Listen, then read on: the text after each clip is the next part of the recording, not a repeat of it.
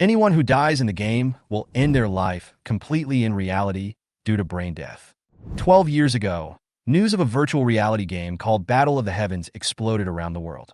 I, Chi Yu, an ordinary game blogger, accidentally got the qualification for the internal test of this game. I thought I could gain followers with this groundbreaking virtual reality game, but I didn't expect that it would be a death game with no return. When I entered the game and learned that death is equivalent to brain death in real life, I thought it was a gimmick created by Jinghong Company. Until the first group of players fell in front of us and our real bodies ended. I felt cold in my heart, but I had no choice but to live on. In order to survive, I do whatever it takes in the gaming world and take advantage of every advantage. I eventually became the most feared assassin in the Battle of Heaven, and my reputation as the god of death was unrivaled. But in that battle, I chose to sacrifice myself, detonating the magic core with my own hands and dying together with the enemy. At that moment, I thought it was all over. When I woke up, I found myself in a different body, lying in a shabby room. The image in the mirror stunned me. I had turned into a thin girl, weak and helpless. What's even more ridiculous is that a strange memory emerged in my mind. I am now Chi Yu, a low-level therapist. I felt a wave of irony. A weak supporting character? This was such a joke. At this moment, a man pushed the door open angrily. Chi Yu, today is your job transfer ceremony. Don't embarrass the family again. I didn't say anything, but just looked at the dagger at my waist, and a cold, murderous intent surged in my heart. No one would have thought that behind this seemingly weak healer was a soul of a killer like me. Job transfer ceremony? I raised my lips. My voice was gentle but chilling. Okay, then let them see what a truly powerful person is. Outside an abandoned building in the suburbs, the originally deserted place is now crowded with people. Vendors set up stalls on the ground, and the cries of hawking can be heard one after another, making it very lively. I stood at the edge of the crowd, holding the staff tightly in my hand. People were coming and going around me, but when everyone saw me, they avoided me as if I were the god of plague. I lowered my head, tried my best not to pay attention to the strange looks, and tried to calm myself down. Not far away, a middle-aged uncle said to me, "Kid, it's not that I won't help you. You know, Master Wang has said that whoever brings you in will be ruined. I have a daughter who is going to college. I really don't dare to take this risk." As he spoke, he took out some copper coins from his pocket and handed them to me. "Take them and leave this city as soon as possible. The farther the better. Don't let that young Master Wang target you." I looked up at him, feeling a pang of sadness in my heart. "Thank you, uncle, but I won't leave. I will find a way myself." "Oh." He sighed and finally didn't persuade me anymore. After stuffing the money into my hand, he hurriedly caught up with his team and disappeared into the crowd. I stood there and watched the people passing by. No one here is willing to help me, and everyone is avoiding me. I know that Wang Xiao's men are watching nearby, but even so, I still have to give it a try. Taking a deep breath, I walked to the entrance of the dimensional copy and saw a staff member in uniform in front of me. He lowered his head to do the work at hand and asked without even looking up, "Name?" I answered Chi Yu. He asked me occupation. I said therapist. He raised his head and looked me up and down, frowning. "Are you alone?" I nodded. His brows furrowed even more tightly. Level 1 healer. Be careful when you go in. Don't think about fighting monsters. Hide in the trees if you encounter any problems. You'll be lucky if you can come out alive. Thank you.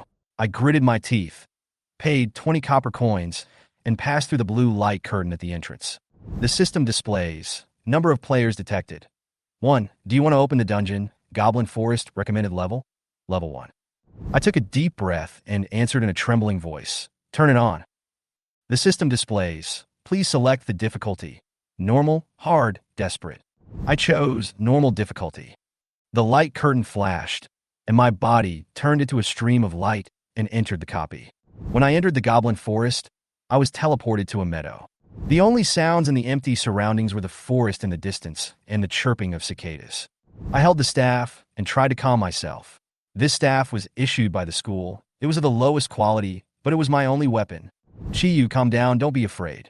I whispered to myself, slowly walking into the depths of the forest, looking for some materials that could be exchanged for money. Not long after, I saw an apple tree with branches full of bright red fruits. I estimated that I could pick a dozen. Just as I was about to climb up, a hoarse and strange cry suddenly came from the jungle. Guji Gua. My heart tightened, and I turned back quickly, the staff in my hand trembling slightly due to nervousness. In a few seconds, two green figures rushed out from the woods, holding daggers in their hands and bloodthirsty eyes. System display. Goblin. Level 1, HP, 100, Strength, 13, Agility, 15. I saw them clearly, and cold sweat instantly broke out on my back. Although we are at the same level, I'm a support profession and am no match for them. Climb the tree quickly. I recalled the staff's advice just now and turned to climb towards the tree trunk. However, the more anxious and flustered I became, the staff in my hand accidentally slipped and I had no time to pick it up. Seeing this, the two goblins shouted excitedly and rushed towards me quickly. Before I could climb up the tree, one of the goblins' dagger hit my back hard, knocking me to the ground with my legs up in the air. Pain came from my tailbone, but I didn't have time to care about it. The other goblin's dagger had already fallen, but fortunately it missed and hit the branch on the ground. I couldn't help but let out a low cry. I tried to stand up using my hands and feet, but the staff in my hand was no longer stable. Fear filled my mind. I closed my eyes, my mind went blank, and I was eventually frightened into losing consciousness. Just as my consciousness was engulfed by the light, my vision suddenly shifted and two goblins appeared, and I was lying on the ground. What's going on? I subconsciously turned over and found that my body was extremely weak and it was difficult for me to stand. However, the two goblins rushed over, leaving me no time to think. I gritted my teeth, picked up a sharpened fire poker at hand, and went forward. Fatal damage. 100. I dodged the first goblin's attack and quickly stabbed the tip of the stick into its neck. I pulled out my stick, swept it across, forced the second goblin back, and stabbed it again. Fatal damage. 90. The stick failed to penetrate. I frowned, kicked the goblin hard, and pressed the tip of the stick into its neck. Fatal damage. 10. This number? Am I still in Zhu Tian? I looked at the disappearing goblin's body, and just as I was wondering, a sharp female voice suddenly exploded in my mind. Who are you? Why are you controlling my body? Shut up, I yelled with a headache, and the voice stopped abruptly. After a moment, the voice spoke again cautiously. You. How come you are in my body? Your body. I frowned and subconsciously lowered my head to check. The soft touch on my body froze me instantly. This familiar yet strange feeling made me realize that something was wrong. Don't touch me, pervert, she screamed, and my hand was restrained by some force. I was stunned for a few seconds, and my face darkened. Well, it looks like it's definitely not my body. I sighed, trying to calm down. Don't be nervous. I'm not interested in taking advantage of you. I don't know what's going on. She seemed to have finally breathed a sigh of relief and whispered, My name is Chi-Yu. What about you? Chi-Yu is a ghost, I guess. I answered casually. Ghost? Her voice trembled. Do you want to take over my body? Please, you think too highly of yourself. I don't need to do this. Our conversation was interrupted by a noise not far away. A few more goblins jumped out of the woods. One of them was obviously bigger than the previous one and was holding a slingshot in his hand. Goblin. Level 1. Goblin pitcher. Level 2. Run. Chi-Yu's voice was full of fear, but I held the staff in my hand and walked forward without hesitation. The stones from the slingshot came whizzing towards me, and I dodged them easily by turning sideways, and the end of my staff accurately pierced the neck of a goblin. Another goblin tried to pounce, but I backhanded him. Seeing this, the pitcher started throwing stones wildly, but I didn't panic at all. In my eyes, this speed was just like a child throwing a sandbag. I picked up a stone and threw it at its chest. Bah! The pitcher staggered to the ground, and I took the opportunity to rush up and end it. The staff in his hand pierced its neck, and blood flowed down the staff and seeped into the ground. This is so disgusting. Chi-Yu's voice was tearful. I felt uncomfortable in my stomach, and my body instinctively resisted this scene. Don't vomit. There's equipment dropped over there. If you don't pick it up, it will be gone. I tried to stay calm and divert her attention. She carefully maneuvered herself toward her equipment, and I retreated into a warm space of consciousness, silently observing her movements. To her, this was all too strange, but to me, it was just another battle in a 12-year nightmare. I was stunned for a moment. Then my eyes lit up, and without caring about the stains at the corners of my mouth, I ran quickly to the place where I had blinded the goblin's eyes before. The body had disappeared, but a wristband emitting a faint white light was lying on the ground. I picked it up and was very happy. This is a normal quality Brave wristband. It can be sold for more than 300 copper coins. I can say I found a treasure. But we can't be careless now. We need to find a place to hide first. We will be able to leave the copy safely in 7 days. I looked up at the big tree full of apples and thought that these apples should not be wasted. I did it right away. After putting the staff back into my backpack, I hugged the tree trunk with both hands and prepared to climb up. I tried it, but I climbed like a clumsy sloth. I couldn't bear to watch it anymore, so I just used my awakened physical fitness to run and easily jumped onto the tree. I picked an apple, sat on a branch, and took a big bite. The juice burst in my mouth, and it was so sweet that it made me feel better. The taste is okay, but it's a pity that one apple is worth 10 copper coins. It's too extravagant. I said to myself, but silently comforted myself in my heart. I still can't save money on replenishing my energy. While eating an apple, he glanced at his panel. The physique of the awakened one is indeed not bad, even though I am only possessed by this little girl now. Her body is still much stronger than that of an ordinary person. However, this attribute is indeed a bit weak. System display. Chiyu. Occupation. Healer. Level.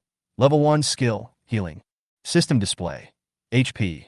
100. Magic. 120. Strength. 10 toughness. 10 agility. 10 perception. 13 intelligence. 17. Seeing these, I couldn't help but sigh. No wonder she came to this copy alone. Low-level awakeners were not taken seriously, and her healing profession was rejected by various universities, and she couldn't even form a team to enter the dungeon. Forced by life, she was timid and unable to resist, so she had to take the risk alone. I sighed as I recalled the experience she had just recounted in my mind. She once rejected a rich second-generation man who was pursuing her, but he held a grudge against her and not only harassed her, but also threatened other awakened people not to help her. No wonder she ended up like this. But these things are not the point for me. After throwing the last apple into my backpack, I turned and pointed to the depths of the forest. Okay, don't waste time. 7 days is too long. I don't plan to wait that long. Let's go and play the dungeon alone.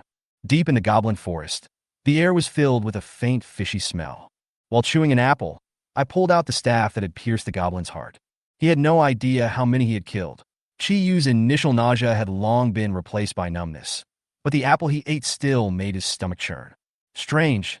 Why are there so few strange things? I whispered with a frown. Chiyu spoke weakly in his mind. Because I entered the dungeon alone, there were fewer monsters, and a team of 4 would only encounter a dozen or so. I didn't ask any more questions and continued walking forward. Finally, the outline of a camp appeared in front of me. The goblin leader's destination. Finally found some fun. I couldn't help but quicken my pace. Hey, don't go over there. Chiyu's voice rose 8 octaves in his mind. Aren't we going to hide for 7 days? Don't provoke them. I shrugged. I've been eating apples all day, and I'm almost turning into an apple. Let's go out for dinner early after the fight. She stopped trying to persuade him, but her body became extremely tense. Helplessly, I whispered, look, I killed the goblins all the way. I could kill the level 1 and level 2 goblins in one go. This boss is just a level 2. Besides, any equipment that comes out belongs to you. Don't you want to make a lot of money to treat your sister's illness? Okay, but run away if you encounter danger. She finally gave in. I smiled and quickened my pace towards the camp. It's not gloomy here. The sunlight shines through the leaves onto the ground, and a few hares are jumping in the grass. However, the closer we got to camp, the more nervous I became. Hiding in a tree, I pushed aside the branches and saw a group of goblins lying lazily in the camp. Some of them gathered around a campfire, roasting some unknown meat. I quickly checked their numbers, 11 in total, including the strongest, level 3 goblin boss in the shed in the middle. Chiyu, let's go. Chiyu said timidly. Don't worry, just watch. I said, quietly picked up a few stones, climbed up a higher branch, and hid myself. After weighing the stone, I aimed at a dozing goblin, swung my hand, and smashed the stone accurately on its head. Although it only had 10 points of strength, it still made a blood hole and cut a small grid off the health bar. Crack! The injured goblin jumped up holding his head and looked around. The other goblins also stood up, but after looking around, they found nothing. These guys don't have very good brains. I laughed to myself and threw another stone. This time it hit the goblin's eye directly, and its health bar was instantly reduced by a large amount. Crippling damage, 25 points. I watched with satisfaction as it covered its eyes and screamed. The sound finally alarmed the goblin leader in the shed. The animal skin curtain was lifted, and a sturdy goblin walked out. carrying a wooden stick taller than Chi-Yu. System display. Big Goblin, Dungeon Level 2. HP, 350. Strength, 20. Toughness, 23. Agility, 12. TSK, his IQ is only 9, no wonder. I breathed a sigh of relief. The big goblin kicked the injured little goblin and yelled a few words, asking a few ordinary goblins to take it away from the camp. Watching the remaining goblins return to their positions, I let out a sigh of relief, already thinking about the next kite fighting strategy. Those goblins didn't follow my path, but went the other way. I followed them quietly and found that they stopped by a spring. I hid behind a tree in the distance and was about to observe, but I was discovered by them. GAA. Before the one-eyed goblin could figure out the situation, the others had already rushed over. With their short stature and nimble movements, ordinary level 1 professionals would have a hard time dealing with just one of them, let alone 4. I stood still and waited until they were about a meter away before I started to move. Chi-Yu screamed in her mind, "They are too close to us. Run!" But I just sneered, raised my hands in behind my back, and slapped a handful of dust directly on the faces of the 3 goblins, followed by another handful of dust thrown over. Dust mixed with gravel blinded their eyes, and before they could recover, I had pierced the neck of the nearest goblin. The other goblin slashed with his sword, but couldn't catch me at all. I dodged to the side and stabbed again, killing the second one. Finally, the one-eyed goblin was so scared that he fell into the spring. I broke off a branch and shot it directly through its other eye. Done! I clapped my hands, looked at the bodies on the ground, and scanned them. No equipment was dropped. What a waste of time. I turned around and climbed back up the big tree and threw a stone at the goblins who were grilling meat in the camp. Although no harm was caused this time, it successfully attracted their attention. A goblin picked up a stick and rushed over, and the other goblins followed suit.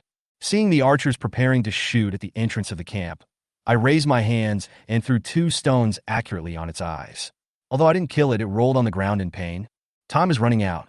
I jumped down from the tree and stabbed a goblin's head with my staff. The other goblins swung their knives at me. I rolled over to avoid them and scattered a handful of yellow sand. This method is simple and efficient, and is perfect for dealing with these monsters with low IQ. After killing a few goblins, the big goblin in the camp was finally woken up. It rushed out roaring, waving the wooden stick in its hand. Seeing a blind goblin blocking its way, it kicked it and it crashed into a tree. I took the opportunity to pull back the staff that was stuck in the goblin's body and found a ball of white light falling to the ground. I picked it up and jumped back onto the tree. The big goblin chased after him, swinging his stick and hitting the tree crazily. The trunk was shaking violently, and it seemed that it could not hold on for much longer. "Chi-Yu, this tree is going to fall," Chi-Yu shouted in panic. "Don't be impatient." I stared at the big goblin panting, grabbed the tree trunk and pressed down on it. It didn't have time to react and was hit on the back by the tree. While it was unable to move, I jumped to its side, pierced its heel with a staff, and severed the tendons. The big goblin struggled violently, swinging his legs desperately.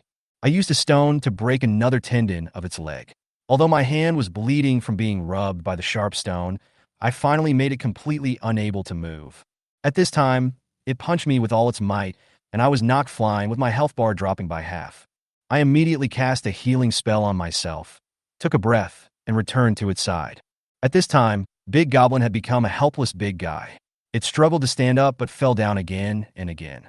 I seized the opportunity and stabbed its eye with my staff, then quickly pulled it out, went around behind it, and pierced the other eye. 70 health points left. I sneered at the blind monster, whose stick was swinging slower and slower. I easily dodged its attacks and used my staff to cause only a little damage to it each time, slowly torturing it. "You like watching, don't you? I'll stab your eyes out." Finally, I found an opportunity and pierced its head with one blow. It fell down, and its health bar was reduced to 0. I took back my staff, picked up the equipment that fell on the ground, and a relaxed smile appeared on the corner of my mouth. Roar! The big goblin fell down with an unwilling roar. His health bar was reduced to 0, and his huge body smashed to the ground, stirring up a cloud of dust. I walked closer to the body and saw 3 fallen items flashing white next to them. I picked them up and examined them one by one. Brave necklace, neck, wooden club weapon, big goblin hamstring material, smoked fruit item. I chuckled and shook my head. Too bad the only weapon is a broken stick. I stuffed them all into my backpack, clapped my hands, and walked towards the blue portal in the center of the camp. After a slight dizziness, I appeared at the teleportation point next to the abandoned building. The sun has set and the light has dimmed, but the vendors setting up shop around are still busy. An old man guarding the teleportation point looked at me with a puzzled look on his face. It came out so soon? Doesn't this copy take 7 days? He scratched his head. It doesn't take 7 days. It's done ahead of time. I interrupted him and said with a smile, Uncle, are you working overtime? Have you eaten? Not yet. Wait until someone comes to take over. Before he finished speaking, I waved and left. Take your time. I have to go back to eat. When we returned to the small town outside Jiangsu City, it was almost dark. The town is shabby, but the rent is cheap, only 5 silver coins a month, which is much more cost-effective than the 12 silver coins in the city. I first stopped at the bakery in town, bought a small cake and a piece of sandwich for 32 copper coins, and walked home contentedly. While chewing on the sweet strawberry jam bread, Chi Yu's voice was in my ears. The cakes in this shop are cheap and delicious. The old lady is a life-career awakener.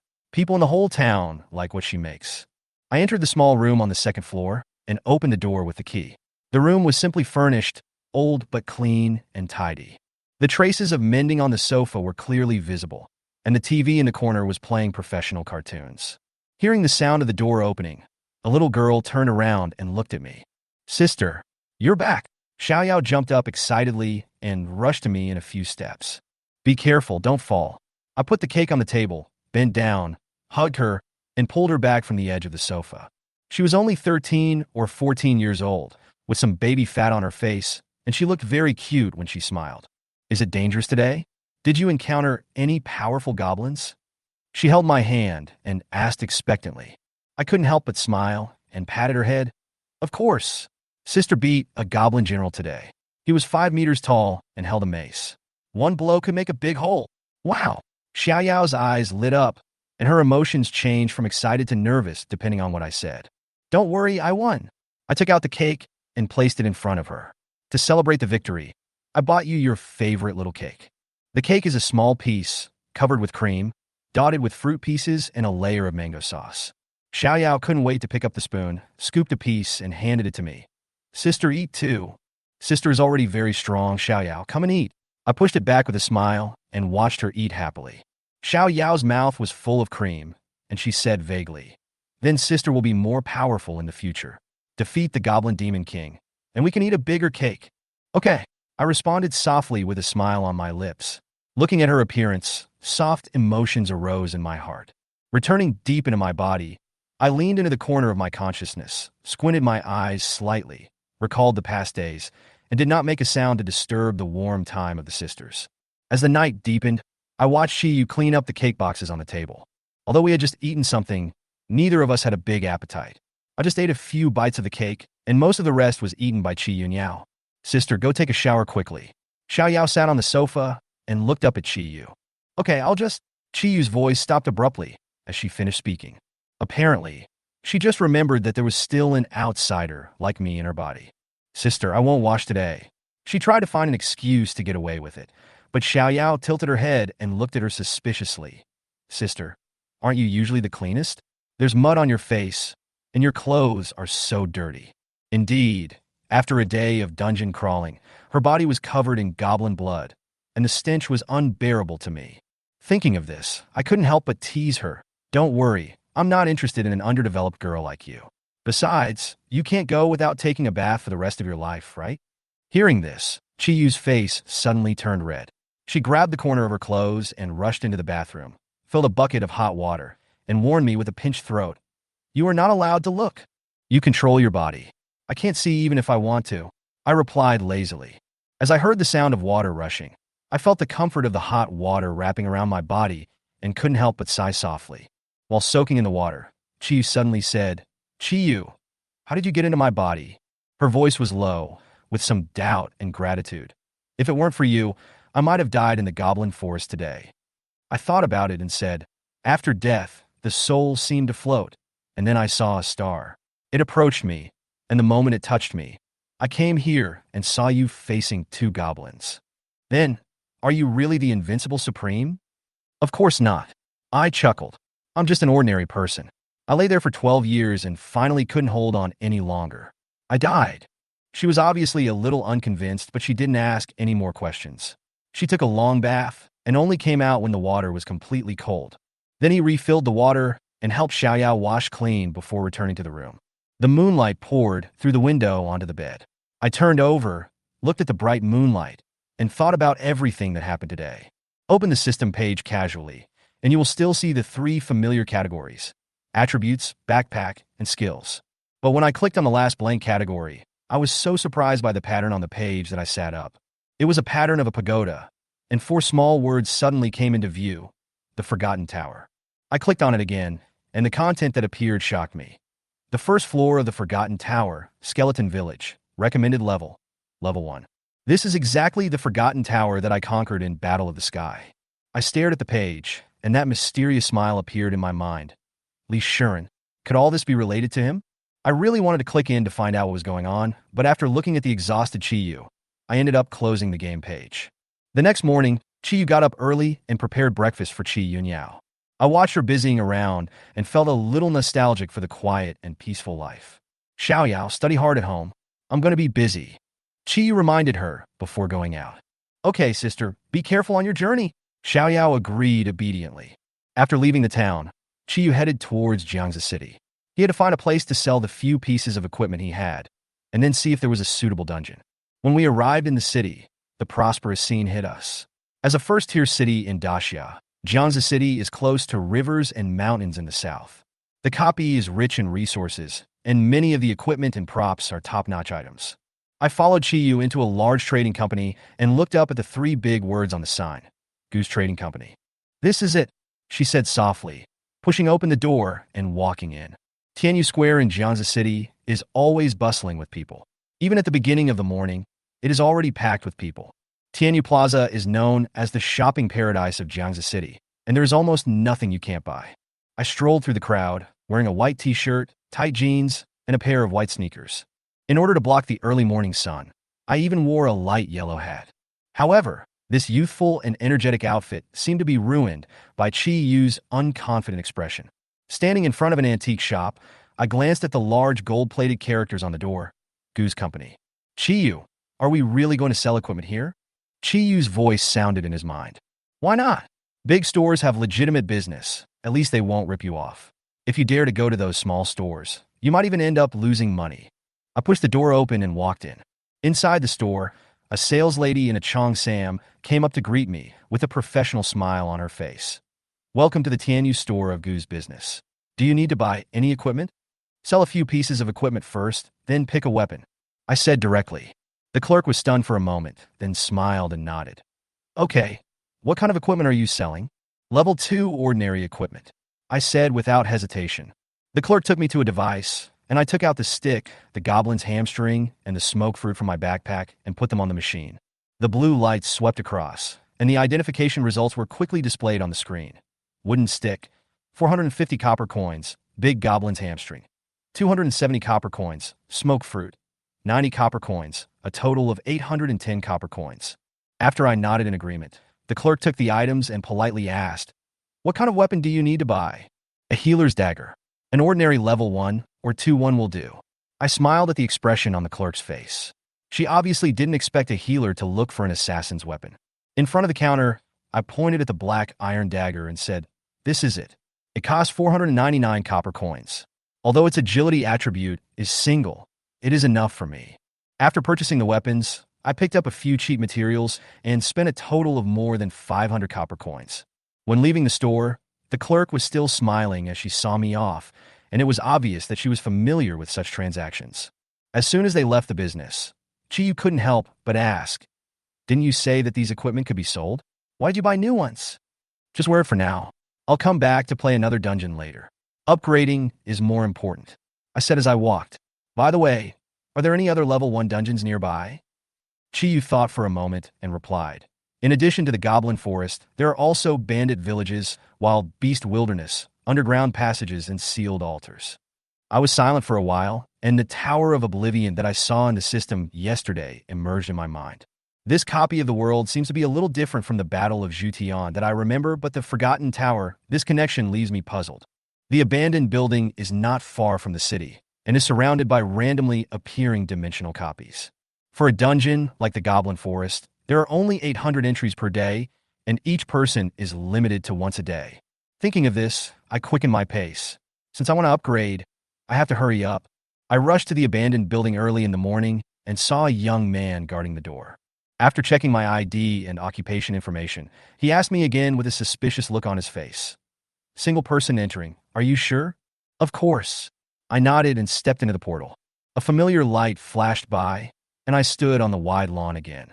The big tree that was full of apples last time is now left with only bare branches. I didn't stay for long and walked straight into the depths of the woods. Fortunately, the outer area was peaceful all the way until we approached the dense woods and encountered a few patrolling goblins. I took out my newly bought black iron dagger, which I picked out at Goo's Trading Company yesterday. It increased my agility by 2 points, making my movements more agile. It took me more than 2 hours to reach the goblin camp. This time I didn't go in circles like before, but walked directly to the camp entrance. He raised his hand and threw the staff, which accurately pierced the goblin archer's chest. The remaining goblins were no match at all, and were easily dealt with by a swing of the dagger. As for the big goblin, I still used the old method, hiding under its feet and frantically trimming its feet until its tendons were severed, and finally it fell to the ground and died with hatred in its heart. Unfortunately, the items dropped this time were average, with only a level 2 Brave Wrist Guard and a level 3 Big Goblin Tooth. Although the harvest was not great, Chi was very happy and calculated how many copper coins these equipment could be sold for.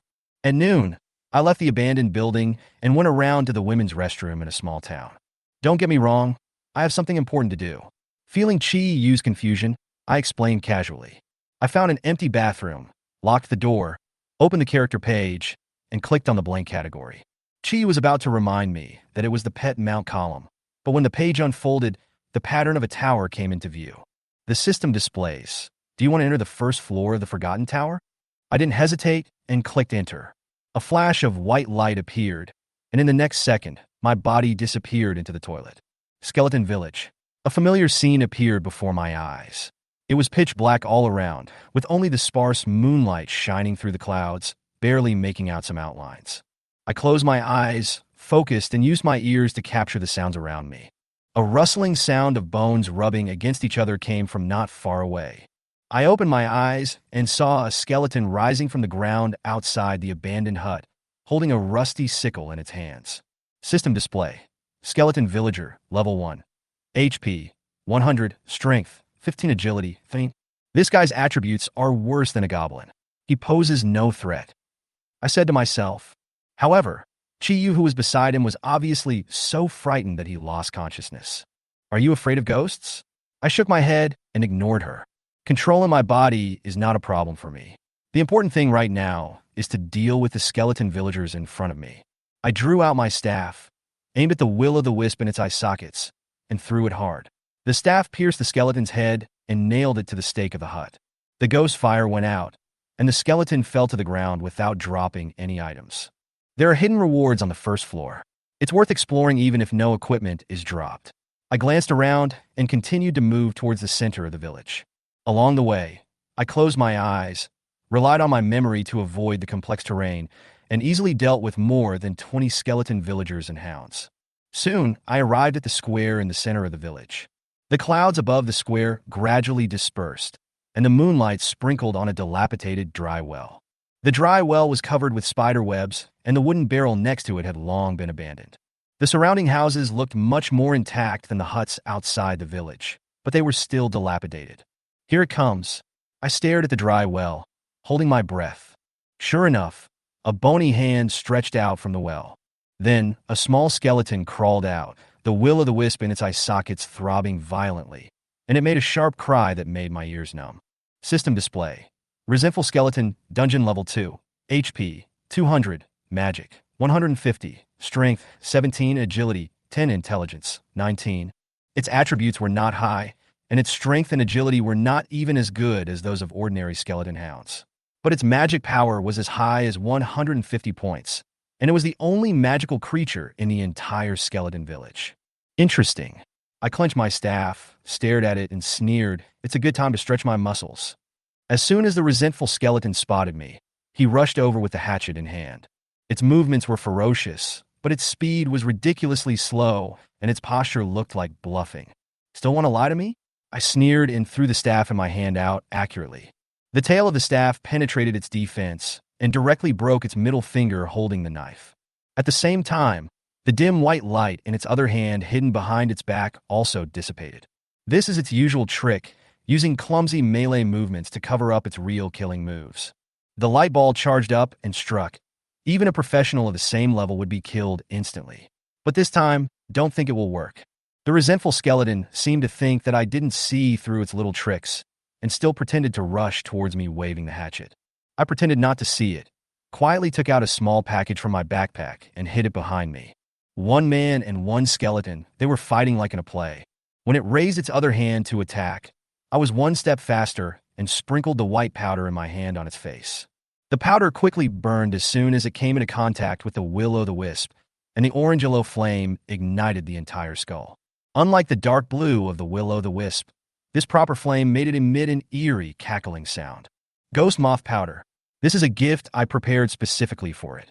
It is a material extracted from the snow ghost moth. It has strong viscosity and low ignition point. Not to mention skeletons. Even if ordinary creatures were touched, they would be burned badly. While I was in a state of panic due to the flames, I suddenly picked up the staff on the ground and stabbed it into its eye socket. The system displays continuous damage, 10, fatal damage, 200. The will-o'-the-wisp went out, and the skeletons fell to the ground with a bang, leaving only a still-burning skull, which dispelled some of the coldness around. I glanced at the loot on the ground, kicked the skulls aside, and picked up 2 of them. System display. Resentful bone ring, accessory. Withered bones containing weak elements, material. Heart-destroying wave, skill. Skill book, make a fortune. The moment I saw the skill book, I couldn't help but laugh. Just as I was packing up, Chiyu woke up slowly, still a little confused. Chiyu, what happened just now? It's okay. I'm picking up equipment. I responded lightly. When she saw the skill book in my hand, she immediately became excited. Skill book. A skill book actually dropped. There was an excitement in her tone, but I joked. You were scared to death when you first came in, but now you are so excited.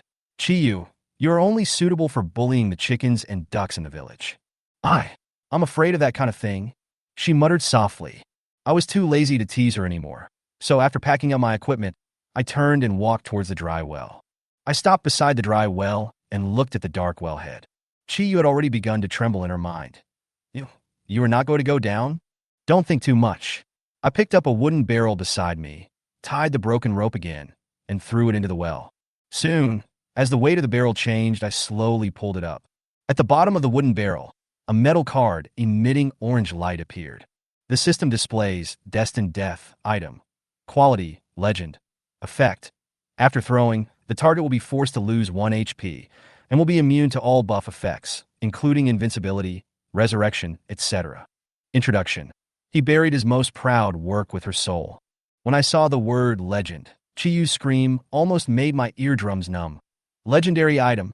How much can this be sold for? 7 or 8 million copper coins? 7 or 8 million copper coins? I sneered and put the things into my backpack.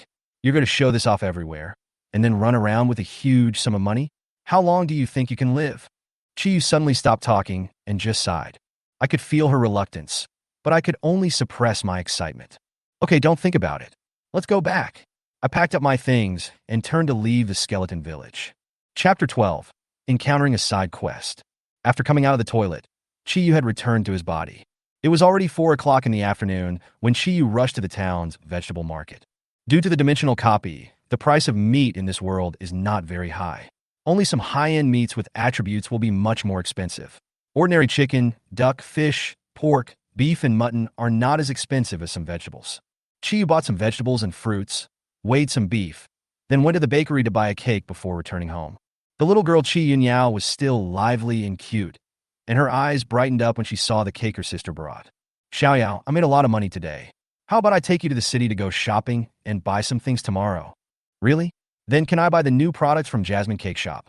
Chi Yunyao pointed to the advertisement on TV, in which a royal lady with big wavy red hair was holding a piece of brightly colored pastry and selling it. Okay, but Xiaoyao also needs to buy some clothes. The sleeves of this dress are a bit short. The next day, Chi Yu and her sister left home early after breakfast. Chi Yunyao was quite excited sitting in the wheelchair. Since Chi Yu was very busy, she rarely had the chance to go out for a walk. Tianyu Plaza was still as lively as usual.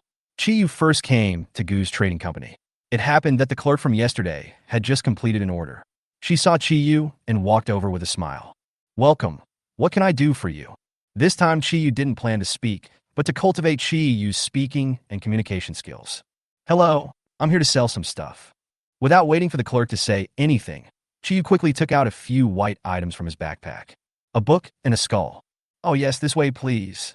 "Is this the sister from yesterday?" The clerk looked at the somewhat shy Chi Yu and thought of the young and confident Chi Yu from yesterday, and couldn't help muttering in his heart. The origin of the skull and the skill book has not been found, but a relatively suitable selling price has been given. 800 copper coins for the skull and 2,200 copper coins for the skill book. Looking at the more than 30 silver coins on the backpack page, Chi Yu felt a little relieved. "Do you have any skills to sell?" Seeing Chi Yu's personality flickering back, the clerk was stunned for a moment and nodded. "Yes, the auxiliary skills are here." Chi Yu controlled his body and pushed Chi Yunyao to the auxiliary skill area. Light shield. Normal generates a 50 intelligence shield around the designated unit, lasting 30, priced at 1,399 copper coins. Blessing of the Wind. Normal increases the agility bonus of 5 intelligence to the designated unit, maintaining 60, sold for 14.99 copper coins. After looking at a few, Chi Yu basically skipped them all. Although they were all very useful to him, he couldn't just spend all the money he had. Rescue. Normal after marking a unit, you can teleport to the back of the specified unit. Price. 899. This rescue. Looking at the introduction to the rescue, Chi Yu's brows furrowed slightly. "Sir, the Gu's Chamber of Commerce operates with integrity. This rescue is not very useful for the auxiliary, so the price is not very high. You should know that in team battles, the auxiliary will stand together with the mage and the shooter, and there is no need to move a long distance. So this skill seems a little bit inferior, but if you need it, I can sell it to you for 100 copper coins cheaper." The saleslady smiled awkwardly. There were quite a lot of these things in the store because no assistant would buy something that wasted mana and had no use. Chi Yu nodded and asked the clerk to take out the rescue skill. "Chi Yu, is this thing useless?" "Our teacher said that as long as the assistant can keep up with the mage and not fall behind, this skill is basically useless." Chi Yu's words made Chi Yu smile, and he laughed with Chi Yu in his heart. "Who said this is an auxiliary skill?" Ah! This was a confusing sentence, and Chi Yu was a little confused, but Chi Yu had already walked towards other places. After walking around, Chi Yu found that he couldn't afford what he wanted to buy, and didn't want to buy what he could afford, so he paid and left the store with Chi Yunyao. "Sister, can we go to the cake shop first?" "Well, let's go to the cake shop first." Jasmine Cake Shop is also located in Tianyu Plaza. Unlike large stores like Gu's Chamber of Commerce, it is just a small shop of about 20 to 30 square meters located in a marginal area. The shop is decorated very warmly, and the yellow light shining on the delicious cakes really whets people's appetite. However, there were not many people in the shop, only some pretty girls were choosing pastries. "Welcome to Jasmine Cake Shop. What can I order?" A beautiful lady in work clothes came over to the store and smiled at Chi Yu. This beautiful sister is exactly the red-haired sister that Chi Yunyao had seen on TV before. The work apron did not affect her appearance at all. Her fiery red hair was tied behind her head, revealing her delicate neck. Her eyes are as gentle as water, and there is a beauty mole on her lips which adds a bit of sexiness to her. Sister, do you still have your new honey mango crepe cake?" Before Chi Yu could speak, Chi Yunyao, who was sitting in a wheelchair, excitedly pulled Yu Jie and asked, "I'm sorry, little sister, the honey mango milfai is sold out, but we still have strawberry milfai. I'll take you to have a look." After the royal sister finished speaking gently to Chi Yunyao, she stood up and said politely to Chi Yu, "I'm sorry, peach mangoes are not available in Jiangsu City recently, so this new product may be discontinued in a few days." "It's okay. Let Xiaoyao go and see for herself." While Chi Yunyao went to choose the cake, Chi Yu took out the skill book of rescue from his backpack. He gently opened it, and the book turned into a ray of light and entered Chi Yu's body. Rescue. Normal after marking a unit for 5 seconds. You can choose to teleport to the back of the target unit, consuming 10 mana points. Cooldown 15. Level 1 o'clock. I didn't expect this skill to have a 5-second delay, but fortunately, it doesn't require chanting. Chi Yunyao over there quickly picked out a small cake in a paper box. The price was a little more expensive than the one she bought in the town before, but not particularly high. Food without effect bonus and food with effect bonus have two different prices, and food with effect bonus and food with permanent effect bonus have two different prices again. Before leaving, the mature lady store manager grabbed Chiyu. "Little sister, are you a combat professional?" Chiyu nodded without hesitation and said, "I guess so." "Well, my name is Chin Moli, and I have something I want to ask you, even though it may be a little embarrassing for you. You go ahead and talk first." After getting Chiyu's affirmation, Chin Moli brought the two back to the store, prepared a small cake for Chi Yunyao, and sat at a table to chat with Chiyu. "I want you to help me collect peach mangoes in the dungeon. Didn't you say that it's no longer available in the entire Jiangsu city? I thought that copy was gone." Chin Moli sighed, looking somewhat depressed and helpless. "It's not that you can't buy peach mangoes in Jiangsu city, it's that I can't buy them." Chin Moli explained the whole story one by one. Chapter 13. A garden full of red-butted monkeys. Chin Moli is a pastry chef. Since she loved making pastries since she was a child, after awakening, Chin Moli used her accumulated assets to buy a shop and open a cake shop in this place where every inch of land is valuable. However, half a year ago, a rich second-generation man in Jiangsu City took a fancy to her. After he proposed to support her and was rejected by Chin Moli, he began to target Chin Moli's business everywhere. Of course, he still didn't dare to do something like smashing a store. In order to balance ordinary people and awakened people, Daxiao was very strict in public security management. But he could do something to disgust Chin Moli, so the rich second generation asked someone to buy up the raw materials for making cakes in the entire Jiangsu city. Although he didn't have the ability to purchase all the things like flour, he could still investigate the materials Chin Moli needed and then purchase the key materials produced in the copy.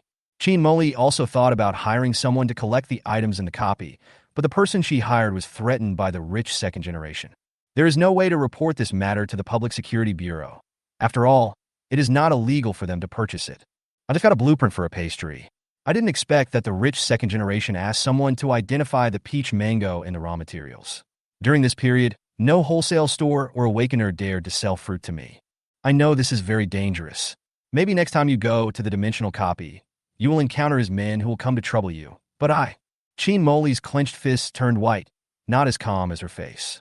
If she had been left with no other choice, she would not have handed the matter over to a seemingly weak little sister. Maybe this little girl and her team can't get too many items each time they enter a dungeon. Chi felt a little strange after hearing this. He took a sip of the tea on the table and asked uncertainly, "What's the name of the rich second generation you mentioned?" "That guy is the son of the Wang family in Jiangsu City. I heard that he just awakened to the combat profession more than a month ago. He has been busy with things before entering the school and has not been in Jiangsu City recently. As for his name, it seems to be Wang Dui, and that guy seems to be Wang Kun." Wang Kun. Chiyu's voice also sounded, and with such a familiar experience, Chiyu roughly guessed who this guy was. "Okay, I promise you this." "Really? In that case, I'll buy each peach mango for 20 copper coins, and the ones with bonus effects will be 300 copper coins each. By the way, when you collect this address, this is the location of my home. Those guys don't know it, so they shouldn't embarrass you." "No, they would have made it difficult for me without you." Chiyu silently complained in his heart that the so-called rich young man really had his brain in his crotch. He provoked people here and there, and one day he would probably die in his crotch. After agreeing to Chin Moli, the elder sister happily packed a big bag of pastries for Chi Yunyao, which made the little girl so happy that she kept grinning on the way back. After returning home, Chiyu sat on the bed and looked at the moonlight with a sad look on his face. "Chiyu, do you think we should tell the Public Security Bureau about what happened today? They haven't committed any crime. What's the point of telling the police?" Chiyu pursed her lips, still looking uneasy. "I'm afraid that one day when I come back, my sister will be captured by them."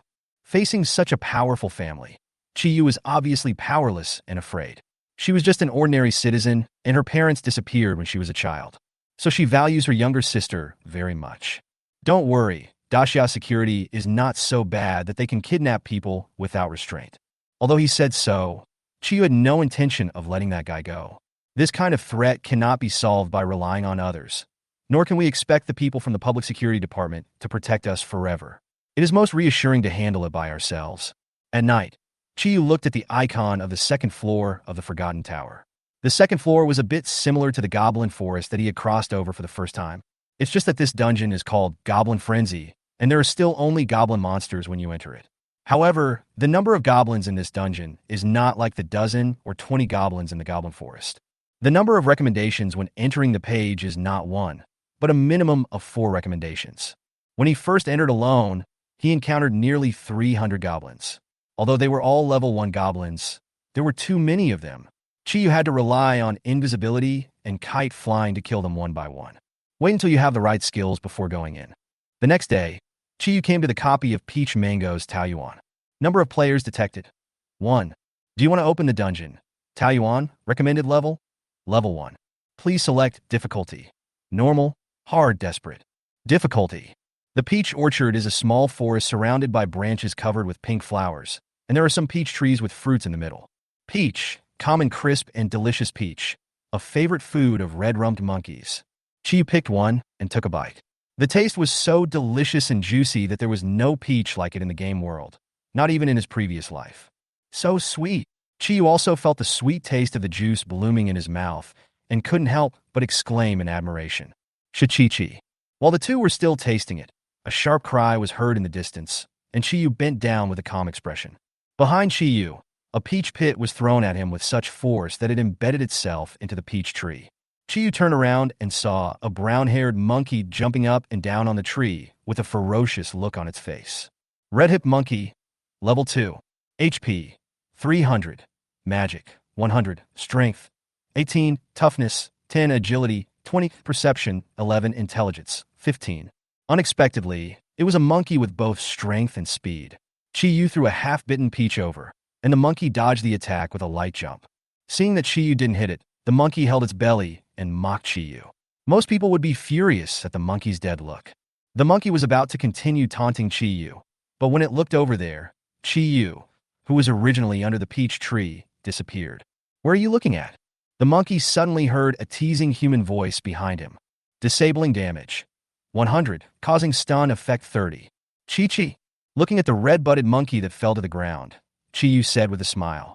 It is worthy of being a red-butted monkey. Its butt is quite red. After jumping off the tree, Chiyu pulled out the staff that was stuck in the middle of the monkey's butt, and blood spurted out one after another. The red-butted monkey's resilience was not very high, and after being dizzy for such a long time, Chiyu easily dealt with it. Oh, my staff is dirty. Seeing Chiyu's sinister operation, Chiyu was a little afraid to look directly at his staff. Okay, I'll buy you a good one next time. This one only adds 1 point of intelligence and is not as useful as a spear. Chiyu shook the staff in his hand. Sometimes, this thing is more useful than a dagger. At least this thing is much longer than a dagger. Chapter 14 Upgrade. By the way, Chiyu, how did you suddenly end up behind that red-butted monkey? Chiyu opened the skill page and pointed to the rescue skill, whose proficiency changed from 0 to 1. Isn't this an auxiliary skill? Who said that? This is clearly an assassin skill. Under Chiyu's deception, Chiyu felt that his brain was a little out of order, and it seemed as if everything he had learned in the past 3 years had been learned in vain. Being the top student in the school for 3 years, was it all in vain? Chiyu ignored the system outage on Chiyu's side, as there was better news at this time. Upgraded. Chiyu equipped the Brave Necklace and Resentment Bone Ring, which were previously only available at level 2, and clicked on the property page to check. Chiyu. Profession. Healer. Level talent. Slightly increased healing amount. Level 2. Skills. Healing rescue. Heal. Heal the designated character by 10 intelligence. Health points. Cooldown 30. Consumes 15 mana. Level 115. Rescue. Normal mark the unit and teleport to the vicinity of the target unit after 5 seconds. Consumes 10 mana. Cooldown 15. Level 1. Equipment. Black Iron Dagger, Brave Necklace, Brave Wrist Guard, Resentful Bone Ring. HP, 200. Magic, 180. Strength, 15. Toughness, 15. Agility, 15. Perception, 18. Intelligence, 22. Allocated points, 10.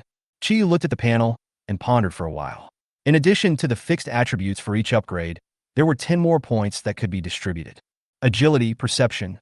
Unlike the game world, attributes in the real world have their own effects on the body. Strength, as the name suggests, is overall strength and explosive power. Even running speed is related to strength. If Chiyu did not have the rescue skill, he would also add a little strength. Resilience is equivalent to health and defense. It is said that people with high resilience cannot even break their skin when hit by a knife.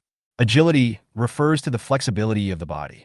Sometimes, when you discover the enemy's attack but find it difficult to dodge, it is related to agility. Perception refers to whether you can see the enemy's moves clearly and detect the enemy. The last intelligence is related to spell strength and magic power. Of course, people with high intelligence will not be too stupid. HP 200, magic 180, strength 15, toughness 15, agility 20, perception 23, intelligence 22. Chiyu, don't you want to increase your intelligence? Then the healing amount will be very low. Chiyu closed the attribute page and explained nonchalantly. It's okay. As long as I can heal myself, I'll click on it when I reach a higher level later. There are still a lot of monkeys in the difficult peach garden, and they are basically all level 2. However, there is basically no way to dodge Chiyu's move of flashing behind you and raising his staff to bless your butt. The closer they got to the denser peach blossoms, the more fruits there were on the trees, and the more monkeys attacked Chiyu. Finally found it. Among the many pink peach blossoms, a large tree full of light yellow and pink petals stands out. The trees are palm-sized, with light yellow coats and pink fruits at the end. Peach mango, ordinary a fruit with plump flesh and sweet juice. It is the favorite food of the red-hipped monkey. Eating it can restore a small amount of magic power. It's actually a peach mango with attributes. Seeing the properties of peach mango, Chiyu seemed somewhat happy. Although there are only 2 or 3 items on this tree that have magic recovery effects, this time there are at least 8 silver coins. Chiyu picked one without any attributes and took a bite. The taste was somewhat similar to mango, but it had more juice than mango, and the one in the middle was also a peach pit. Is this coming?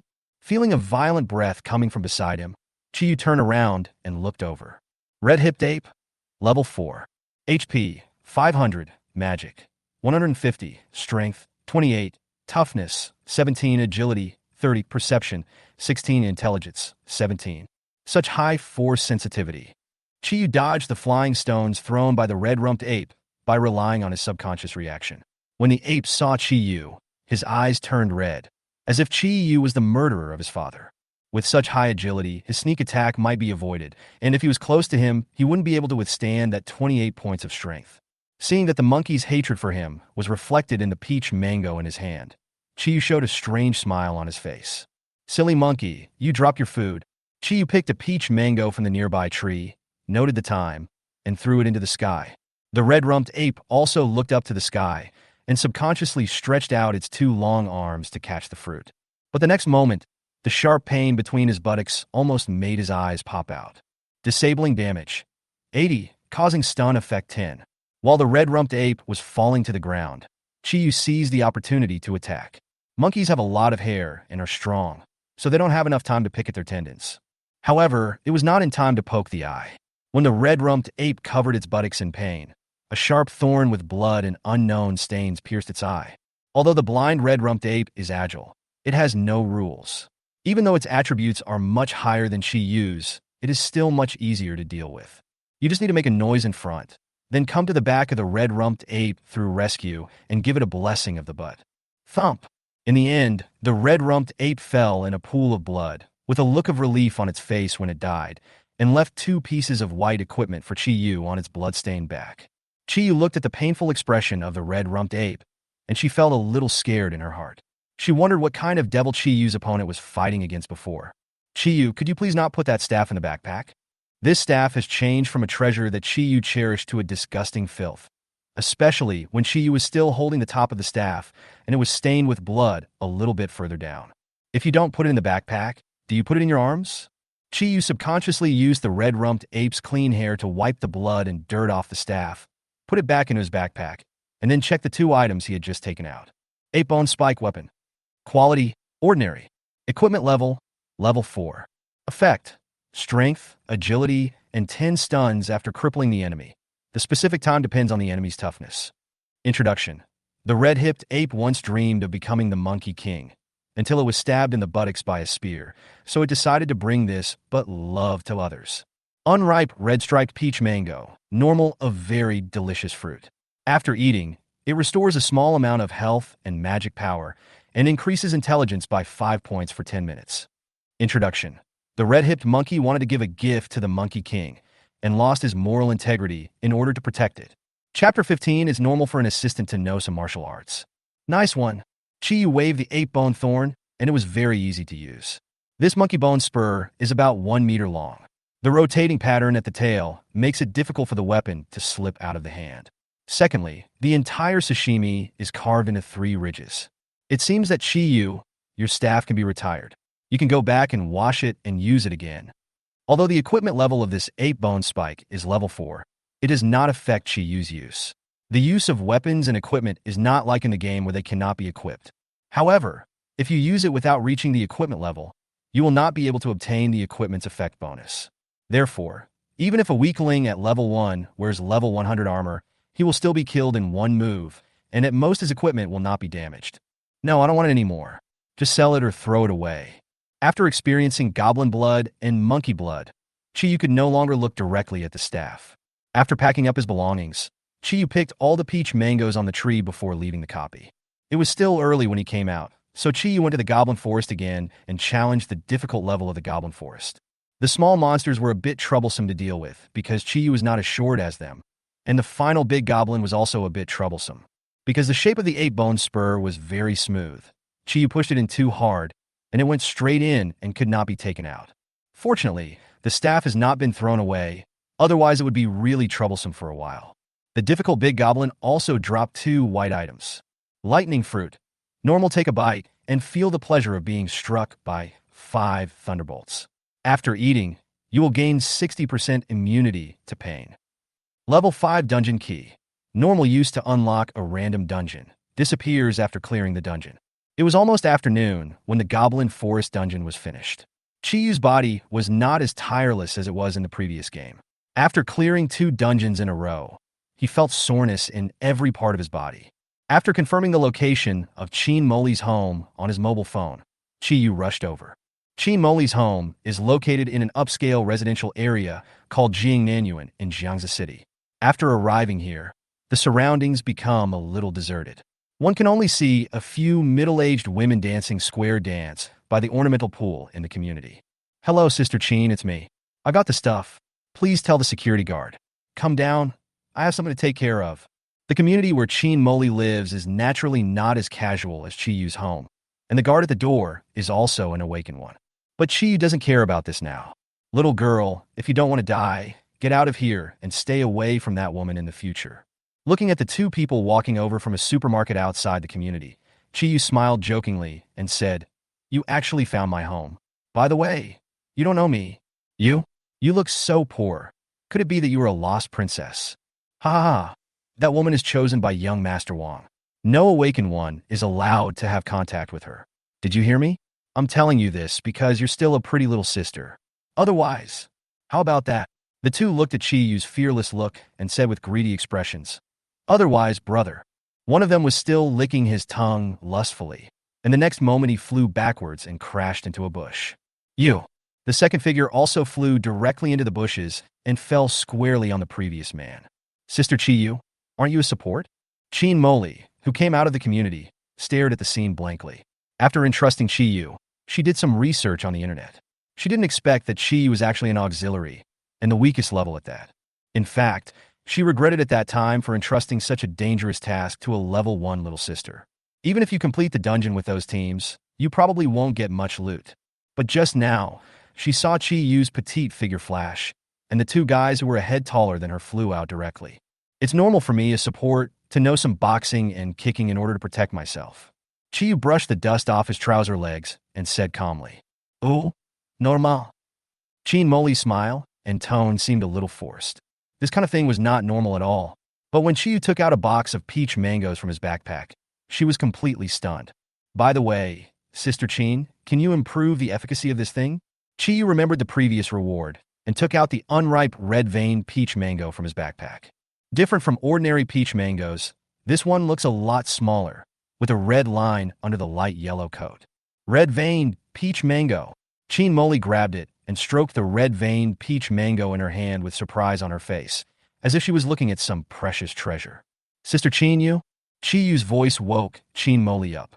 Realizing that she was a little rude, Chin Moli apologized and explained, "I'm sorry to make you laugh. This thing is too important to me. The upgrade method of life professions is different from that of combat support professions. The experience required for upgrading life professions is gained by completing proficiency. Chin Moli awakens and becomes a pastry chef.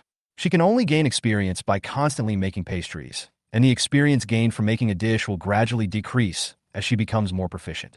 Only by constantly creating new products or making higher quality pastries can you gain experience to upgrade. Leave this to my sister. I won't charge you any processing fees, and I'll pay an extra silver coin for those peach mangoes. Don't worry, I'm already level 28, and I will definitely not fail in making an ordinary red vein peach mango. The only pastry chef Chi Yu knew besides Chin Moli was the old lady in the town, so he agreed without hesitation. This order of peach mangoes was traded for a total of 28 silver coins. Chin Moli gave 30 silver coins and was also preparing to invite Chi Yu up to eat. But he had a younger sister at home, so after saying goodbye to Chin Moli, Chi Yu hurried back. Chi Yu, do you think we can make a lot of money if we collect peach mangoes every day? I remember that the housing price in Jinghong Town is 15 silver coins per square meter. 2 square meters a day means 20 square meters in 10 days. That means I can buy an 80 square meter house with 40 days earning. Why do I have to consider buying a house even after coming to another world? Chi was a little overwhelmed by Chi Yu's calculations. When he returned home, Chi saw a man standing outside his door, banging on it and shouting, "Uncle Landlord!" After hearing Chi Yu's voice, the man turned around and a smile appeared on his fat and greasy face. "Chi Yu, you are finally back. Uncle Landlord, it's not the end of the month yet." Chapter 16, Planned Assassination. No, I'm not here to collect the rent. I just have something good to tell you. A flattering smile appeared on the landlord's greasy face. Chi Yu has always found it difficult to deal with this landlord, because every time she feels that this landlord has some bad intentions. However, since the housing prices in this place were cheap, Chi Yu had to pay the money every time under the landlord's greedy smile. "Tell me, what's the matter?" Chi Yu didn't care what bad intentions this guy had. After smelling the stench coming from this guy, he covered his nose and took a few steps back. That. The landlord saw Chi Yu taking a few steps back and smiled awkwardly, but soon said, "You graduated after awakening last month, right? I have a son who also graduated last month. My son is not doing well. He has awakened a warrior profession with a level 1 talent. Didn't he say a few days ago that he has a good impression of you? I thought of letting you two young people meet." "Don't want." Before Chi Yu could say anything, Chi Yu quickly refused. Chi Yu could feel Chi Yu's resistance. The landlord's face turned a little unhappy after hearing this, but he continued, "My son is a level 1 warrior. It would be a good match for you to go to the dungeon with him. I remember that you are an awakened level 1 assistant, right?" After he finished speaking, there was a hint of contempt in his eyes. Although he was just an ordinary person, his son was a top-level warrior, and after reaching the first level, he could get a good job in some big companies. "No need. I'm not interested in your precious son. If he wants to, he can go buy a cup and play with it himself." Chi Yu's words broke the landlord's defense. He angrily shouted with a gloomy face, "Bitch, who do you think you are? You are a useless assistant who has awakened the lowest talent. If my son didn't like you, As he spoke, the landlord stretched out his fat arms and prepared to grab Chi Yu. But before the landlord could raise his hand, a staff shot into the wall behind him, right next to his fat face. "Who do you think you are to dare to mess with me?" Chi Yu's voice was very cold. The landlord looked at Chi Yu with a pale face. Only then did he remember that even the weakest auxiliary's physical fitness was much stronger than that of an ordinary person like him. He had always been deceived by Chi Yu's petite, weak, shy, and timid image. But at this moment, Chi Yu, whose height did not even reach his chest, exuded a strong, murderous intent. The moonlight shone on her petite figure, and the shadow on the wall behind her turned into a blood-red shadow. At this moment, the shadow looked at him with a grin, as if looking at an ant. It's not that Chi Yu has never killed anyone. On the contrary, in order to survive in Zhu Tian, he not only has to kill people in the data, but also people in reality. The landlord's legs could no longer support him, and he collapsed in the corridor. Chi Yu glanced at him, pulled out the staff from the wall, and returned to the house. "Wait a minute, I will definitely have you when my son comes back." After Chi Yu returned to the house, the landlord's pale face regained color, and his eyes changed from fear to greed again. He licked his dry lips and left the corridor only after his legs regained feeling. "Sister, you're back." Inside the house, Chi Yunyao came out from a small cabinet under the TV after seeing Chi Yu, her cute little face full of tears. This cabinet was specially prepared by Chi Yu. There is a small hole in the cabinet through which the condition of the door can be seen. Normally, if a stranger knocks on the door and refuses to leave, Chi Yunyao will hide in the cabinet. Although it has not been used yet, the fierce knocking on the door and scolding today still scared the 10-year-old girl. Xiao Yao, it's okay, it's okay. Chi didn't even take off his shoes. He quickly walked to the TV and carried Chi Yunyao out.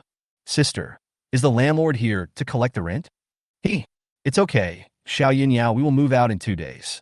I was just saying hello to the landlord. Chi Yu didn't know how to tell Chi Yunyao, so Chi Yu had to hug Chi Yunyao and comfort her. Really? Where are we moving to? Well, doesn't Xiao Yunyao love cake the most? Let's move to the same neighborhood as that cake lady, so you can eat cake every day. By the way, this is a gift from Sister Cake. Chi Yu took out a small cake with very exquisite packaging from his backpack, and the little girl was quickly attracted to it. Because of this commotion, Chi Yu lost his appetite for food. After Chi Yunyao finished her cake, she went back to her room to study. At night, Chi Yu woke up Chi Yu with some anxiety. Chi Yu, are we really going to move there? Well, that guy won't let you go for what happened today. He might even tell his son, you don't have to worry. I'm always here. But Xiao Yunyao can't just stay at home like this. Is it possible that your cabinet can escape the perception of the awakened? Chi Yu's words made Chi Yu silent for a while, but Chi Yu changed the subject and continued. Don't worry about this matter. After all, this body is mine now. Your business is my business. I'll find a way to solve it. It would be the easiest if we could just deal with the two men directly, but the public security in Daxia is still very strict. If we are found out by then, we will probably have to go to the frontline assault team where the criminals are. I can't just do it. It's easy to find out that Chi Yu can clear the dungeon alone, and I have a reason to kill her, even though Chi Yu looks weak. Assassination, stealth, trap, poison. Chi Yu suddenly thought that there was a plant called butterfly flower on the 3rd floor of the Forgotten Tower, which might be able to solve the current problem. Even if it was found, there would be no absolute evidence. It seems we need to speed up. After making up his mind, Chi Yu fell asleep early. With Chi Yu's assurance, Chi Yu was not so anxious anymore.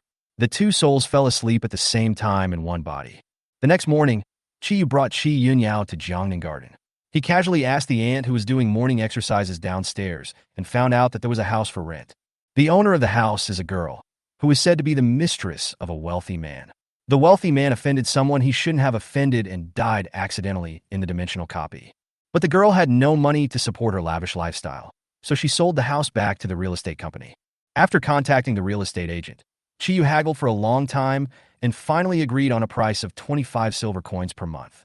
On that day, Chi Yu packed all the things in his house into a backpack and brought them to Jinghong Garden. Chi Yunyao was very active in her new home and chose a room where she could see the flow of people outside the community and the urban wetland park. On this afternoon, in a detached villa in Changhong Town, two heavyweight figures were discussing something. Chapter 17. The 100th level that cannot be breakthrough. In a villa in Changhong Town. Dad, did Xiaoya agree? Opposite where the landlord was sitting, a fat man who was as bloated as the landlord was holding a leg of animal meat that was bigger than his face and gnawing on it. This is the landlord's son, a level 1 tank warrior. His talent effect is that eating food can restore blood volume, regardless of whether the food has a restorative effect or not. Thanks to this, he was able to survive quite well in this low-level dungeon that could not afford to consume a tribute food. That bitch doesn't know what's good for her. She actually despises you, Zhuer. Don't go to the dungeon these days. When I find a chance to buy the incense, we will secretly bring her back to you at night. But what if the people from the public security department find out? The landlord sneered and said, Public security? They didn't dare to touch her before, because she was still a student. If she missed classes, the school would come to investigate. Now she is just a beggar at the door of the dungeon. If she didn't come one day, no one would suspect her. Others would even think she died in the dungeon. When you kidnap someone, be careful not to let anyone else find out. Once you kidnap her, we can also... At the end, the landlord's voice gradually became lower, but the lust in his eyes could not be concealed at all. Jing Nanyuan. After moving, Chi first came to Gu's Chamber of Commerce. The person who greeted her was not the clerk before, but Chi Yu didn't care. Under the guidance of the store clerk, Chi Yu came to the general skills sales area. He had planned to visit this place last time, but he was short of money at that time, so he had to give up. There were obviously fewer people in the general skill area, basically just a few people watching. Chi Yu also looked over and saw that the items on the counter were basically ordinary skills. Lighting. Normal releases a ball of light to illuminate the surroundings. Lasts for 5 minutes and costs 399 copper coins. Shining. Normal releases a strong ball of light to illuminate the surroundings. Duration 1. Price 299 copper coins. Ignition. Normal generates a ball of flame in the hand, can ignite firewood, price 199. Hide. Normal activate to enter stealth mode, break the stealth effect after moving. Price 499 copper coins. The prices of general skills are generally not high, and of course the effects of the skills are even lower. A stealth move will break the invisibility, and the assassin skills have the same effect, with a damage bonus after breaking the invisibility. As for skills like ignition and illumination, let alone mages, you can just bring a flashlight or lighter with you when you go to a dungeon. The fact that they can still be sold at this price is the last bit of their stubbornness called skills. But this is a good thing for Chi-Yu. Although these skills are average, they are quite useful in dealing with those guys who are a few or 10 levels in the early stage. In the end, Chi-Yu bought the 2 skills of Shine and Concealment. The clerk was very happy that she could sell 2 general skill books in one day, and she specially gave Chi-Yu the 8 copper coins. Chi-Yu, are we going to that strange copy again? In the bedroom, Chi-Yu looked at the copy of the Forgotten Tower in front of him and asked curiously, "Well, this thing should have been brought here with me.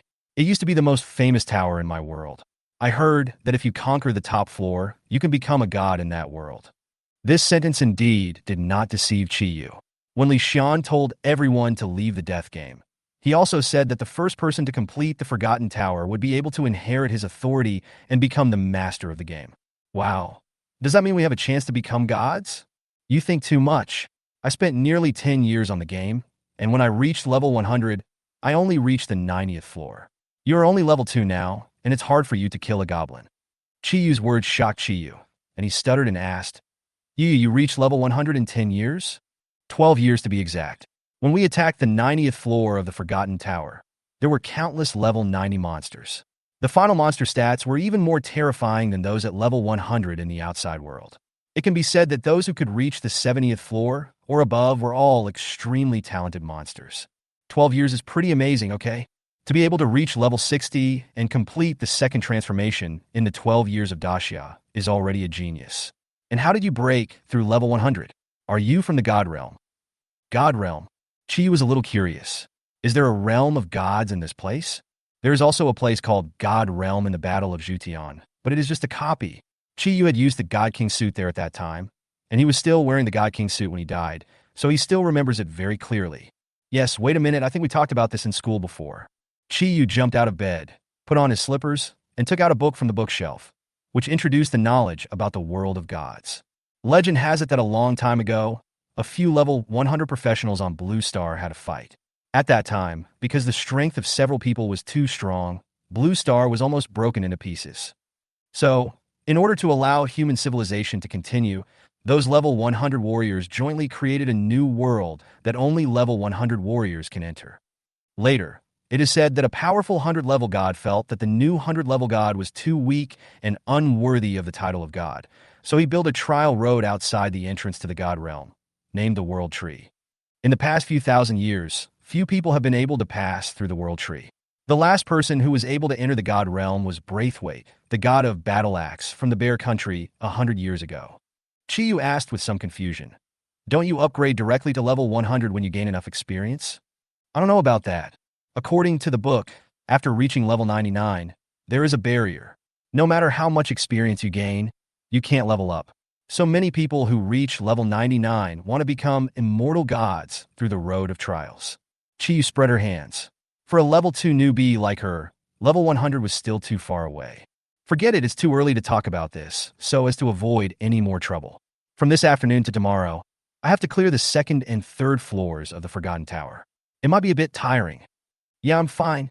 Needless to say, Chi-Yu knew that Chi-Yu was trying to solve her problem, so she nodded firmly to indicate that it was no problem. There is nothing particularly difficult about Goblin Frenzy. There isn't even a single powerful goblin. However, the only difficulty is that there are so many goblins. Once you are discovered by one goblin, groups of goblins will come to besiege you. Before leaving, Chi-Yu wrote a note in the living room telling Chi-Yin-Yao that he would need to go out for a while and asked her not to worry, as she might not be able to pass the second level before noon tomorrow. After making preparations, Chi-Yu clicked to enter the Goblin Frenzy. Chapter 18, Goblin Frenzy. After entering the second floor, Chi-Yu immediately activated the stealth skill before he could see the surroundings clearly. The second level does not give any chance to prepare. The moment the player enters, he will be discovered by the goblins in front before he has time to react, and then a very difficult siege battle will begin. The environment of this level is in a huge cave, which is divided into 3 layers. Each layer has winding passages and simple rooms. Chi was in a wooden cage on the first floor where the goblins imprisoned humans. There were also some cages placed around, but the people inside had already become meat in the goblin soup pot. At this time, Chi had already held his breath out of fear. Looking out from the simple cage, he saw groups of green figures walking around in the cave. The whole cave was like a bustling market. This was several times more than the number of people she had originally led into the goblin forest. Taking out a black iron dagger from his backpack, Chi looked at the goblin with his back to him, not far away. Squeak! The Forgotten Tower does not directly target players. The road is blocked from the beginning of the second floor. As long as no sound is made, the goblins not far away will basically not look back. However, Chi still deliberately pushed the dilapidated wooden prison, and the slight creaking sound of the wood immediately attracted the goblins on the opposite side. But after taking a quick check and finding nothing unusual, he turned around and prepared to go back. The next moment, a sharp dagger pierced through its neck, and it fell down before it could even scream. And because he moved there instantly, it didn't count as movement, and Chiyu's figure remained hidden. There are goblins on both sides. If we go straight over, we will definitely be discovered. Chiyu recalled for a moment, picked up a stone on the ground, and threw it outside. A crisp sound was heard on the ground, not far away. Because there were too many goblins in the nest, it was not quiet. There were noisy and weird sounds all around. However, the 2 goblins nearby could not only hear it, but also see the flying stone. When one of them walked over, the body of the previous goblin had disappeared, so the 2 goblins casually glanced at it and prepared to go back to sleep. But Chiyu had already come behind it, and while stabbing the dagger, he shot a magic wand directly at another goblin behind it. After easily dealing with the 3 goblins in his birthplace, Chiyu crouched down and walked out of the small stone cave. The cooldown time of invisibility is 5 seconds. If you stop moving after the invisibility is broken, you will enter invisibility again after 5 seconds. Chiyu tried his best to hide his figure and capture single goblins. He eliminated more than 40 goblins on the first floor. After leaving nearly half of the goblins, he seized the opportunity and moved to the second floor through the goblins that appeared on the second floor. 113. Let's stop here on the second floor. Too many deaths will easily arouse suspicion. After the goblin under him disappeared, Chiyu came out and looked for an opportunity to enter the third floor. Hundreds of goblins brought Chiyu 5 ordinary white items. Although he hadn't checked them yet, Chiyu, who was so nervous that he couldn't breathe before, now smiled happily. He no longer had any fear of these green guys. The goblins on the third floor were particularly hard to wait for. After waiting for more than half an hour, I finally saw a green guy pop his head out from the third floor. After marking the goblin, Chiyu instantly came behind the goblin and stabbed the dagger in his hand directly into his body. G.A. Hearing the shouting at the side, Chiyu frowned and saw that the goblin that was stabbed to death in front of him did not have its upper body exposed like the other goblins. Instead, it was wearing brightly colored cloth, and its exposed skin was covered with white patterns. Fuck, we caught a big fish. The goblins around shouted loudly, and the originally quiet nest suddenly became boiling. The guy who was stabbed to death was one of the only 3 goblin wizards in the goblin's nest. Since he could use fire bombs, he had a high status among the goblins. Chiyu also knew that he was exposed. He chanted something, and then threw the white ball of light in his hand into the air. In an instant, white light illuminated the dark cave, and all the goblins were blinded. Taking advantage of this opportunity, Chiyu killed the 3 goblins beside him, and then decisively came to the square on the third floor, where there were the largest number of goblins. Not long after, the vision of all the goblins was restored. The other 2 goblin wizards in the middle of the square chirped loudly, and most of the goblins went to search the first floor. Chiyu looked at the 3-minute cooldown of the shining and squatted in a corner of the square. At this moment, the goblins in the cave were in chaos. After the cooling time was over, Chiyu threw another flash into the sky. The 2 clever goblin wizards immediately turned their heads to avoid the flash. Chiyu seized the opportunity and shot 2 spears, one white and one brown, at the 2 goblin wizards who turned their heads. Because of the assassination of the 2 goblin wizards, Chiyu's steps also moved, so the invisibility effect on his body disappeared. After the white light dissipated, Chiyu's figure did not disappear again. A large number of goblins rushed towards this side. Chiyu did not move.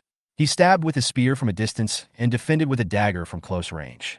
He killed more than a dozen goblins in a short time. However, because he was surrounded, Chi-Yu, who did not move, was hit by a stick by the goblin behind him, and his arm was scratched.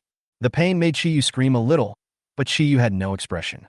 When he was about to be surrounded by the goblins, Chi-Yu suddenly disappeared from the spot. The goblins that were knocking in the air found that their attacks had landed on the ground and realized that Chi-Yu was no longer there. However, the cave was incredibly quiet at this time, and not a single goblin was killed in half an hour. While Chi-Yu was healing himself, he sighed that the skill of stealth was really abnormal. As long as the feet did not move, it would not be considered as breaking the stealth. And the monsters with reconnaissance skills that could break the stealth must be at least level 20. Except for the assassin, everyone else felt that the invisibility effect was useless. Even if the mage was invisible, he would obviously expose his position when casting magic. As for the regular auxiliary nurse, when she assists her teammates, a light will spread from herself to her teammates, which is also very obvious. This half hour allowed the goblins, who were on edge, to relax a little, and they searched the cave individually without a leader. Chi-Yu also took advantage of the fact that the troops were scattered and defeated them one by one. When there were only a dozen left, he was too lazy to hide and just dealt with them all on the spot. Upgraded, feeling the strength coming from his body increase, Chi-Yu opened the attribute panel.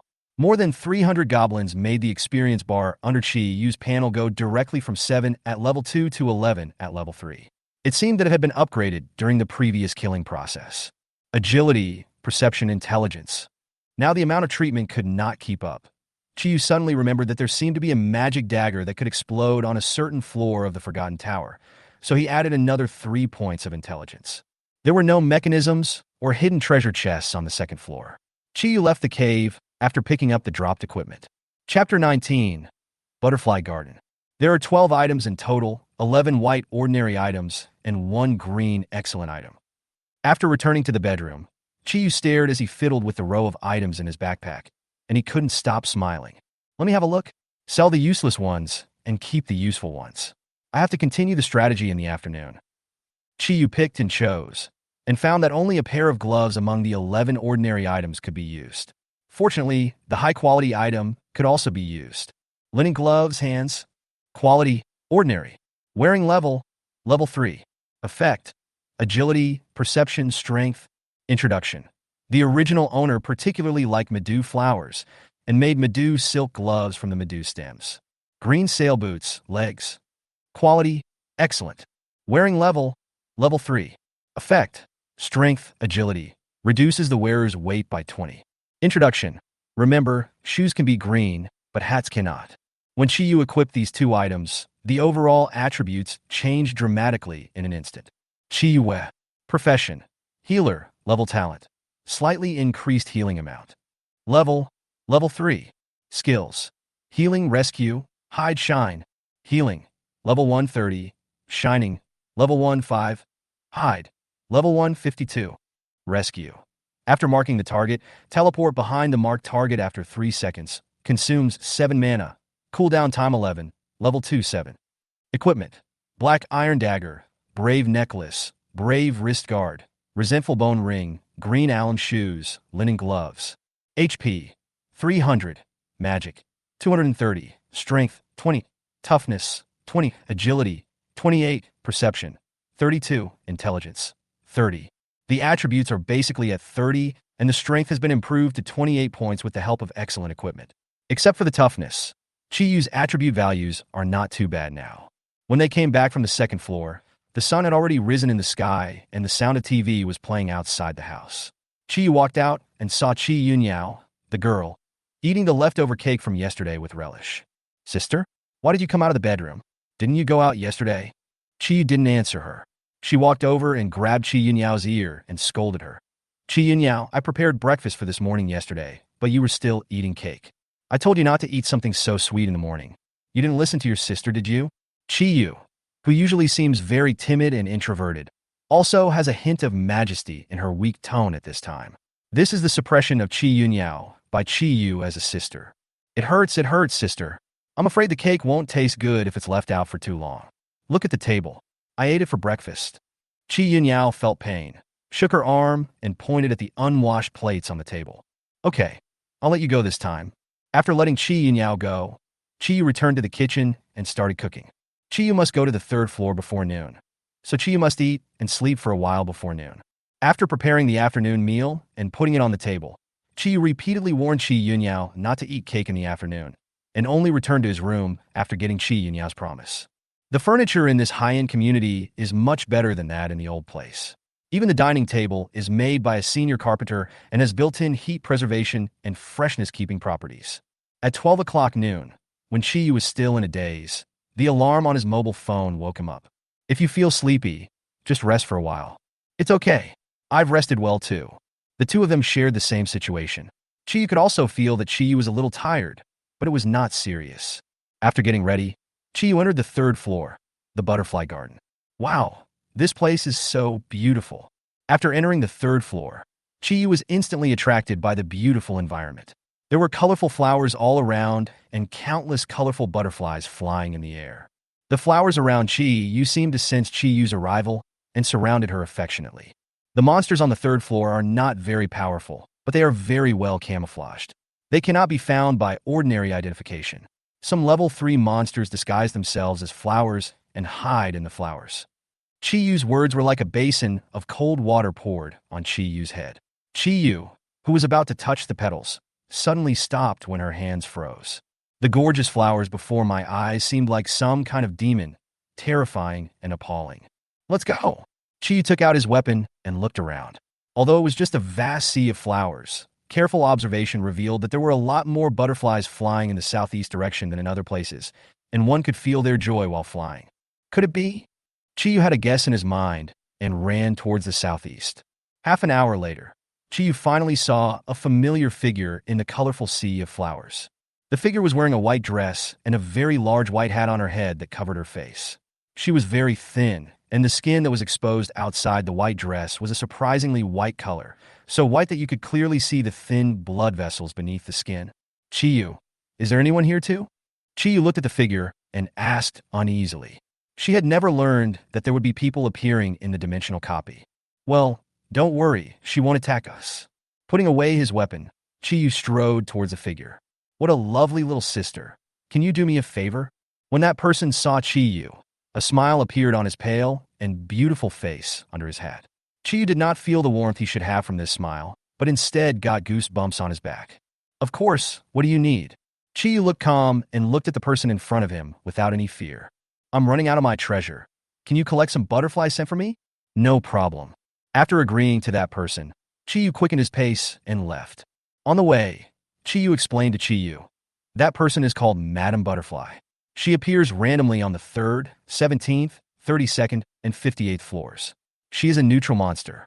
It is said that her daughter died of illness and turned into a butterfly and flew away in front of her eyes.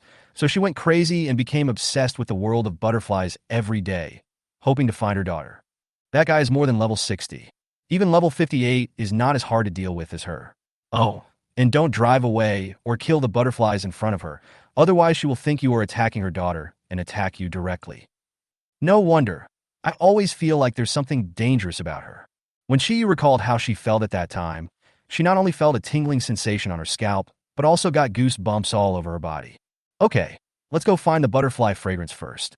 That butterfly lady has a lot of good treasures. If we can get more, maybe we can make Mrs. Butterfly happy and give her a good treasure. Chapter 20, Butterfly Love Fairy. See that flower? Among the flowers, Chiyu pointed to a very beautiful flower in the distance. Its stem was short and thick, and its petals were very large. Many butterflies were intoxicated among the petals. Well, could that be a monster? You guessed it right. Chiyu took out the staff from his backpack, shook it in his hand, aimed at the direction, and threw it directly. The staff pierced the flower's stem very accurately, and thick green juice flowed out from the wound. The flower, which was less than a few dozen centimeters high, swayed wildly. The rhizome under the flower grew rapidly upwards, and a green human face appeared on the rhizome. Chiyu's staff seemed to be stabbed on its head, and green juice flowed down to the man's face, making it look particularly scary. Jia! The monster let out a sharp cry, and the surrounding butterflies were scared and scattered. Chiyu covered his ears and said, "This is the flower that can drop the butterfly fragrance, the butterfly flower. This monster can't walk, and its attack method is single, but it can easily catch you if you're not careful." As Chiyu was explaining, He turned around to avoid a green vine that was flying out from the flowers. They rely on the green vines under their bodies to catch people. After catching them, they emit a butterfly fragrance to make the captured ones intoxicated, and finally open their mouths from the stamens to swallow the people. What Chiyu said was very scary. Chiyu felt that she might not like this beautiful flower for several years. The green vines attack very quickly, and 4 or 5 vines attack at the same time. Although they have no offensive power, it would be difficult to escape once you were caught. But no matter how the green vine attacked, it couldn't even touch the corner of Chiyu's clothes. Chiyu also dodged the vines and came to the butterfly flower. The dagger in his right hand accurately cut the attacking green vine, and the monkey bone thorn in his left hand stabbed its roots like stabbing a balloon. The juice of the butterfly flower flowed more and more, and a huge gap appeared next to the man's face. Finally, the whole rhizome was cut off by Chiyu and fell directly to the ground. Picking up the white object on the ground, Chiyu smiled. Butterfly incense material. Quality, ordinary. Introduction. A particularly charming pollen that can be used as medicine to solve insomnia problems. Although the panel introduction only says that it can solve insomnia problems, this butterfly fragrance has many other uses as a material. After collecting for about 3 hours, Chiyu collected 13 pieces of butterfly fragrance. Not all butterfly flowers will produce butterfly fragrance. Chiyu also collected nearly 20 of them to get 13 pieces.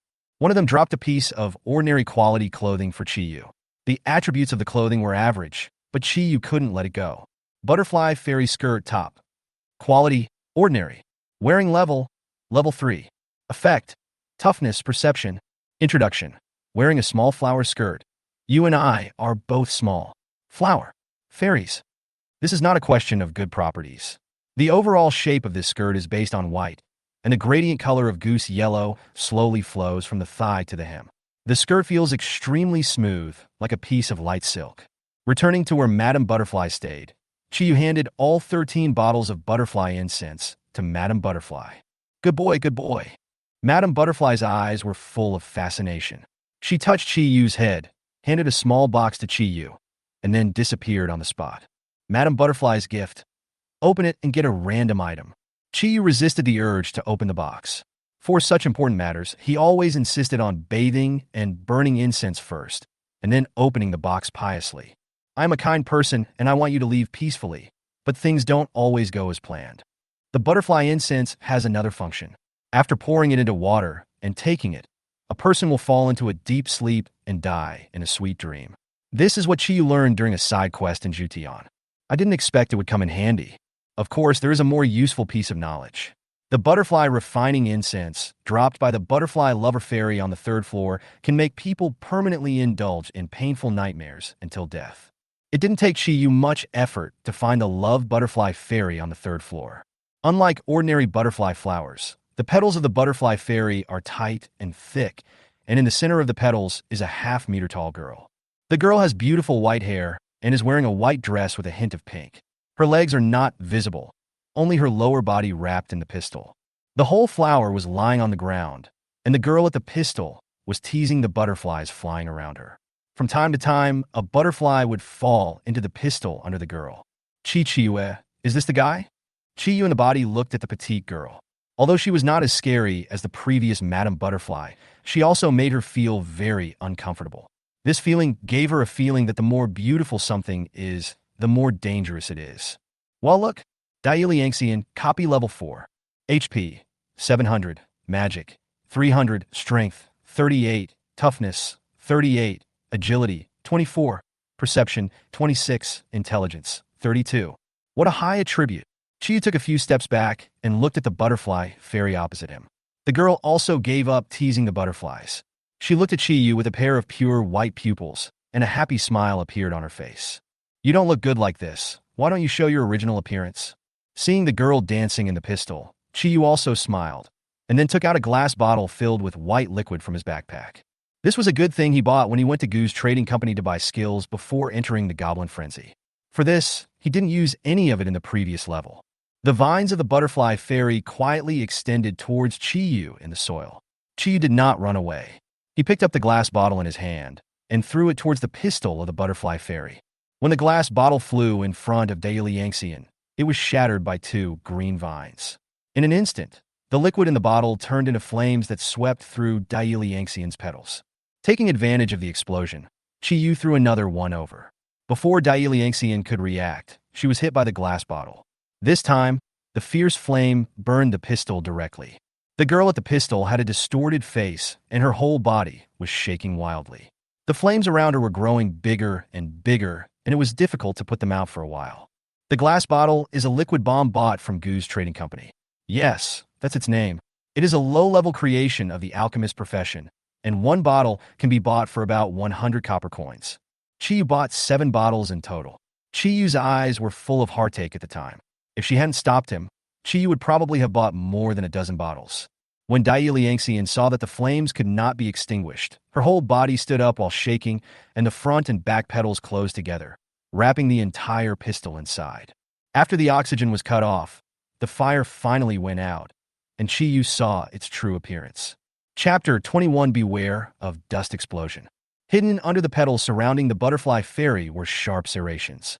The previously beautiful flower now looked like a carnivorous plant covered with sharp teeth, and the girl from before was dancing in the plant's mouth. But the girl no longer had the elegance she had before. Her body was charred, and her hair was burnt off. Her pair of white eyes were filled with twisted hatred as she looked at Qiyu. The butterfly love fairy is a plant that loves beauty. It will transform its flower stamens into the image of a shy girl. This image will not only attract humans, but also birds, beasts, and flying insects, who will then fall into the mouth of the butterfly love fairy's flower stamens. Qiyu explained to Qiyu while dodging Daili Yangxian's attack. The butterfly fairy not only had a wide attack range, but its countless vines were chasing Qiyu like tracking missiles, and its big mouth would seize the opportunity to pounce on Qiyu and eat him in one bite. However, every time this happened, Qiyu would dodge and then put a bottle of liquid bomb in a Daili Yangxian's mouth. Before the hard shell could cause much damage, Daili Yangxian's big mouth was burned beyond recognition, and the health bar on its head was reduced by 1/3, with only 480 points of health left. The butterfly love fairy above pursued Qiyu even more fiercely. It was a beautiful plant, but now Qiyu had destroyed it into such an ugly state. After throwing 3 bottles of liquid bombs in succession, Daili Yangxian only had more than 200 points of blood left, and Qiyu stopped attacking. The attack of the butterfly love fairy also stopped. The entire petals unfolded again. The broken petals began to rotate, and the surrounding air gradually turned a light pink. I knew you had this trick. Qiyu took out a mask from his backpack and put it on his face. The mask was connected to a bottle of oxygen tube, which was enough to last for at least more than an hour. Seizing the opportunity, when the butterfly fairy released its pollen, Qiyu took out the last bottle of liquid bomb and threw it into the pistol of the butterfly fairy. Suddenly, Qiyu seemed to have thought of something. His face changed drastically. He turned around and fell to the ground, while putting a large iron sword in his backpack on his back. After the liquid bomb fell on the pistol, a huge explosion sounded, and the heat wave swept the surrounding flowers outward. Qiyu only felt a burning sensation all over his body, and the blood volume on his head dropped to 50 points. He healed himself and breathed a sigh of relief when he saw his health stop decreasing. Qiyu, what just happened? Qiyu was a little confused by the explosion and has not yet reacted. Shit, I'm such an idiot. Such dense dust will definitely explode when it encounters open flames. I actually forgot this. Qiyu took back the iron sword that was used to block the flames for himself, turned on the invisibility, and hid himself. He doesn't have enough blood now. If the butterfly fairy is not dead yet, he might be killed by a vine. As the dust and fog dissipated, Qiyu could see the surrounding situation clearly. The beautiful flowers before were now only a pile of charred powder, and a black vacuum circle had formed within dozens of meters around. In the center of the circle, the butterfly fairy was still alive, with 13 points of health left on her head. Qiyu drew out his own exclusive magic staff and stabbed at the Huarui girl, who was lying on the ground and still unconscious. The staff pierced directly through the girl's head. Daili Yangxian's body twitched and finally fell to the charred ground. On the broken petals, 3 objects, 1 green and 2 white, burst out. In addition to 2 unused materials and the butterfly refining incense that is bound to drop, there is also a very exquisite ornament. Butterfly love flower, headdress. Quality, ordinary. Wearing level, level 4. Effect, perception, intelligence. Introduction. The girl knew that she would die, but was willing to die just for her beauty that could astonish the world. Butterfly refining incense materials. Quality, excellent. Introduction. When the beautiful dream is shattered, there is only endless sorrow. It can be used as alchemy and medicine material. This hair accessory is so pretty. Chiyu picked up the headdress. The shape of this headdress was a bit similar to the giant butterfly fairy, except that it did not have the thick stems and the girl in the flower. Let's go. After collecting the things, Chiyu did not plan to delay any further. If the matter dragged on for too long, it would easily arouse the suspicion of the Public Security Bureau later. When I returned to the bedroom, the bright moon was already high in the sky. I looked at the time on my phone, and it was already 11 o'clock in the evening. I see the evil intention in your eyes, so please go and die. After changing into night clothes, Chiyu left Jiangnan Garden quietly. When Chiyu arrived, the landlord and his son, who were far away in Jinghong Town, also started their own actions. After we go in, you will throw the incense in, and then we will go in again in half an hour. Outside Chiyu's cottage, the landlord and his son were discussing quietly in the corridor. Now, as long as they didn't attract the attention of the neighbors, no one would know that there was one person missing from the room. Then are we going to arrest her sister as well? Nonsense. What if that brat calls the police? The two men used the prepared key to gently open the door of Chiyu's house. Due to the fact that the house was in disrepair, the door made a creaking sound when it was opened, which scared the two men so much that it took them 4 or 5 minutes to move the door open a little. After making sure that a hand could be inserted, the landlord's son held a small silver bottle in his fat hand. He pressed lightly on the top of the bottle, and a puff of white smoke quickly sprayed out, scaring the landlord's son so much that he threw it directly in, then closed the door with a creaking sound. The two of them found a patch of grass outside the corridor and waited there. After half an hour, when the magic incense had dissipated, they reopened the door and went in. You little bitch, you've finally fallen into my hands." An obscene and hateful smile appeared on the landlord's fat face.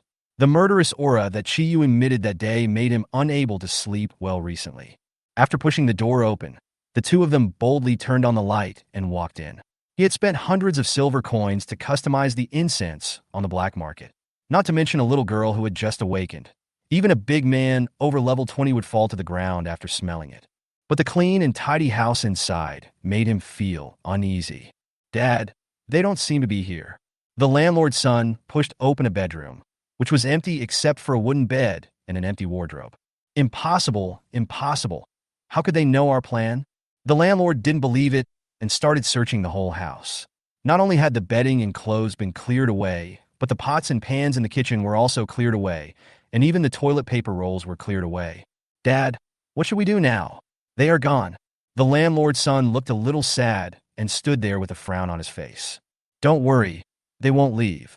Those two girls don't have that much money to rent a house. The price I'm charging them is 100 copper coins less. They will come back when they run out of money. Let's go.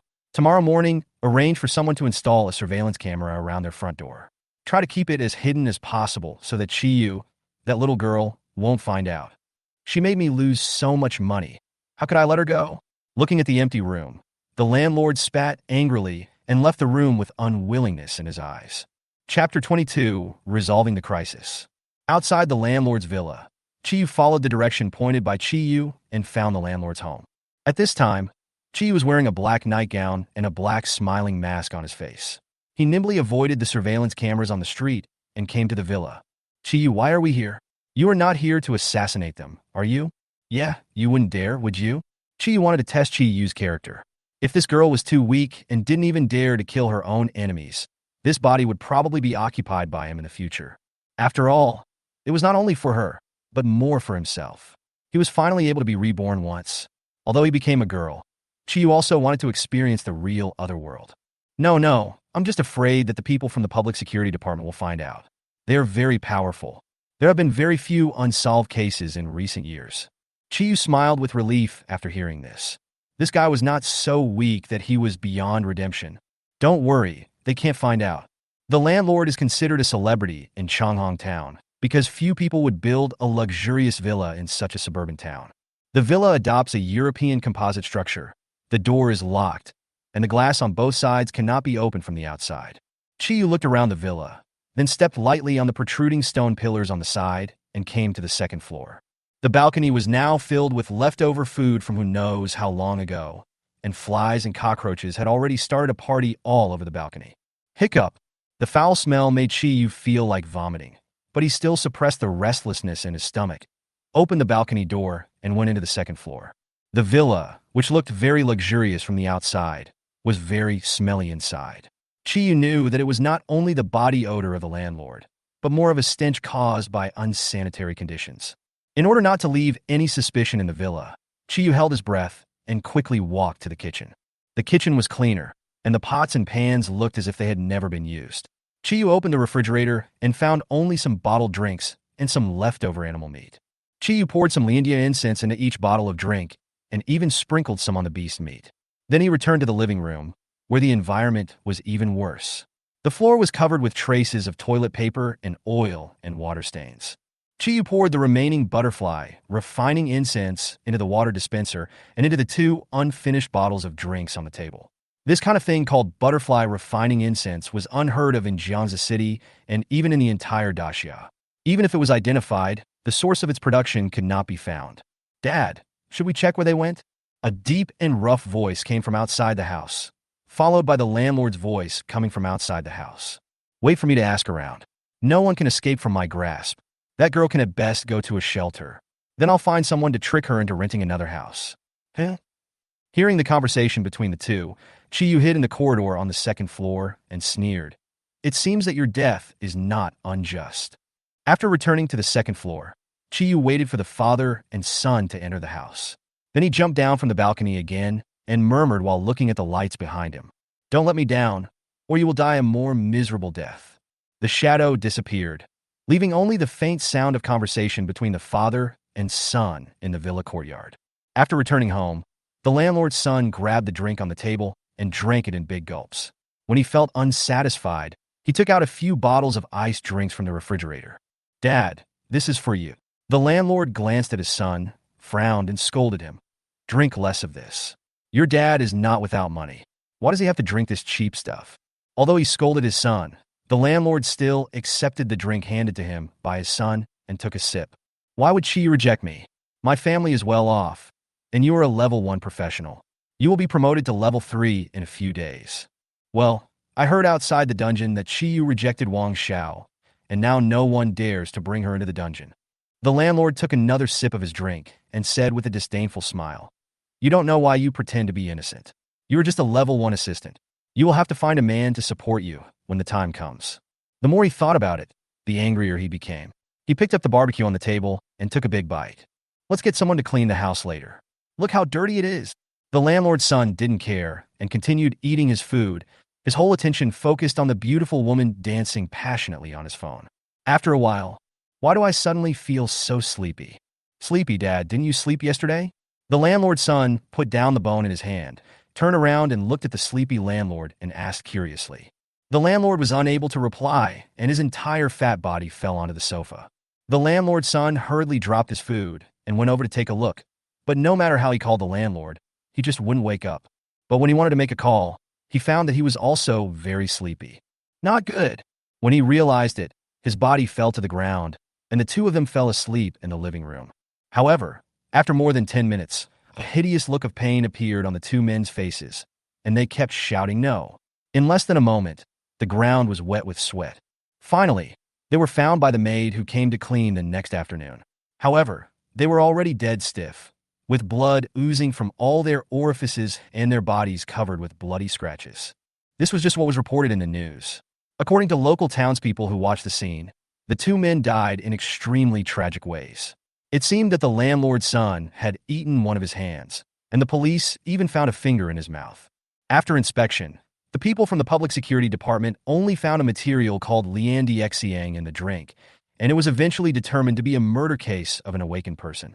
However, after checking all the copies, there was no record of producing the butterfly refining fragrance. This must have been brought in by someone from a private copy abroad.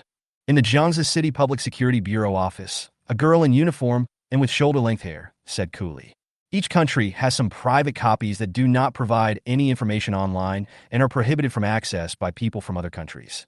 Zhang Qian's suggestion is possible. There is no record of producing such materials in domestic public dungeons or dimensional dungeons.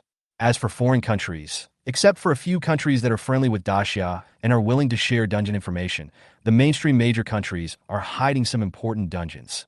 An old man, sitting in the middle of the office, took a sip of tea and spoke calmly. There was neither approval nor criticism in his eyes, only a calmness like dead water. But, Xiao Jiang, you have to analyze the matter in detail.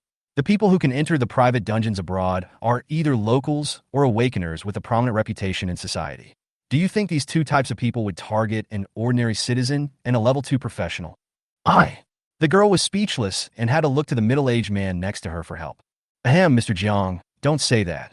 Little Jiang Qian just raised a possibility. What if this thing was purchased from abroad, or if this father and son really offended someone abroad? Right? The girl named Jiang Qian secretly gave the middle-aged man a thumbs up with her hand behind her back. What you said makes sense, so what?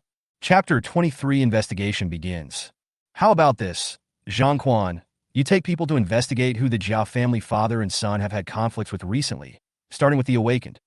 Jiang Qian. Follow Wu Yingxue to investigate the recent online and offline transaction records of one-time copy keys. Feng Tao. Take your men to check the surrounding surveillance to see if there are any suspicious people in Changhong Town between 9 p.m. and 6 a.m. Yes, there is also a one-time copy, Grandpa. After the old man finished speaking, Jiang Qian subconsciously clapped her hands on the table and exclaimed in admiration. But when she saw the look in the old man's eyes, she could only scratch her head in disappointment and take back her words. After receiving the order, everyone took action and did not bring back the information they had collected until the fourth day. According to the investigation, the people that my father Jia Quan has been in contact with recently are basically the ordinary people who live in Changhong Town and collect rent. Among them, the most capable professional is a top assassin among the tenants, who is at level 8. There have been 1,280 transactions of disposable copy keys in Jiangxi City in the past month. The buyers are basically members of major guilds. I've investigated all the major guilds and none of them have seen this thing. It is also not found in the transaction records. In addition, there are 209 private transactions. The sellers are all trials given by some families to their descendants.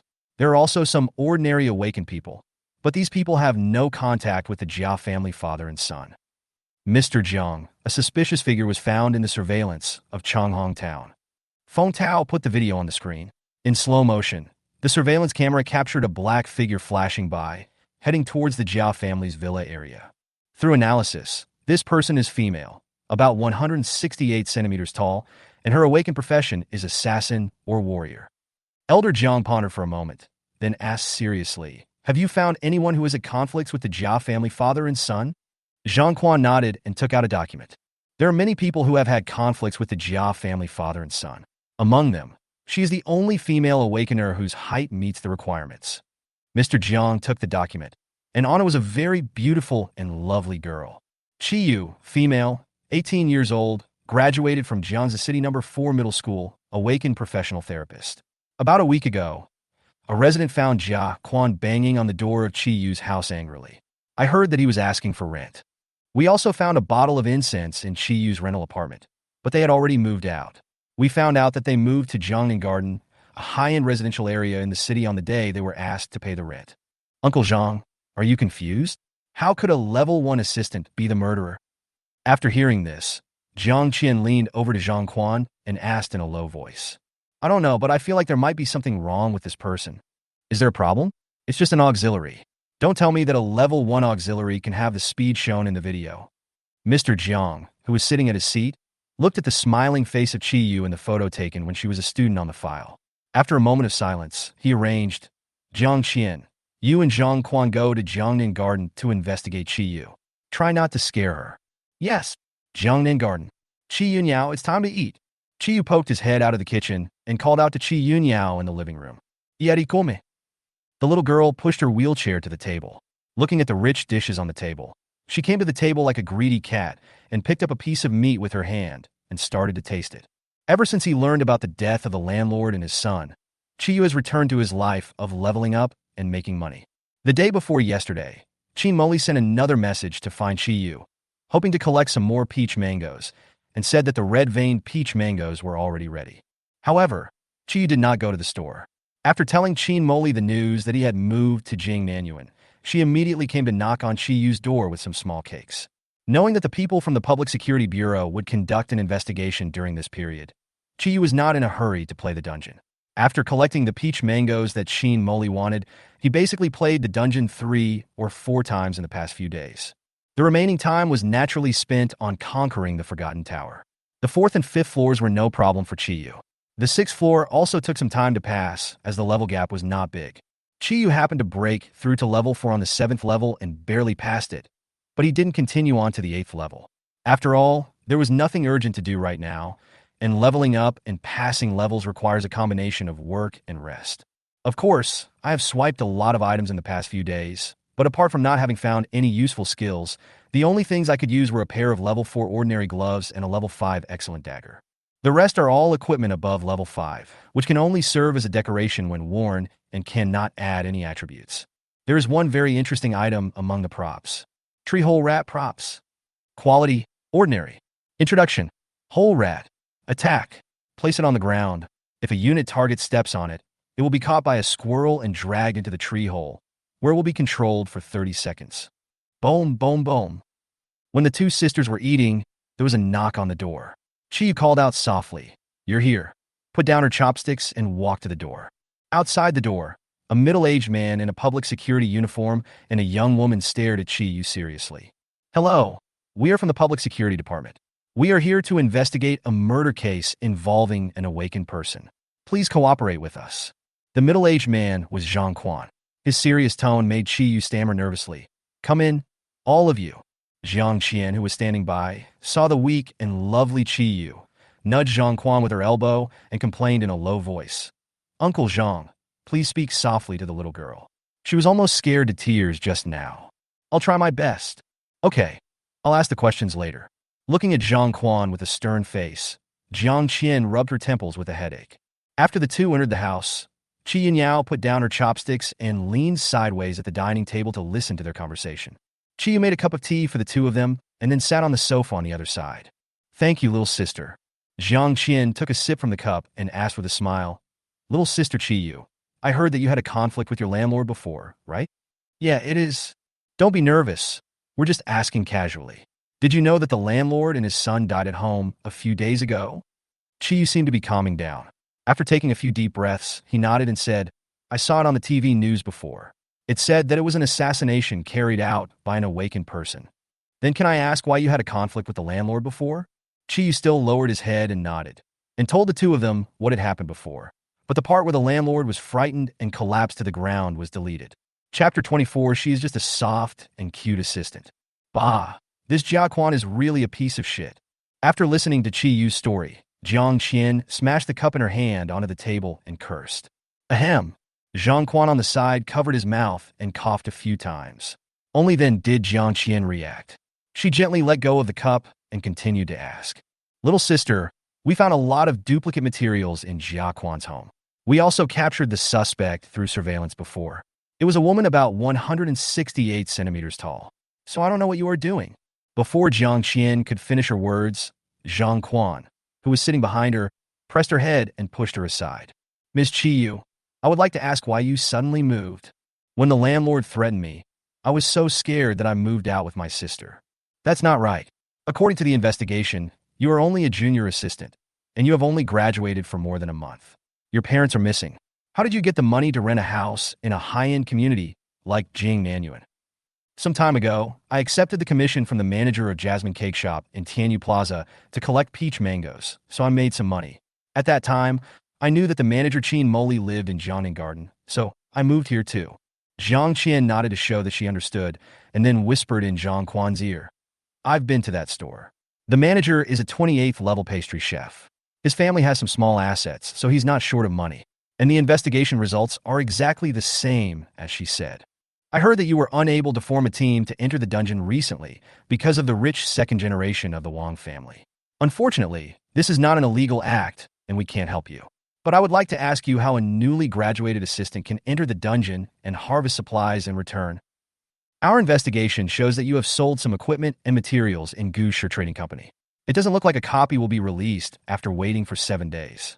Chi was silent for a moment and then said shyly, "I also know some martial arts." The two men approached and questioned for more than half an hour, but failed to get any useful information. The girl in front of them was shy and timid. Although Zhang Quan always felt that something was suspicious, there was no evidence to prove that Qi Yu was the murderer. And Jiang Qian ruled her out as a suspect after meeting Qi Yu. How could such a soft and cute auxiliary girl be the murderer? Thank you for your cooperation. We won't bother you anymore. After the investigation, the two prepared to leave, but before leaving, Zhang Quan had an idea and said to Qi Yu kindly, "Although we can't stop you from being targeted and unable to form a group to enter the dimensional copy, Miss Qi Yu, we can still provide some help. If you need to enter the dimensional dungeon to level up later, you can call Comrade Jiang Qian from our public security department. She is also a nether swordsman who just awakened this year. She can guide you." But that Master Wang. Qi Yu's voice was a little hesitant and worried, but Zhang Quan smiled without hesitation and said, "Don't worry. The Wang family can't even reach into the Public Security Bureau, let alone an ordinary rich second generation. Yes, don't worry. He's just a small Wang family and doesn't dare to offend me. Let's put it this way. Add your contact information and I will contact you in 2 days." Qi Yu and Jiang Qian added each other's contact information before leaving. When closing the door, Qi Yu's cute expression immediately became very serious, and he muttered to himself while looking at the door. This man's strength and ability are unfathomable. On the way to the community, Jiang Qian was still planning to look through Qi Yu's circle of friends, wanting to see what this lovely sister usually posts. When Qi Yu enters the dungeon in a few days, observe her carefully. I feel she is not a simple person.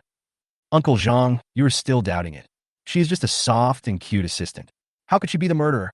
I feel that it is possible that Qi Yu's admirer found out that she was being bullied, so he resolutely became a hero in the shadows to avenge her. Okay, just think of it as you helping Uncle Zhang dispel his suspicion. I'll say a few good words for you in front of old Jiang next time. Okay, I've been waiting for you to say that. When Zhang Quan walked outside the community, he suddenly felt like he was being watched. He turned around and looked towards Qi Yu's house. The only sound on the balcony was the sound of wind blowing the curtains. Inside the house, after Qi Yu and Qi Yunyao finished their meal, Qi Yu went to the kitchen to wash the dishes. Qi Yu, why do you think the Public Security Bureau would send someone to help me level up? I've never heard of this before. Idiot, the people from the Public Security Department want to test your abilities in the dungeon. You should learn how to assist with healing and positioning, as well as how to kill enemies, so that you can at least kill the monsters at a lower level. You fine. Qi Yu's suspicion was temporarily ruled out, but the case became an unsolved case in the Public Security Bureau, and the murderer was never found out. The next day, Qi Yu packed up breakfast and was about to go out when she happened to meet Qin Moli, who was about to open a shop in the community. Qi Yu, good morning. What a coincidence. Are you going to the dimensional copy? Qin Moli greeted Qi Yu very naturally and familiarly. Although they had only met 3 or 4 times, Qin Moli liked and appreciated this little assistant whose combat ability was unknown. Sister Jasmine, good morning. I need to go to Gu's company to sell some things. That's great. I want to go to Tianyu Square too. Come with me in my car. Qin Moli enthusiastically pulled Qi Yu towards the underground parking lot of the community. In Daxia, whether in the urban area or in rural areas, awakened people are prohibited from summoning mounts to travel. Firstly, there is the issue of safety, as mount animals are generally large in size, and most of them are attack mounts. Secondly, urinating and defecating anywhere affects the appearance of the city. In the car, Qin Moli thought of something and asked Qi Yu, who was sitting in the passenger seat, Sister Xiaoya, what level are you now? I'm about to break through to level 3. What's wrong? Well, Qin Moli sighed and told the story slowly. Not long ago, a new level 5 dungeon appeared in the iron factory area of Yong'an Town. It is said that someone found a good pastry blueprint in it. You also know that my sister needs this kind of unlocked pastry to gain experience and upgrade as a living profession. That damn Wang Kuan has also heard the news. He has sent people to guard the door of the dungeon and buy it at a high price. The price is already more than twice the price of the blueprint.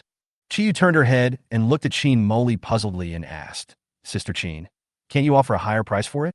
Anyway, you only need a blueprint to unlock it. Alas, it's useless. I may not get a blueprint for several days. I can't wait at the door of the dungeon all the time. If I ask someone to buy it for me, I'll probably get scolded by them. Now no one dares to buy it for me. Perhaps because she was afraid that Qi Yu would feel psychological pressure, Qin Moli smiled and comforted her. Xiao Yu, there is no need to rush about this matter. You should level up well and try the dungeon when you reach level 8 or so. Sister Qin is not in a hurry for the moment. Chiyu, do you think we can clear this new dimensional copy? You can't. Oh, okay then. Chiyu nodded to show his understanding. After all, the level gap was too big. But I can. Ah. Chapter 25 Devil Training. Although it is a new dimension copy, it is not very stressful for Chiyu. After all, the attribute differences in low-level battles are not that big, and most monsters below level 10 have no skills and can only fight based on instinct. But now he was not in a hurry about Sheen Moli's need for the drawings, because he still had a batch of items in his backpack that had not been sold. After sending Chiyu to Goose Trading Company, Sheen Moli said goodbye to Chiyu and returned to her own store. Xiaoya, keep working hard. I'll treat you to cake some other day. After selling the unnecessary things at Goo's business, Chiyu picked out a piece of armor with good defense and a head armor used by warriors. Chiyu, why did you buy such heavy armor? Normally Chiyu pursues light equipment, but today he suddenly changed his mind. Chiyu showed a mysterious smile, and Chiyu couldn't help but feel a tightness in his heart when he felt the malice coming from his body. Of course. Chiyu, didn't you say to deal with the lower-level monsters? In the Goblin Forest, Chiyu was struggling to deal with 2 sturdy goblins. Each of them was even more sturdy than the big goblin that Chiyu encountered when he first arrived. Yeah, you're level 4 with 51 experience points right now, which is rounded up to level 5. Wouldn't it be 1 level lower to fight a group of level 4 goblins? Chiyu showed a helpless expression on her face. Before she could say something, the goblin opposite her swung the iron rod at her.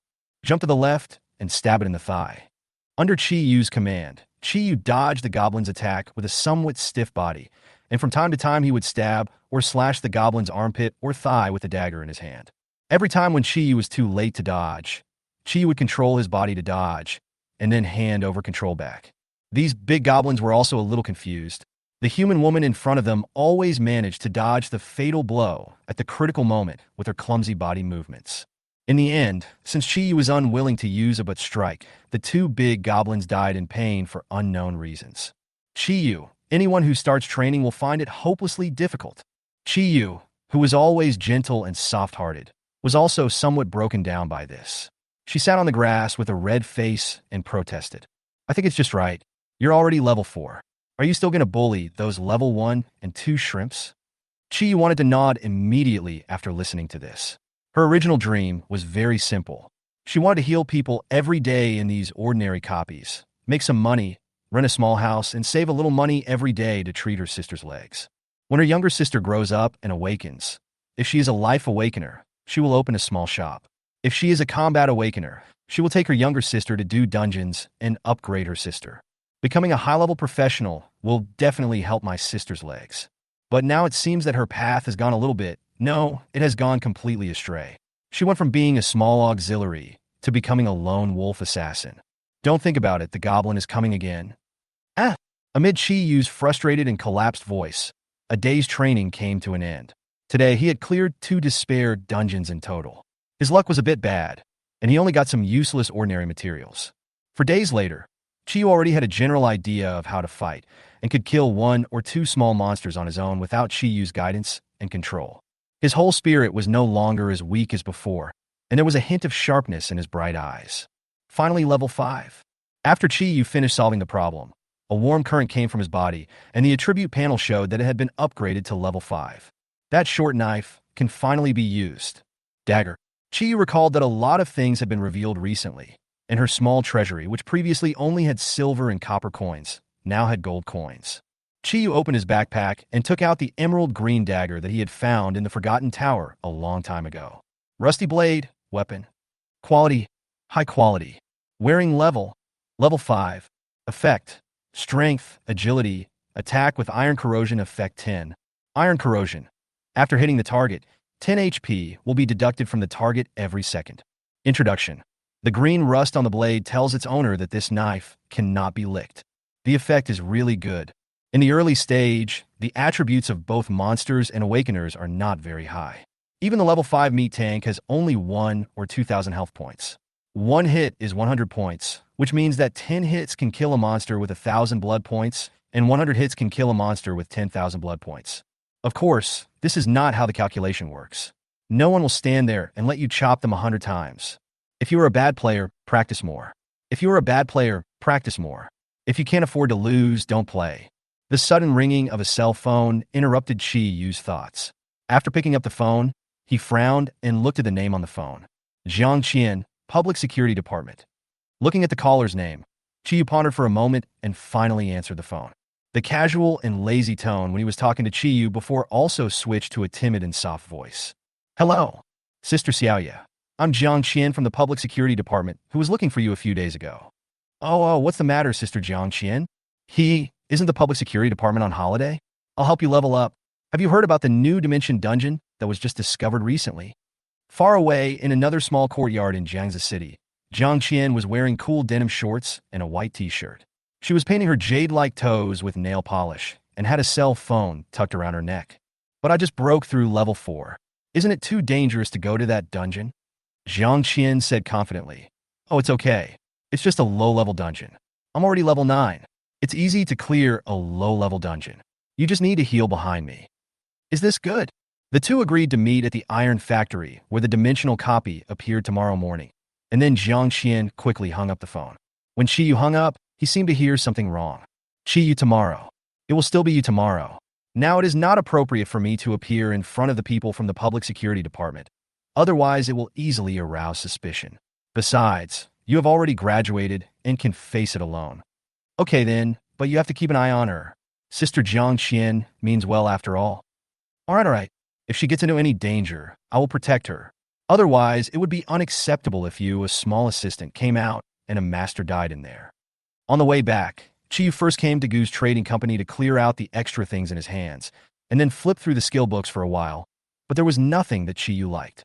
Of course, even if he liked something, he couldn't afford it. As for other things, this was not like the previous Forgotten Tower. Chi Yu knew the weaknesses of all monsters and could prepare in advance. So he just replenished a few bottles of liquid bombs and some things he might need. Let's go home. Chapter 26 Instance, Codename Mechanical. Early the next morning, Chi Yu took a car to an abandoned factory. At this time, the place was already full of people, and the bustling factory was more lively than many dungeons. Even if the energy of the copy has returned to balance, it is a new copy after all, and the price of the equipment and props dropped in the market is higher than usual. Outside the portal, there were people who arrived earlier than Chi Yu, and some who had just finished the dungeon and were eating breakfast at a stall nearby. There were even more vendors who were lying on a chair with some equipment and props in front of them. A new dungeon is forming.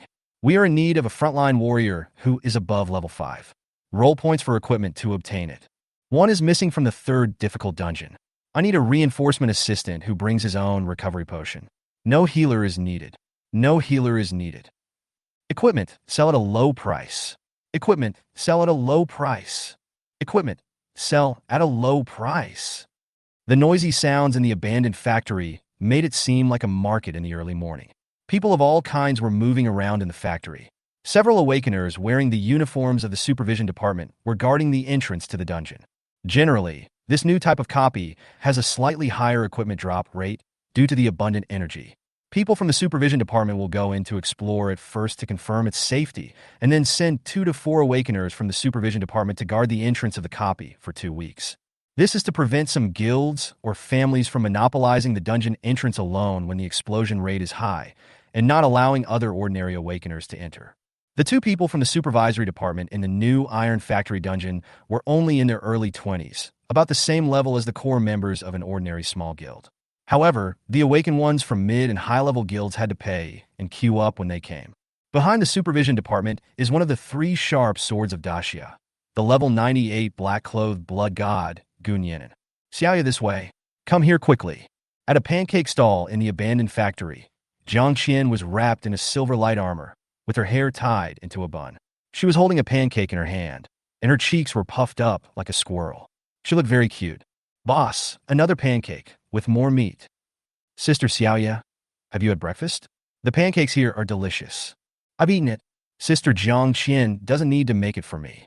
Zhang Qian didn't care at all. She took the pancake from the stall owner and handed it to Chi Yu, saying enthusiastically, "It will be a very tiring task later. How can you not eat more?" Okay then. Thank you, Sister Zhang Qian. Chi Yu took the pancake and took a light bite. The aroma of onion and meat spread in his mouth. The taste was indeed much better than ordinary pancakes. It's delicious, right? The boss is also an awakened one. The awakened one is a chef. His family runs a breakfast shop, so he learned to make all kinds of breakfasts like pancakes, buns, and fried dough sticks from his father. Jiang Qian is indeed a top social expert. She looks cold and aloof on the outside, but I didn't expect her to be so outgoing. She knows everything about the stall owner within a short time of arriving. It turns out that he is the right person to join the Public Security Bureau. He is a suitable professional for this job. If Chi Yu were to go there, his temper would probably be so annoying. However, recently Chi Yu's personality seemed to be a little less introverted and shy than before. Chi Yu looked at Chi Yu eating pancakes and always felt that something had changed. Okay, when you go in later, just take care of yourself. If you see my health is low, heal me.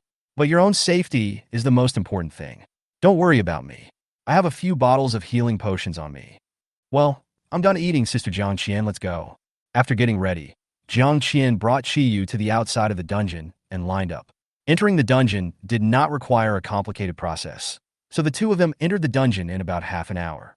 The price of a new copy is 3 to 4 times more expensive than an ordinary copy of the same level, and the price will only drop after the energy is balanced. After entering the dungeon, Jiang Qian was no longer as casual and carefree as she was outside before. She took out a long sword emitting purple fluorescence from her backpack and looked around. Sister Jiang Qian actually has epic equipment? Jiang Qian was stunned for a moment. Then she saw Chi Yu staring at her purple knife in surprise, so she smiled embarrassedly and said, "Come on, where did you, Jiang Qian, get so much money to buy an epic? This knife is of excellent quality, but the shape emits purple light." I see. Suddenly Chi Yu thought of a serious problem. She was a nanny, but she forgot to buy a magic wand. Oh, I forgot to buy a staff. Chi Yu also said something in his body after the fact. Chi Yu felt speechless. There was indeed a magic wand in his backpack. It is the basic magic wand that Chi Yu has used as a spear and thorn from the beginning to now, the one issued by Chi Yu in school. Chi Yu swore that he would never use this thing again. Thinking of the battles it had experienced, holding it in his hand would probably feel like holding a pile of shit. Xiaoyu, where is your staff? The staff this. Facing Jiang Qian's gaze, Chi Yu gritted his teeth and took out the basic magic wand issued by the school. Looking at Chi Yu with a hesitant look on her face and the basic magic wand issued by the school in her hand, Jiang Qian thought that her self-esteem was hurt, so she touched her head and said comfortingly, "It's okay.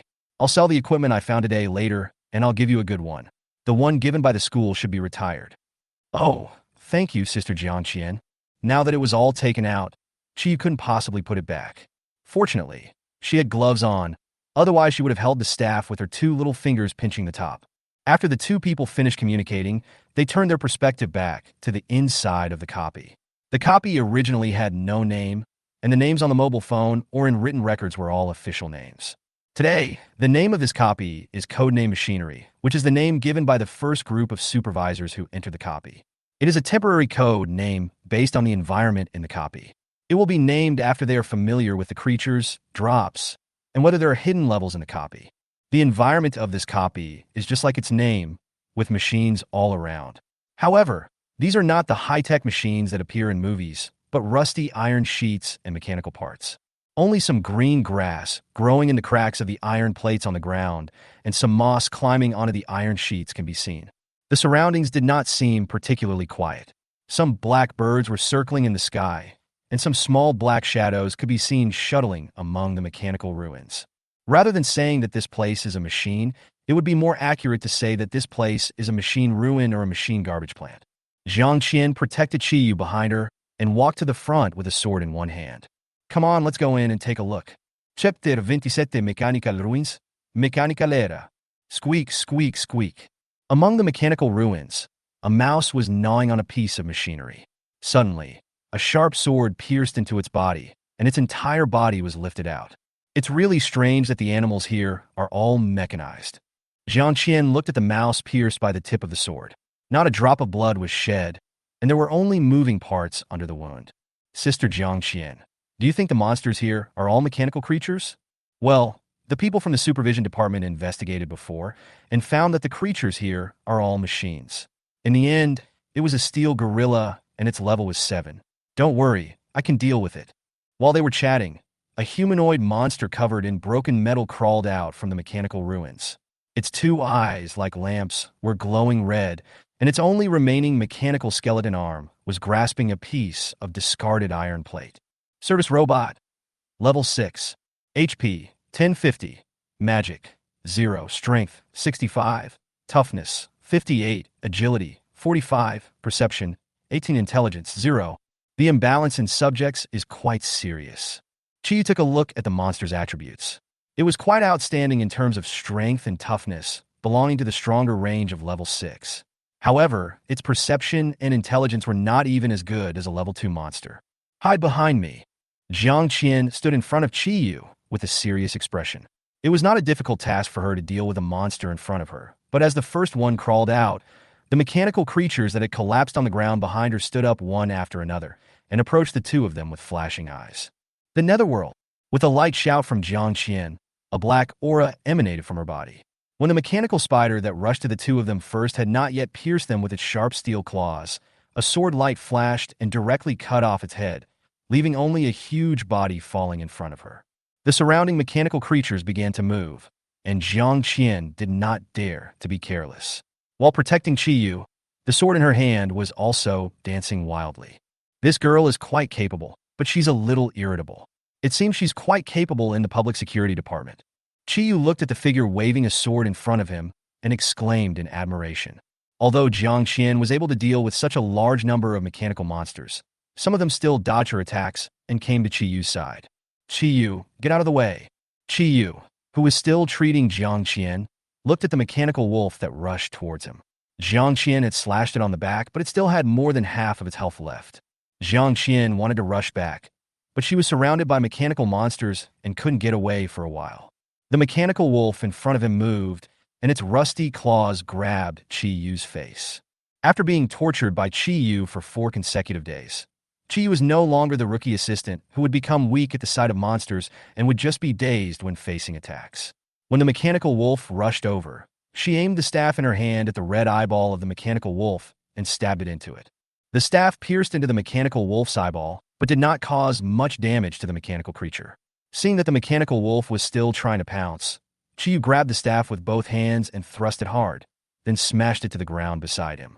Different from Jiang Qian's exquisite sword attack, Qiyu's attack was purely brutal. After pulling the mechanical wolf and smashing it for a while, the iron sheet on the outside could not cover the scattered parts, and finally they were scattered all over the ground. This guy, Jiang Qian, who was fighting at the front, was naturally also observing Qiyu. She was confident that she was able to protect Qiyu when she brought her to this dungeon, but the Captain Zhang Quan kept asking her to test Qiyu's background, so she did not use her skills to flash back immediately. If Qiyu really has no strength, she can deal with the monster when she comes back, but the reason why Qiyu entered the dungeon to kill monsters before would be invalid. But if she easily dealt with a monster that was several levels higher than her, it also means that she is somewhat suspected of being the Black Shadow in the surveillance. But now, with such a violent and simple fighting method, it seems that it is really possible that Qiyu had used that staff to complete the dungeon before, but the way he used it seemed a little different. Sister Jiang Qian, don't worry about fighting. I can dodge. Hearing Qiyu's voice, Jiang Qian showed a look of shame on her face with her back to her. Jiang Qian, a simple little sister trusted you so much and followed you, but you were plotting against her. You are really not a human being. Uncle Zhang, I will only test her this once.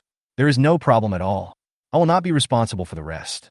With Jiang Qian's full firepower, the two of them quickly dealt with a group of mechanical monsters on the field, and a level 6 ordinary long sword exploded, which Jiang Qian directly handed to Qiyu. The properties of this weapon are average, and Qiyu doesn't like to use such a long knife, but the introduction of this knife did attract Qiyu's attention.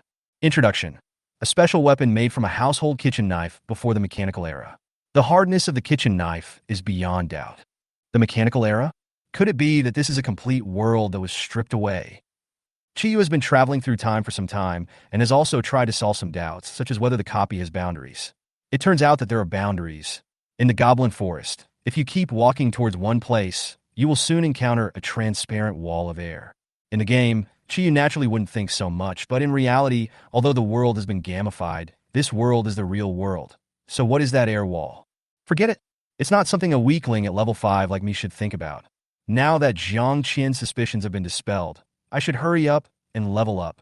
As the two walked into the machinery garbage dump, they saw more and more scrap metal piled up around them, and the scorching sun in the sky was blocked. Looking at the towering scrap metal machinery, Jiang Qian was a little afraid that it would collapse. The road finally ended when we reached a dark place that looked like a mechanical cave. Jiang Qian threw out a fist-sized glass ball, which easily attached to the iron wall beside her. As the glass ball emitted a gentle light, the environment around the cave also appeared clearly in the vision of the two. This is a place similar to a laboratory. Everything around is already covered with thick dust. There is a huge sphere on each side, and you can't see clearly outside the sphere because of the thick dust.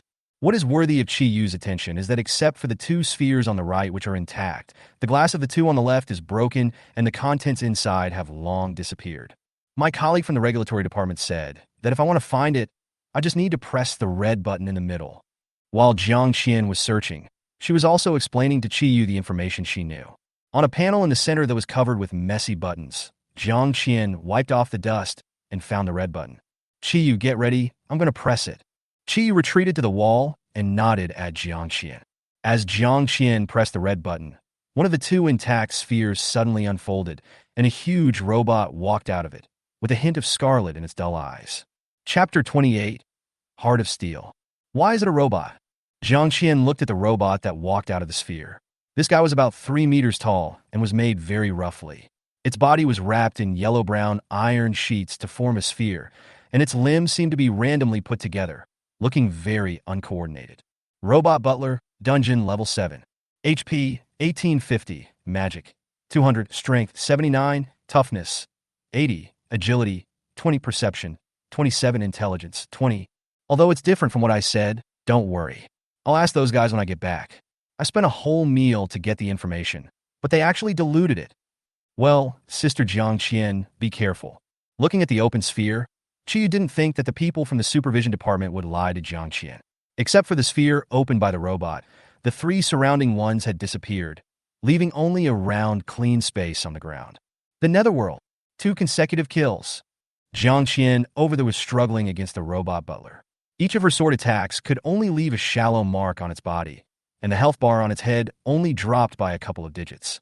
Qi Yu did not attack rashly, but observed Jiang Qian from behind, ready to give her some blood at any time. Although he didn't have much intelligence points, and he was using a level 1 staff, Qi Yu's healing ability had reached level 2 after a few days of training. The intelligence bonus from the items he wore was also considerable, and one treatment could restore 1/3 of Jiang Qian's health. Qi Yu, do you think I should take action? You? It was hard for you to beat a level 5 goblin yesterday. Can you beat this level 7 one? I mean, do you want to take action? Qi Yu pouted, but continued to ask. Don't worry, Jiang Qian can beat her. You just need to treat her well. All right. Although Jiang Qian's attack did not cause much damage to this guy, due to his low agility, it was difficult for the robot butler to attack the nimble Jiang Qian. After 5 minutes of grinding, nearly 700 HP was lost. As the HP dropped to 30, the robot butler shrank into a ball while trembling. What kind of move is this? A defensive stance? Jiang Qian only learned about the mechanical gorilla's moves and skills from the supervision department, but she didn't understand the mechanism by which this robot butler turned into a ball. Qi Yu, who was at the back, also saw the robot curled up into a ball. After turning into a ball, the robot was still trembling. Suddenly, Qi Yu had a possibility in his mind. No, come back. Qi Yu immediately controlled his body, looked at Jiang Qian, who was about to go forward and chop the robot with a sword, ran to her quickly, hugged her body, and dodged to the side. At this moment, Jiang Qian's sword hit the robot. A burst of flames spurted out from behind the robot, and then the big ball more than 2 meters long rushed directly forward. The speed was so fast that even Jiang Qian couldn't react, and the sword in her hand was knocked away. Sure enough, this skill can't be just defense. Looking at Jiang Qian, who was in his arms, no, it should be Jiang Qian who was in his arms. Qi Yu breathed a sigh of relief. If he was hit like this, even Jiang Qian would have been smashed into a wall. Woo woo woo. That was a close call, Xiaoya. I really love you to death. At the moment when the robot butler attacked, Jiang Qian felt that everything in front of her eyes started to flash. She had no time to defend herself with the sword in her right hand, and she had no time to dodge at such a close distance. Fortunately, a force from behind pulled her aside, allowing her to avoid the fatal blow. Come on, give me a kiss. Looking at Jiang Qian, who came close to his face and kissed him, Qi Yu opened her head and said helplessly, Okay, she's not dead yet. Jiang Qian also reacted, and immediately stood up to pick up her sword and cursed. I have never been treated like this before. If I don't tear you apart today, I am not Jiang. It seems that this move of the robot butler had a great impact on himself. After the collision, his whole body was embedded in the wall. He shook for a long time before he got himself out. After missing the first attack, the robot butler launched another attack. If Jiang Qian attacked it again, she would still be hit. Qiyu quickly grabbed Jiang Qian and said, "Sister, take a rest. I will deal with it." "You." Qiyu did not answer her. He stood not far from the robot butler, took out half a tree from his backpack and threw it on the ground. When the trees fell to the ground, a 1-meter-wide black hole was formed, and it disappeared completely within a few seconds. "Sister, get ready." After calling Jiang Qian, Qiyu threw the staff in his hand over. The moment it hit the iron sheet, it rushed over with flames. Jiang Qian wiped her sweat and watched from the side. As soon as it rolled over, she would immediately pull Qiyu away. When the robot butler rushed to the place where Qiyu had placed the tree trunk before, a big squirrel appeared on the originally calm ground, holding the ball tightly and preparing to drag it into the tree hole. But the tree hole was too small and could only get stuck at the entrance. Control time? 10. Your resilience is too high, and I can't control it for long, sis. Clear. Jiang Qian also realized that Qiyu had set up a control trap, so she opened fire at full power and attacked crazily within these 10 seconds. Qiyu also asked Qiyu to take the Qingxiu sword to increase his output. With the cooperation of the two, the robot butler, with the last 500 points of health, struggled and fell to the ground, revealing 5 pieces of equipment, 1 green and 4 white. Phew, I was scared to death. Fortunately, you are here today. When I get back, I will tell the supervisory department about this mechanism and get you a prize. Qiyu was not a person who liked this kind of recognition and did not want to attract attention, so he refused immediately. There are rewards. I think I can still show my ability. Thank you, Sister Jiang Qian. Jiang Qian laughed and said, I knew you. Okay, let's see what's dropped. The two of them immediately checked the 5 pieces of equipment on the ground. They didn't expect to be so lucky today and get high-quality items in the ordinary copy. It seems that the drop rate of the newly discovered copy is really not exaggerated. Jiang Qian rubbed her hands excitedly. Her weapon was of high quality with very good attributes. She spent 7 gold coins at that time. However, this money was saved up by her slowly. She felt sad for a long time when she bought it. Qiyu took a few glances at these items and found only the green one and the white one to be interesting. He just glanced over the other 2 pieces of equipment and 1 piece of material. Heart of steel ring. Quality, high quality. Wearing level 7. Effect, perception, intelligence, with the additional skill Heart of Steel. Heart Steel. Gain 1 HP for each mechanical creature killed, up to a maximum of 1000 HP. 0. Introduction. Are you here to stack the Heart of Steel as well? Human emblem, item. Quality, ordinary. Introduction. A pattern engraved with the image of a robot, with some unknown purpose. It's actually growth-type equipment. This new dungeon will probably be the most popular low-level dungeon. Xiao Chue quickly put it away. There was some reluctance in Jiang Qian's eyes, but she still handed the Heart of Steel to Qiyu. Sister Jiang Qian, don't you want it? If it weren't for you today, I would have died here. You can take this thing, and I said today that everything I get will belong to you. By the way, if you want to sell this thing, do it later. Otherwise, if other people know that this place can spawn growth equipment, it will be so full that we won't be able to enter the dungeon for a few days. Chapter 29 Land, Sky, Sea. After collecting the items, Jiang Qian prepared to leave the copy, but Qiyu was still standing in the copy without taking any action. Xiaoye, aren't you leaving yet? Wait a moment. Qiyu was also a little curious. At this moment, Qiyu was occupying the body and observing something. The human emblem, the gorilla emblem, is probably the animal emblem. If there are 4 emblems here, there must be something hidden. Qiyu sorted out his thoughts in his mind and came to the red button. He pressed it again, but there was no response. The other buttons also had no response at all, etc. There is a peeling iron sheet on the dusty center console.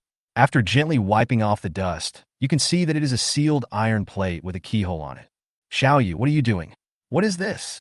Seeing that Qiyu did not leave, but was looking for something on the center console, Jiang Qian also walked over curiously. This should be the hidden content of the dungeon. You have to open it to see it. Wait for me. Qiyu walked outside, pulled out 2 pieces of wire from the abandoned garbage dump, and walked over. What era is this? We still have to look for keys to decrypt the code. After straightening the wire in his hand, Qiyu leaned over the center console and tried to unlock it with the wire. Click. A few minutes later, under Jiang Qian's stunned gaze, Qiyu opened the dusty secret compartment. There really is a hidden copy. The three of them looked at the 4 empty slots in the grid. Each slot was an octagon, and the size and shape were exactly the same as the human pattern badge before. Xiaoyu, let's work together to get materials for the hidden dungeon during this time. Jiang Qian's eyes lit up as she stared at the small secret compartment and hugged Qiyu with passion in her eyes. Okay. After confirming, the two left the copy. Now, they only had 1 badge in their hands, and they needed to get 3 more.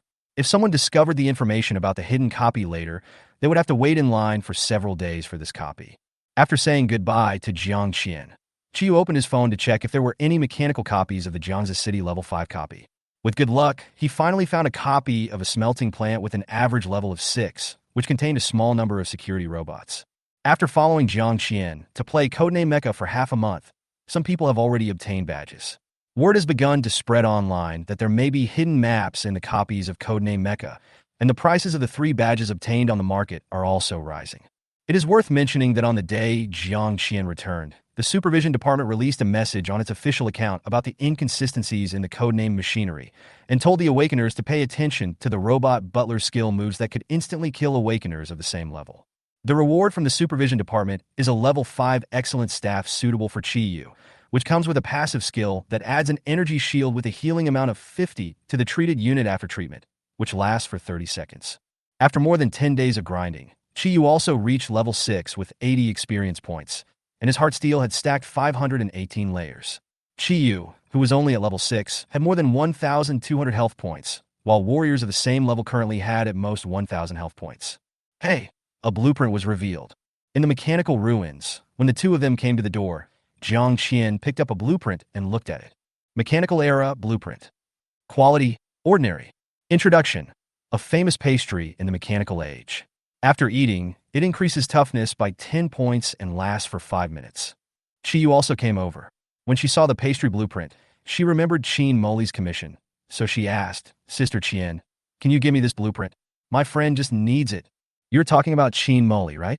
Well, here you go. We are good sisters. Why should we be polite to each other? I also know about your relationship with Qin Moli. When that young Master Wang comes back, I will give him a good beating and see if he dares to harass you. No, Sister Qian, this will be too much trouble for you. After all, the Wang family has some influence in Jiangzi City. I'm afraid. After Qiyu finished speaking, he muttered silently in his heart. I'm afraid that if he runs away, it will be even more difficult for me to find a chance to get rid of him. Jiang Qian didn't understand Qiyu's mentality, so she hugged Qiyu and comforted him. Don't worry. Although my grandfather hopes that I can be independent, my family will not let it go if I am bullied. The relationship between the two has been getting better and better during this period. Even though Qiyu showed strength that a support shouldn't have, Jiang Qian naturally convinced herself that this was just the little martial arts that Qiyu knew. After collecting the blueprint, the two came outside. Now there were 3 different types of monsters: a robot butler, a mechanical gorilla, and the last one was a giant steel eagle. This monster only needed to wait at the door of the room for half an hour, and it would fly down from the sky. But there is no news about the 4th one yet. Qiyu and the others have searched on online forums, but it seems that no one has found the 4th one so far, and even the secret compartment in the center console has not been discovered yet. I have an idea. Standing outside the door, Qiyu suddenly took over the body and said, What? The last time Qiyu said he had an idea was when he was guarding the door and saw the figure of the Iron Giant Eagle. So at this moment, Jiang Qian's original fatigue caused by brushing the same copy for a long time disappeared. You were thinking wrong from the beginning. Come back with me. Qiyu quickly ran in the opposite direction. Jiang Qian followed behind him, and the two soon arrived at their birthplace. I was thinking before, there is land and there is sky, so the last one is most likely the sea. Jiang Qian looked around and saw nothing but aimless ruins behind the birth point, with no sign of the sea at all. Xiaoyu, there is a sea here and there. Is the sea hidden and needs to be deciphered? No, the sea is right here. Qiyu pointed at the garbage mountains around him, then leaped a few times and landed on the ruins beside him. Looking from here, the endless metal machinery ruins around were like a sea with no end in sight. At this time, Jiang Qian also stepped up and immediately understood. So this is the sea. Qiyu jumped forward. Due to the chaotic metal, it was difficult to stand steadily in this place, so Qiyu had to go on the stage by himself. Be careful. After saying something to Jiang Qian behind him, Qiyu jumped inside. As he walked in, Qiyu felt a faint vibration coming from below. As expected, Sister Qian, be careful down there, a big guy is coming up. Qiyu quickly retreated back to Jiang Qian's side. The shaking around him became more and more intense. Finally, amidst the mechanical debris, a huge black shadow jumped out from the ruins. The incomparably huge body cast a shadow over Qiyu and the other person. Chapter 30. Collect all 4 badges. Metal Sandworm, Dungeon Level 7. HP, 1950. Magic, 0. Strength, 80. Toughness, 80. Agility, 80. Perception, 50. Intelligence, 0. What a terrifying attribute. Jiang Qian's face was heavy. A level 7 character actually had 3 attributes reaching 80 points. He was almost omnipotent except for his lack of intelligence. Don't worry about me. Just be careful. Qiyu's expression was also very serious. This guy was like a fish in water in this ruin, while Qiyu and the other 2 found it difficult to display their full strength. After the sandworm discovered the 2, it swam through the metal ruins and slid towards Qiyu and the others at such a speed that it seemed as if it was really in the sea. Get out of the way. The nearly 5-meter-long sandworm opened its mouth, revealing its sharp serrations. Even the tongue coating in its mouth was covered with spiked iron blocks. If you were eaten, your life would basically be over. The sandworm's big mouth hit where Qiyu was. Qiyu did not leave in advance, but jumped onto its back the moment the sandworm bit him. The rusty blade in his hand scraped the sandworm's back hard, leaving a white mark on the brown iron sheet. Normal damage, 12. Iron corrosion damage, 10. One blow reduced the sandworm's health by 112 points, but it only reduced a small bar of the health bar of more than 1,900. The sandworm also felt Qiyu on its back, and after falling into the ruins, it immediately rolled over, forcing Qiyu to let go. This was not a real sea or desert, and if he followed the sandworm into the ruins, he would be crippled if not dead.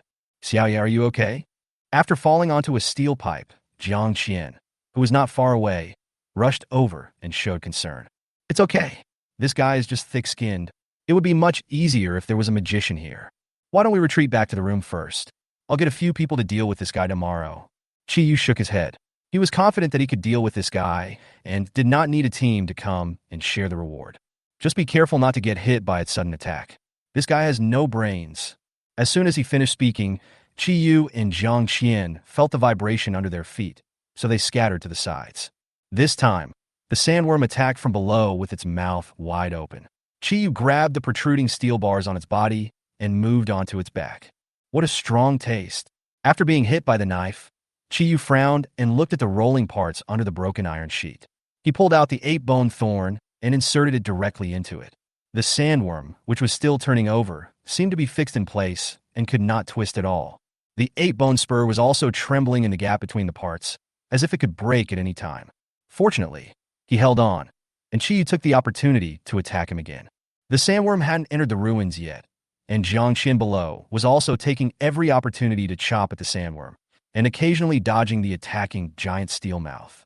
After the 2 of them had taken away nearly 900 points of health, the sandworm broke free and scurried back into the ruins. Did he run away? Jiang Qian stood on the ruins gasping for breath. Before, she was in more danger than Qiyu. Qiyu only needed to keep attacking from behind, while she had to avoid the attacks of the sandworms. No, it's a copy. It can't escape. This guy has a single attack method, but if you have poor perception, you can easily be killed by this move. This time the sandworm did not attack Qiyu under his feet. Instead, it rushed out from the side while the 2 were talking, and then smashed down again with its huge mouth opened. You like to eat, right? Try this.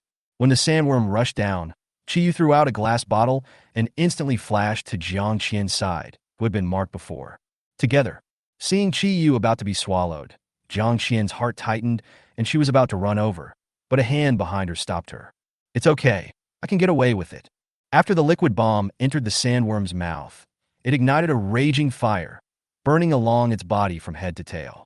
The sandworm felt no pain and was ready to continue rushing forward after the attack failed. Perhaps because the fire burned the lubricating oil between the mechanisms in its body, the sandworm's body is not as agile as before. Looking at the sandworm with its body on fire, Qiyu didn't dare to go up and attack it, so he had to follow Jiang Qian and hide from the burning sandworm.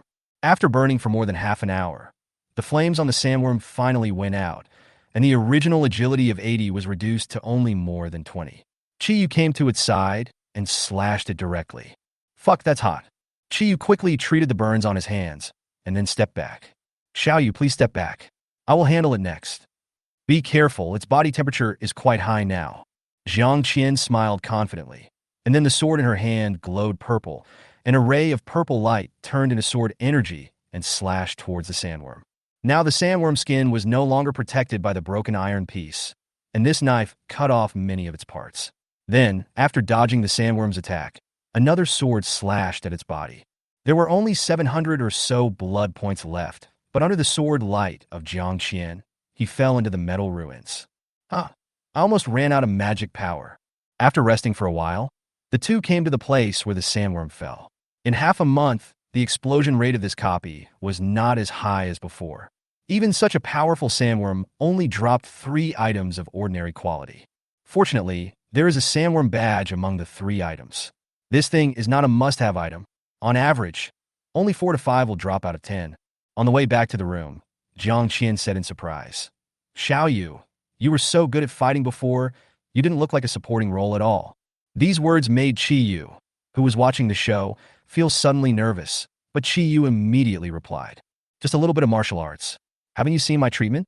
Because of my poor talent, my treatment effect is not as good as others, so I have to learn some martial arts to protect myself. Besides, the props I brought are all useful, and the main output is still you, Sister Qian. Really? It seems to make sense. But your Sister Qian is a level 1 professional, so the damage must be high. Jiang Qian felt that it made sense, especially after being praised by Chiyu. She immediately raised her little head proudly. When the two returned to the room, the portal had already been opened, and they could go back at any time. Chiyu took a look and asked Jiang Qian beside him, Are we going to the hidden level now? Or should we adjust our condition tomorrow? No, let's go in directly. I can't wait any longer. Jiang Qian took out a bottle of magic potion from her backpack and took a sip. The magic power that was almost exhausted was almost restored. Chiyu and Jiang Qian Pride opened the secret compartment again and put the 4 badges in it. In an instant, the ground shook violently, and the ground in the middle of the 4 spheres slowly opened up, and a road leading downwards appeared in front of the two. Let's go! Jiang Qian walked towards the passage with a nervous and expectant look. Chapter 31 Hidden Boss Dr. Dorn. In the underground passage, Jiang Qian held the glowing glass ball, grasped the long sword tightly in her right hand, and looked cautiously at the dark passage ahead. In the narrow and dark passage, the only sound was the sound of 2 people walking down the stairs. The dim light emitted by the glass ball could only illuminate a distance of less than 4 or 5 meters ahead. Chiyu could feel that Jiang Qian, who was standing in front of him, was very nervous. She had been swallowing after walking for a few minutes, and her nervous heartbeat seemed like it was about to jump out. Xiaoyu, you at? Jiang Qian was still concentrating on looking at the passage ahead.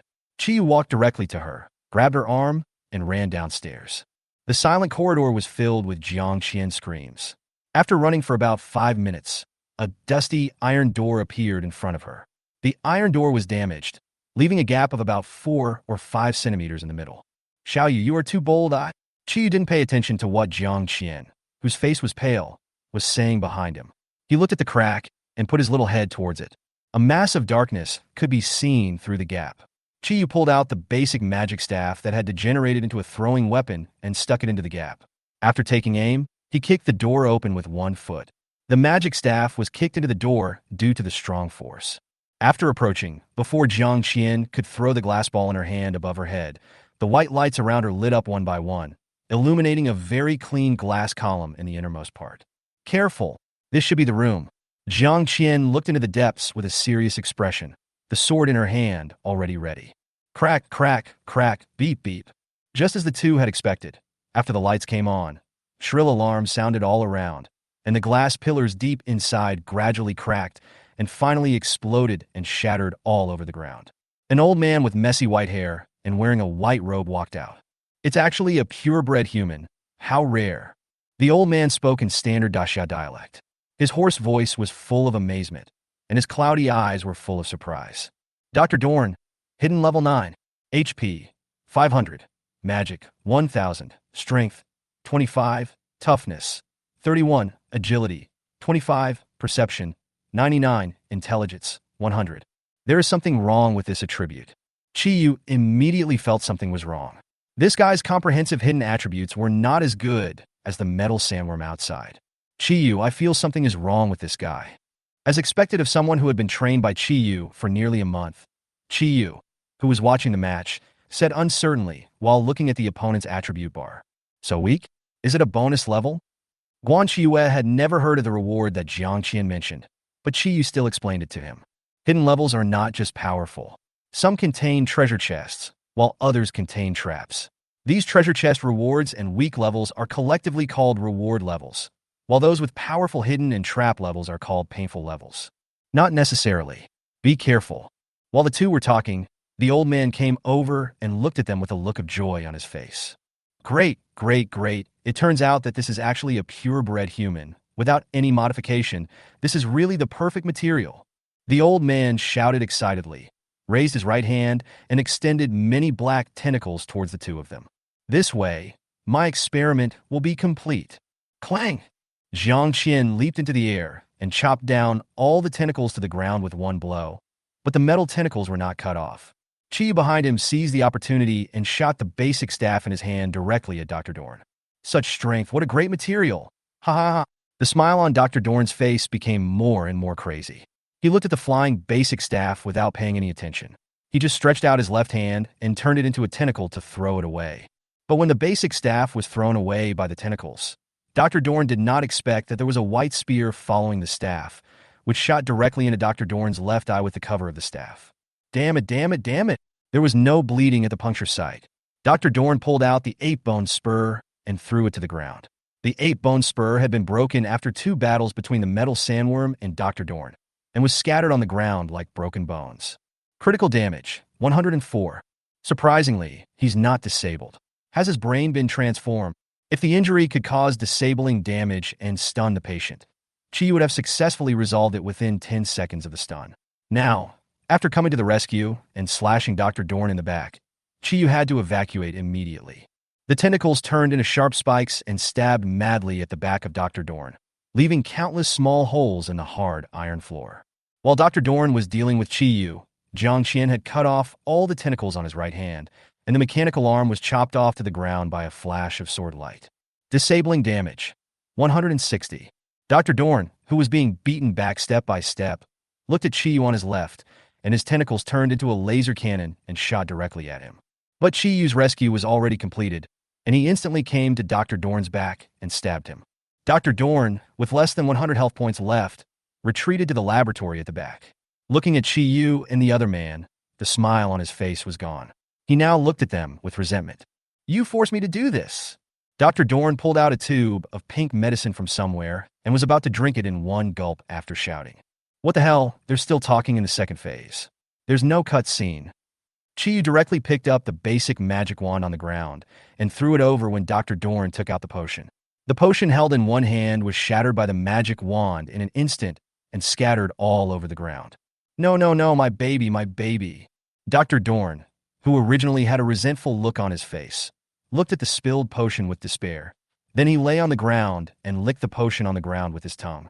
After seeing this, Qiyu was about to throw away the newly acquired excellent staff in his hand, but Dr. Dorn's body had gradually begun to change. In a few seconds, the old man with the broken arm turned into a young man, but the change in his body seemed a little incomplete.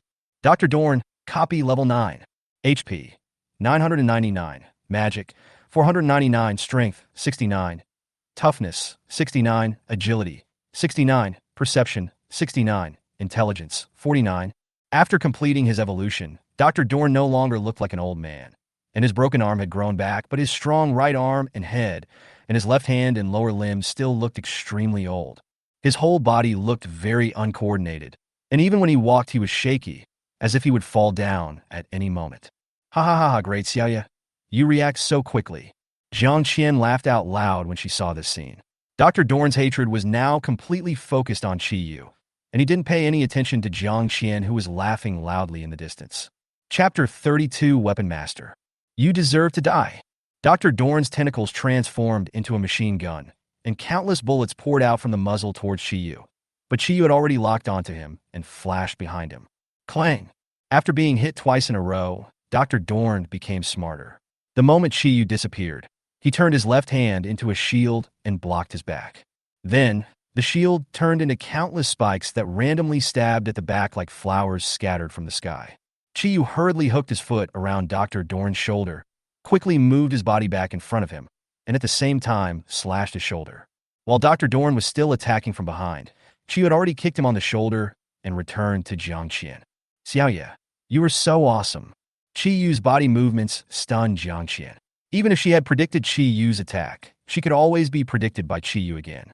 At this time, Dr. Dorn had gone completely crazy, and his two arms turned into gun muzzles, shooting indiscriminately forward. The two men hid behind a test bench. The hard test bench was not penetrated, but only left deep bullet holes. Damn rat, come out now. Dr. Dorn was already a little scared. He couldn't get any advantage in close combat. The petite human jumped around like a nimble monkey, and he suffered a lot every time. Bang! Dr. Dorn held a long knife in one hand and a machine gun in the other, slashing at the nearby test bench. Chi Yu, who was hiding not far away, whispered a few words in Jiang Qian's ear. After Jiang Qian nodded in understanding, Chi Yu directly showed his head and walked to a nearby area and used things nearby to hit Dr. Dorn to attract him. Stinky rat! Just as he was about to attack, Jiang Qian appeared in front of him and slashed at him with the sword in her hand. Clang! Dr. Dorn's knife quickly turned into a shield to block the attack, but when he looked in Chi Yu's direction again, he could no longer see Chi Yu. So he quickly turned his gun into tentacles and grabbed behind him, and even gave up protecting himself from Jiang Qian's attack in order to catch Chi Yu. But his judgment was wrong. Chi Yu appeared again behind Jiang Qian, and she stabbed Dr. Dorn in the lower body with the dagger in her hand. However, the knife only hit Dr. Dorn's thigh. His mechanized body made Dr. Dorn lose his masculine weaknesses. After this attack, the two men retreated, and when Dr. Dorn was about to fire again, they rushed forward again. Is this time in front or behind? Dr. Dorn was a little panicked, and then quickly launched an attack forward, but Jiang Qian blocked the attack with a flash of sword. Then Dr. Dorn felt a pain in his back, this time at the back. After torturing him 2 or 3 times in a row, Dr. Dorn had begun to doubt himself and was hesitant in his attacks, not knowing exactly where to strike. Finally, Chi Yu jumped on top of his head and pierced his head with the spear in his hand. Dr. Dorn fell to the ground with hatred. Chi Yu felt a warm current in his body, and the two of them successfully lifted him to level 7. For objects, 1 blue, 1 green, and 2 white exploded on the ground. Excellent equipment was unexpectedly revealed. Jiang Qian was very excited and quickly came to the body. Weapon Master, weapon. Quality, excellent. Wearing level, level 9. Effects, strength, agility, toughness, perception, intelligence, additional skills. Change, powerful transformation. Change, can be changed into any weapon at will according to the user's will. Powerful transformation. The first attack after the weapon changes deals 2 times the damage. Introduction, Dr. Dorn's masterpiece, but it seems that he is not proficient in the art of weapon control. This black ball turned out to be a high-quality weapon, and its effect was very similar to Dr. Dorn's arm. Even the color was the same as its outstretched arm. Chi was a little moved and was about to say, Jiang, what a handsome sword. After Jiang Qian took a look at this sophisticated weapon, she looked at the high-quality sword with shining eyes. Chi also took a look at it. This sword had a very sci-fi feel, with faint patterns on the silver-white blade, and the handle was made of red transparent crystal. Mecha sword weapon. Quality, excellent. Wearing level, level 9.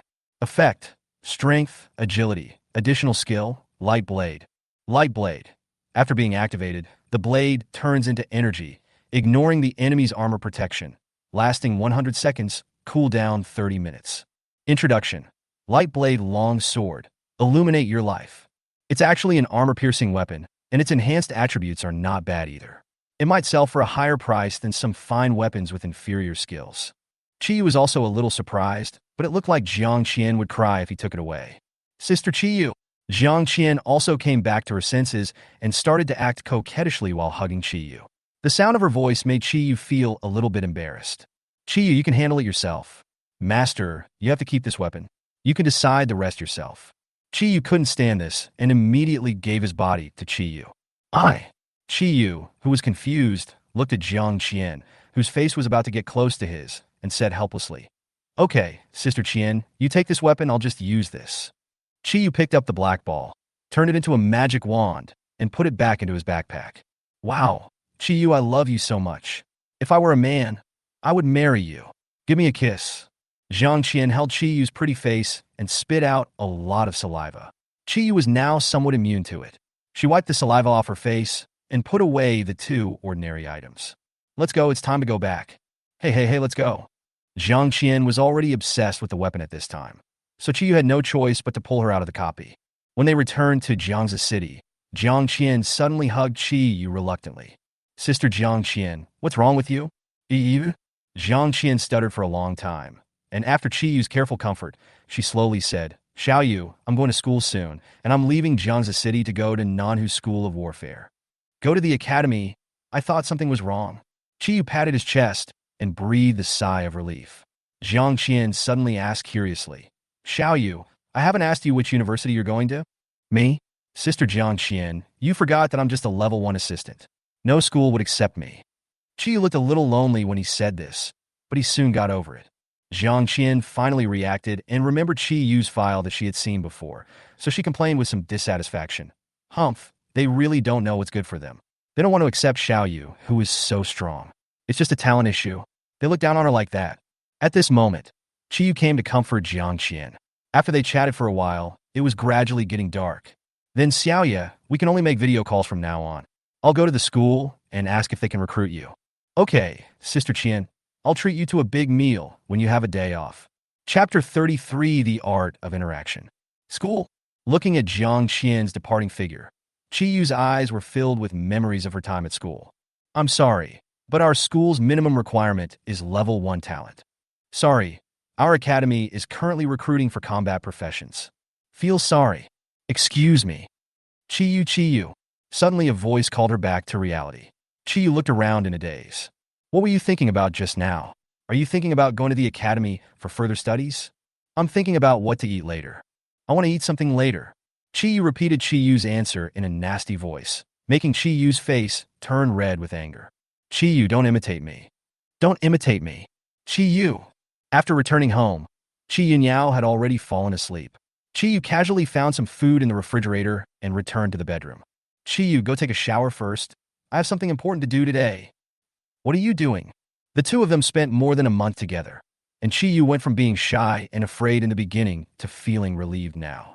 After all, one can't go without taking a bath for the rest of his life. So Qiyu didn't care much about Qiyu being able to see her naked. After Qiyu finished his shower, he found 3 incense sticks from his backpack and knelt among the gifts that Madame Butterfly had given him. In his previous life in Zhu Tian, he opened a level 10 immortal weapon, which was considered a top-level weapon in the game, but due to its low level, Qiyu could not use it at all. But if Qiyu could open that weapon at this stage, it would be like a mother cow opening the door for her little cow, which is extremely awesome. Yuan Shi Tianzin, Tathagata Buddha, Great Sage, equaling heaven. I am not greedy, just give me one immortal weapon, heaven and earth, please open it for me. As Qiyu placed his hand on Madame Butterfly's gift, the ribbon on the box untied and a purple object floated out of the box. Alas, it's not that easy to come by. Looks like my luck ran out last time. Although Qiyu was not very happy, Qiyu was happy. A purple item, no matter what it was, even if it was a disposable item, could be sold for hundreds of gold coins. After taking the item, Qiyu clicked on the item panel, and a look of reminiscence appeared in his eyes. What the hell, little flying thunder god? Interaction technique, skill. Occupation, general. Quality, epic. Introduction. Exchange positions with the touched unit and immediately gain 10 stealth effect after the exchange. Magic power consumption. 50, cooldown time. 5 minutes, level 1 o'clock. This skill can be regarded as an assassin's magic skill in the early and middle stages. Since most assassins like to throw weapons and then change positions to perform a second attack, it is called Little Flying Thunder God. Many mages and warriors will learn this skill without hesitation when they get it, instead of thinking about selling it for money. After all, this thing can significantly improve teamwork. The effect of this skill at the full level is the real Flying Thunder God. When Qiyu used it for the first time, he felt that Li Xian, who designed the game, should be a loser. Qiyu. Without waiting for Qiyu to finish speaking, Qiyu directly chose to study, and the purple book directly turned into a ball of light and entered his body. Wow, my money is gone just like that. Boom, boom, boom. Early in the morning, Chin Moli, who was still packing herself, heard a knock on the door. I am here. After opening the door, Chi was standing outside wearing light casual clothes. Xiaoya, why are you here? Chin Moli brought Chi Yu in, and then brought out a piece of cake and a cup of black tea from the kitchen. You haven't had breakfast yet so early, right? I just made this. I'm going to go to the store right after I finish eating. Sister Jasmine, this is for you. Chi Yu took a sip of tea and took out the previous blueprint from his backpack. This is... Chin Moli took the drawing with some curiosity. After opening it, she stood up in surprise, even though she was usually calm.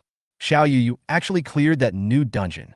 That was a level 5 copy, and she knew Chi Yu's situation and could only clear it alone. Could it be that Chi Yu had reached level 7 or 8 in just half a month? You and me, Xiaoya, I don't know how to thank you. Although Chin Moli's family is rich, they are not a wealthy family. Now that she is approaching the first level, a new blueprint is tantamount to an important step in successfully lifting Chin Moli into the first level. Okay, Sister Jasmine, Xiaoya told me during my busy time that the sister in the cake shop took good care of her. That little girl is so cute, especially when she's eating. I thought she has trouble walking at home, so I brought her some food. The two chatted in the living room for a while, and suddenly Chin Moli thought of something and said happily, by the way, if Xiaoya can enter the new dungeon now, her strength must be quite good. I bought a pastry blueprint with permanent attributes before, but it requires excellent materials from a level 10 dungeon. What is it? Chi Yu also became interested and took over without waiting for Chi Yu to speak. This pastry is called Mermaid's Love. It can permanently increase agility by 2 points, but it requires a material called Mermaid's Tears. Mermaid's Tears? Is this thing hard to get? Chin Moli took out her phone and flipped through it, then explained. Mermaid tears are not only used in the cooking world, but also in alchemy, forging, and even runes. Therefore, the current market price is very high. Each one can be sold for 10 gold coins, and there has been no demand for many years. A picture of a mermaid appeared on the phone. From the appearance, this thing looked as transparent and colorless as ordinary glass beads. This item is produced in a level 10 dungeon in Longgang District, Jiangsu City. There is a very small chance of obtaining it after killing a mermaid. And because the dungeon has been popular for a long time, the drop rate has also been greatly reduced over the years. I was thinking that if you can get mermaid tears, I can help you make mermaid love to improve your attributes. Of course, Xiaoya, I also have selfish motives. After all, my proficiency in this pastry is only 5 points. If I can get full proficiency, I can successfully complete the first transformation. Chi Yu's eyes lit up when he heard about the 5 gold medal.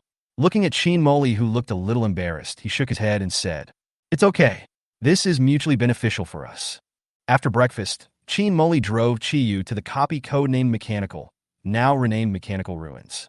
By the way, I can't give you that blueprint for nothing. It's a little gift from my sister. Looking at the 8 gold coins Chin Moli handed over, Chi Yu immediately shook her head and said, Sister Moli, the market price is 5 gold coins. You gave too much. Well, keep it. Think of it as your sister's investment in you. After saying that, she winked at Chi Yu.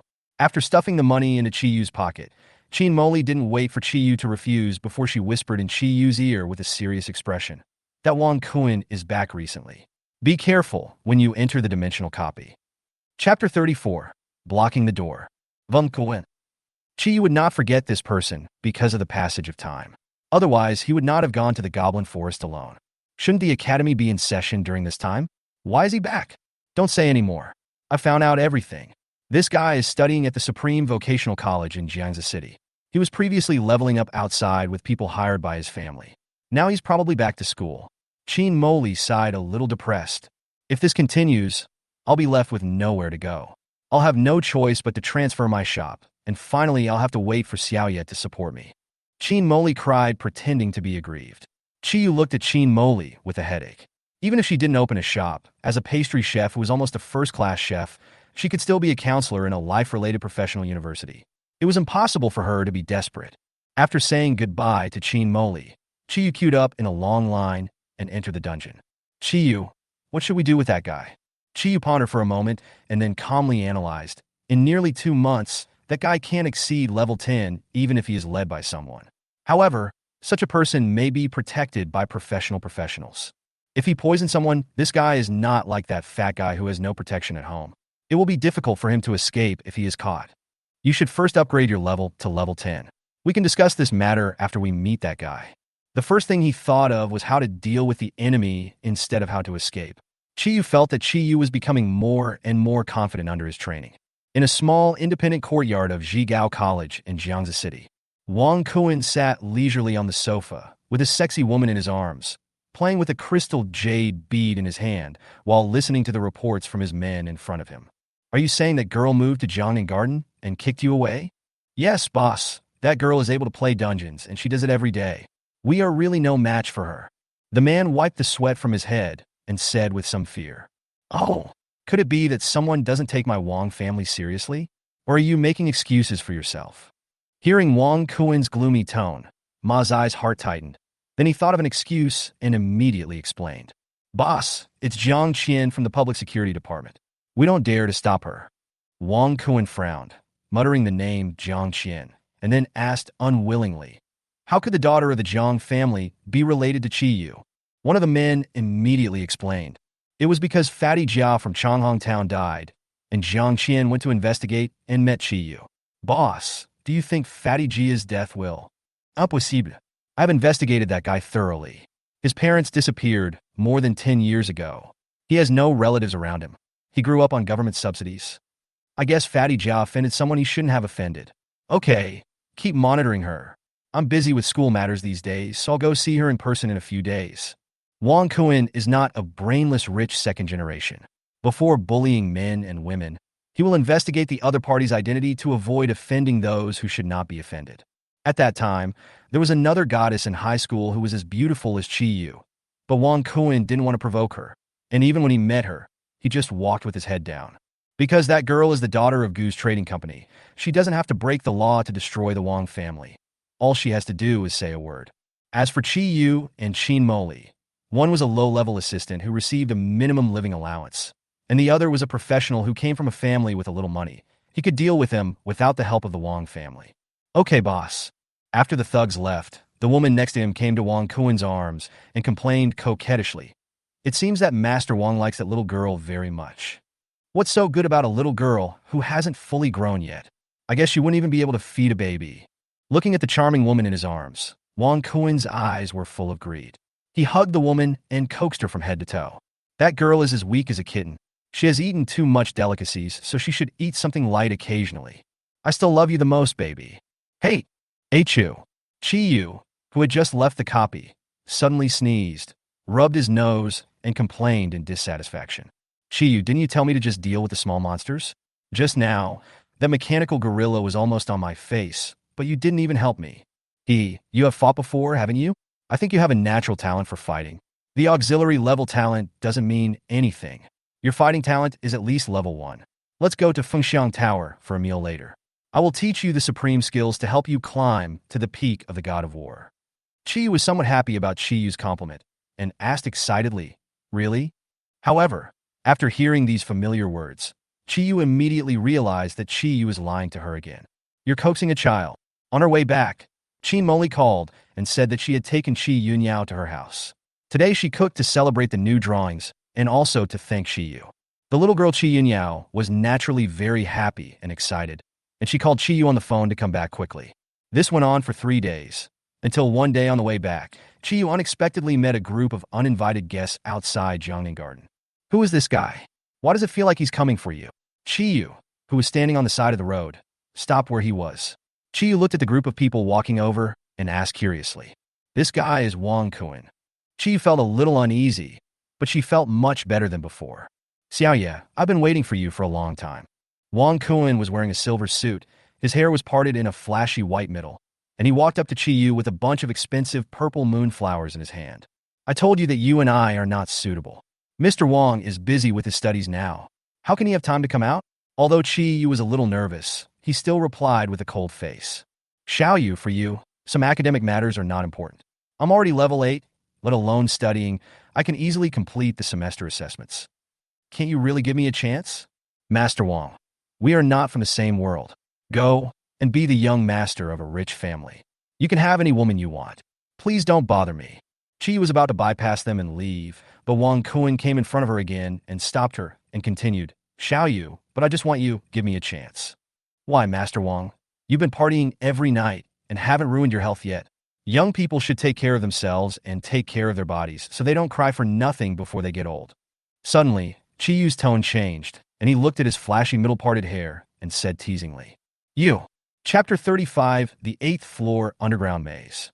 If it was the previous words, Wang Kuan could still hear the uneasiness and nervousness in Chiyu's tone, but this sentence only contained teasing and mockery. Even though Chiyu hadn't finished speaking, he knew what she meant, so he gritted his teeth and said in a deep voice, "You really don't want to go with me?"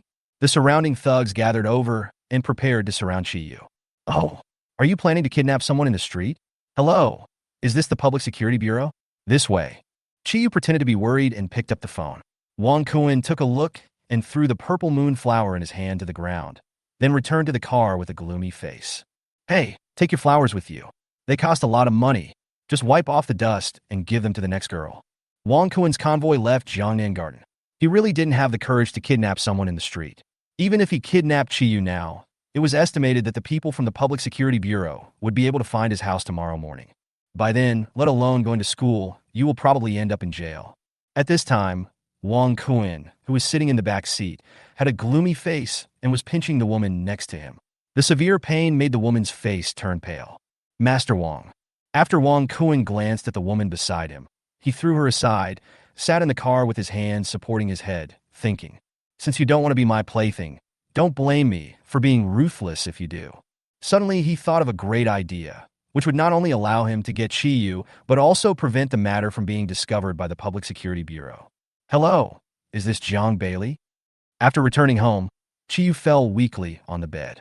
Chi Yanyao was also at Qin Moli's place today. She would probably come back after playing for a while after dinner. "Chiyu, now I'm not only physically tired, I feel even more mentally tired. I do feel exhausted, but I'm just curious. What is Mr. Wang like about you? You have a flat chest and a flat back. You Chiyu, who said I'm not curvy. You can't say that against your conscience." Chiyu felt a little depressed. Chiyu had no physical body, and she couldn't even hit him, but she couldn't hit herself, right? It would be even more unrealistic to curse him. Even someone like Wang Kuan would be so angry at his harsh words that it would be beyond one's ability to quarrel with him. "Okay, we'll go to the 8th floor of the Forgotten Tower later. You'll be responsible for clearing out the monsters, and I'll deal with them. I'll give you 2 hours to rest." "What? Do you think I'm a machine? I just came back from the dungeon, and am leaving again. An hour and 59 minutes left. Ah, this is so annoying." At night, Chiyu was controlled by Chiyu when she was confused. She only woke up completely after she went to the toilet and rinsed her face with cold water. "Let's go." The 8th floor is a stone maze. After entering, blue flames will light up on both sides of the dark passage. Below the flames are strangely shaped stone statues holding up the flames above. This time the birth point was a fork in the road with passages in front, behind, left, and right. Chiyu didn't know where to go for a moment. "Don't ask me.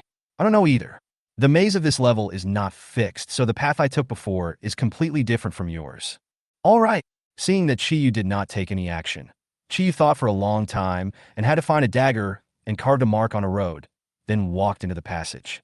The dim firelight illuminated the passage. Chiyu felt a little timid.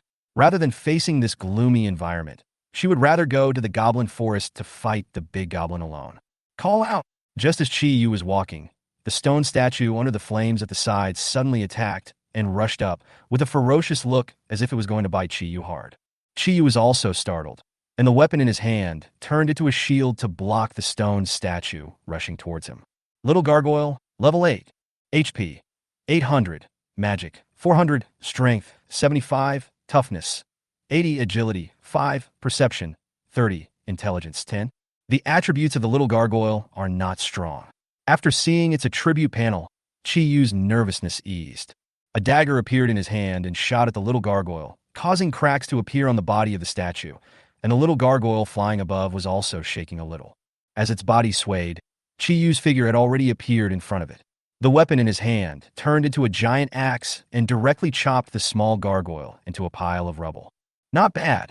This move, Flying Thunder God Stage 2, was taught to Chiyu by Chiyu in the Mechanical Ruins. She was a little flustered at first, but now she has sorted out some form of it.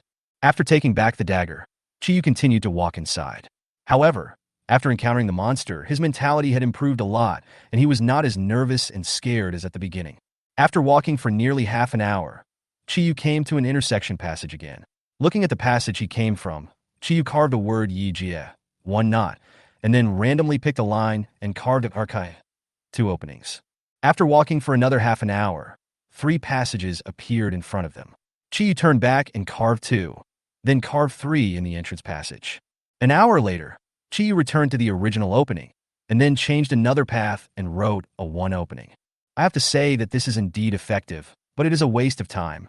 I was attacked by monsters from time to time on the road. In the end, Chiyu felt that he had almost cleared all the monsters in the underground maze. Hey, what is this? After recording the open passage, Chiyu entered and saw an empty room with 3 treasure chests within a few minutes. Chiyu, is this the room? Treasure chests. Look, there are 3 big, golden treasure chests. After being tricked by Chiyu so many times, Chiyu has learned his lesson. He stares at the 3 treasure chests with a frown, which are very dazzling under the dark blue flames. No, there's something wrong with your tone. Chiyu felt something was wrong. After thinking for a moment, he took out a bottle of liquid bomb from his backpack and threw it at the treasure chest.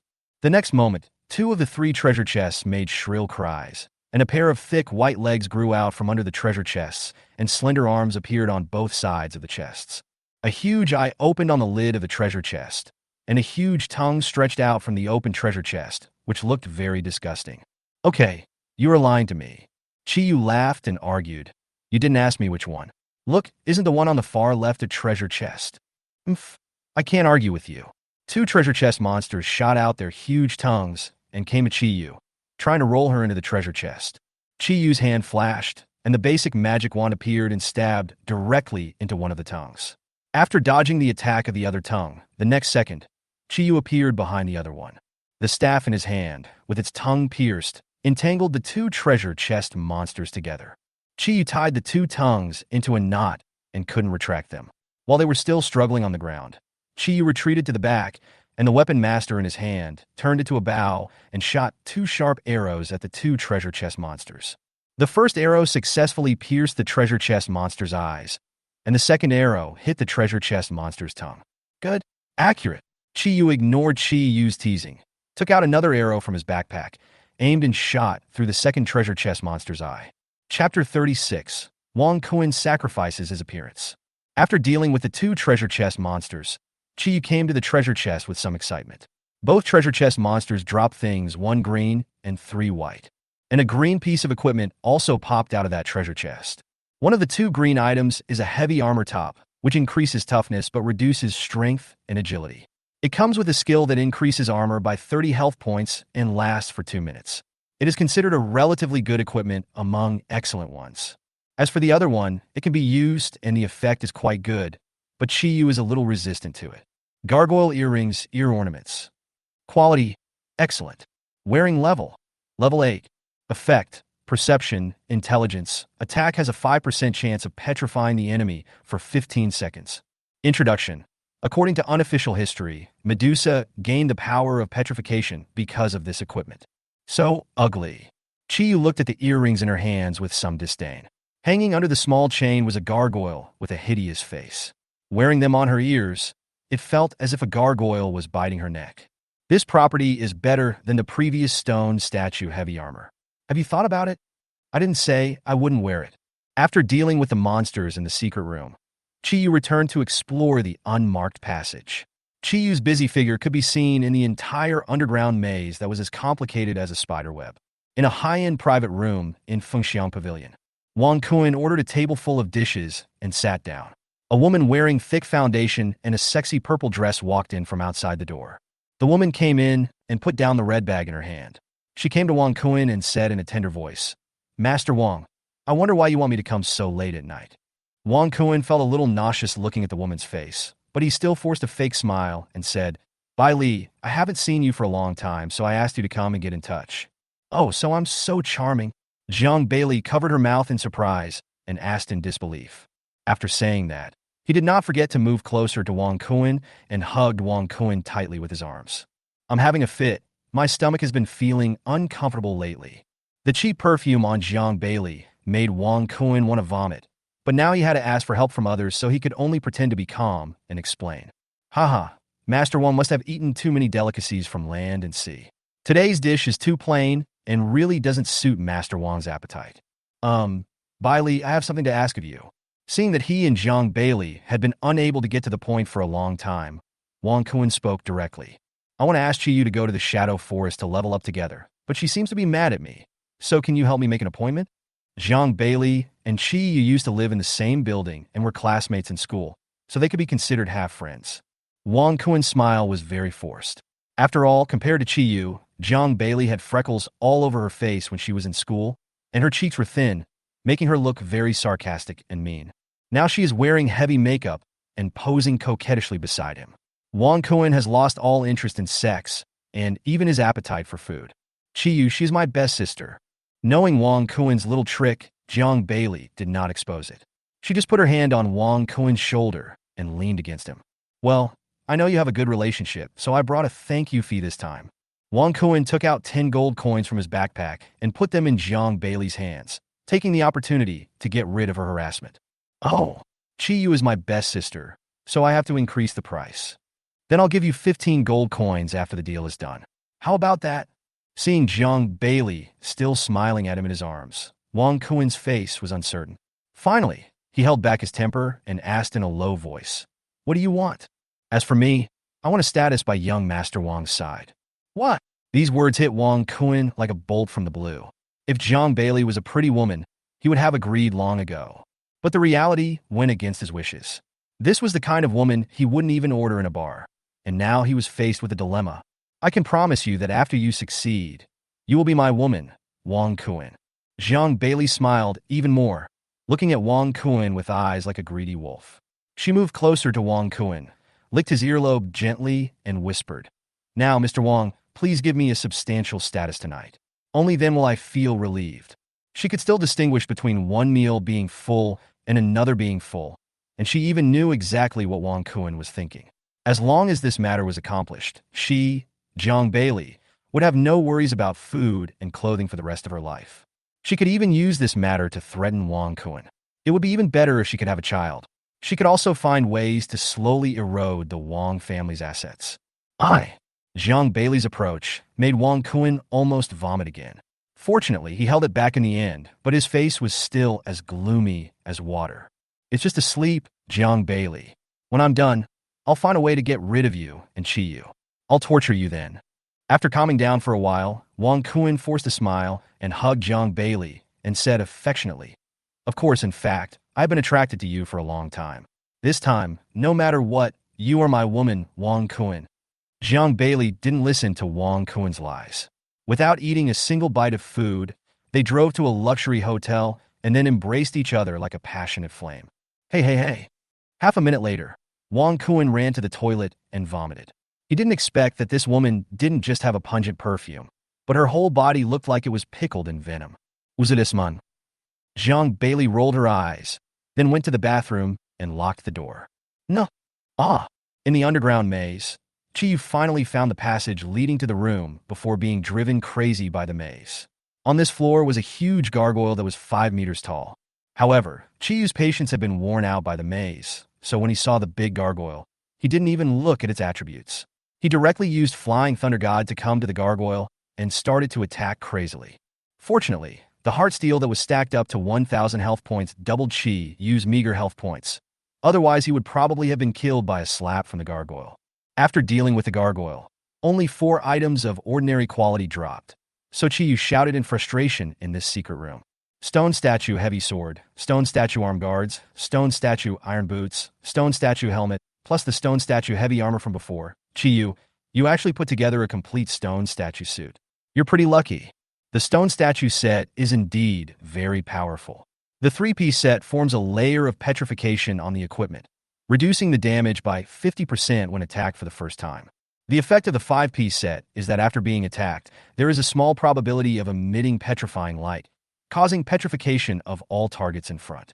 It's just that Chi Yu is not used to the fighting style of heavy armored warriors, and it's hard to say whether Chi Yu can walk in the armor given to his small body. Chapter 37 Public Dungeon Invitation. After returning to the bedroom, Chi Yu couldn't hold on any longer, so he took a quick shower, and fell asleep on the bed. Sister, sister, phone. Not knowing how long he had slept, Chiyu climbed out of the bed in a daze, then knelt on the bed and rubbed his eyes. Sister, your phone has been ringing several times. I heard it while watching TV outside. Chi Yao sat beside Chiyu's bed and pointed at the ringing cell phone on the table. What time is it? It's almost noon, sister. Didn't you sleep well last night? Chi Yao looked at Chiyu with some concern. Her complexion was not bad, except that she had some dark circles under her eyes. Last night, not only did she not sleep well last night, she simply did not sleep at all.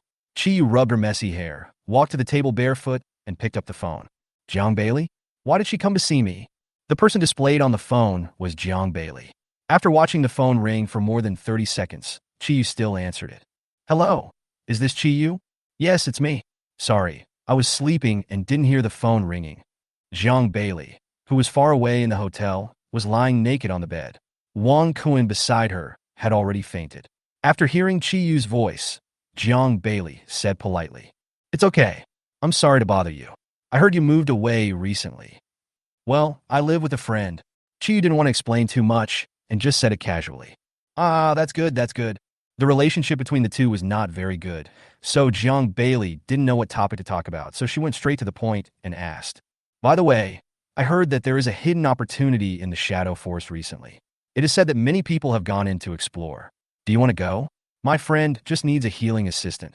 Jiang Bailey tried to sound casual, but Chiyu still heard nervousness in her calm tone, as if she was afraid that Chiyu would not go. No need, Betty. I'm a little tired lately and want to take a rest. Chiyu rejected Jiang Bailey immediately. She didn't care about those trivial things now. Even if she did, she would not share the spoils of a level 1 copy with others. Hey, Chiyu, don't be so hasty to refuse. My friend said that because of the blood loss mechanism problem in the mass grave deep in the Shadow Forest, they are in great need of healing assistance recently. Otherwise, they can only buy a lot of healing potions. This way, 1/3 of the spoils will be yours, and you don't even have to pay for entering the dungeon. Chiyu still shook his head, and when he was about to refuse, Chiyu suddenly took over his body and said jokingly, So generous? Well, because we really need a healing profession, so my friend can give up 1/3 of the loot. Let me think about this. Chiyu's hesitant voice was like a needle piercing her heart from time to time, and even though she was calm enough, she felt a little confused. Okay, I agree. I'll wait for you at the mass grave then. Oh, that's great. The time is this afternoon. Remember to come. Don't worry, I will definitely come. There was a chill in Chiyu's voice. On the other end of the phone, Jiang Bailey patted her chest with some palpitations after hanging up the phone. Is it my illusion? I just felt a terrifying feeling. But since the mission had been accomplished, Jiang Bailey didn't care that there was anything wrong with Chiyu's tone. She slapped Wang Kun on the butt, and then smiled and said after seeing that he was somewhat sober, Chiyu, I've already made an appointment for you. We'll meet at the Shadow Forest Mass Graveyard this afternoon. Don't forget our agreement. Don't worry, I won't forget it.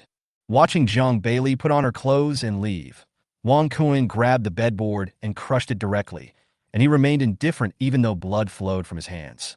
Jiang Bailey, Chiyu, don't worry, I will never forget it. Have you forgotten who is the one who wants us to enter this unsupervised area of the dungeon the most? Jiangnan Garden.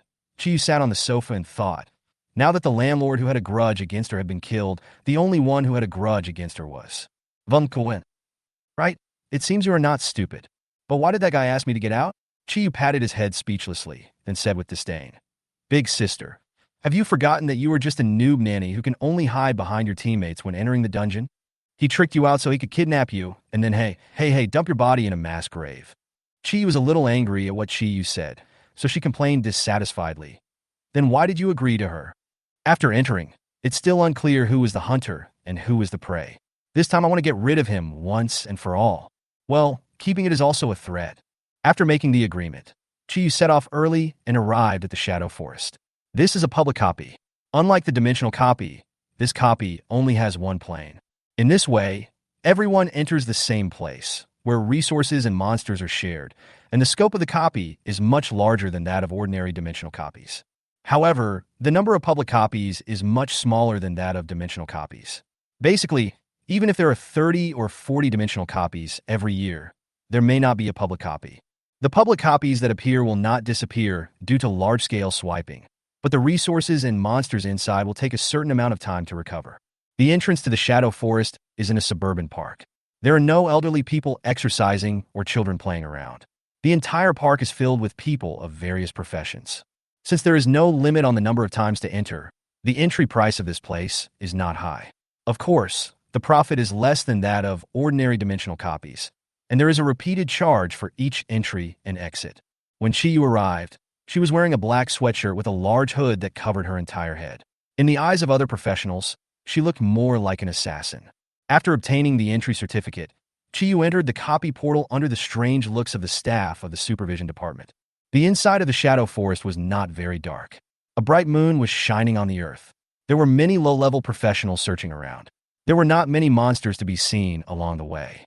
We walked all the way deep into the forest, where the moonlight could no longer penetrate. The number of professionals around us gradually decreased. When we arrived at a mass grave filled with tombstones, we could no longer see a single person. You have entered the dead zone. 2 health points will be deducted per second. 2 points per second?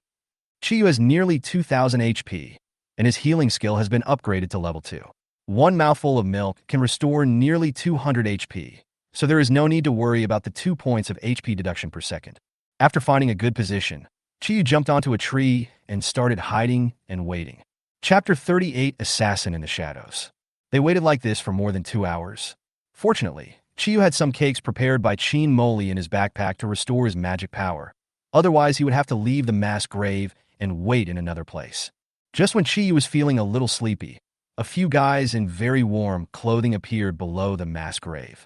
Chiyu hasn't come yet? The leading man took off his hat. It was Wang Kun. In order to avoid being noticed for this action, he had made sufficient preparations. Not only were the people he brought with him his confidants, but even Jiang Bailey was brought along. As long as Chiyu is caught, this woman can be dealt with here. Even if she is found, it can be said that she was killed by the monsters in the copy. The woman next to her also loosened her mask and said uncertainly, "Don't worry, she will come. After all these years, I still don't know her." Chiyu, who was on the tree, stared at the 5 people below. In addition to Wang Kun and Jiang Bailey, there were 3 henchmen behind them. If she hadn't come, there would have been an extra spot for you at this mass grave today. Wang Kun looked at Jiang Bailey with cold eyes, his tone already filled with murderous intent. "I will come." At this time, Jiang Bailey had already started praying in her heart. If Chiyu didn't come, her series of plans would collapse directly, and she would probably be buried here. "I'll leave it to you this time." Chiyu did not take action directly, but handed over control to Chiyu. Although Chiyu had learned how to kill monsters, this was his first time killing someone. He was a little hesitant as he looked at the people below. Just think about what would happen if you were an ordinary assistant today. What would be the result? Chiyu knew without thinking that she was just introverted and timid before, but she was not stupid and didn't even know this. So after taking a few deep breaths, he shot the bow, an arrow in his hand towards Wang Kun below. Wang Kun below felt the murderous intent, and his pupil shrank slightly as he looked at the arrow flying down from the tree. In such a short time, Wang Kun acted decisively and pulled the men behind him over. The arrow pierced the horseman's shoulder, and then a dark shadow flashed out and slashed at the horseman's neck with a knife.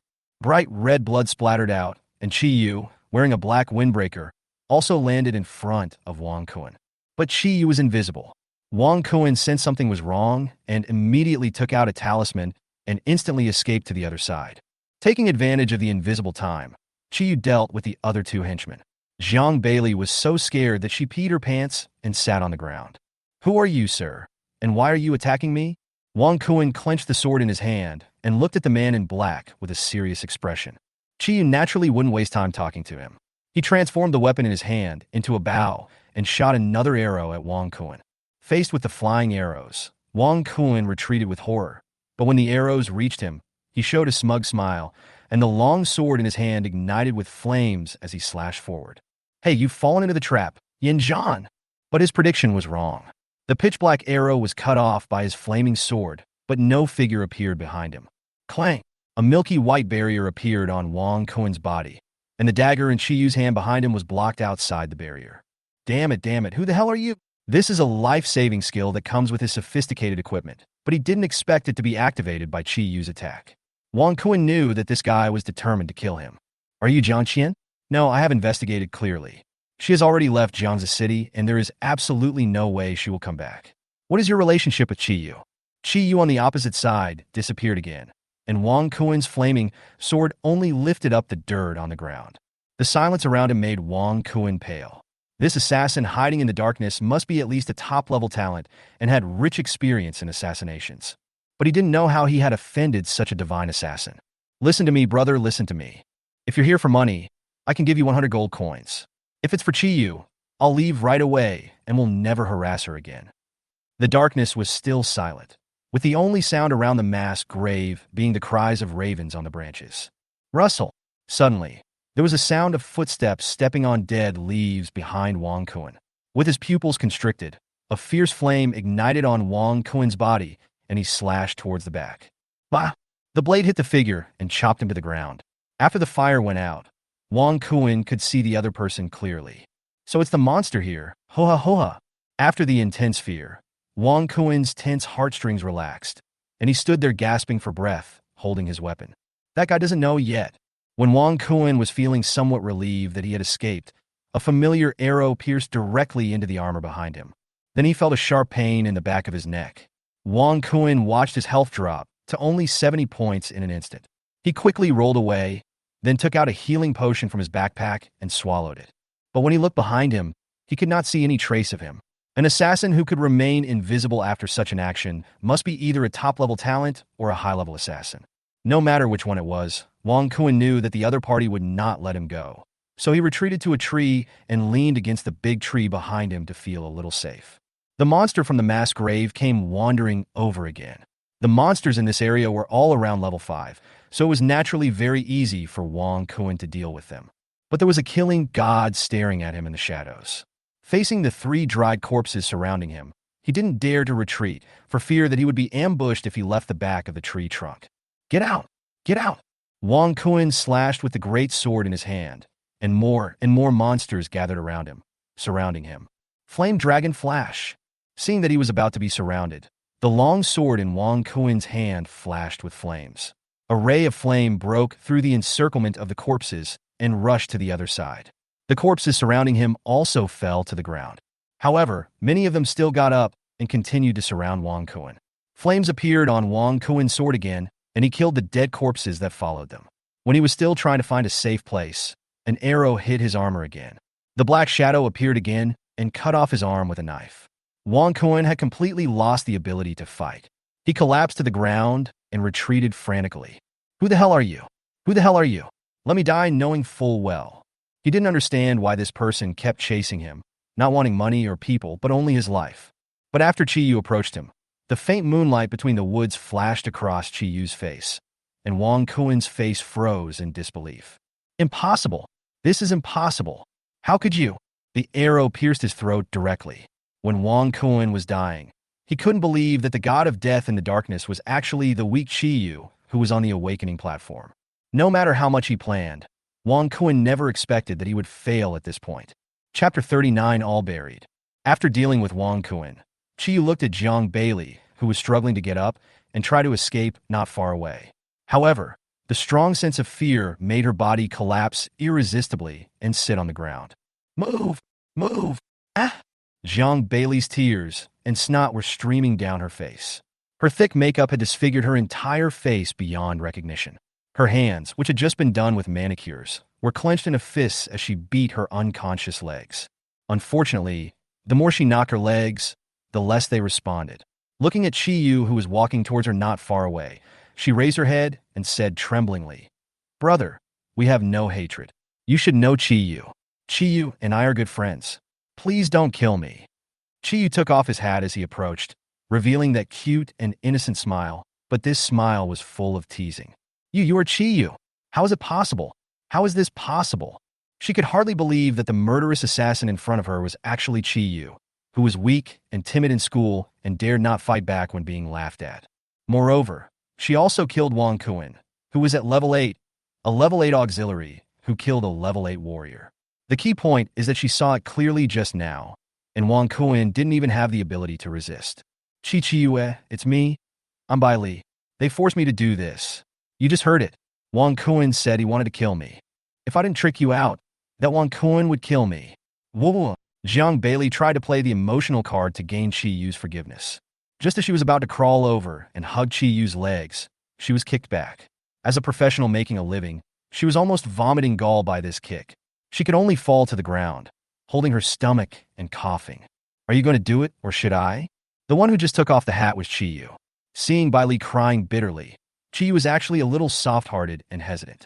Her kind nature made her not want to deal with these people who were as weak and poor as she was back then. Moreover, this person is a classmate and neighbor who is relatively familiar to him. I'll do it. After being silent for a moment, Chi Yu finally stood up. The weapon in his hand turned into a bow, an arrow, and aimed at Jiang Bailey. After hesitating for a long time, he finally pierced Jiang Bailey's forehead with an arrow. Your archery skills have improved a lot. This time, not a single arrow missed. Chi Yu eliminated all the enemies around. Looking at Jiang Bailey's wide eyes filled with despair, Chi Yu's inner discomfort made her withdraw from the control of her body. This was her first time killing someone. She didn't feel so deeply when Chi Yu poisoned her before. It was not until she killed someone herself that she felt uncomfortable with fear, guilt, and deep uneasiness. The expressions of those people before they died, and the despair when blood flowed from their necks, everything seemed to be engraved in my mind. Alas, I still have to take care of the aftermath, but this place is quite convenient. Chi Yu took out Jiang Bailey's cell phone from his pocket. There was a record of a previous phone call with Chi Yu on it. After deleting the record, he put the phone back into the pocket beside the corpse. Then he punched down, smashing the phone and the ribs on that side. After dealing with these, Chi Yu looked around. There were already a lot of corpses in this mass grave, and some places were even bulging. A few more corpses would not be a big deal, and it would even be difficult for people to notice. After searching for several places, Chi Yu spotted a spot with a larger bulge. In front of the mound was a shabby tombstone with no words on it. After turning the weapon master into a shovel, Chi Yu began to dig at the grave. It took more than 10 minutes just to dig the soil. When digging deep into the grave, Chi Yu felt the shovel hit something hard, and a pale skull suddenly popped out of the grave. Bang! Don't make noise. I'm looking for a companion for you. After seeing this, Chi Yu used a shovel to knock the protruding skull back. Unfortunately, the boy did not listen to the advice and came out again after a while. Chi Yu knocked on him a few more times until a white light appeared in the pit. You still know how to pay. You're great. I'll find you a few more companions. The pit was almost dug, so Chi Yu dragged the bodies of these people over and threw them directly into the pit. He then covered it with soil and carved a few words in front of the tombstone. The tomb of Brother Chicken. After packing up, Chi Yu left the mass grave. He did not want the luxurious equipment on Wang Kuan, as his current strength was not enough to deal with the Wang family. If he took it out, he would be easily found out by the Wang family.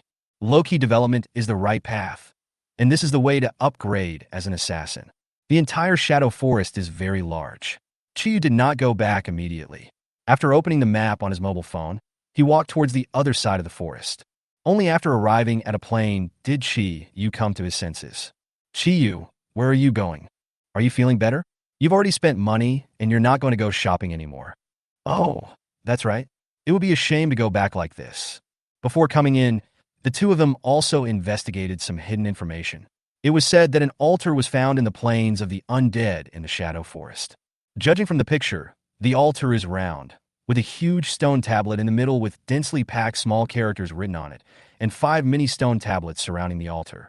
However, there were no words on the stone tablet, only an empty groove, so some people judged that this was a mysterious altar that opened up hidden opportunities. Many people discussed this post. Some said there were 5 kinds of dropped items, while others thought they were 5 important stones scattered in the Shadow Forest. However, when more awakened people planned to go to the scene to investigate, the altar had disappeared, and the green grass at its original location grew very lush, as if the mysterious altar had never appeared. Chi Yu, do you think we should give it a try? If you have the time, you might as well go and conquer the 10th floor of the Forgotten Tower. The rewards there are much greater than this. Isn't it that people have just solved this problem? Besides, I'm only level 8 now. Isn't it too early to attack the 10th floor? Chi Yu pouted complainingly and said dissatisfiedly. The two of them continued arguing until they reached the level 10 area. Compared to other places, the number of people here was obviously much smaller, and there were no traces of professionals nearby. After dodging a group of monsters, Chi Yu came to a lake area. The water was not deep, and only barely covered the boots on Chiyu's feet. There's movement ahead. At this time, Chiyu heard the sound of fighting coming from the lake area ahead, mixed with the roars of monsters. Chapter 40 Hidden Boss, Ghost Skeleton. The central area of Shadow Lake District. At this time, standing in the quiet lake area was a giant skeleton that was more than 10 meters tall and emitting a faint white fluorescence. Sister, Xiaoming was seriously injured and fainted. What should we do now? In the lake area, a girl with twin ponytails and wearing a robe was looking anxiously at a long-haired girl holding a bow and arrow with a serious expression on the other side. Damn, I didn't expect this guy to be so difficult to deal with. Xiaoqi, how much magic power do you have left? I can release the flaming rage once more, but I still have some magic potion on me. Yushia gathered power in the exquisite longbow in her hand and shot an ice blue arrow towards the giant skeleton.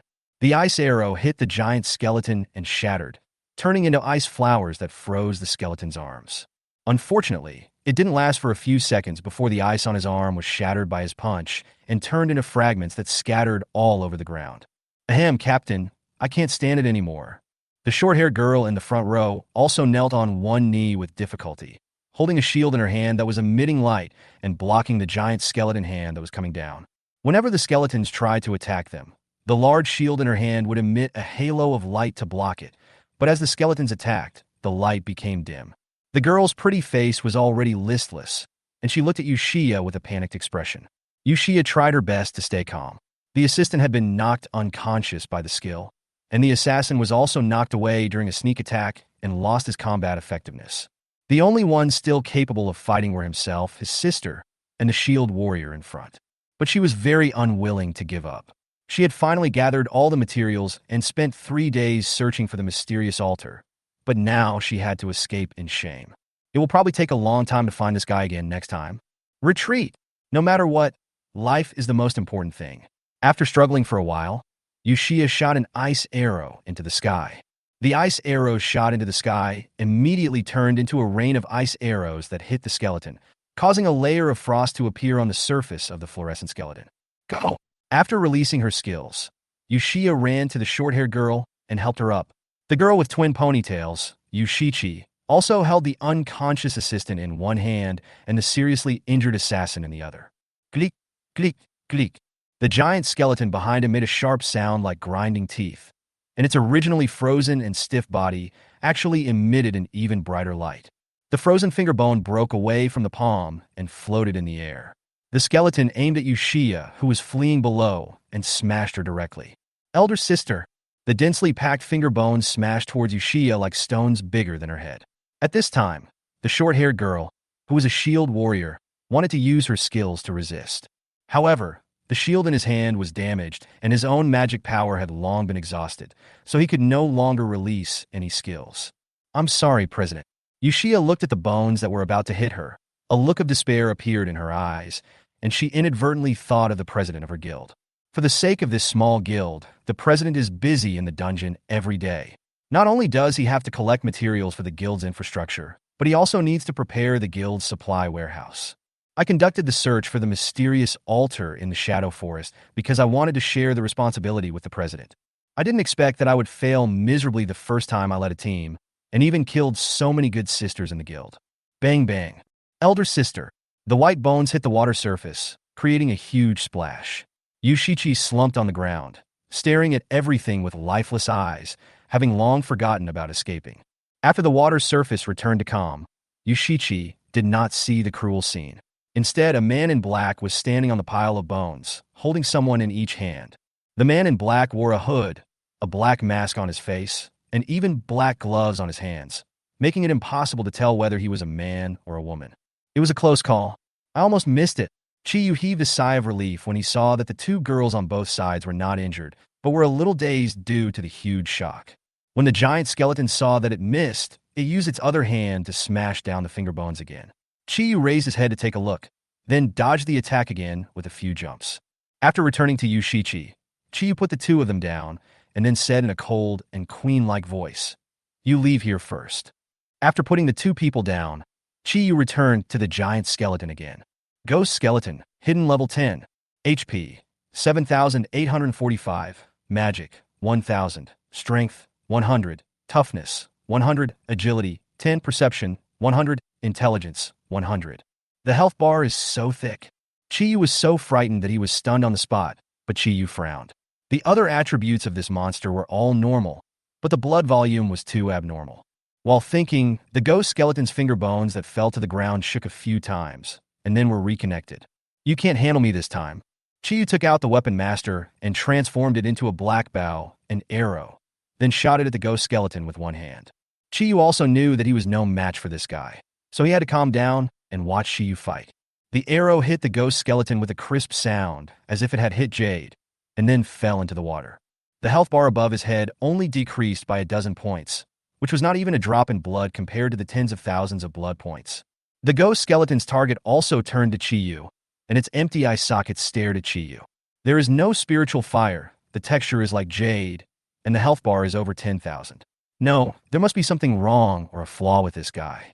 After so many years of adventure, Chi understood a truth. The irrationality of everything has its reasonable reason. If not, it is because he has not found it. So when facing this huge guy, he did not have the slightest intention of retreating, but instead his inner curiosity was aroused. After the skeleton found Chi, it opened its huge mouth slightly, and a white energy wave brewed out of its mouth and hit his position directly. Careful, Yushia, who was far away, also came back to her senses and called out in fear as she looked at Chi-Yu, who was about to be hit by the ball of light. However, before the energy wave hit the ground, Chi-Yu's figure disappeared, and the next second he appeared on the back of the ghost skeleton, hanging on one hand. Ding! Ding! Ding! While he was hanging on the ghost skeleton, Chi-Yu turned the weapon in his hand into a battle axe and chopped hard at the skeleton in front of him. But after chopping for a long time, he only reduced the blood volume by more than 100, and there were only some cracks on the chop position. Roar! The ghost skeleton stretched out its hands and reached backwards, trying to pull Chi-Yu down, but Chi-Yu was able to dodge by using the bones in his body. After trying for a long time and failing to catch Chi-Yu, the ghost skeleton fell backwards, trying to crush Chi-Yu to death with its body. The fall caused the surrounding water to splash high, and wet mud in the middle covered the ghost skeleton. Chi-Yu came in front of the ghost skeleton by shooting an arrow. Standing on the ghost skeleton, Chi-Yu kept hitting the ribs on his chest with the axe in his hand, but when he raised his head, the attack stopped. Good boy, so that's what it is. Looking at the skeleton in front of him, he finally understood the reason why this guy was unreasonable, and a satisfied smile appeared on his face. Chapter 41, Advanced Weapon Recovery. In the ghost skeleton's skull, a small skeleton with a jade-like body was struggling. As it moved, the huge skeleton beneath it also moved. Chi-Yu stopped attacking the giant skeleton under him. The weapon in his hand turned into a bow, an arrow, and shot an arrow towards the ghost skeleton's skull. The little skeleton in the skull also reacted quickly, twisting its body to avoid the attack. But the next second Chi-Yu, who had entered the skull, was ready to cut it in half with a knife. Boom! The blade did not cut off the little skeleton, but the health bar of more than 7,000 points instantly decreased by 2,000, and Chi-Yu was smashed out of the skull by the little skeleton. Fortunately, Chi-Yu blocked it quickly enough, and his health points of more than 2,000 dropped by 800 points in an instant. Pa, it's so hard. Spitting out the blood foam in his mouth, Chi-Yu took a sip of milk and looked at the location of the ghost skull again. The connection between the big and small skeletons is controlled by the white light in the small skeleton's hands. Like the moment when the giant skeleton dodged when Chi-Yu's arrow hit it, it did not move. Chi-Yu also saw it clearly. At that time, in order to dodge, the little skeleton lost the faint white light on his hands. I thought he was some tough guy. Hey, those guys over there, do you still have the strength to fight? After hearing Chi-Yu's voice, Yushia stood up, nodded, and shouted, My sister and I can still fight. I am a level 11 professional frost archer, and my sister is a level 10 professional flame summoner. I'll hold it back for a while, and you guys attack it as hard as you can. Don't worry, it won't attack you. Elder sister. Yushichi looked at Yushia uncertainly, and Yushia thought for a few seconds before nodding and agreeing. She still felt resentful for not having defeated this big guy. Chi-Yu flashed and came behind the ghost skeleton again. Knowing that Chi-Yu knew its true existence, the little skeleton attacked Chi-Yu again. Let's go ahead. We must defeat it. Yushia pulled the bow in her hand, and a frost arrow emitting a faint cold air gradually condensed. Frost arrow. The arrow in his hand was released and hit the ribs of the ghost skeleton, causing cracks to appear on the originally hard ribs. Exploding bear, come on! Yushichi also summoned a 3-meter-tall giant flaming bear from the magic book and ran towards the ghost skeleton. Looking at the skill that hit her, the ghost skeleton skull turned towards Yushiya and the others. Looking at the oppressive ghost skeleton, the magic book in Yushichi's hand almost fell to the ground. Roar! But the next second, the ghost skeleton's gaze turned back.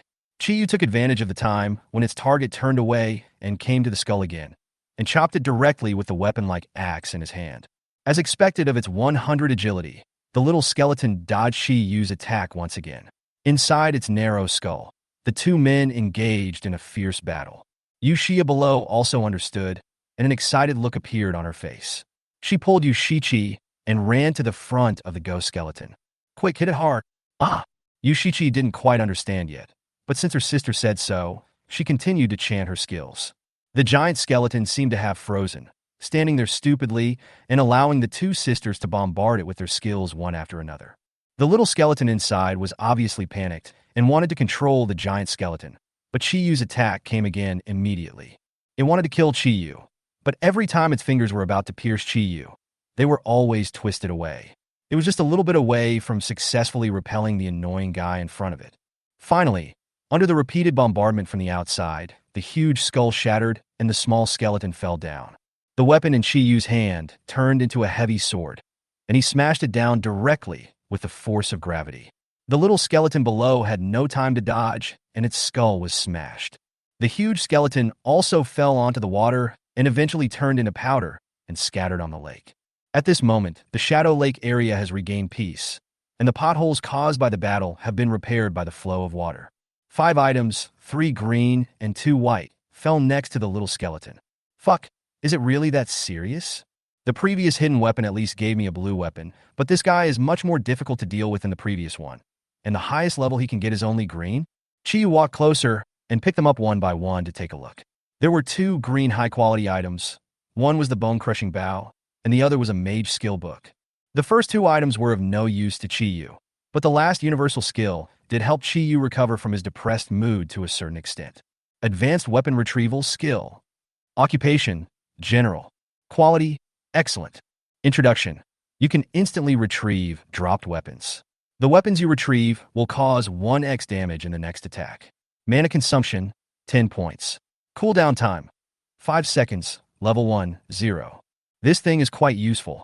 It may not be of much use to other people, but in Chiyu's hands it saves the effort of throwing weapons and picking them up again. Chiyu had been using the arrows he had prepared before to attack. Although they didn't do much damage, he couldn't throw a weapon every time he performed the little flying thunder god. It's impossible for Chiyu to carry so many weapons in his backpack. Sister, I got 3 green ones. The 2 sisters also came over and looked at the 3 green things on the ground. Yushichi's face showed excitement. Yushiya glanced at the bone-breaking bow and then turned her gaze away. Thank you for saving my life, sister. No need. Chiyu still had that cold and domineering voice. After saying 2 words, she put away the advanced weapon in her hand and chose to study. Sister, can you sell these items to me? Yushiya also knew that they were not related at all, and that the other person not only defeated them, but also saved their lives. These things should have belonged to her, so she had no choice but to propose the idea of buying them. Oh, Chiyu thought they would come to ask for one, but he didn't expect them to directly propose the idea of buying it. You guys have contributed a lot just now, so let's give you 80% off the market price. The 2 ordinary white items are not that great, only about 8 silver coins, but the 2 green items are extraordinary. The properties of the Bone Crusher bow are better than those of ordinary high-quality weapons, and it comes with the skill Bone Crusher. Each arrow shot has a 3% chance of causing the bone-crushing state to the attack position. And that skill book is about the Jade Bone Warrior summoning technique, which is much more expensive than the ordinary Bone Warrior summoning technique on the market. The 2 white equipment will be charged 8 silver coins. The Jade Bone Bow will be charged 7 gold coins, and the skill book will be charged 10 gold coins, a total of 17 gold coins and 8 silver coins. Chiyu's price wasn't particularly bad. After all, these things were of little use to him, and the attitude of this group of people was pretty good.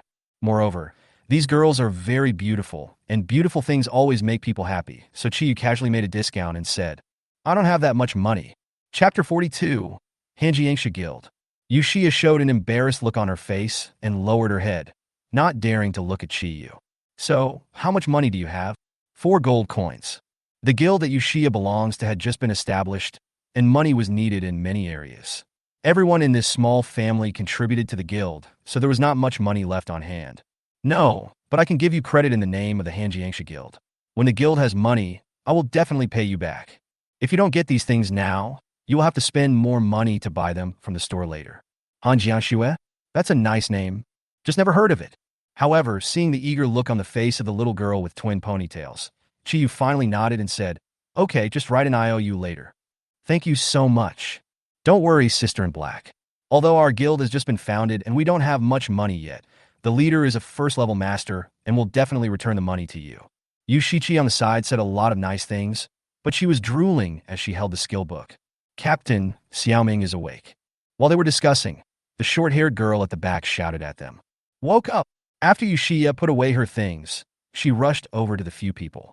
The auxiliary girl, named Xiaoming's complexion has returned to normal, and she is now performing healing magic to heal the assassin around her. "Captain, are you all right?" After seeing Yushia, Xiaoming asked with some concern. Yushia shook her head, then looked at Chiyu and introduced. "It was this sister who saved us just now. Otherwise, we would have died in the Shadow Lake area today.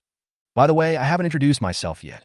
My name is Yushia, a level 11 Frost Archer, and this is my sister Yushichi, a level 10 Flame Summoner. This is Yi Ningning, a level 10 Colossus Warrior, and Su Xiaoming, a level 9 Blesser, and Lu Shuha, a level 10 Ghost Spirit." Yushia pointed at several girls behind her. Chiyu had seen the short-haired girl Yi Ningning when she was attacked by the ghost skeleton just now, but he didn't look at the rest of them carefully. Su Xiaoming was petite, wearing a white priest's uniform. Her hair was not combed neatly, and a tuft of small hair floated on top of her head, making her look very cute. Lu Shuha was dressed in black and looked somewhat similar to Chiyu, but she was not as strict as Chiyu. Lu Rinjia, a level 10 shadowless assassin. Chiyu made up a name at random and tried to use an alias when he went out to avoid getting into trouble. "Lu." "That's right, Sister Lu Rinjia. You should be the one who awakened this year. You are so amazing. Why haven't I heard of you in Jiangsu City? I just woke up more than a month ago." "That's amazing. I just successfully awakened 2 months ago, and I'm only level 10 now." "That's Sister." Lu Shuha gradually recovered under Su Xiaoming's treatment. On the way back, the lively Yushichi was already pulling Chiyu and talking incessantly. "By the way, Sister Rinjia, have you joined the guild?" "Guild? No." Yushichi's eyes suddenly lit up, and she hugged Chiyu's arm and asked, "Sister, do you want to come to my guild?" Although our guild was just established, everyone here is very powerful. I, Ashua, am a top-level professional, and the president is even a top-level professional. In the future, our guild will definitely become a top-level guild. The guild? Chi fell into deep thought. In his previous life in Zhu Tian, he had never joined any guild. Firstly, he had too many enemies, and secondly, he just wanted to go home. He had no interest in fighting for territory or positions in the guild. "Forget it. I'm not interested in the guild." "Oh, that's fine. But if you want to join a guild, you must consider our guild first." "Okay, Shichi, don't embarrass me. Sister Rinjia, we will go back to the guild first. I will contact you as soon as the gold coins are collected." "Okay, just send it to this number." Chiyu wrote down Chiyao's contact information and gave it to her. After leaving the Shadow Forest, Chiyu stretched his body. Now the enemies had been completely dealt with. He would wait until the time was right, and then go and destroy the Wang family. Then everything would be fine. You'll be given a day off tomorrow to have a good rest. Really? Chiyu felt as if she heard heavenly music. Ever since she moved to Jiangnan Garden, she had been training herself endlessly in dungeons. She had finally managed to take a day off 2 days ago, but ended up meeting the lingering Wang Kuan, who delayed her vacation. "If you don't want to let it go, go and pass the 9th floor of the Forgotten Tower tomorrow." Let go, let go. Chi Yinyao recently said she wanted to go to the amusement park, but I don't have time to accompany her. Tomorrow is a good time. Chiyu said hurriedly for fear that Chiyu would go back on his word. 2 tickets, thank you. The next morning, Chiyu looked at Chiyu, who was looking at the gate of the amusement park with excitement, and Chi Yinyao, who was sitting in a wheelchair with no interest, and felt that what Chiyu said yesterday seemed not to be Chi Yinyao. "Sister, why did you bring me to the amusement park when I can't even move? I want to go to the zoo to see the moon-stepping cloud rabbit. I heard I can touch it for free today." "Xiaoyao, what's so great about that little rabbit? It's been a while since you last exercised. I'll take you on a roller coaster." "Ah, I don't want it." Despite Chi Yinyao's resistance, Chiyu took her to the roller coaster ticket office. Chiyu observed the roller coaster in this world and had to say that if he were just an ordinary person now, he would probably be so scared that his legs would go weak. The roller coaster route was more thrilling than any he had ridden before. There was a wind mage in this amusement area, apparently to prevent accidents. Sister, after riding this roller coaster today, I am no longer your most beloved sister. Before Chi Yunyao could finish her words, the roller coaster catapulted and flew out. 10 minutes later, hurrah! After carrying Chi Yunyao to the wheelchair, she kept retching. Chi was very excited and planned to push Chi Yunyao to the next project. Ahem, sis, I noticed that your personality has changed a lot recently. After wiping the foam from the corner of her mouth, Chi Yunyao felt a little emotional. Although you were both fierce and gentle to me before, I felt that you were always afraid of something. Now I don't seem to have that feeling anymore. Yeah. Chi rubbed Chi Yunyao's face and said with a smile, Sister is worried that you can't grow up happily. Sister. Chi Yunyao was touched by such warm words, but her stomach was still a little upset and she said unhappily, Don't say you're happy to grow up just now. I almost didn't grow up at all. How could it be I? Run. Kill people. What a strange monster. Baby, run. Hubby, wait for me. Just when Chi Yu was about to comfort Chi Yunyao, her words were interrupted by panicked voices from the crowd nearby. Chapter 43. Amusement Park Riot. In the crowd, a 2-meter-tall stuffed bear was standing next to a stall selling cotton candy with a silly and cute look on its face. Its originally soft fur covered in blood. It was holding half of its body in its claws, and judging by the attire it wore, it should be the owner of the marshmallow shop. Roar! The people around were running away in panic. Chiyu saw more dolls coming out of the amusement park. There were doll monkeys jumping flexibly in various amusement facilities, and there was also a doll gorilla that could smash a hole in the wall with one punch. What the hell is going on? A new dimensional copy has appeared here. Hurry up and find this new dimensional copy. Otherwise, monsters will keep pouring out. There were also many professionals in the amusement park, and many young people in different attire came out from the fleeing crowd. Sister, sister, Chi Yunyao's voice was trembling. The cruel scene before her frightened her so much that she was speechless. Close your eyes. Chi quickly covered her eyes and ran out of the playground. Now his sister's safety is the most important thing. Chi ignored the fierce battle in the playground and only thought about getting his sister to a safe place first. Chi. But these monsters would not let her escape. When Chi was about to push Chi Yunyao away, a smiling brown-haired monkey-stuffed animal blocked her way, and the soft palm reached out to Chi Yunyao, who was sitting in a wheelchair. Chi didn't believe that this guy would be as soft and weak as an ordinary doll. Looking at the monkey doll rushing towards Chi Yunyao, a murderous look appeared in her eyes. Roll! She punched the monkey puppet in the face, sending it flying and hanging on the main pole of the carousel not far away. However, since Chi-Yu's strength was not very high, the punch did not kill it. So when he saw the puppet monkey still wanting to attack, Chi-Yu took out the weapon master from his backpack, turned it into a bow and arrow, and shot several arrows at the monkey. The arrow pierced through the body of the puppet monkey and nailed it down. Although no bleeding was seen, the puppet monkey finally fell down with its head tilted after struggling for a few times in the air. Sister, so handsome. Chi Yunyao, who witnessed the whole process, clapped happily from the back. Her little face was very rosy, without any trace of the paleness from riding the roller coaster. Children, stop reading these and let's go. Chi pushed Chi Yunyao and continued to rush outside. She kicked away all the monsters she met along the way and cut off the heads of those that were too big, revealing the soft cotton inside. Mother! On the way of escape, Chi heard miserable crying not far away. There, a mother was lying on the ground holding her child, and behind her was a giant stuffed mouse monster, which was excitedly chasing after the mother and daughter. After seeing the two people fall, the puppet mouse became even more excited and leaped over them. The seemingly harmless sharp teeth were ready to bite them. Call out! Before it fell, a sharp black arrow nailed it to the wall beside it. Its short arms tried to pull out the arrow stuck in its neck, but it couldn't pull it out after several attempts. Run! Chi pushed Chi Yunyao over here and spoke to the mother, who was still lying on the ground holding her daughter. The mother opened her eyes filled with fear, and after seeing the mouse behind her being nailed to the wall, she cried out in relief and stood up holding her daughter. Thank you very much. Not long after, Chi took Chi Yunyao out of the amusement park. At this moment, all the professionals nearby rushed over and rushed into the amusement park one after another. Chi breathed a sigh of relief after leaving the amusement park. The crowd on the street was not particularly chaotic. Some people gathered near the amusement park wanting to catch a glimpse of the professionals fighting. Vehicles from the Public Security Bureau had also arrived on the street. "It looks like your vacation is ruined." Chi said something inappropriate at the right time, and Chi, who was still wondering what happened in the amusement park, immediately clenched his teeth. "Damn it, this guy has to get into trouble today." "Xiaoyu? Why are you here?" Just as Chi was silently cursing these troublesome monsters in his heart, a familiar voice came from the side. "Sister Yasmin? You are here too." The person who came was Qin Moli.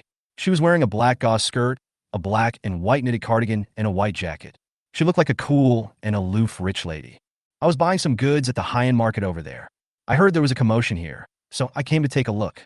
"What happened?" "Sister Jasmine, the teddy bears in the amusement park killed people.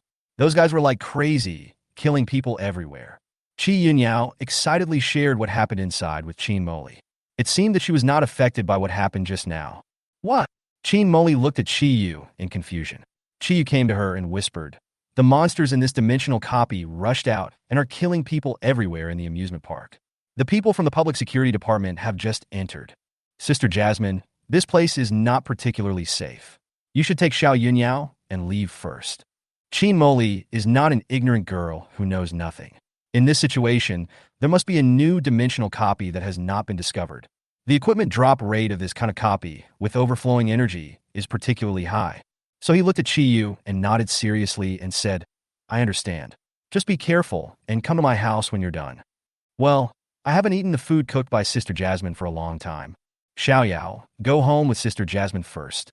I'm going to defeat those monsters." Chi Yu touched Qi Yunyao's head. The little girl didn't seem reluctant to leave. She didn't really want to come to the amusement park today, but she still said with a sullen expression, "Well, sister, can you take me to the zoo next time? Or the aquarium? I'm really defeated by you." Okay, I'll take you out next time." After hearing Chi Yu's agreement, Qi Yunyao immediately changed her expression, waved at her with a smile, and said, "Okay, goodbye, sister. Be careful on your way." After watching the two people leave, Chi found a public toilet to change out of his casual clothes. As it would be easy for people to recognize him if his clothes were visible, it would be better to wear a set of ordinary black clothes for concealment. When she came out of the bathroom again, Chi was already wearing the same black clothes and black mask as before, with her hair tied into small balls and covered with a hood.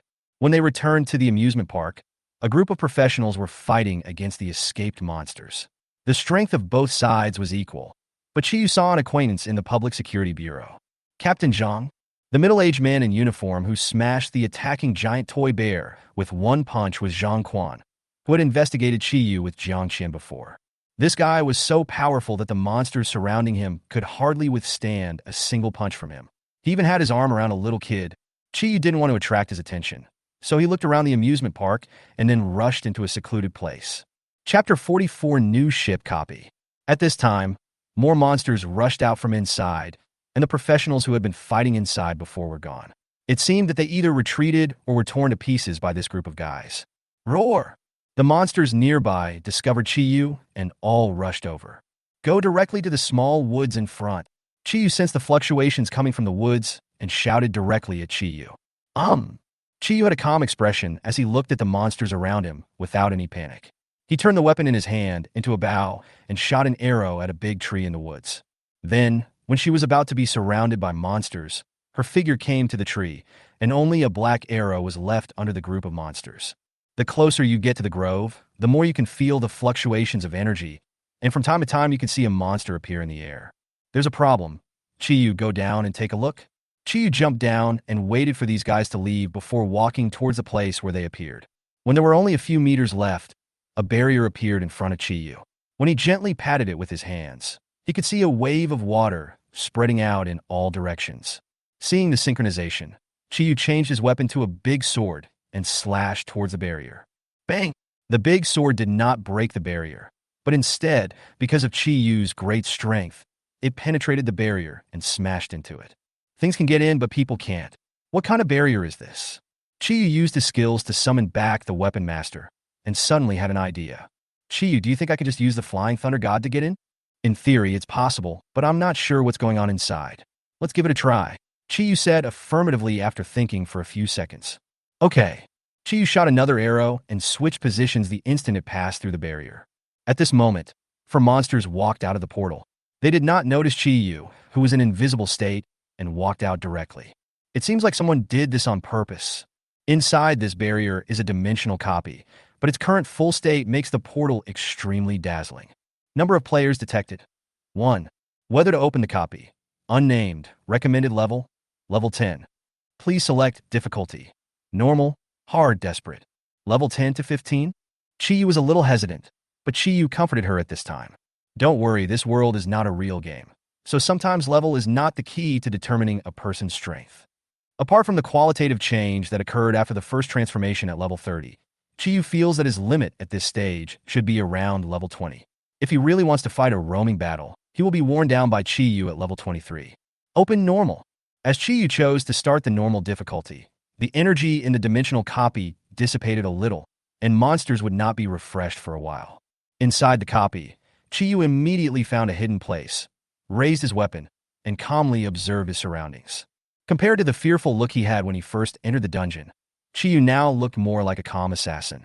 Chiyu originally thought that the place where toy monsters would appear should be a place similar to an amusement park, but she didn't expect that this place was actually an abandoned large shopping mall. The surrounding area was covered with moss, and many store windows were broken, and the items sold inside had long been buried in dust. After seeing that there was no danger, Chiyu came out of his invisible state. The place where I appeared should be the third floor of the shopping mall center.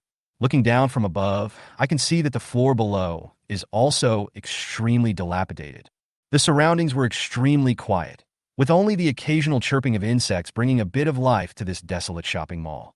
Even though there was no movement, Chiyu still observed his surroundings carefully and always made his steps extra light with each step he took. Just as Chiyu was about to cross this corridor to find the stairs leading down, something at the corner scared Chiyu so much that he almost screamed. I saw that the wall was full of women's heads, but each of them was full of bright smiles, with a pair of eyes staring straight ahead. The image, which was covered with dust and spider webs, was extremely strange. Not only Chiyu was startled, but even Chiyu's heart was beating wildly. This should be a doll. This head that looks like a real person has an uncanny valley effect. Chiyu always feels scared when he looks at the weird smile on the doll's face. After hearing this, Chiyu carefully approached to take a look. These lifelike heads were indeed not real people. He could feel a hardness when he gently poked them on the face. No! Back off! Suddenly, Chiyu took over the body and hurriedly retreated. At the same moment, the heads hanging on the wall flew out and prepared to bite Chiyu. Chiyu retreated to the back and immediately picked up the trash can beside him and smashed it towards the group of heads floating in the air. Although it did not cause any substantial damage, when the group of heads looked forward again, there was no trace of Chiyu. Chiyu had already hidden in the corner. Feeling his heart calm down, Chiyu breathed a sigh of relief and asked, Chiyu, how do you know those doll heads belong to monsters? We couldn't even detect their attributes just now. Didn't you feel a little weird when you poked those dolls in the face just now? Strange? These guys are so clean. Clean. Chiyu couldn't understand why. The dust on the faces of these dolls could be easily picked off, and their messy hair could not be combed out smoothly even with a comb. They had nothing to do with cleanliness at all. Look carefully at that. Chiyu turned his head and saw an abandoned elevator. The iron elevator door had become rusty. On that side, there was a wooden bear statue holding a wooden board in its hand, but the bear and the board were already a bit rotten and would probably break into pieces if touched lightly. Finally, Chiyu pointed at the garbage that fell from the trash can he had just smashed. The garbage inside was almost rotten. You could see a half-eaten apple, but the surface of the apple was wrinkled and looked very disgusting. Look at those heads again. Do you understand? Chiyu looked at the group of human heads and suddenly realized that although these heads looked dirty, they were very complete and did not seem to be corrupted by time. I see. After seeing Chiyu understood, Chiyu retreated back into his body. The attributes of these guys had already appeared, and there was no need for Chiyu to take action.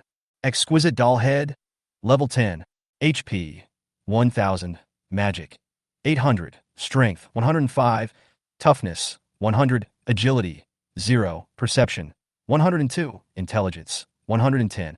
These guys don't have very long health bars.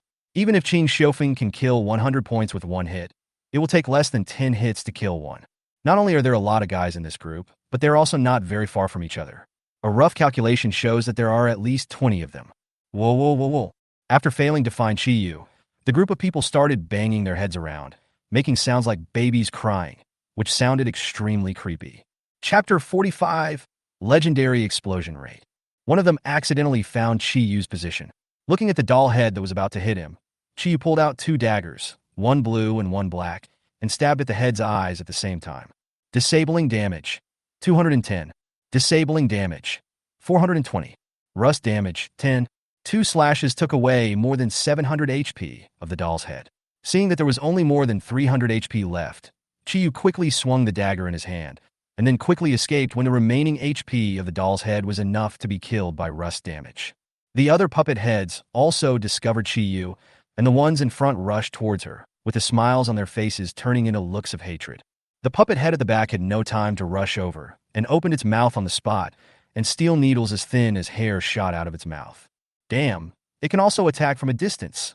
Chi-Yu quickly turned the weapon in his hand into a huge shield. The steel needles hit the shield like raindrops, forcing Chi-Yu to retreat several steps. After shaking her numb arms, Chi-Yu's little flying thunder god was also healed. When a group of puppet heads were about to fly over, she threw a dagger at the puppet heads behind. The dagger hit the doll's head, leaving a cut on its dirty face, and Chi-Yu, who was originally at the spot, disappeared instantly, leaving only a bunch of doll heads that came over and started to bite madly. After losing their target, the expressions on the remaining doll heads' faces changed greatly, sometimes laughing crazily, and after a while, they hovered in the air with a tearful face. 2 slashes cost him 700 HP, and I have to take the risk to make up for the damage. What should I do? Chi-Yu, who was hiding beside a chair in the mall, was still observing the movements of the group of doll heads when Chi-Yu's voice suddenly reminded him. 700, I see. Chi-Yu looked at the group of doll heads gathered together like a python floating in the air. Each face was looking around, afraid that if there was any movement, they would be discovered and swarmed over. While they were still looking for him, Chi took out an arrow from his backpack and shot it at the wooden bear statue not far away. The arrow hit the wood and went through it easily, leaving only a fist-sized hole. But the noise reached the ears of the group of puppet heads that were looking around, and they flew to the bear statue like locusts and started biting it. Chi seized the opportunity, took out 2 bottles of liquid bombs, and threw them at them. The moment it shattered among the group of doll heads, the liquid bomb erupted with a violent flame that burned their hair. The little faces that originally looked pretty were burned black, revealing the iron skeleton inside. The 2 bottles of liquid bombs burned more than 300 health points of each doll's head. The remaining 600 health points could be solved by successfully stabbing into the eyes to cause disabling damage. Seeing that the group of monsters were still struggling to put out the fire, Chi came behind a doll head and directly dealt with it. The other heads also discovered Chi, but it was difficult to catch Chi under the cover of thick smoke and flames.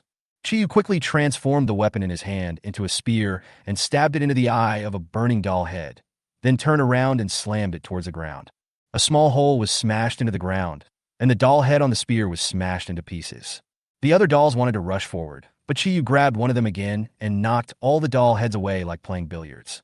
Finally, when the black smoke dissipated, a number of exquisite doll heads had already shattered into pieces on the ground, and 4 objects, 1 green and 3 white, exploded. In the thick smoke, Chi also turned from a delicate little girl into a black man with a burnt smell all over his body. This explosion rate is really high, almost as high as that of a legendary one. Only 20 monsters dropped 4 pieces of equipment, which is really much higher than that in ordinary dungeons. Chi couldn't help but sigh.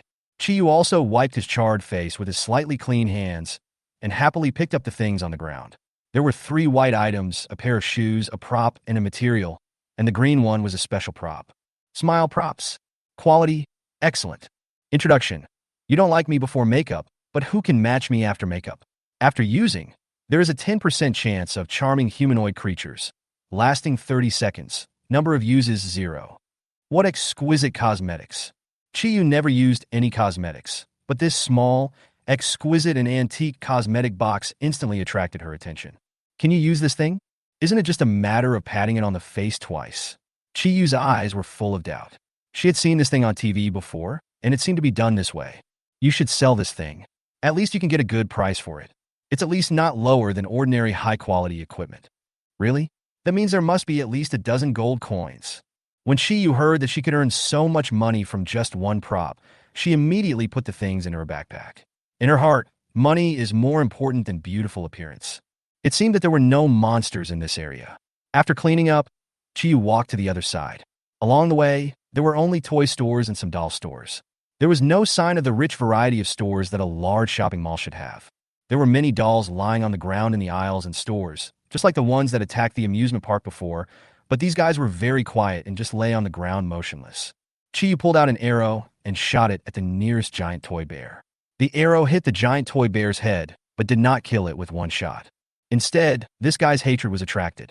After he got up, he roared at Yu, and after his limbs fell to the ground, he ran towards him ferociously. Yu did not panic. He rushed to the bear's back for help. He used the dagger in his hand to cut the cloth on the bear's back, and then used his claws as a weapon to pull out the cotton inside. The giant bear seemed to feel the pain and fluttered on the spot, trying to throw Yu off. But Yu was not thrown off.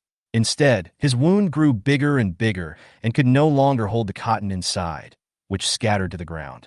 After a few seconds, the giant bear fell to the ground completely, as if it was a really broken doll. The giant bear dropped a white weapon on Yu, which made Yu more motivated to kill monsters. Without waiting for Yu to urge him, he continued to search in the unexplored areas. In the amusement park, the monsters had been almost cleared out by this time. A group of security personnel had arrived and cordoned off the scene. Medical professionals also rushed over to treat the wounded. As for those who had died, they could only clean up their bodies and observe a moment of silence. Resurrecting the dead is not something that low-level professionals like them can do. At least they have to reach the third level of assistance to have the skills to resurrect the dead, and there is a certain time limit. However, those big shots at the third level were all busy controlling the energy overflow problem of high-level dimensional copies and had no time to deal with these emergencies. Captain, we found the entrance to the dimensional copy, but something unexpected happened. In the amusement park, a staff member from the public security department came to Zhang Quan and reported. Zhang Quan threw the torn doll aside casually, without paying attention to the items that fell on the ground. Looking at the anxious look on the staff's face, he hurriedly asked, "What's wrong?" Chapter 46 Mirror Box Barrier. The personnel from the public security department quickly arrived at the woods that Yu had entered before. Since the energy of the copy had been consumed after Yu entered, no monsters continued to come out of the portal at this time. Zhang Quan is indeed an experienced captain. His expression immediately became very serious when he arrived at the open space in the grove. He stopped only after he ran all the way to the protective shield. He touched it with his palm, but it still only caused a slight ripple. Mirror box barrier. Someone did this on purpose. Zhang Quan's face looked a little solemn. Before, everyone thought that an undiscovered dimensional copy had appeared, which was the responsibility of the supervision department.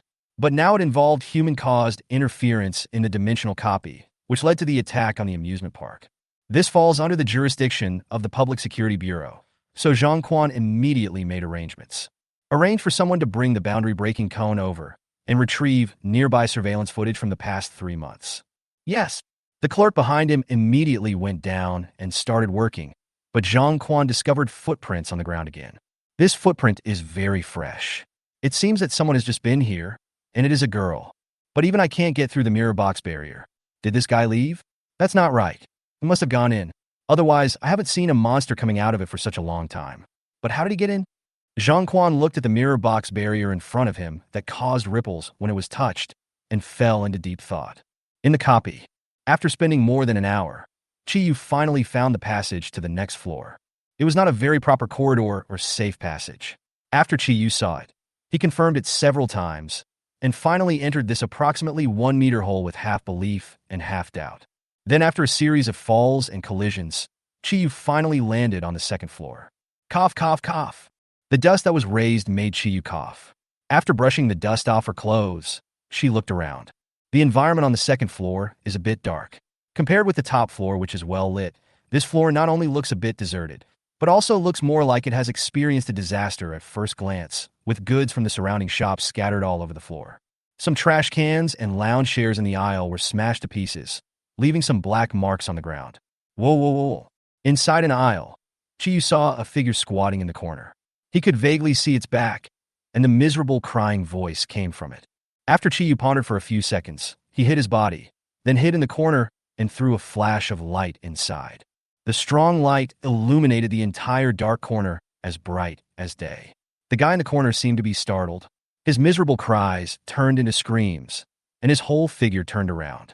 Under the shining light, Chiyu could see the guy's appearance clearly. He had a thin and slender body, and his face drooped as if it had melted. There were rich colors on his body, but those colors were a little turbid. More importantly, there is a circular passage next to it, and it seems that the ladder leading to the next level is most likely here. This guy looks a bit like a clay doll. The clay monster was not affected by the shining light. It dragged its body and ran out, leaving a pool of wet mud wherever it passed. The mud corroded the ground into potholes, and as it moved quickly, the surrounding walls were also stained with splashed mud. Chiyu quickly dodged it, and when she saw the clay monster stop running and whimper in place, she felt her scalp tingling. Shoot it away with arrows. It's not easy to defeat it in close combat.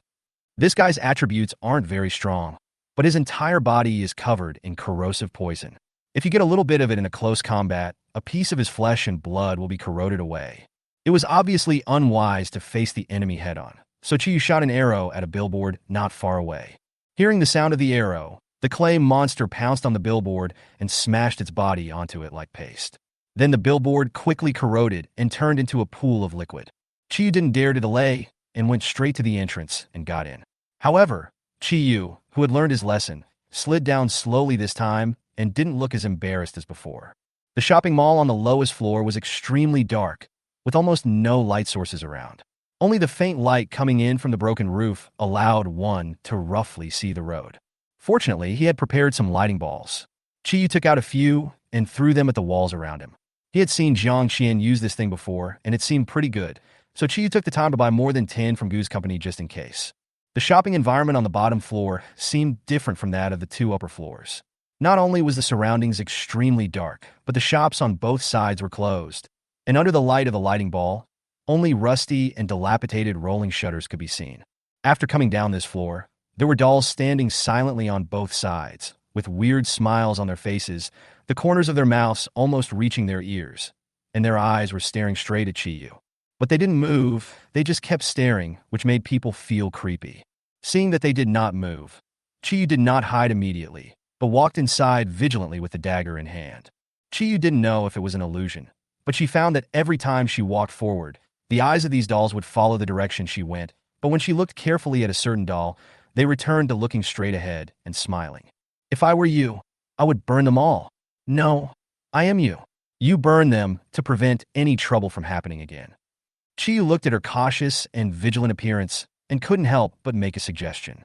In this strange environment, he could feel that Chiyu's inner pressure was increasing a little. Yes, but I only have 9 bottles of liquid bombs left. Let's deal with the more crowded areas first. Chiyu found a safe position and started hiding. He took out a bottle of liquid bomb, aimed at the pile of dolls, and threw it over.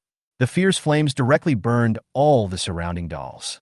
Unlike what Chiyu expected, these dolls did not react at all after being burned. Instead, a burst of white smoke mixed with thick black smoke dissipated in the air. These guys don't seem to attack people. Chiyu did not continue to throw the second bottle of liquid bomb. He took out an arrow and shot it at the doll on the other side. The doll was hit in the head but still did not move. What's going on? Could it be that these guys really won't attack people? The doll was obviously killed by Chiyu. Chiyu could also clearly see the experience bar below him rising. But from beginning to end, the group of dolls did not move at all and just looked at him quietly. When Chiyu dealt with the last doll, they still did not make any noise. The surroundings were very quiet, with only wisps of green smoke wafting from the burnt doll. Let's go. It seems that you haven't triggered any mechanism. Let's go to the front and take a look. After failing to figure out the reason, the two stopped thinking about it and continued walking forward after seeing the direction clearly. In the outside world, someone had already brought the boundary-breaking cone over. As the boundary-breaking cone hit the barrier of the mirror box, the originally indestructible barrier collapsed like a broken mirror and fell to the ground. The dimensional copy hidden inside also appeared in front of everyone. The energy of the copy was very unstable. The people from the supervision department saw it at a glance and realized that someone had already entered the copy in advance. Lao Zhang, do you think this guy could be? A middle-aged muscular man next to Zhang Quan came up to him and asked in a low voice. He didn't finish his words, but the meaning was self-evident. I don't know either, but it's unlikely. Maybe we won't know until she comes out. If there are people in a copy at this time, the people from the supervision department will not be in a hurry to reduce the copy's energy, so everyone will gather at the door of the copy waiting for the people inside to come out. Or if the energy overflows again after the death of the people inside, they can intercept the monsters that escape again in time, and finally send people in to reduce the energy of the copy. Captain Zhang, surveillance footage shows that someone just entered the woods. However, the person was dressed in black, wearing a hat and a mask, so he cannot be identified. Analysis suggests he is an assassin. Another assassin. Zhang Quan couldn't help but think of something. This man's back looked a bit like the man that day. Chapter 47, I am invincible without morals. The first level of the dungeon mall. After searching for several hours, Qiyu finally found the room behind a tightly closed door. He pushed the door open and walked in. Inside was a square similar to a circus performance. The audience stand above was filled with all kinds of dolls. Ha ha ha, our actors are here. As Qiyu entered the center of the stage, a clown about 1.6 meters tall came to the other side of the stage with a funny walk. Performing clown, dungeon level 12. HP, 3,500. Magic, 1450. Strength, 70. Toughness, 90. Agility, 128. Perception, 138. Intelligence, 149. The clown did not rush up immediately, but continued his performance on the spot, as if the audience in the stands were a real crowd. Qiyu frowned, not understanding what this guy was doing, but to prevent any accidents, she still drew an arrow and shot it at the clown's head. When the arrow hit the clown, it dodged it easily by turning around, and after turning around, there was another doll next to it. Qiyu was very familiar with the appearance of this doll. It was the group of human head dolls that scared her before, but the one now being hugged by the clown was a complete doll. If the knees under the skirt were not connected by a hinge, it would be easy to confuse it with a real person. Don't be angry, beautiful lady. The clown danced lightly with the puppet and chuckled at Qiyu. I believe you have cleared out all my precious dolls outside. Aren't you curious why these dolls won't move? The clown kept talking to himself, not taking Qiyu seriously at all, and the movement of his dance with the puppet in his arms became increasingly vigorous. Qiyu ignored it, but the clown continued talking, not taking her attack seriously. These dolls are my masterpieces. They said my performance was boring, so I tried to keep them. Then they said my performance was not funny, so I tried to make them laugh. Look, how happy the people in the audience were laughing. But you killed everyone outside. Did you know that? You are a butcher, an executioner. Those people were burned to death by you. Their bodies turned to ashes, and their souls went to hell. You really deserve to die. The clown's smile gradually became more hideous, and his eyes were filled with strange light as he looked at Qiyu. In an instant, Qiyu found that the dolls around her had turned into human forms. They were sitting in the stands and scolding Qiyu for her cruelty. The doll next to the clown had already turned into a burnt look like a woman with a face full of hatred. She was staring at Qiyu and asking her why she burned herself. Even though Qiyu is now much more confident and strong than before, she still feels the same powerlessness she had on the day of awakening when faced with such a scene. She felt like a sinner, as if she had fallen into the bottom of the sea. The air around her was squeezing her. Her mouth and nose were blocked by sea water, making it difficult for her to breathe, and even struggling was very difficult. Then shouldn't you die? Feeling that Qiyu could not bear the pressure anymore, Qiyu immediately took over the body and quietly looked at the woman in front of him with a charred face and eyes full of hatred. Perhaps because she couldn't feel Qiyu's fear, the woman approached Qiyu and wanted to strangle her neck with her charred hands. Pa! A loud slap hit the woman's face, and the illusion around her was instantly shattered. The woman in front of Qiyu turned out to be the clown. Shouldn't you have died? Your performance was terrible, no one watched it, and it wasn't funny. If you don't live, you can try biting a lighter. The clown froze in place. Although the slap did not cause any damage to his health, Qiyu's subsequent words and the slap caused great damage to his fragile heart. You murderer, you deserve to die. The clown's voice was a little distorted, with a slight tremor in the sharp sound. Ha ha ha. I killed dolls, but my friend, you killed people, those who thought your performance was bad. My friend, I want to tell you about your performance. It sucks. Qiyu bit the last two words very heavily. The clown failed to break Qiyu's defense, but he himself was breaking his defense and biting the doll beside him on the spot. What are you laughing at, you damn bitch? I'm going to bite you to death. I'm going to bite you to death. After Qiyu said it was terrible, the clown seemed to feel that the doll beside him turned into a woman, scolding its poor performance. Seeing that the clown was trapped in his own illusion, Chi-Yu stabbed the dagger in his hand directly into its eyeball. At the critical moment, the clown still reacted with his high perception. Looking at the dagger that was about to pierce his eyes, he had to block it with his palm. Unfortunately, his toughness was not high, and the dagger directly pierced his palm. However, the clown also woke up from the illusion and threw away the doll that was broken into pieces by it. Damn you, I'm going to make you pay the price. When it took out a balloon from its pocket and blew it into a giant balloon axe, Chi-Yu had already disappeared in the venue. The clown covered his injured palm and screamed, "Damn rat, come out quickly!" "As you wish." After the clown finished shouting, a familiar female voice appeared behind it, and then it felt a sharp pain in its anus sweeping through its whole body. "Ah!" Chi-Yu pulled out the green staff and said with a hint of dissatisfaction on his face, "It's too thick. The basic staff I had originally was more useful, as its slender body could reach directly, but this new staff did not perform very well the first time." The clown's tears of pain had wet his makeup.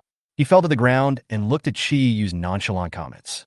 His anger reached its peak. "I'm going to kill you." With his blood-stained hands, he took out another balloon from his pocket and blew it into a balloon gun in a few seconds. However, before he could aim it at Chi-Yu, it was shot to pieces by an arrow. "You think you are invincible now, so I will wait for you to finish before taking action?"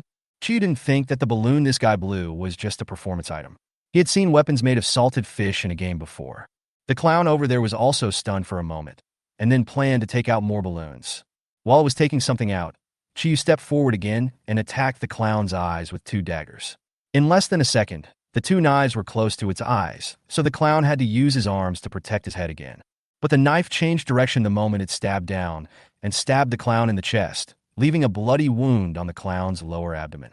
The clown endured the severe pain in his body, and his figure turned into a puff of smoke and disappeared on the spot. Although the 2 knives were not fatal, they reduced his health to less than half. In that case, you can become my doll too. Chapter 48 Skills. Magic Show. The clown covered his wound and laughed wildly, and the hat on his head slowly floated into the air. Judging from the clown's lines, this somewhat funny hat might be the key to turning a person into a doll. Chi-Yu did not dare to be careless, and directly used Xiao, Fei, Lei Shun to hide in the audience seats. "Where are the people? Stop hiding around like a mouse." Having lost his target again, the clown was so furious that the hat could only float around in the air. The clown looked at the empty stage and the seats full of dolls. Then he took out a balloon from his pocket and made a machine gun. He fired at the surroundings randomly without any target, but Chi-Yu hid behind a doll above and lay down. Sure enough, this balloon was just as Chi-Yu thought. It looked like a child's toy, but the energy bullets shot out of it created countless holes in the surrounding area. However, because there were too many dolls on the stands, the clown couldn't find where Chi-Yu was hiding. So Chi-Yu hid here and closed his eyes to rest, leaving the clown raging helplessly below. "Have you recovered?" Feeling that Chi-Yu's mood had improved a little, Chi-Yu asked silently in his heart. "Yeah, I almost got hit by that guy's move just now. It seems you don't need my advice. I thought you would become depressed and hopeless, and then say that you were a demon or something. I was just hit by that guy's skill. I'm not stupid." Chi-Yu muttered dissatisfiedly. Hearing this, he felt as if he was being treated as a fool. "Chi-Yu, what should we do now? That guy seems to be crazy." The commotion below was getting louder and louder, and the clown's crazy laughter had resounded throughout the entire venue. It seemed that the shadow that Chi-Yu had cast on it had almost made it lose its mind. Just wait for it to play for a while. It will stop when it gets tired. The cooling period of the dimensional copy is 7 days, which means that the clown will always be in this injured state during these 7 days. Unless he has healing skills, he will not recover after being free from hatred like in the game. This went on for about 20 minutes, and the clown below finally woke up when his magic power was about to run out. "Huh, huh, you nasty little mouse." As the clown sat on the ground, gasping and cursing, a doll in the audience above suddenly stood up and swayed over to the stage. "Your performance is really ugly." There was a look of disbelief under the clown's messy makeup. He shook his head and muttered to himself that it was impossible. When he saw the doll approaching him, he immediately threw the balloon axe beside him over. The doll's head was chopped off by the balloon axe, and its body fell down. "Nonsense! You're talking nonsense!" But not long after the doll was struck to death, another doll stood up and walked towards the stage. It's ugly, it's really ugly. It sucks. I feel so bad. Why are you killing me?" It's so ugly. I'm leaving." As the clown killed the dolls one by one, the magic power in his body was exhausted, and even the hat could no longer float in the air. Go to hell. Go to hell. When the clown was on the verge of despair, a doll suddenly appeared behind him, and then the familiar dagger stabbed directly into his throat. Looking down at the familiar dagger, the clown spit out blood and murmured, "You." The clown finally fell down, and a person walked out from behind the doll behind it. It was Chi-Yu. "I can't scare you to death. You're still playing psychology with me." Chi-Yu was hiding inside these dolls and controlling them. When the clown was about to kill a doll, he immediately used rescue to go behind another doll and continue to scare it. After the clown fell down, 4 items appeared next to his body, 1 blue, 2 green, and 1 white. The explosion rate is almost comparable to the hidden explosion rate. Magic show, skill. Occupation, general. Quality, excellent. Introduction, please witness the miracle. After using the skill, you can teleport the designated non-biological unit to any location within 100 meters, consuming 15 points of magic power, cooling down 50, level 1 o'clock. Underlord clauses, props. Quality, excellent. Introduction, after using it for 30 days, you can wear equipment that is 5 levels higher than your own level. Yes, I want to wear it. And then what? Kill me? Clown hat head. Quality, excellent. Wearing level 12. Effects, perception, intelligence, additional skill activation, dollization. Revitalize. Putting the clown hat on any non-biological unit can turn it into a biological unit for 10 minutes, with a cooldown of 30 minutes. Doll transformation. Putting the clown hat on any biological unit can transform it into a doll for 20 seconds, with a cooldown of 60 minutes. Introduction. Put on this hat. Forget about her. And don't be a clown that is teased by others in your next life. Is this guy so resentful? Chi looked at the introduction of the hat speechlessly, not knowing who it was referring to. But fortunately, he had hidden before. If he had really been turned into a doll by this hat, Chi with more than 2,000 health points would not have been able to withstand it in 20 seconds. What's more important is the magic show. Chi didn't expect that there would be such a skill in this alien world. This skill might be more useful than some excellent level skills. Chi learned the skill without saying a word, put his hat away, and looked around. The remaining dolls in the audience seats disappeared after the clown's death, and Chi was the only one left in the quiet hall. Chi, is there something hidden here? Seeing Chi standing there, Chi asked curiously. No, but you have to be prepared when you go out. Chi was a little confused and didn't understand what Chi meant. But it was only after Chi entered the portal that she realized what preparation she needed to make. Don't move! Outside the portal, a group of people in uniform surrounded the portal, and Chi also saw a familiar middle-aged man in the crowd. Comrade, we are from the Public Security Department. Can you show us your professional profile? We need to conduct an inspection on you. A woman next to Zhang came over and showed her ID. Chi me. Just watch. Chi calmed down the flustered Chi then walked forward calmly and switched to the cold and arrogant voice of the queen before and said coldly, Sir, I helped you solve the problem of the energy overflow of the dimensional copy in advance. Do you still doubt me? We suspect that you blocked the undiscovered dimensional dungeon in order to fill up the dungeon. If there is no suspicion after investigation, we will let you go. Chapter 49, The Upcoming Holidays. Chi chuckled, then asked again without panic. Sir, do you think the value of that barrier is not as good as a few pieces of equipment items of level 10? Or do you think that filling up a dungeon will definitely yield legendary items? Do you believe that? You. The lady in black is right. One mirror box barrier can buy more than a dozen level 10 fine equipment. If you use a disposable mirror box barrier just to clear a dungeon with overflowing energy, it can only be said that you will lose all your money. Team Zhang. The female employee was speechless after hearing Chi Yu's question. Zhang came over and sent her back. You must be the assassin who killed the landlord and his son before. The moment they met, Zhang perception told him that the man in front of him was the killer who poisoned and assassinated the landlord and his son. Although the black clothes Chi Yu was wearing now were completely different from before. But he believed that his intuition could not deceive anyone, as he had developed this intuition after so many years of arresting professionals. Captain Zhang, won't you arrange for people to continue reducing the dungeon's energy? You can't last long after clearing a dungeon. I'm afraid monsters will appear again soon. Zhang frowned as he listened to Chi use a relevant topic, but continued to ask the same question as before. Tell me, why did you kill the landlord and his son? Is it related to that little girl Chi Yu? Hey, Captain Zhang is worthy of being the captain, but let me ask you, you should have found the magic incense in Chi Yu's room, right? If that little girl Chi hadn't moved out that day, what would have been the consequences? That day when he was at the villa of the landlord and his son, he also heard their actions that night. Fortunately, Chi listened to him and left early. Otherwise, even at his current stage, he would not be able to resist this forbidden item that could fascinate high-level professionals. Chi still looked calm and composed, but his words frightened the uninformed staff around him. This kind of thing happened in the early years. Some criminals relied on their identities as professionals to imprison young girls, kidnap, and kill people. However, in recent years, as the laws of Daxia have become increasingly strict in punishing professionals, this kind of thing has been prevented from happening. The so-called magic incense was listed as a banned item at that time, and the alchemist who made this medicine was also detained. If Chiyu had not moved at that time, it would probably have been another case of a missing girl. I'm very sorry about this. We have no power to arrest them if they haven't violated any law. Zhang Quan also knew about this, and he looked apologetic, but soon he looked at Chiyu seriously and said, "In this case, please come with us. We will make a judgment based on your situation. Since the Jia family father and son purchased banned drugs, in this case, you only need to participate in the frontline dungeon for 4 months and you can return. Captain Zhang, I actually admire you for being honest and fair, but I still prefer to nip risks in the bud. I hope we can have a chance to cooperate in the future. And Chiyu is really kind, so please don't embarrass her. Also, be careful of the guy hiding in the corner on the second floor of this instance. He will spray corrosive muddy water and has an illusion skill that will make you think you are a sinner. As for the frontline strategy, don't worry, I will go when the time comes, but not now."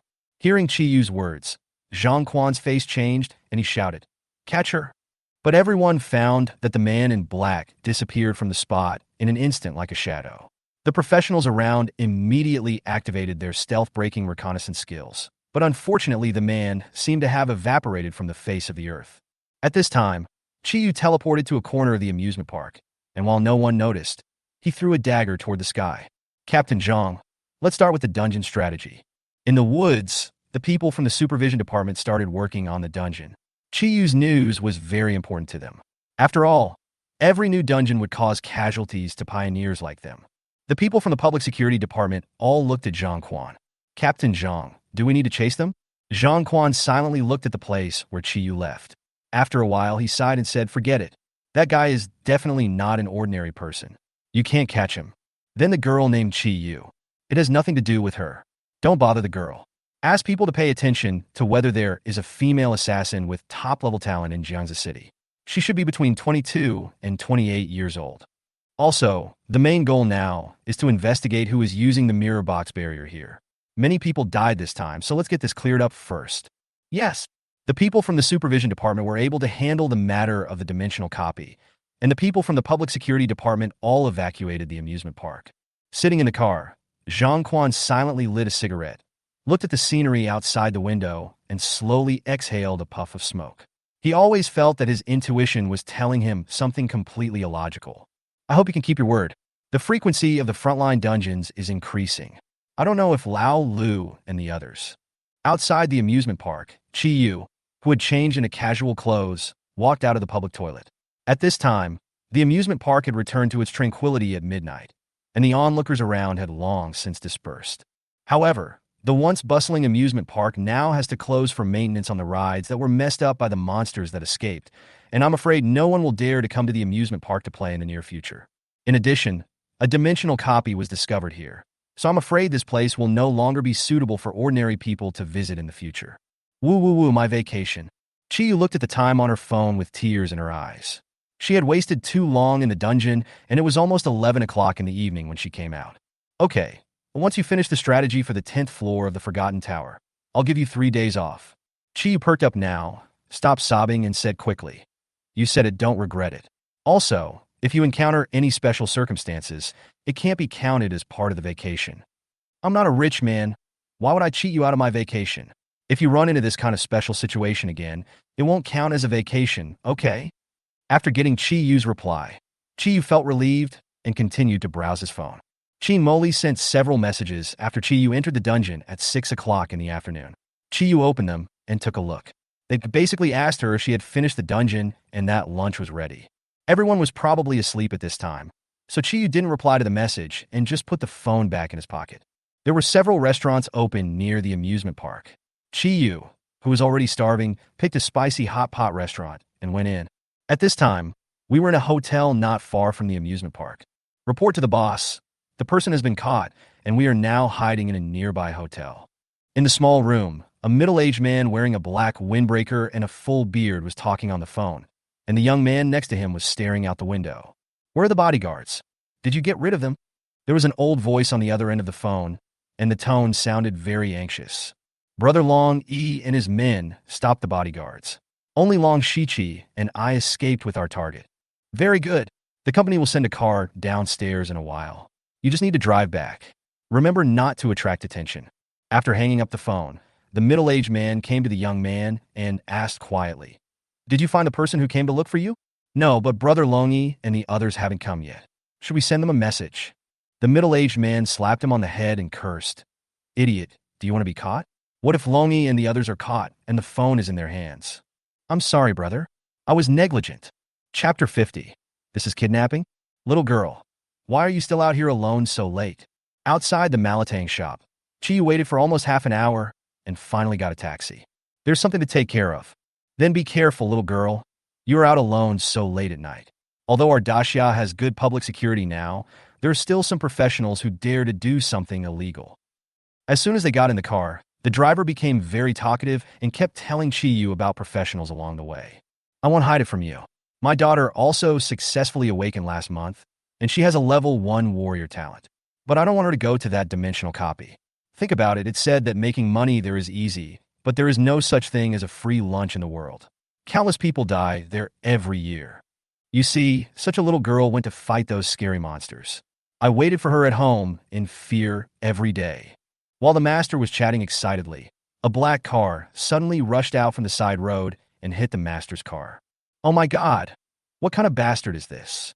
He can't even look at the road when driving, and he doesn't even turn on the headlights at night." The master was also a little angry after being hit, and after getting out of the car, he planned to argue with the person who hit his car. But a man in black wearing a mask got out of the car, and with a wave of his hand, a dark green broadsword appeared. The man then swung the knife and cut off a piece of the front of the car that Chi was sitting in. "If you don't want to die, get out." The driver was so scared that he fell to the ground, and looking at the man's fierce eyes, he rolled and crawled away from the spot. "Okay, stop causing trouble and drive back quickly." Another person in the car made a sound. The man in black glanced at Chi in the car and turned back with disdain, preparing to get in the car. "Wait a moment." Suddenly, the man in black heard a call from behind, and the petite and fragile-looking girl got out of the taxi. It's hard to get a taxi at this time. Chi originally didn't want to cause trouble, but at this point Chi wanted to go back and rest. It was basically impossible to get a taxi in this deserted place. So she got out of the taxi and stopped the man in black who was about to get in. "Oh, then little sister, do you want your brother to take you home?" The man in black's tone was full of ridicule, and his eyes were staring at Chi with lustful eyes. "Long Shiqi, don't cause trouble." The person in the car spoke again, and Long Shiqi immediately put away his expression and shouted at Chi. "Did you hear me? I don't have time to deal with you, a little girl. Get out of here. I mean, you guys get out of this car." Chi-Yu's eyes turned cold, and a dagger flew directly from under the black-clothed man's crotch and pierced the road. What a fast knife! Beads of sweat appeared on the head of the man in black. If Chi-Yu had raised his knife a little bit higher, he would have considered changing his career. "Brother, this guy is a professional." The man in the car also got out, still wearing a black windbreaker, but his slightly wrinkled eyes made him look much calmer than the man next to him, named Long Shiqi. "Miss, I apologize for my friend's recklessness. We have important matters to attend to and need to leave. Please understand. Your business is important, but mine isn't. You broke my car, so it's not too much for me to take your car, right?" Chi-Yu sneered and looked at the two of them with a bit of disdain. These two people were so arrogant when they saw ordinary people just now, but now they became timid when they found out that they were also professionals. The middle-aged man in black gave a stern look at Long Shiqi next to him. He didn't expect this guy to be so unreliable. Suddenly, a head popped out from the rear window of the car next to the two men. It was a little girl with her mouth sealed with a gag label. But when she saw Chi-Yu, she banged her forehead against the rear window. "Oh, your important business is kidnapping little girls?" Chi-Yu looked at the kidnapped little girl, and the smile on his face became a little playful. She saw something she shouldn't have seen. "We dealt with her before we left. There's no surveillance here, so we can handle it more cleanly." After getting the middle-aged man's permission, Long Shichi's eyes immediately became as sharp as an eagle. He flashed in front of Chiyu and slashed towards Chiyu's neck with the dagger in his hand. And an assassin. Chiyu bent his waist to avoid Long Shichi's attack and raised one foot to kick him in the crotch. Bang! The kick hit the target, and Long Shichi's face turned ashen, with his eyes turning bloodshot and red. "You're despicable." Chiyu didn't say much to him. When Long Shichi fell to the ground with his hands covering his lower body, he came up to him and kicked him, breaking his shin bone. The person was also kicked to the middle-aged man. The middle-aged man glanced at Long Shichi. His legs had already twisted 180 degrees. Without treatment, he would not be able to stand up and fight. "It seems that I still underestimated you, but this farce should end here." The middle-aged man's fists were blazing with flames, and he stood in front of Chiyu before he could react. Flame fist. Looking at the punch coming towards his face, Chiyu could only use his arms to protect his head. This punch knocked Chiyu into the taxi behind.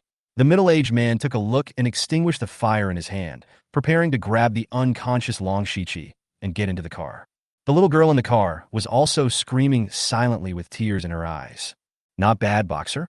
About level 17 or 18, right? Or is it already level 20? But when the middle-aged man was about to get in the car, Chiyu walked out of the taxi. This punch did cause him considerable damage. "Can you still hold on?" Chiyu asked silently in his heart. Chiyu had never been injured so badly before. "It's okay, I can still handle it." Chiyu endured the pain in his arms and body. The little girl just now was just like himself back then. If it weren't for Chiyu, he would have been kidnapped and imprisoned by two people like this. "Well, hold on, I'll give you a day off tomorrow." After Chiyu finished speaking, he gave himself a bite of healing, and his two arms quickly returned to their original state. "Treatment? Are you a support professional?" The middle-aged man looked at Chiyu, who was giving him a sip of milk, and his brows immediately frowned. He wondered when an assistant could break a person's leg bones with one kick and also withstand a punch from him. Are you surprised? Are you surprised? I have a bigger surprise. Do you want to see it?" After Chiyu finished speaking, he threw out two daggers and disappeared from the spot in an instant. "No, you're an assassin." The middle-aged man reacted very quickly. He ignored the two attacking daggers and turned around to punch behind him. But Chiyu, who had just appeared behind him, disappeared again, and one of the two flying daggers turned into Chiyu. A black dagger appeared in Chiyu's hand, and he cut directly on the back of his neck. The middle-aged man endured the pain and turned around to punch again, but Chiyu jumped into the air, and a clown hat was put on his head at the same time. "What is this?" Before he could finish, the middle-aged man found that his body had turned into the image of a laughing clown. Not only was he unable to use his skills, he couldn't even control his own expression.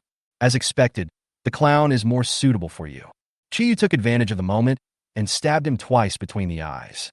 The middle-aged man did not bleed in his dull state, and there was only furry white cotton in his empty eyes. Chapter 51, Being Entangled by a Little Girl. In just 10 seconds, Chiyu had tortured his body so inhumanely that he fainted from the pain before he could even regain his human form. After dealing with the middle-aged man, Chiyu came to the car and pulled a man named Long Shichi down. At this time, he had regained consciousness. Looking at his elder brother, who was lying on the ground with a hideous face and empty eyes, he felt creepy. His eyes were full of fear, and his body kept shaking as he looked at Chiyu. "Evil devil, you are the devil." "Dude, you're not drunk, are you? Killing a person makes you a demon? Then what do you call kidnapping a minor? A devil? A ghost? Or a pervert?" Chiyu pulled the dagger out of the middle-aged man, walked up to Long Shichi, and whispered softly, "You want to kill me, so it's normal for me to kill you. Don't worry, I can kill you quickly. You ruined our plan. Our boss won't let you go." Chiyu pointed to the sky, then laughed disdainfully. "Are you stupid? Your eldest brother just said there is no surveillance here. So how could anyone know that it was me who did it?" After saying that, Chiyu didn't plan to waste any more words. He killed Long Shichi with a single knife. He watched Long Shichi's pupils gradually lose their brightness. Then he randomly found a hole and buried the two of them. After returning to the car, he rescued the kidnapped little girl. "Ahem, sister, you are so awesome." After being released, the little girl quickly came to Chiyu and said with admiration, "Thank you, sister, for saving me." "Okay, little sister, it's time to go home now. I'm going back to sleep." After Chiyu got in the car, he was ready to drive away from this place, but the little girl followed him and sat in the passenger seat. "Sister, this place is so remote. How can you let me go back? Won't you ask your parents to pick you up?" The little girl shook her head, then leaned forward with her cute little face and asked, "Sister, can you take me in for one night? I'll go back tomorrow, and I'm a little scared to be alone here." Chiyu deliberately made a face to scare the little girl and said, "Aren't you afraid that I'm a bad person?" But the little girl was quite courageous. She looked at Chiyu calmly and said with a smile, "Bad guys won't say they are bad guys. Chiyu, why don't you take her back first?" Chiyu also felt a little reluctant, so he also made a suggestion. "Okay, by the way, you little brat, don't tell anyone about what happened today, understand?" "Yeah, I Gui Waran have always been a tight-lipped person." Chiyu rubbed his head with a headache. This girl obviously didn't seem like someone who could keep a secret. But he wasn't a murderer who would kill a little girl to silence her for such a small matter. When they drove to a distance from Jinghong Garden, Chiyu found an empty corner to park the car, and then used the Flying Thunder God's invisibility to take the little girl back to the community. Wow, this place my sister lives in is so mini and cozy. After entering the house, Gui Waran looked like a curious baby, looking at this and touching that. Chiyu was a little speechless. What kind of rich lady did those two kidnap? In her eyes, this house in Jinghong Garden was a mini one. "Sister, you're back." As soon as I entered the house, Chiyu Niao, the girl sitting in the living room, waved at Chiyu, but her smile seemed a little forced. Sure enough, the next second, Chiyu came up to her, grabbed her ear, and scolded her. "Chiyu Niao, it's almost 1 o'clock. Why are you still not sleeping and watching TV here?" It hurts, sister. I ate too much today, and I can't sleep." "By the way, sister, who is this?" Chiyu was very angry and slapped Chiyu Niao on the back of the head and scolded, "Stop asking these questions and go to bed quickly." "Wow, sister, you have changed. You are not as gentle as before." Seeing Chiyu's fierce eyes, Chiyu Niao pursed her lips and pushed the wheelchair back to her room. But when she passed by Gui Waran, they looked at each other, and both pairs of eyes were full of curiosity. "Okay, go take a shower and go to sleep in the room over there. There are unused towels in the cabinet in the bathroom. I'll prepare pajamas for you. But I still want to play for a while." Seeing Chiyu's unfriendly eyes, Gui Waran ran to the bathroom angrily. "Oh, what a mess I got myself into. Tianshui Villa District, Jiangsu City. What? Yuran was kidnapped. In a villa near the lake, a girl with a bun on her head looked at the middle-aged man sitting on the sofa with a panicked look on her face. I've sent someone to interrogate them. This kidnapping should be aimed at our Gu group." Gu Tianqing also had a gloomy look on his face and was trying hard to suppress his emotions at the moment. His business had grown bigger and bigger over the years, and it was inevitable that it would affect the interests of other people. But he didn't expect that these people were so shameless as to kidnap his family to coerce him. What's more important is that these people even caused a riot in the amusement park in order to force him. It seems that this person may have an insider in Gu's trading company. "Then why did you kidnap Yuran? Do you want money? Then we can give it to him." "Oh, it would be great if they asked for money." Gu Tianqing felt helpless. It had been almost a day since the kidnapping, and the people on the other end hadn't called yet.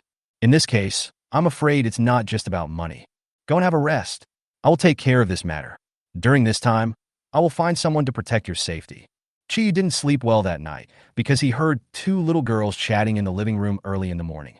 "Let me tell you, my sister is very powerful. Yesterday, she kicked a monkey this big away with one kick. My sister is also very powerful. She once defeated a very big bear." Chiyu rubbed her messy hair, pushed open the door, and walked into the living room. Sister. Gui Waran didn't wear the little skirt she wore yesterday today. She wore a white shirt over a red suspender skirt, a bit like Chibi Maruko-chan. Chiyu remembered that she seemed to have bought this dress for Chi Yunyao a few years ago. The little girl was very happy for a long time at that time. It seems that they had become good friends in this morning, and Chi Yunyao is even willing to share her precious skirt. "Okay, I'm going to Tianyu Square. You can call your family. They must be very worried about you now. Ask them to pick you up directly at Tianyu Square later." Although Gu Yueran was a little reluctant, she knew that her father was still worried, so she picked up Chiyu's phone and called him. "Hello, I'm Gu Tianqing." The voice on the other end of the phone sounded a little tired. It was Gu Tianqing, who had been anxious in the villa all night yesterday. A whole day had passed, and there was no news, not even a phone call. He even suspected that the kidnapping was carried out by someone from abroad. "Dad, it's me. Yueran, are you okay? Where are you now?" Hearing the voice of his beloved daughter, Gu Tianqing's voice rose several degrees. "Where are the people?" In a high-rise building, a bald man who looked to be in his 50s smashed the cup on the table and angrily scolded his subordinates standing in front of him. "Boss, we lost contact with Long Chi and the others after yesterday. The car we sent has been driven away by them, and we haven't found them yet. The bald man slammed the table with a very ugly expression on his face. He waited all night yesterday, but in the second half of the night, the two people's phones were turned off. Go find them. If they dare to betray me, I will tear them into pieces. After everyone left, the bald man's originally ferocious face turned a little pale. If he couldn't find Gu Yueran to use as a bargaining chip, his good days would be over. Chapter 52. Thanks from Gu's company. Tianyu Plaza, outside Gu's trading company. At this time, Gu Tianxing was standing outside the business, next to a beautiful middle-aged woman. The woman's face looked a little haggard, but it could not conceal her mature beauty. Okay, Yuran said everything is fine. Why did you follow me here? Wang Qilin glanced at Gu Tianxing and scolded. You are such a heartless person. How can I not worry about Ran being kidnapped? I can't sleep without seeing her come back. Gu Tianxing was also a little annoyed by the nagging. But fortunately, he heard the news about his daughter, and the weight of the burden in his heart finally fell to the ground. After hearing Gu Yueran's call in the morning, the two of them arranged for the driver to come to Gu's business early without saying a word. When the manager of the store heard that the boss was coming, he directly asked the guest to leave and arranged for a group of employees to wait outside.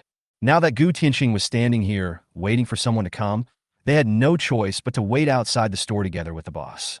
At this time, a yellow-green taxi arrived at the parking lot outside the store. Amid the puzzled looks of the crowd, two figures, one big and one small, walked out of the car. Of course! When Wang Qilin saw the familiar figure, she ran over excitedly. Aunt Lin! When Gu Yueran saw them, she waved to them happily. Ran, are you okay? Are you hurt? Did those people abuse you? After Wang Qilin came to Gu Yueran, she asked with great concern and stretched out her hands to pull her and started to check, fearing that she was injured. Aunt Lin, I'm fine. This sister saved me. She's so powerful. She killed those two bad guys in just a few moves. Gu Yueran danced and showed the two men what happened to Chi Yu last night. Her cute movements could not express the danger of yesterday at all. The two men were relieved to see their daughter being as lively as usual. After Gu Yueran finished her performance, the two of them looked at the man in black beside their daughter. It's just that this guy was wrapped up a little too tightly. In addition to the hood and mask, he also wore a pair of sunglasses on his eyes. The clothes he wore were very thick, so it was difficult to distinguish his figure from that.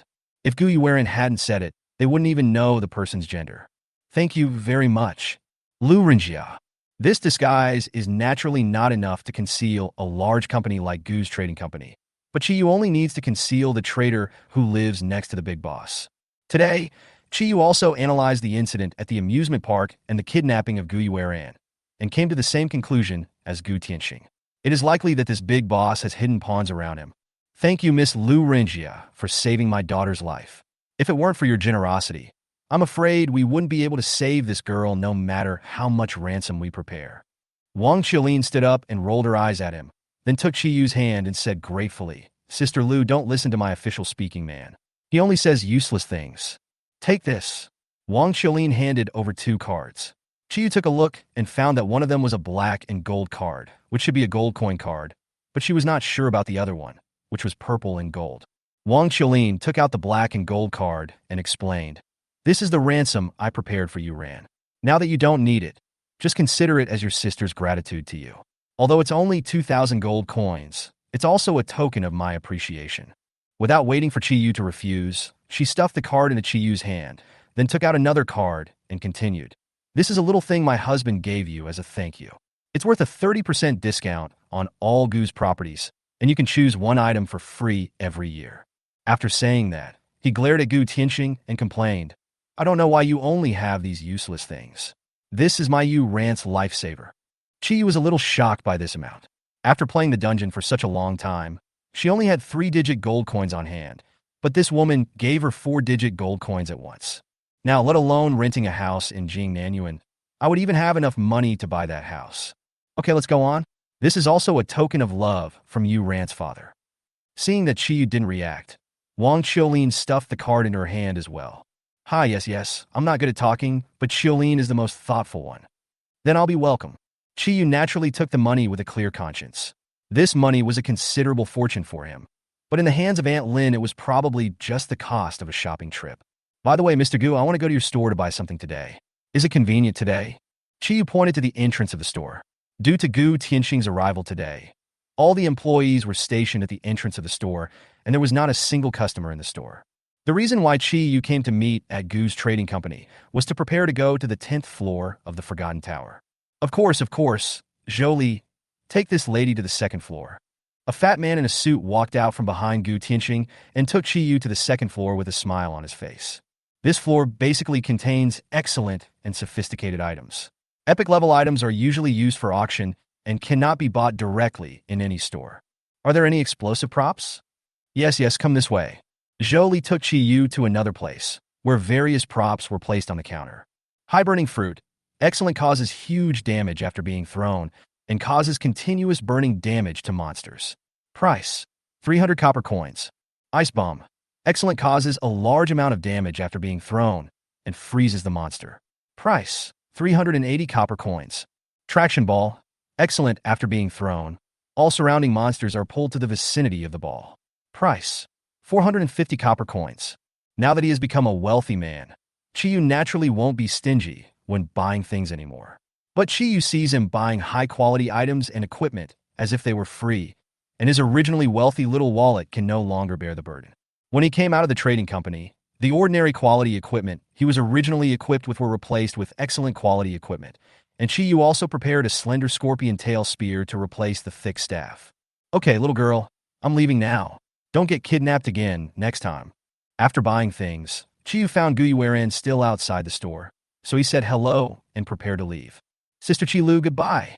I'll come and play with you next time. Watching Chi Yu's departing back, Wang Qiulin's innocent smile immediately disappeared. She quietly came to Gu Tianxing and whispered, "This person is very defensive. Do you think she could have directed and acted in this movie herself?" Gu Tianxing frowned as he looked at Chi Yu's disappearing figure, then said in a deep voice, "No, I've already found out who did it, and it has nothing to do with her. But this person is definitely not an ordinary person. My hunch is very accurate. Qiulin, you did a good job just now." Wang Qiulin raised the corner of her mouth and said with a little pride, "I have contributed half of your success, Gu Tianxing. Why don't you thank me?" Okay. I'll thank you when I get back. Shame on you, the child is still here. Chapter 53, Entering the 10th Floor. Inside the Wang family villa in Jiangsu City. You are all useless. It's been almost 3 days, and we still haven't found the person. What use do I have for you? Wang Fu angrily cursed his men with a ferocious look on his face, and the woman beside him had already burst into tears. A few days ago, their son disappeared inexplicably. They couldn't find him at school and couldn't get through to him on the phone. "Boss, we only found out that young Master Wang was last seen in the Shadow Forest, and he never came out again. The only people with him at the time were the street thugs he kept." The man wearing sunglasses below mentioned the yellow-haired boy who was tied up nearby. The boy looked terrified when he saw Wang Fu and stammered, "Boss Wang, this is none of my business." Wang Fu walked up to him, grabbed his neck, and asked gloomily, "Tell me, why did my son go to the Shadow Forest? Who followed him?" He knew his son very well. Although he had awakened a combat talent, every time he entered a dungeon, he would pay someone to kill monsters while he would sit back and enjoy the fruits of their labor. Taking people to the Shadow Forest for no reason this time is definitely not his son Wang Kuen's character. Master Wang went with a few of us brothers who had awakened our talents. Yes, there was also a woman who went with them. Which woman? Wang Fu was not surprised that his son brought a woman into the dungeon and asked casually, "No, I don't know her, but that woman is not very good looking. She wears heavy makeup and has thin lips. I have never seen her in front of Mr. Wang before. Isn't it pretty? Xiaohei, go down and investigate who that woman is." The man in sunglasses nodded, then pointed at the yellow-haired man beside him and asked, "Boss, what should we do with this person?" Wang Fu rubbed his tired head and waved his hand casually, saying, "Find a place to lock him up and wait until my son is found. Also, arrest all of the men who knew that my son had entered the Shadow Forest that day. Remember not to let the people from the Public Security Department find out." "Okay, boss." The man with sunglasses left with the yellow-haired girl. The woman next to Wang Fu came to him and cried, "Husband, we only have this one son. You must find him. It's all your fault. A loving mother often spoils her son. If you hadn't always indulged him, would this have happened? He needs a bunch of people to protect him every time he enters a dungeon. As a professional, he has no fighting power at all. Wing Fu, isn't that your son? This dungeon is so dangerous. What's wrong with me asking someone to protect him? If you can't find Kuiner, I won't live either. Wang Fu shook off the woman's hand, suppressed his anger, and left home.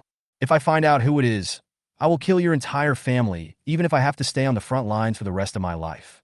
Since seeing Guyu off, Chiyu also enjoyed a day of vacation. This time, nothing unexpected happened, and he spent the whole day playing safely in the commercial street near Tianyu Plaza. After getting the money, Chiyu's fighting spirit was boosted, and it didn't take long for him to conquer the 9th floor, and that was without Chiyu's reminder. Are you ready? Ready. Are you really ready? Hearing Chiyu asking again, Chiyu was puzzled and opened his attribute panel to check it carefully. Profession. Healer, level talent. Slightly increased healing amount. Level 9. Skills. Healing level 2, rescue level 2, shine level 1, hide level 2, interaction level 2, advanced weapon retrieval level 1, magic performance level 1. Equipment. Weapon master, level 9, excellent weapon. Moran's light top, level 8, excellent top. Moon messenger skirt, level 10, excellent bottoms. Wind shadow boots, level 10, excellent shoes. Snakeskin gloves, level 7, excellent gloves. Clown hat, level 12, excellent headdress. Gargoyle earrings, level 8, excellent earrings. Iron heart, level 7, excellent ring. Red crystal necklace, level 8, excellent necklace. Status. Overlord contract, 26 days. HP. 1900-900. Magic. 1800. Strength. 7850. Toughness. 7250. Agility. 12880. Perception. 12180. Intelligence. 13080. After the inspection, Chiyu nodded again with confidence to confirm that she was ready. She had never fought such a rich battle in her life. Chiyu was too lazy to ask Chiyu anymore. After turning off the panel, he walked from the busy center of the shopping mall to a women's restroom. Opened the 10th floor of the Forgotten Tower. 7 dice game.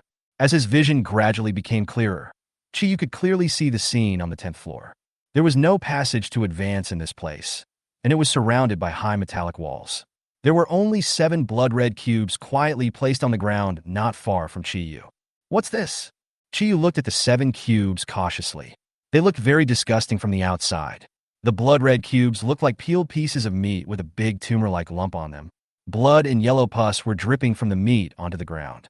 However, one thing that deserved Chiyu's attention was that there was a charred word engraved on the upper left corner of each piece of meat, as if it had been burned there with a branding iron. The first piece of meat is engraved with strength, followed by agility, blood, magic, toughness, wisdom, and sensitivity, respectively. After reading it, Chiyu immediately understood that these cubes were engraved with the 7 values of the attributes. But what does this mean? Is it possible that this is a different value for each cube? Chiyu took a few steps back, intending to use the data panel to observe several cubes. Sarcoma dice power, dungeon level 10. HP, 1500. Magic, 1500 strength. Toughness, 60. Agility, 60. Perception, 60. Intelligence, 60. What's with this question mark? The attributes of this monster are very average, even worse than those of ordinary monsters, but one of them is a question mark. Chiyu looked at another monster again. There was a corresponding question mark in the numerical value of each monster and the words engraved on its upper left corner. Sarcoma dice sensitivity, dungeon level 10. HP, 1500. Magic, 1500. Strength, 60. Toughness, 60. Agility. Perception, 60. Intelligence, 60. How about trying to hit it? Chiyu's voice seemed to be filled with evil intentions when he asked in a low voice. Although Chiyu sensed Chiyu's evil intentions of watching the show, he had no idea after observing for a long time. So he shot an arrow at the first monster that was engraved with force. After the arrow hit the monster, it did not penetrate into it, but was knocked away instead. The entire tumor dice flew up as if it had been struck by a huge force. After landing again, Chiyu saw the tumor-like bulge suddenly open, and 4 blood-red eyeballs with yellow liquid stared at Chiyu. 4 and there's 5 on it. Chapter 54 Sarcoma dice. Chiyu was not a fool. She immediately understood from the name and the suddenly open eyes. The tumor dice that was staring at Chiyu suddenly grew a pair of hands and feet and rushed towards her. This guy had great explosive power, but when the attack came, Chiyu dodged it easily, and a huge hole was smashed out where Chiyu had been before. While the monster was still waiting to turn around, Chiyu looked at the dice monster again. Sarcoma dice power, dungeon level 10. HP, 1500. Magic, 1500. Strength, 300. toughness 60, agility 60, perception 60, intelligence 60. The strength points were as high as 300, and Chiyu's eyelids began to twitch wildly. If he was hit by this punch, he would probably lose half his life, even if he didn't die. After avoiding the attack of the tumor dice, Chiyu turned around and shot an arrow at the dice's eyes. Seeing the incoming arrow, Dice closed the eye on this side, but it was unable to defend against the power of Chiyu's arrow, and the arrow went straight through its flesh bun. Disabling damage, 200. Then he followed Chiyu's example and teleported in front of the dice. He took out 2 daggers from his hands and pierced through the other 2 eyes. There were only 3 eyes on this side, and all of them were blinded in this round of attack, but the sarcoma dice's punch also smashed towards Chiyu. Although the sarcoma dice has strong explosive power, fortunately Chiyu mainly relies on perception and agility. He grabbed the dagger stuck in his eyes, flipped his waist, and came above it. After stabilizing his body, he poked at the 5 eyes again. It can be said that Chiyu's training was very effective. Even with the violent shaking of the tumor dice, he was able to take down 4 of the eyes. The last one had to leave because of the palm it slapped. There are 600 health points left. After landing, Chiyu wiped the blood off his hands. The guy became furious after being stabbed in the eyes twice and beat his body repeatedly. For a moment, Chiyu really had no way to get close. Call out. After aiming at the tumor dice's eyes, Chiyu switched to a bow and arrow. This time, she did not rush forward. The guy attacked like a madman without stopping. After shooting a few more arrows, when the tumor dice stopped attacking and wanted to rush over, Chiyu changed position and slashed at it with 2 swords to eliminate the last bit of its blood. It's quite easy. Chiyu wiped the beads of sweat from his forehead, and his previously panicked expression became one of confidence. After resting for a few minutes, Chiyu looked at the second sarcoma dice engraved with blood. This time the luck was a bit bad. After Chiyu shot an arrow, the dice jumped and showed 6 on the top. Chiyu looked at the guy with 9,000 health points and felt as if she was stabbed in the chest. Last time it was 5 points, this time it was 6 points, and neither number made her feel at ease. This battle with the blood dice was the most persistent battle Chiyu had ever fought. Although it had 9,000 health points, the overall attributes of this tumor dice were not very high. After fighting for about 3 or 4 hours, Chiyu dragged his tired body to the ground. No, I can't do that. At this time, her body was covered in blood, and her hair was soaked with sweat and stuck to her forehead. She had always been clean and hadn't taken care of her hair for a long time. Hurry up if you don't choose in 10 minutes. It will throw the number by itself, and it will either be 5 or 6. Hearing Chiyu's urging, Chiyu immediately sat up and asked in a state of collapse, "Why is there such a copy? Isn't this pure torture?" After resting for another 2 minutes, Chiyu focused on the perceived tumor dice this time. He was lucky and rolled 3 points. The monster's perception only reached 180 points. The 4th one is intelligence, with a score of 4 points. Chiyu looked at the thin and short hands and feet growing out of this tumor dice and had a bad feeling in his heart. Sure enough, the next second, the tumor dice did not rush over, but its 4 big eyes shot out 4 white light waves, which just passed by Chiyu's body. This white light wave hit the metal wall behind, and 4 small holes were created on the indestructible wall. Chiyu's figure came to the other side, and one of his eyes here could also emit light waves. This tumor dice was more difficult to deal with than the previous ones. After Chiyu dodged an attack, he immediately shot an arrow at it. The arrow was detected by the tumor dice, and a wave of light shot out and melted the arrow directly. The damage of this level of intelligence is not weaker than the one that increased the power 5 times at the beginning, and it is probably even stronger. If people are touched by the light wave, they will probably melt. Chiyu was stuck on the edge of the tumor dice. Although this guy had high damage, his reaction ability was poor. He was like an anti-aircraft gun. Every time he wanted to aim, he had to slowly adjust it. Through observation, Chiyu found that the 4 sides of front, back, left, and right were 4, 2, 5, and 6 respectively. The remaining 1 and 3 should be on the top and bottom sides, but Chiyu's height made it difficult to see the number of eyeballs on them. The monster wouldn't give her time to look at the points below her. Then take a gamble. Chiyu shot 2 arrows at the top of the tumor dice, but since they were not aimed at its eyes, the arrows missed the target after several consecutive shots. After the first arrow was shattered, Chiyu exchanged positions with the second arrow, and his body instantly moved above the dice. But when he saw the number of eyes above, Chiyu's pupils constricted and the hairs on his skin stood up, as if he had encountered some terrible crisis. That's right, It was a horrific crisis. There were 3 eyeballs above. The eye that had just shot was still cooling down, but the light waves from the other 2 eyes were about to shoot out. Bah! The 2 glowing balls shot directly onto the dark ceiling, illuminating the dim environment. The next second, the sarcoma dice felt that the eyeball below was pierced, and the scarlet blood flowed down the eyeball and all over Chiyu. It was a close call. I almost died. Before approaching the tumor dice, Chiyu had already used rescue to lock it. As long as she found that it was not an eyeball, she could immediately use her skills to move to the other side of the dice.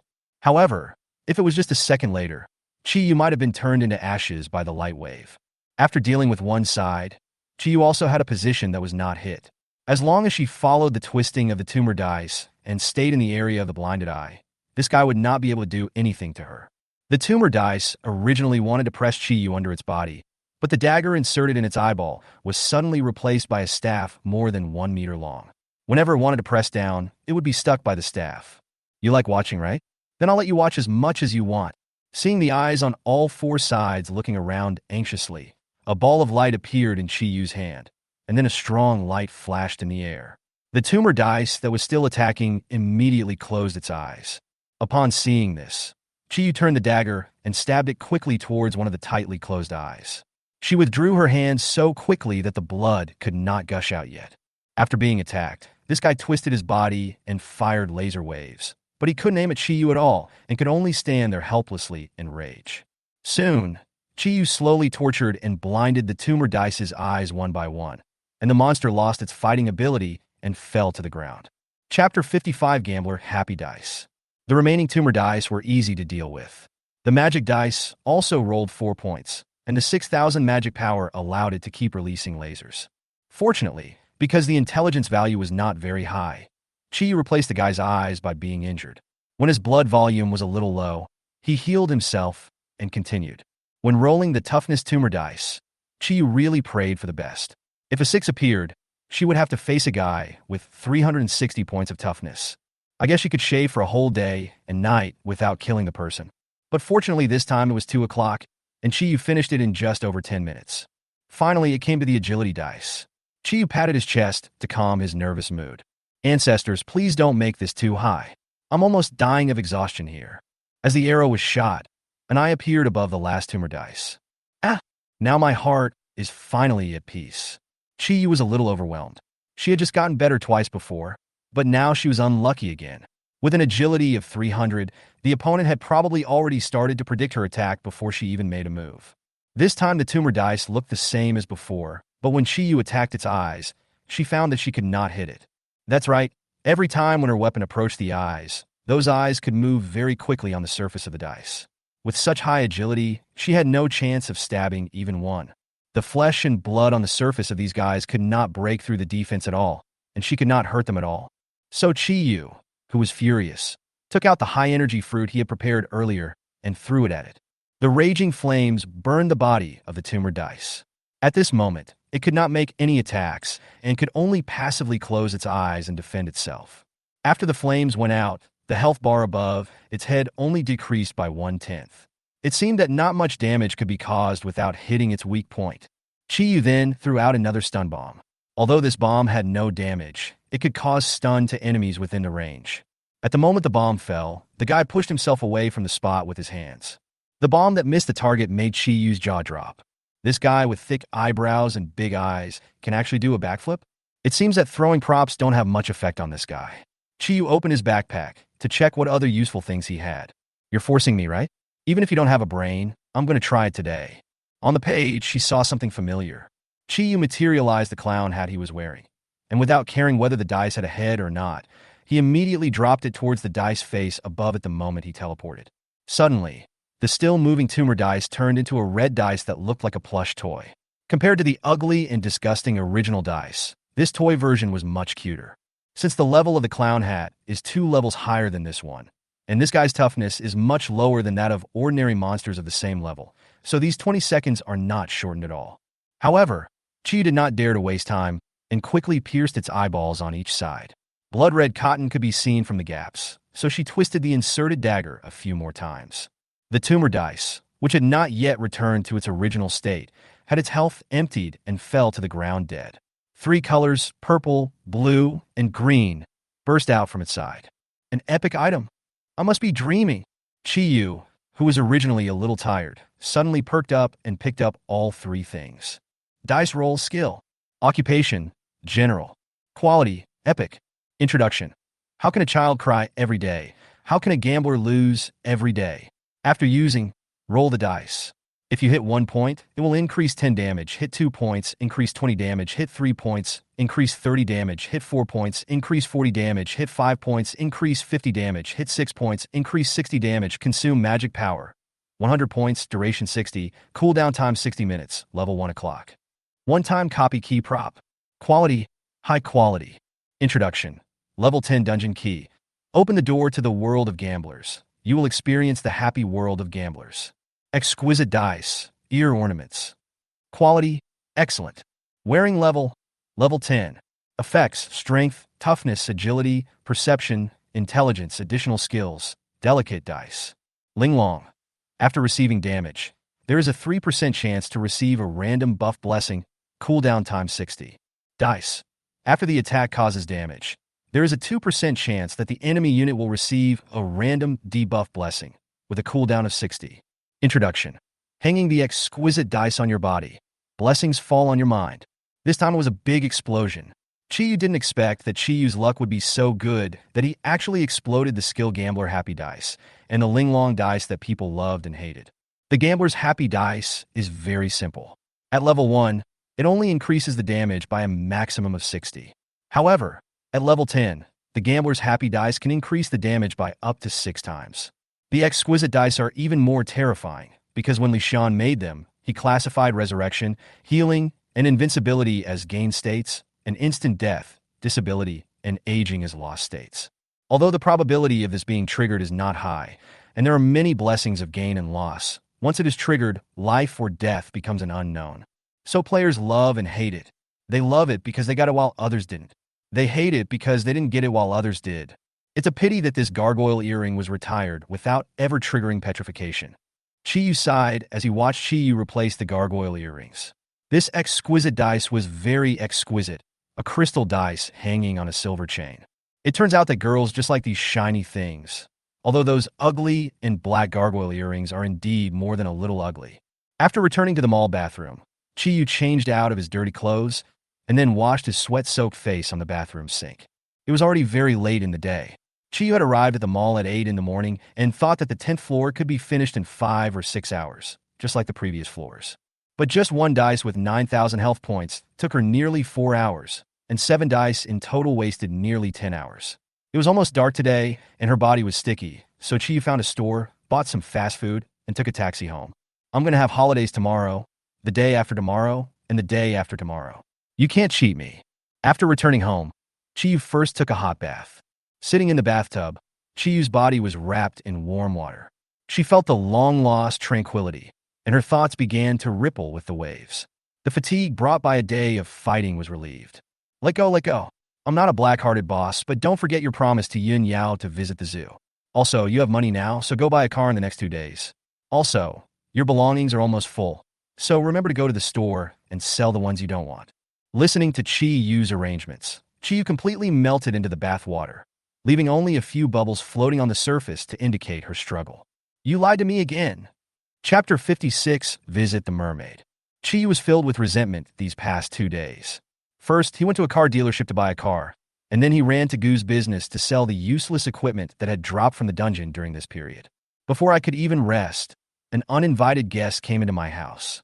Gui Weran, what are you doing here again? Chi-Yu had a headache. She didn't want to get involved in the dispute among this wealthy family. Don't worry, sister.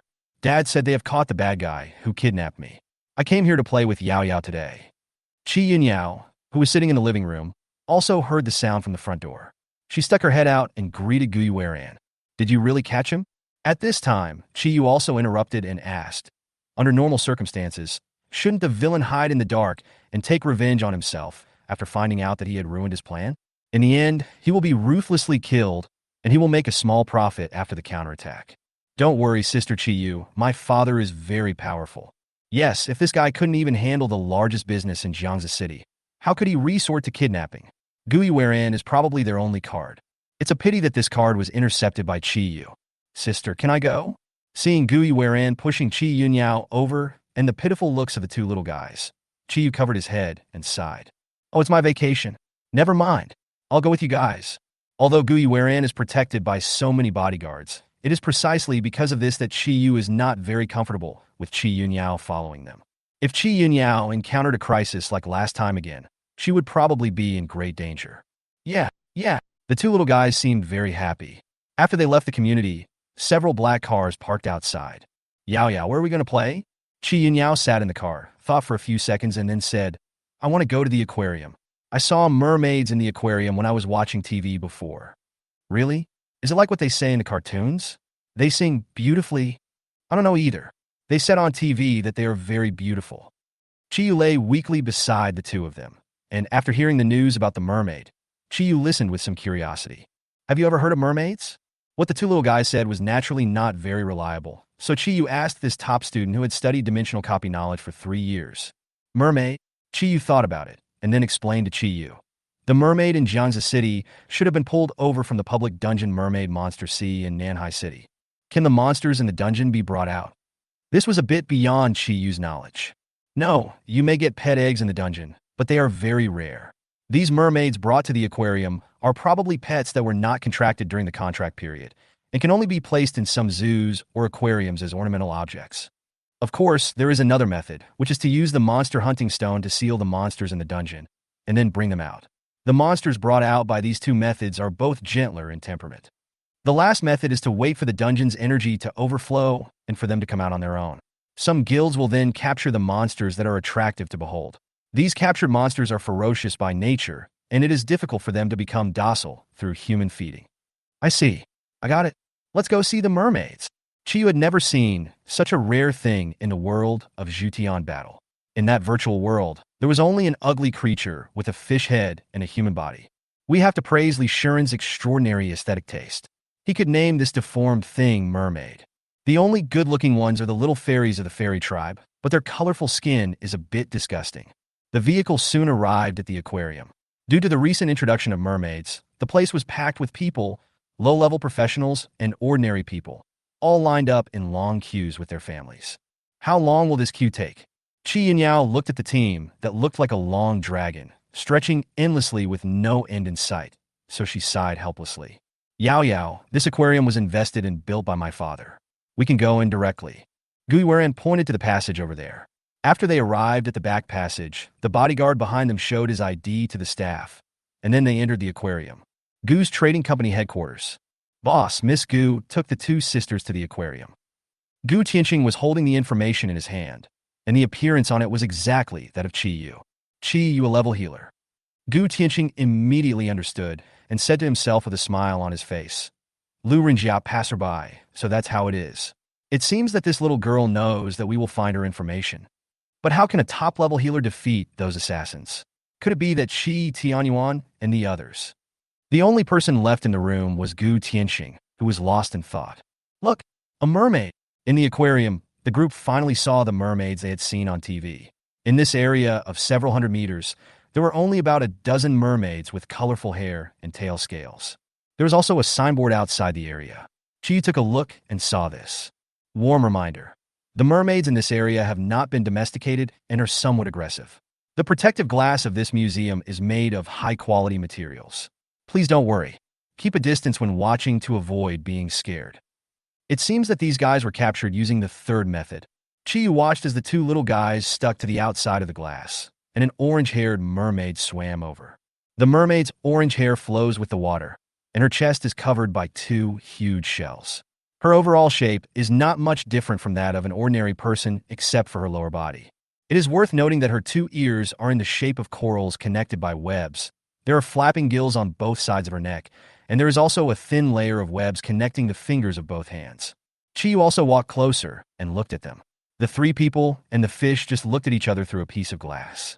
The mermaid came to the other side of the glass, very docilely, and pressed her whole body against the glass curtain wall. Chi could even see the grooves created by the two shells.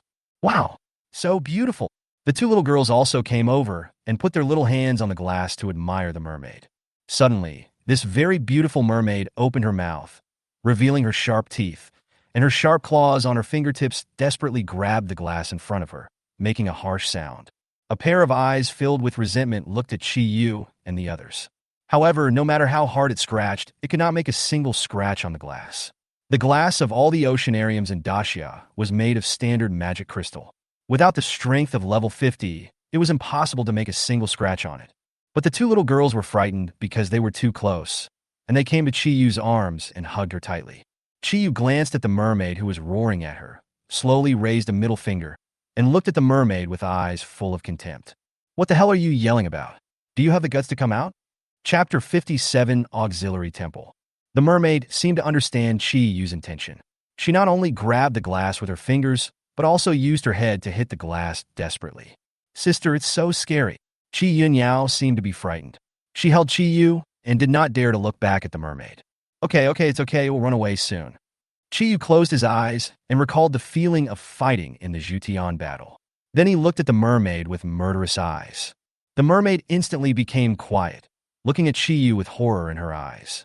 At that moment, she seemed to have seen endless corpses and blood dyed her home red.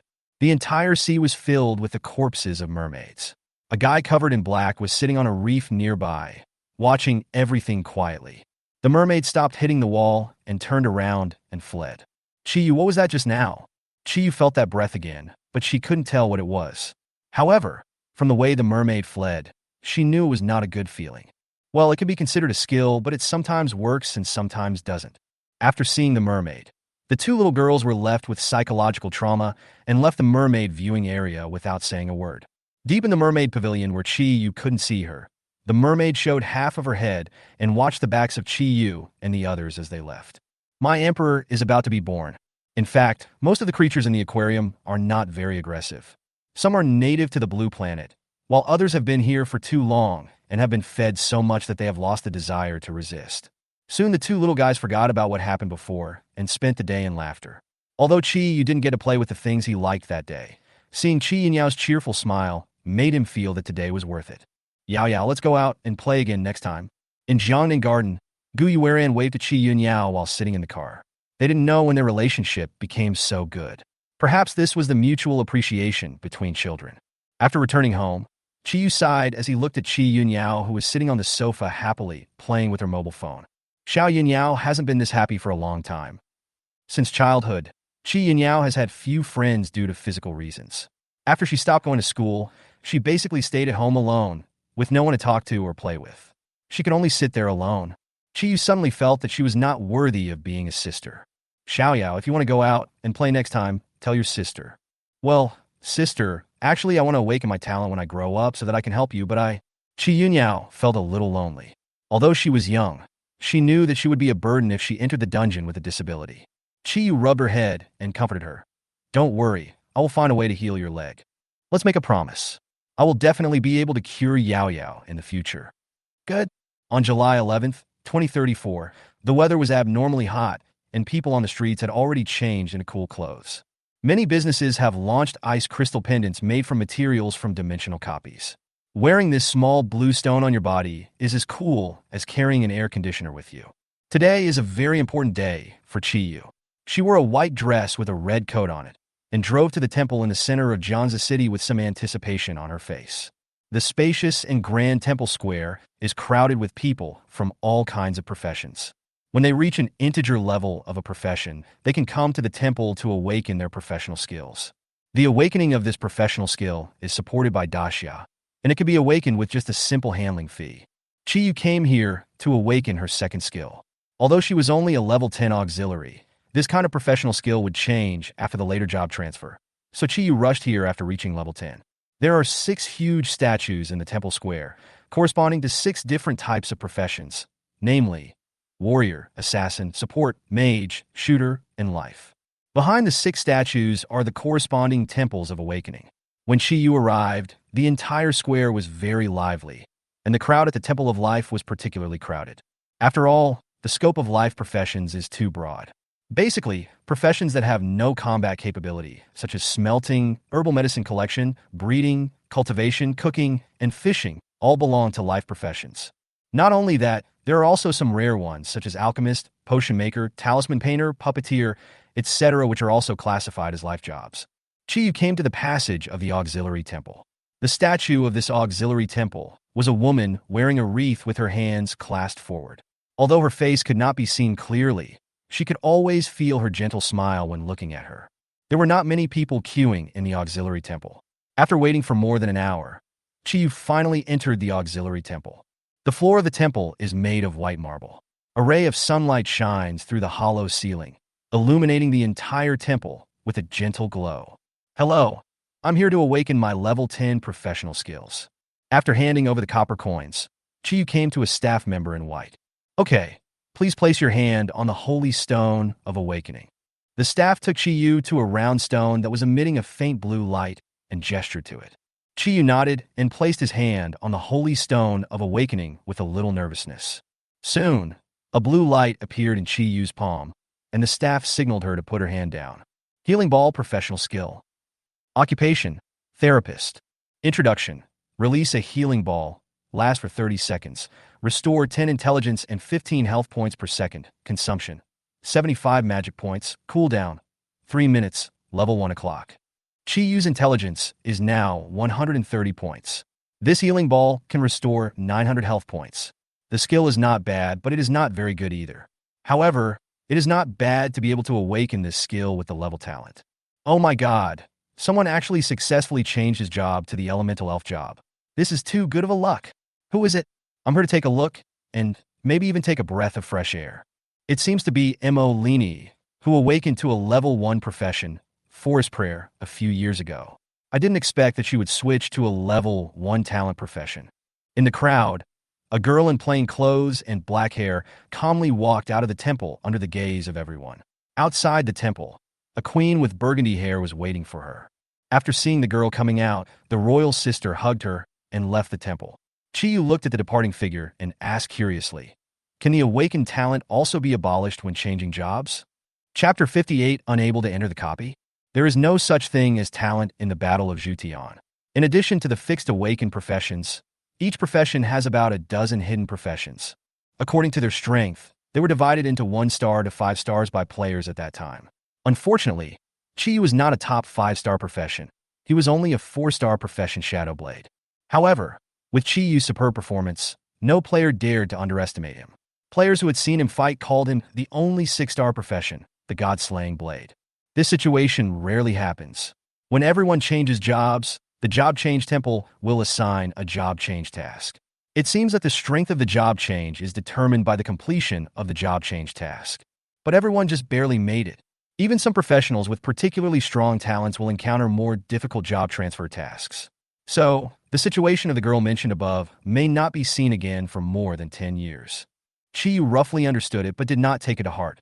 Even if Chiyu's talent was upgraded to level 1, she would only be a nurse, and her combat effectiveness would not be improved much for him. If all else fails, go to the 30th floor of the Forgotten Tower to find the hidden profession book. I hope it's not an auxiliary or secondary profession. A mage can barely accept it. What did you say? Hearing Chiyu muttering, Chiyu, who was about to leave the temple, asked curiously. Nothing. I mean, it's still early. Do you want to go to the dungeon and level up? Let me see which dungeons are above level 10. In fact, this was Chiyu's first time to officially enter a dimensional copy above level 10. The doll copy he had visited before was now named the Doll Mall copy, which could only be said to be a pure accident. Opening the Jiangsu City Professional Forum on his mobile phone, Chiyu opened the introduction of dungeons from level 10 to level 15. Doll Emporium, Disaster Forest, Devil's Cellar. Chiyu, why don't we go this way? Chiyu pointed to the introduction of a dimensional copy on the phone, with a gleam of excitement in her eyes. Flower Fairy City. Recommended level, level 10. Recommended number of people, 3. Instant specialties. Flower Fairy Skirt, Flower Brew, Nectar, Flower Fairy Staff, Poison Ivy, Cursed Flower Fairy Crown Rare. Chiyu specifically clicked on the introduction picture of the Flower Fairy Skirt. This piece of equipment is a white flowing gauze skirt with a layer of lush green tassels on the outer circle of the skirt. The model wearing it looks like a beautiful elf dancing when she makes movements. Why do I feel that this copy is better? Feeling Chiyu's excitement, Chiyu turned to another copy below. The Crimson Swamp produces equipment such as Blood Dagger and Crimson Bone Staff. Aren't they quite useful? And it also drops rare blood corpse pet eggs. Looking at the swamp with blood-red bubbles, Chi Yu's face wrinkled. Also, looking at the blood corpse that made her unable to sleep well at night, she would only contract such a pet if she was still asleep. So Chi Yu frowned in some confusion. Forget about this kind of place. If you want the blood dagger, let's go directly to Gu's trading company to buy it. Are you willing to spend money now? Chi Yu nodded without hesitation and said, you can buy whatever you want. Seeing Chi Yu's aggrieved look, Chi Yu stopped teasing her. After leaving the temple center, she drove directly to the 100 Flowers Garden on the outskirts of Jiangsu City. This is the season when flowers are in full bloom, with colorful flowers competing to open. The entire 100 Flowers Garden is not only filled with professionals who come to play dungeons, but also ordinary citizens who come to see the flowers. Hello, please show me your ID and basic panel. Chi Yu handed his ID to the person from the supervision department, and that person took another look at Chi Yu's basic panel. Chi Yu, a level 10 healer, little girl, you should have just entered level 10. Yes. Chi Yu was a little confused, so the man handed the certificate to Chi Yu and explained, since dungeons above level 10 are very dangerous, in order to prevent a large number of professionals from entering the dungeons and dying to replenish energy for the dungeons, professionals who want to enter dungeons above level 10 need a certificate signed by their work unit. In this case, if a professional dies in the dungeon, we can also punish the signing unit. So, little girl, it's not that we don't want you to go in, but you should sign a certificate first. Chi Yu had never learned these things, but in order to enter the dungeon, he asked seriously, Uncle, do you know where I can sign the certificate? After you join a guild, you can ask the guild leader to sign. If you enter a certain academy, you can ask the academy leader to sign. If you work in a certain unit, you can ask the unit leader to sign. However, if you want to enter the dungeon now, I still recommend that you join a team with a certificate. Okay, thank you, Uncle. This stumped Chi Yu. Although Wang Kuan was no longer there to send people to embarrass her, she, who had always conquered dungeons alone, was suddenly asked to join a team. Asking her to join an unfamiliar team and fight together was no less difficult than challenging a level 20 team. Chi Yu sighed with some headache after leaving the portal. Little sister, there is no team. Do you want to join my brother's team? The brothers are really awesome. Just when Chi Yu was having a headache, a guy with a mohawk hairstyle came over with a cigarette in his mouth. The guys behind him all had evil smiles on their faces. They didn't look like villains at all. Instead, they made Chi Yu feel vulgar and greasy. Chi Yu frowned and didn't want to pay attention to them. But when she was about to change the direction and leave, those people surrounded her again. Little sister, are you really not considering your brothers? You would never imagine how powerful they are. Get lost! Chi Yu is no longer the weak and fragile girl she used to be. Looking at these people who were pestering her, she scolded them in a sharp voice. I'm telling you, little girl, we are all core members of the Blood Shark Guild. You followed us because you are pretty. Don't be so shameless. Chi was a little annoyed by this entanglement, but there were crowds of onlookers all around her. If she took action, people from the Public Security Bureau would probably arrive soon. Just when Chi Yu was about to kill, a crisp, scolding voice came from not far away on the other side. Isn't the Blood Shark Guild just a guild made up of a few scumbags? You bunch of losers can become core members. Is the Blood Shark Guild empty? Several beautiful figures walked out from the crowd, and Chi Yu recognized them immediately after seeing them. Chapter 59 Group entering the dungeon. You Shia, it's you again. What does the Blood Shark Guild's affairs have to do with you? The people who came were Yushia and the others whom Chi Yu had met before. Seeing Chi Yu's weak and lovely appearance, they immediately stood in front of Chi Yu. Your business? Your Blood Shark Guild's business is just bullying little girls? I told you, we're the ones to take care of this girl. We don't need you disgusting guys like you. You. The yellow-haired man was obviously a little angry, but when he wanted to raise the dagger in his hand, a strong voice with a suppressed temperament came from behind him. No action is allowed outside the copy. Are you trying to break the rules? This person was none other than the supervisory staff member who was guarding the portal before. As a middle-aged uncle with an 8-year-old daughter, what he hated the most was this kind of yellow-haired hooligans, but they were not under his jurisdiction before. Now seeing the yellow-haired man preparing to take action, he immediately walked over. The level 30 oppressive feeling made the dagger in the yellow-haired man's hand fall directly to the ground. I'm sorry, I was just joking. After swallowing his saliva, the yellow-haired man stepped back timidly to make way for Chi Yu and the others. When passing by a few people, Yushichi made a face at them, then pulled Chi Yu and walked towards the portal. When passing by the yellow-haired man, Yu glanced at him with murderous eyes, then laughed softly and said, "You are quite lucky." The murderous intent caused the yellow-haired man, who had just stood up, to collapse and sit on the ground. A hot stream flowed down his pants and onto the ground. The moment he looked at Yu, he felt as if his mouth and nose were soaked in smelly blood, and a pair of invisible claws were gripping his neck. But the next second, this feeling disappeared again. "Boss, are you okay?" Huang Mao wiped the sweat off his head, then stood up tremblingly and said, "Let's get out of here." After joining Yu Shi's team, Yu also gained access to the dungeon. The 6 people introduced themselves to each other after entering the copy. "My name is Yushichi, a fire mage. This is my sister Yushia, an ice shooter. This busted girl is Lu Shuha, an assassin. The short-haired cutie is Yi Ningning, a warrior. And there's our auxiliary literary goddess, Su Xiaoming."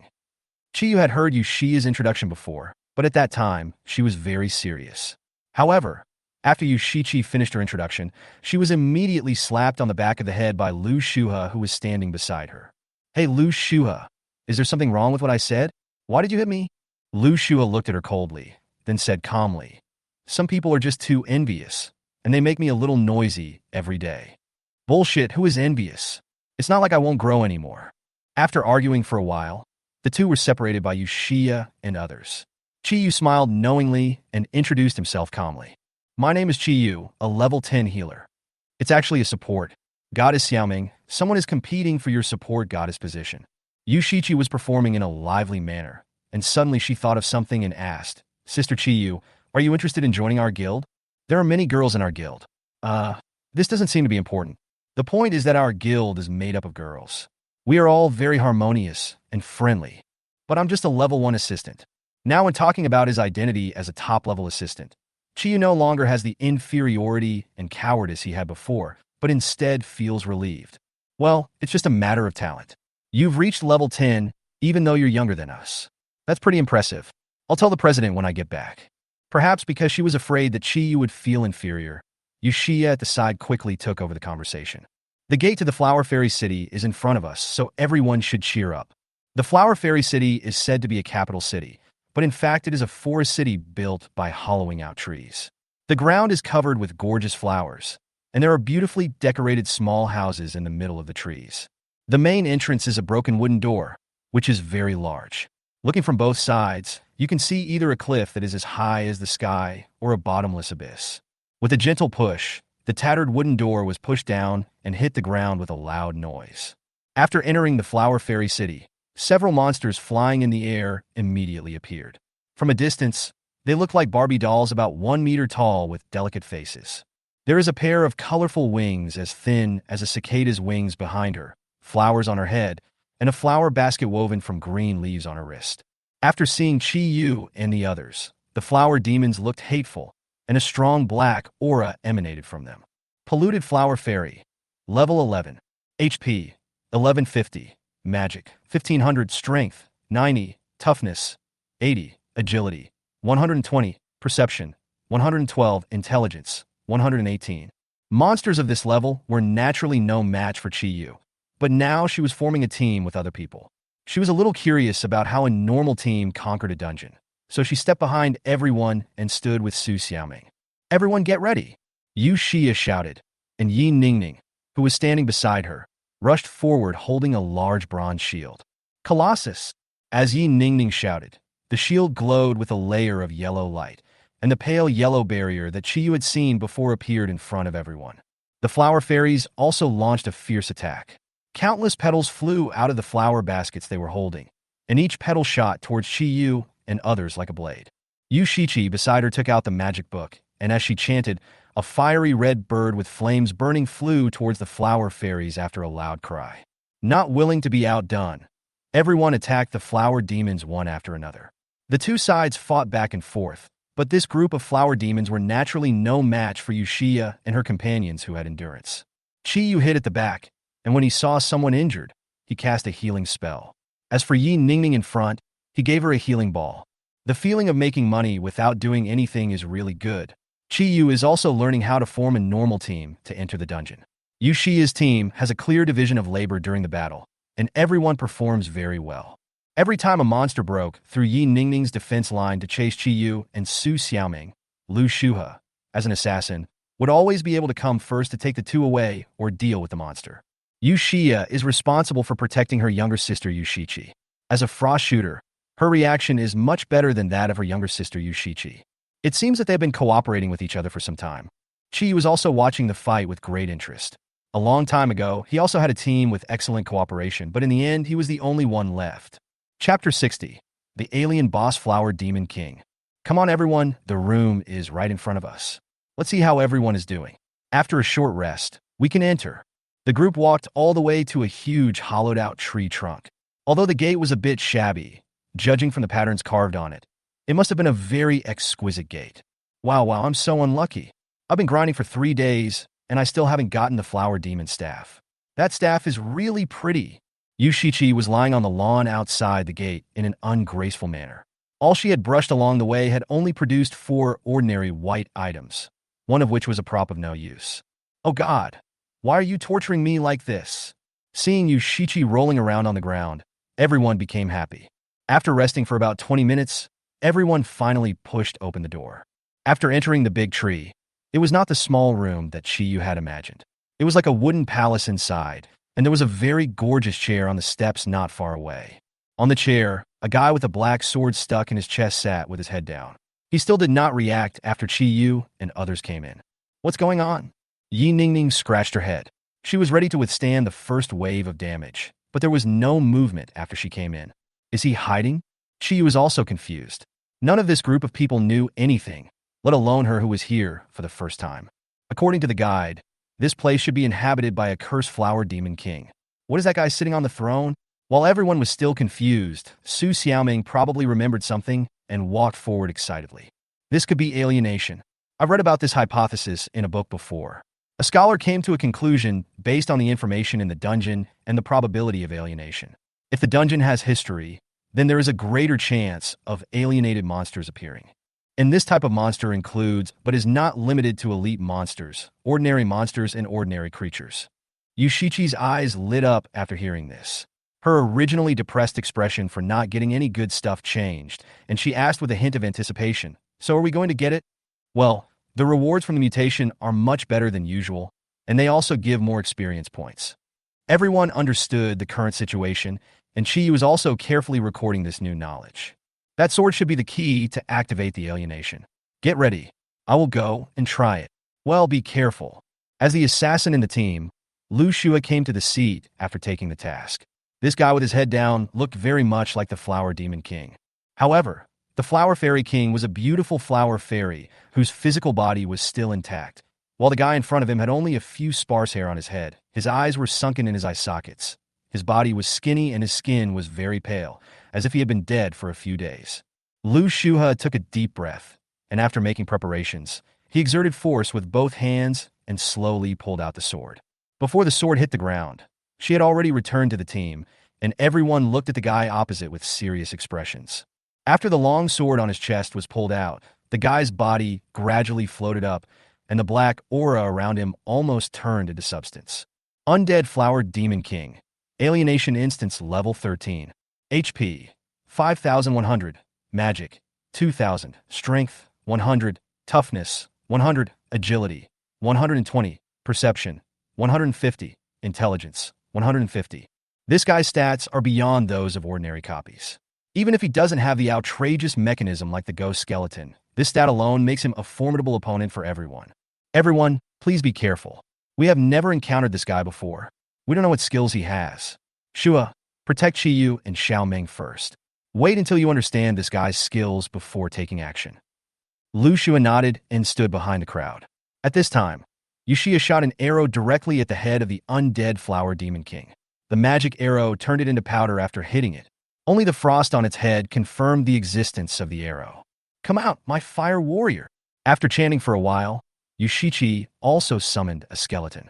The skeleton's bones were as smooth as jade, and flames were burning on some of the joints.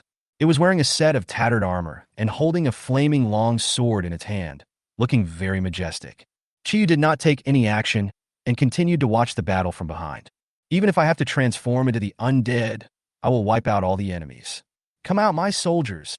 The undead flower demon king burst out with a violent black aura, and the black fog around it gradually condensed into small monsters. These newly appeared little guys are very similar to the flower monsters, vine monsters, and other monsters outside, but the expressions on their faces are not as rich as those outside. All those summoned have a dead look on their faces. The battle was about to break out. More than 20 monsters rushed over here, and the undead flower demon king who was hiding in the back retreated to the throne and picked up the sword on the ground. Seeing that guy holding up his sword and praying confidently in front of the throne, Yushia immediately commanded, "Shua, go and interrupt the chanting first. Chiyue, Xiaoming, move closer to me." Lu Shua nodded, dodged a few monsters, and launched an attack. The chanting undead flower demon king had to pause to defend against Lu Shua's attack. Although some of the undead flower demon king stats are higher than Lu Shua's, as an assassin, her agility and perception are stronger. Although the damage is not high, she can hold him back for a while and allow him to chant. The situation on Yushia's side was much better. This group of monsters was blocked in front by the Jade Bone Warrior and Yi Ningning, and the output from the back could basically take away a monster in less than a minute. But while Su Xiaoming was still strengthening a few people, Qiyu suddenly smelled an uneasy guy. "Watch out to the back. There are a few rats coming." "Yeah, I feel it." Qiyu continued to treat Yi Ningning and the others silently. The two auxiliary professions ensured that the soldiers in front did not feel any pressure at all. When Su Xiaoming was about to release the defensive blessing again, a petite brown monster stretched out its sharp hands and stabbed at her. "Careful!" Yushia pulled her aside and shot a sharp arrow directly through the wood monster that was attacking her. But what she didn't notice was that the other two wood monsters on the other side also launched an attack, and one of the wood monsters released long and thin vines from its body to catch Su Xiaoming. A wood monster also appeared on Chiyu's side. A human-like face could be seen under the cracked bark. Its two wooden arms were covered with sharp thorns. A strange dark green color was hidden in the shiny black thorns, which made it look uneasy. Chapter 61. Clear the blue bar with one hit. Yushia's originally calm expression became a little flustered. After all, she was only a level 12 professional who had awakened for only a few months. It was inevitable that her experience could not compare to those professionals who had been conquering dungeons for years.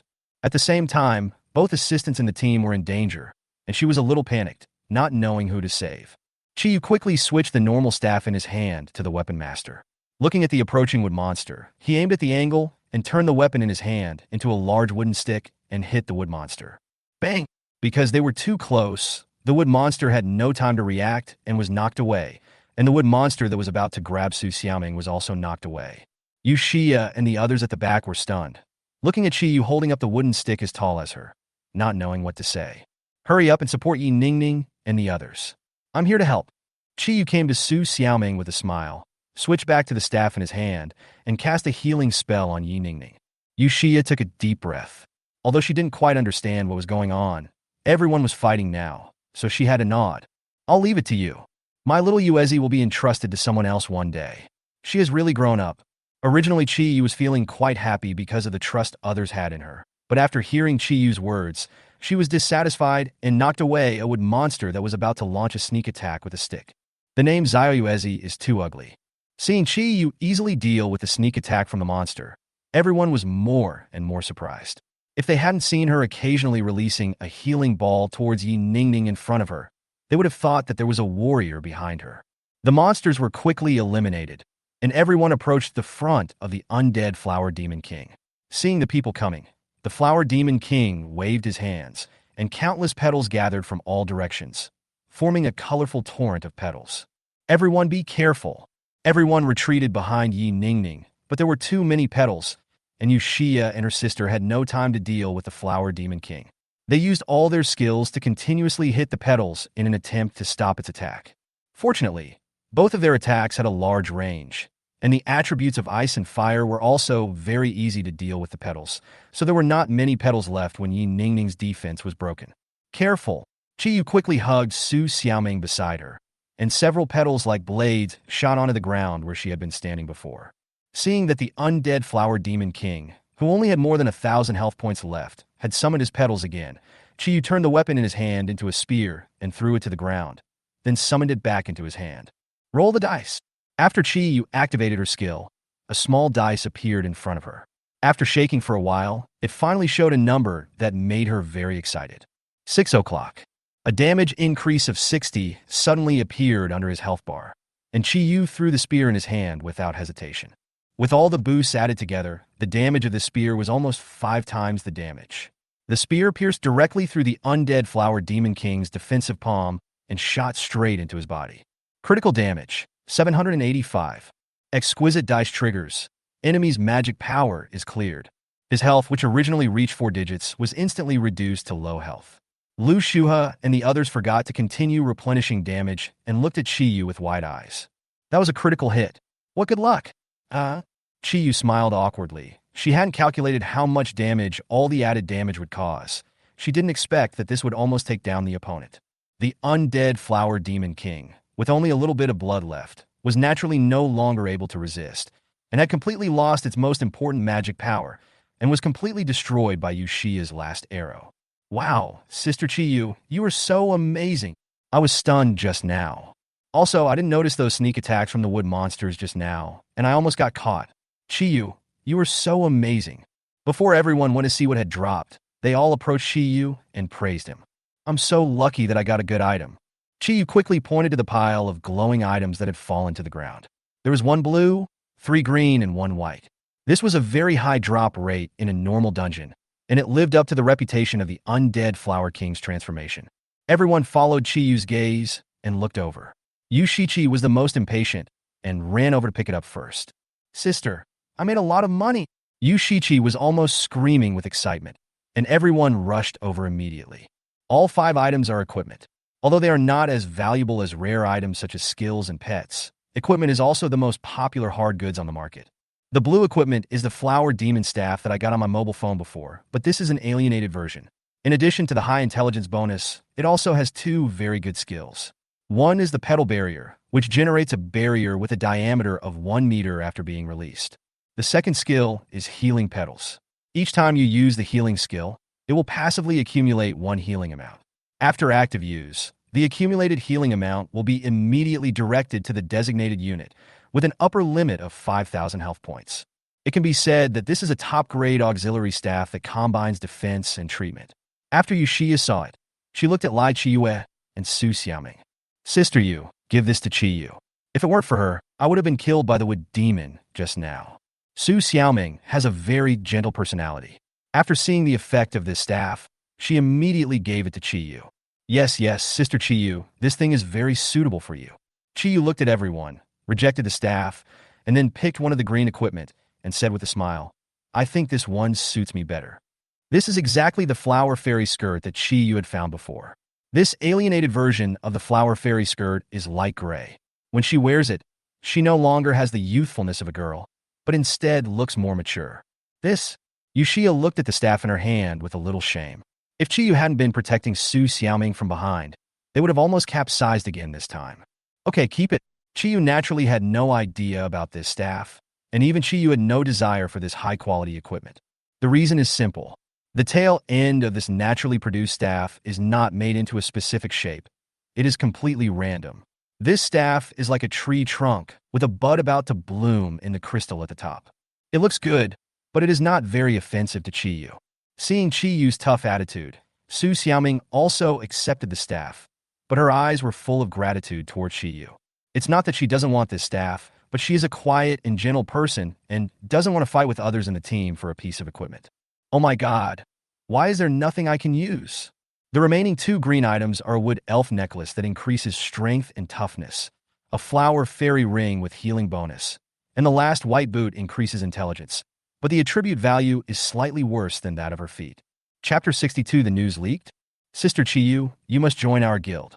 After leaving the Flower Fairy City, Yushia and a few others pulled Chi Yu, and the little girl, Yu Shichi, directly hugged Chi Yu's thighs. Is your guild so short of people? The corners of Chi Yu's mouth twitched a little. Not only did Yu Shichi hug him, she also touched him all over. After pulling Yu Shichi up, she said with a helpless look on her face, Oh, don't mention it. Our guild is not only short of people, but also short of money. Now my sister, and I still owe money to an assassin sister. Oh, your president has no money either? Chi Yu naturally knew about this, but still asked calmly. The leader's sister has been busy with the construction of the guild headquarters and the improvement of welfare recently. She is even poorer than us. Yushia also said seriously. Chiyu, you will need a certificate to enter the dungeon later. Although our guild has no money, no equipment, and fewer benefits now, Sister Zhang Yu is still very good to us. As long as you need proof, she will sign for you without hesitation. She naturally knew that Chiyu, who could almost carry away the alien with one blow, would definitely need a certificate to enter the copy. As long as she explained it clearly to the president, there would be no problem. This made sense. Chiyu thought about it for a moment and then nodded and agreed. Without the signed certificate, she would have to form a group with others to enter the dungeon in the future. She would not waste the daily dungeon and spend a day or two with a group of people to complete a dungeon. Great! Let's go back to the guild now. Yu Shiqi stood up happily, and the other people around her also had smiles on their faces. Chiyu looked up and saw that it was almost 6 p.m., so she shook her head and said, I'll come over tomorrow morning. My sister is waiting for me to go back and cook. Is that so? Well, you must come tomorrow. After Chiyu added contact information to a few people, he waved goodbye and drove away. Although he didn't gain much today, Chiyu was still very happy. After arriving at the community, Chiyu parked the car in the underground parking lot. Your Excellency seems to have come here specially to wait for me. Before Chiyu could react, Chiyu controlled his body and stood in place, speaking in a cold tone. The little girl has a strong sense of perception. In the shadow of the parking lot, a figure walked out. This person looked a little old, but his words and actions were full of energy, and he didn't look like an old man at all. So, what do you want to talk to me about? Chiyu's heart was very calm. The man in front of him was very dangerous. Even if he rolled 6 points of damage, he was only 10% sure of defeating this man. And half of this 10% confidence depends on the exquisite dice. The little girl is very defensive. You must have killed Wang Kuan. Chiyu asked calmly. I don't know what you were talking about. What does the life or death of Wang Kuan have to do with an ordinary assistant like me? The old man did not believe Chiyu's words, but he did not show any hostility either. He looked at Chiyu and said slowly, You have advanced from level 1 to level 10 in just over a month, and you entered the dungeon alone. How can I trust you? Sure enough, the news of entering the copy alone was finally known to others. Chiyu knew that this matter would be known to others sooner or later, because every entry required registration with the supervision department. But he didn't know how the person in front of him, who was suspected to be from the Wang family, could get the registration records of the supervision department. This thing has always been confidential information of Daxia. Many people can reach level 10 in a month. This is normal. And how can a mere assistant like me deal with Wang Kuan, who is protected by a bunch of high-level professionals? Chiyu already knew that the man in front of him would not believe him, so he took out his weapon silently. The little girl is so cunning. Before the old man could finish his words, Chiyu had already flashed behind him and stabbed the old man's heart with the dagger in his hand. The damage dice of this knife is 5 points, a total of 4 times.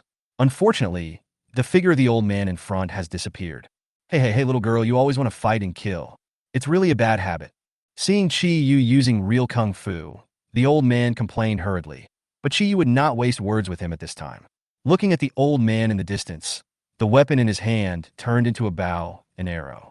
Each arrow blocked the old man's movement, and 5 sharp arrows targeted the old man's heart, head, lower body, and neck. Oh my goodness! If this girl awakens a shooter, it will be terrifying. Seeing that he could not avoid them, the old man had to take the arrows. However, the 5th arrow was shot in front of him and hit his heart before he could react. Chiyu frowned slightly, but without hesitation he changed position and attacked the old man again. Fuck! How can you still teleport? Stop! I'm not here to fight you, old man. I'm Suda, the director of the Jiangsu City Supervision Department. As soon as these words came out, Chiyu, who had teleported in front of the old man, immediately put away his weapon, gently patted the dust off his clothes and said with a smile, Old Su, ha, my eyes are short, I almost didn't recognize you. Have you had lunch yet? Come up and have something? Suda snorted coldly and felt a little embarrassed when he looked at the hole on his clothes on his chest. I'm a person who is close to the 2nd level, but I was injured by a little girl of level 10. If this gets to old man Jiang, he will definitely laugh at me for half a year. Looking at Chiyu, whose face had changed from a murderous look to the obedient and cute one in front of him, Suda felt that he was confused. Is this the same person? What does Mr. Su want to talk to me about today? Suda glanced at Chiyu, then smoothed his beard and said unnaturally, Old man, I came here to ask you today, did you kill Wang Kuan? What's the point? The point is that he's dead. Yes, he is dead, but it was his own fault. Suda looked at Chi Yu with a complicated expression. Even if Chi Yu said it was not his fault, he would not believe it. With just those few moves, let alone a level 10 Wang Kuan, even a level 1 guy would have to suffer before leaving. Little girl, you are quite smart for not exposing yourself before you grow up. But what you don't know is that the Wang family will not let you go just because you are not the murderer. They are vindictive. They probably know that you have a grudge against their son and that you went to the Shadow Forest that day. They will definitely come to deal with you. Su Da's words made Chi Yu's face become a little solemn. Although he could take Chi Yunyao away, the feeling of running away with his tail between his legs made him very uncomfortable. Don't worry, I've erased your records. Even if they find a way to check, they won't be able to trace it back to you. Thank you, Mr. Su. Why would you come to help me? For no reason. Chi Yu doesn't believe that pie will fall from the sky. Alas, this is all I can tell you. I'll tell you when you reach level 50. After Suda finished speaking, his figure disappeared. Chi Yu sensed for a long time, but could not find any trace of him. It seemed that this person really left. Chapter 63, Joining the Guild. Chi Yu, is what this person said true? At night, Chi Yu, who was sitting on the windowsill, suddenly asked. He originally thought it was a killer from the Wang family, but he didn't expect it to be the leader of the supervision department. It's probably true. It seems like he's helping you for some hidden reason. Okay, don't think too much about it. You'll know when you reach level 50. The person who came had no ill intentions. Otherwise, the two of them would probably not have been able to escape from the parking lot today. The next day, before Chi Yu got up, she was woken up by a phone call. Hey, Sister Chi Yu, why haven't you come yet? We have been waiting for you here for a long time. Chi Yu rubbed her messy hair, took a close look at the time on her phone, and complained to Yu-Shi-Chi on the other end of the phone. What time is it? Aren't you guys sleeping? Hey, the early bird catches the worm. Yu-Shi-Chi also felt that she had called out a little too early and smiled a little embarrassedly. After being woken up, Chi Yu no longer had the idea of taking a nap. After washing up, he made breakfast for Chi Yunyao and drove to the address given by Yushia. Hongqing Avenue, Hongqing Lake, number 13, this is it? Chi Yu fell in a deep thought as he looked at the location navigation on his phone. The address given by Yushia pointed to an independent small villa. Although it is said that the house is poor, this small villa is beautifully built with white and gray as the main colors. In front of the door, you can see many flowers and plants planted on both sides. It does not have the feeling of simple and crude luxury. But as for being rich, this area is a villa area that was abandoned a long time ago. It is said that a dimensional copy appeared in Hongqing Lake, and then the monster in the lake ran out and killed many residents. Later, after investigation by the supervisory department, no so-called dimensional copy was found, so some people started to spread the rumor that this place was haunted. With the dual influence of the dead and ghosts, this residential area gradually became deserted and became a well-known haunted house. Sister Chi Yu, are you here? Listening to the voice message from Yu-Shi-Chi, Chi Yu replied uncertainly. She should have arrived, right? Then why didn't I see it? Ah, I saw you. Wait a minute. Soon, Yu-Shi-Chi, wearing chicken pajamas, came to the door. It's really strange that the guild's address is built in a villa these days. Chi Yu couldn't help but complain. Why does this guild feel a bit unreliable? Sister Chi Yu, come quickly. Everyone is here. I'll introduce you to them. Led by Yu-Shi-Chi, the two came to the restaurant on the first floor. In addition to Yi Ningning, Su Xiaoming, Lu Shuha, and the Yu sisters whom Chi Yu knew, there were two other girls in the room whom Chi Yu had met once. Sister Zhan Yu, this is the Chi Yu I told you about. Several other people also greeted Chi Yu, and Yu-Shi-Chi pulled her to the dining table. This is Su Zhan Yue, our guild leader, whose occupation is a level 1 demon lancer, and the vice leader, Mo Lini, whose occupation is currently a level 1 elemental elf. These two people were exactly the same one seen in the auxiliary temple yesterday. Su Zhanyue's burgundy hair was casually draped behind her. She was just wearing a vest and hot pants as she sat there eating breakfast. Morini next to her was in a better condition.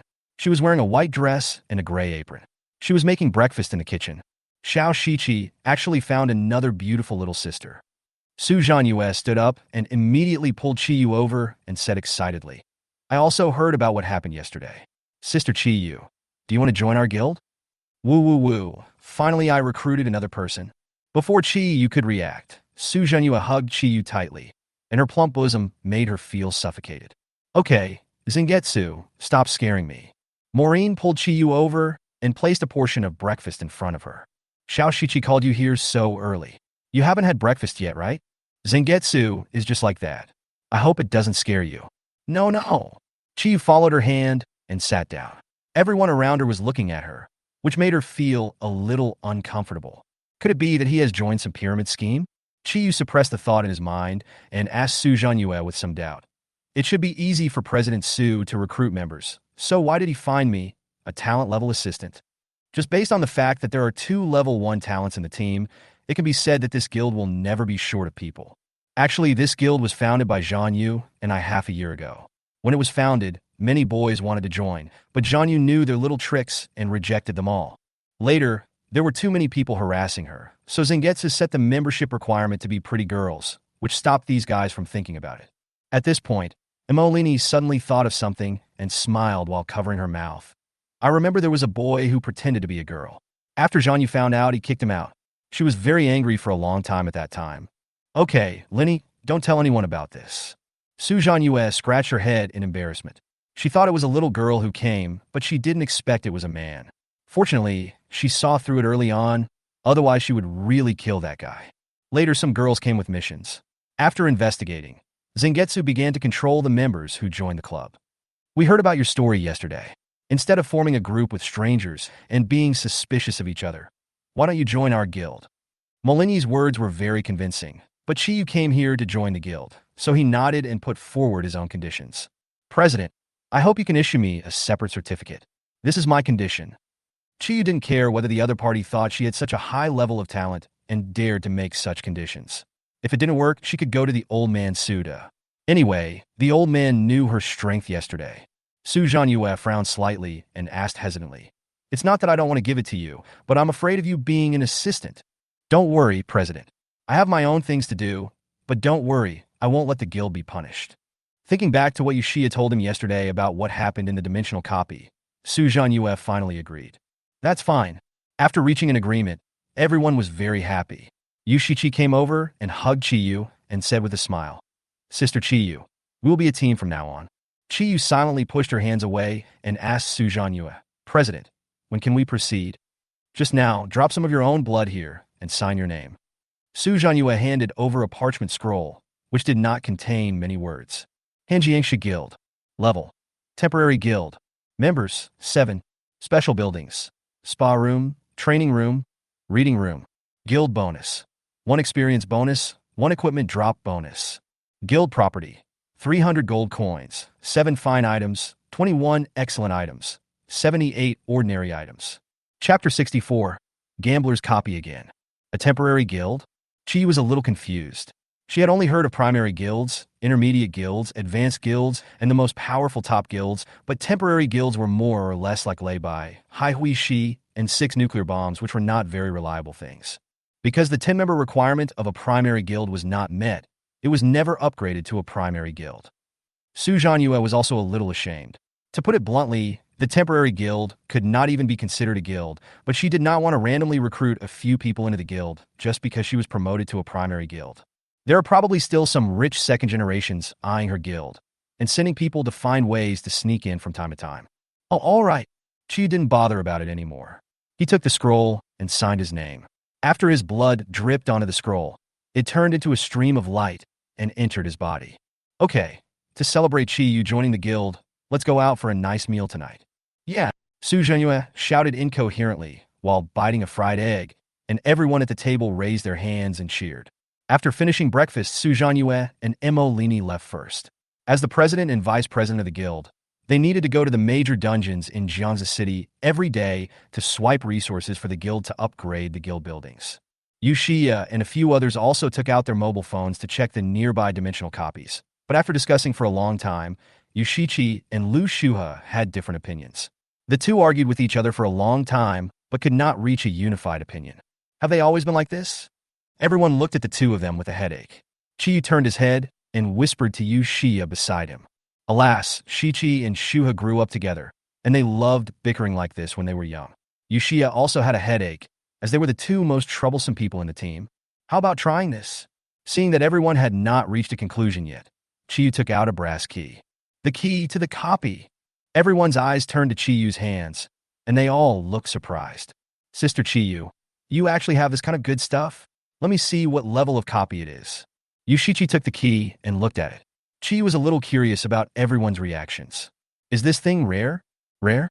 The dungeon key is more expensive than the skill. Because the dungeons opened have never been spawned before, the drop rate is much higher than that of ordinary dungeons. It can be said that it can be compared with the dimensional dungeons full of energy. A key is sold for 5 gold coins. People who enter may make money or lose a lot. It's a gamble anyway. Yushichi used her own savings to buy it once before, but she lost everything. Okay, sister, stop talking. I'm starting to feel heartbroken again. Yushichi returned the key to Chiyu, covering her chest and pretending to feel heartbroken. After listening to Yushia's explanation, Chiyu roughly understood the value of this thing. To put it simply, it was a gamble. If he obtained the key through a copy, then he could at least break even. But if you buy it with money, you can only leave it to fate. Chiyu, if you bought this, then you should return it. If you want to make money with the key, you need to get at least 2 pieces of blue quality equipment in the dungeon. It's okay. I found this in a dungeon. What Chiyu took out was the gambling copy that had exploded from the tumor dice before. It was actually a copy that said it was a gambling game. It was probably related to the tumor dice on the 10th floor. How could he not share such a good copy with everyone? So Chiyu immediately put the key on the table. Well, since we are all on the same team, we won't be polite. Seeing everyone's relaxed look, Chiyu couldn't help but say, everyone should be mentally prepared. This instance may be a bit difficult. Yushichi didn't take it seriously. She waved her hand and said proudly, don't worry, we are very powerful. This is just a small level 10 dungeon. It's easy. What the hell is this? What the hell is this dungeon? In a silver-white room, Yushichi was dodging the monster's attack in a very embarrassed manner. Not far away, 3 television screens with arms and legs were releasing countless flaming missiles. Chiyu was also dodging the incoming attacks. Although he was holding Su Xiaoming in his arms, it was not too strenuous. Yushia also had no problem dodging because her sensitivity was very high. There is no need to mention the remaining Lu Shuhe and Yi Ningning. One is agile, and the other is as steady as a rock. Only Yushichi was getting beaten. Are you done yet? How many seconds are left? Yushichi's hair, which was originally combed exquisitely before coming here, was now very messy, and the catfish whiskers at her temples were curled by the perm. 5 seconds left. Hold on. Yushia and her companions were also dodging while attacking the monsters on the opposite side. Just 3 TV monsters were enough to overwhelm everyone. After just entering, Yushichi thought that this copy was very simple, with only 3 monsters, but she was stunned when her attack only caused double-digit damage. The patterns on the TV screens also began to rotate under her attack. After the 3 TVs rotated for a while, flames, peaches, boxing gloves, flying knives, bombs, and various other patterns appeared. Then, one skill after another was launched from the TV, and everyone was beaten into a state of disgrace. Soon, the 5 seconds were over, and the pattern on the TV turned into a smiling face. The 3 TV monsters just smiled at everyone without any reaction. Chiyu put Su Xiaoming down from his arms and looked at the tired people around him. He felt extremely fortunate that he could invite everyone to experience this good thing together instead of enjoying it alone. What the hell kind of copy is this? Yushichi lay on the ground in a completely ungraceful manner. This was the 3rd time they had hit the TV monster and were counterattacked. No one understood how to deal with this problem.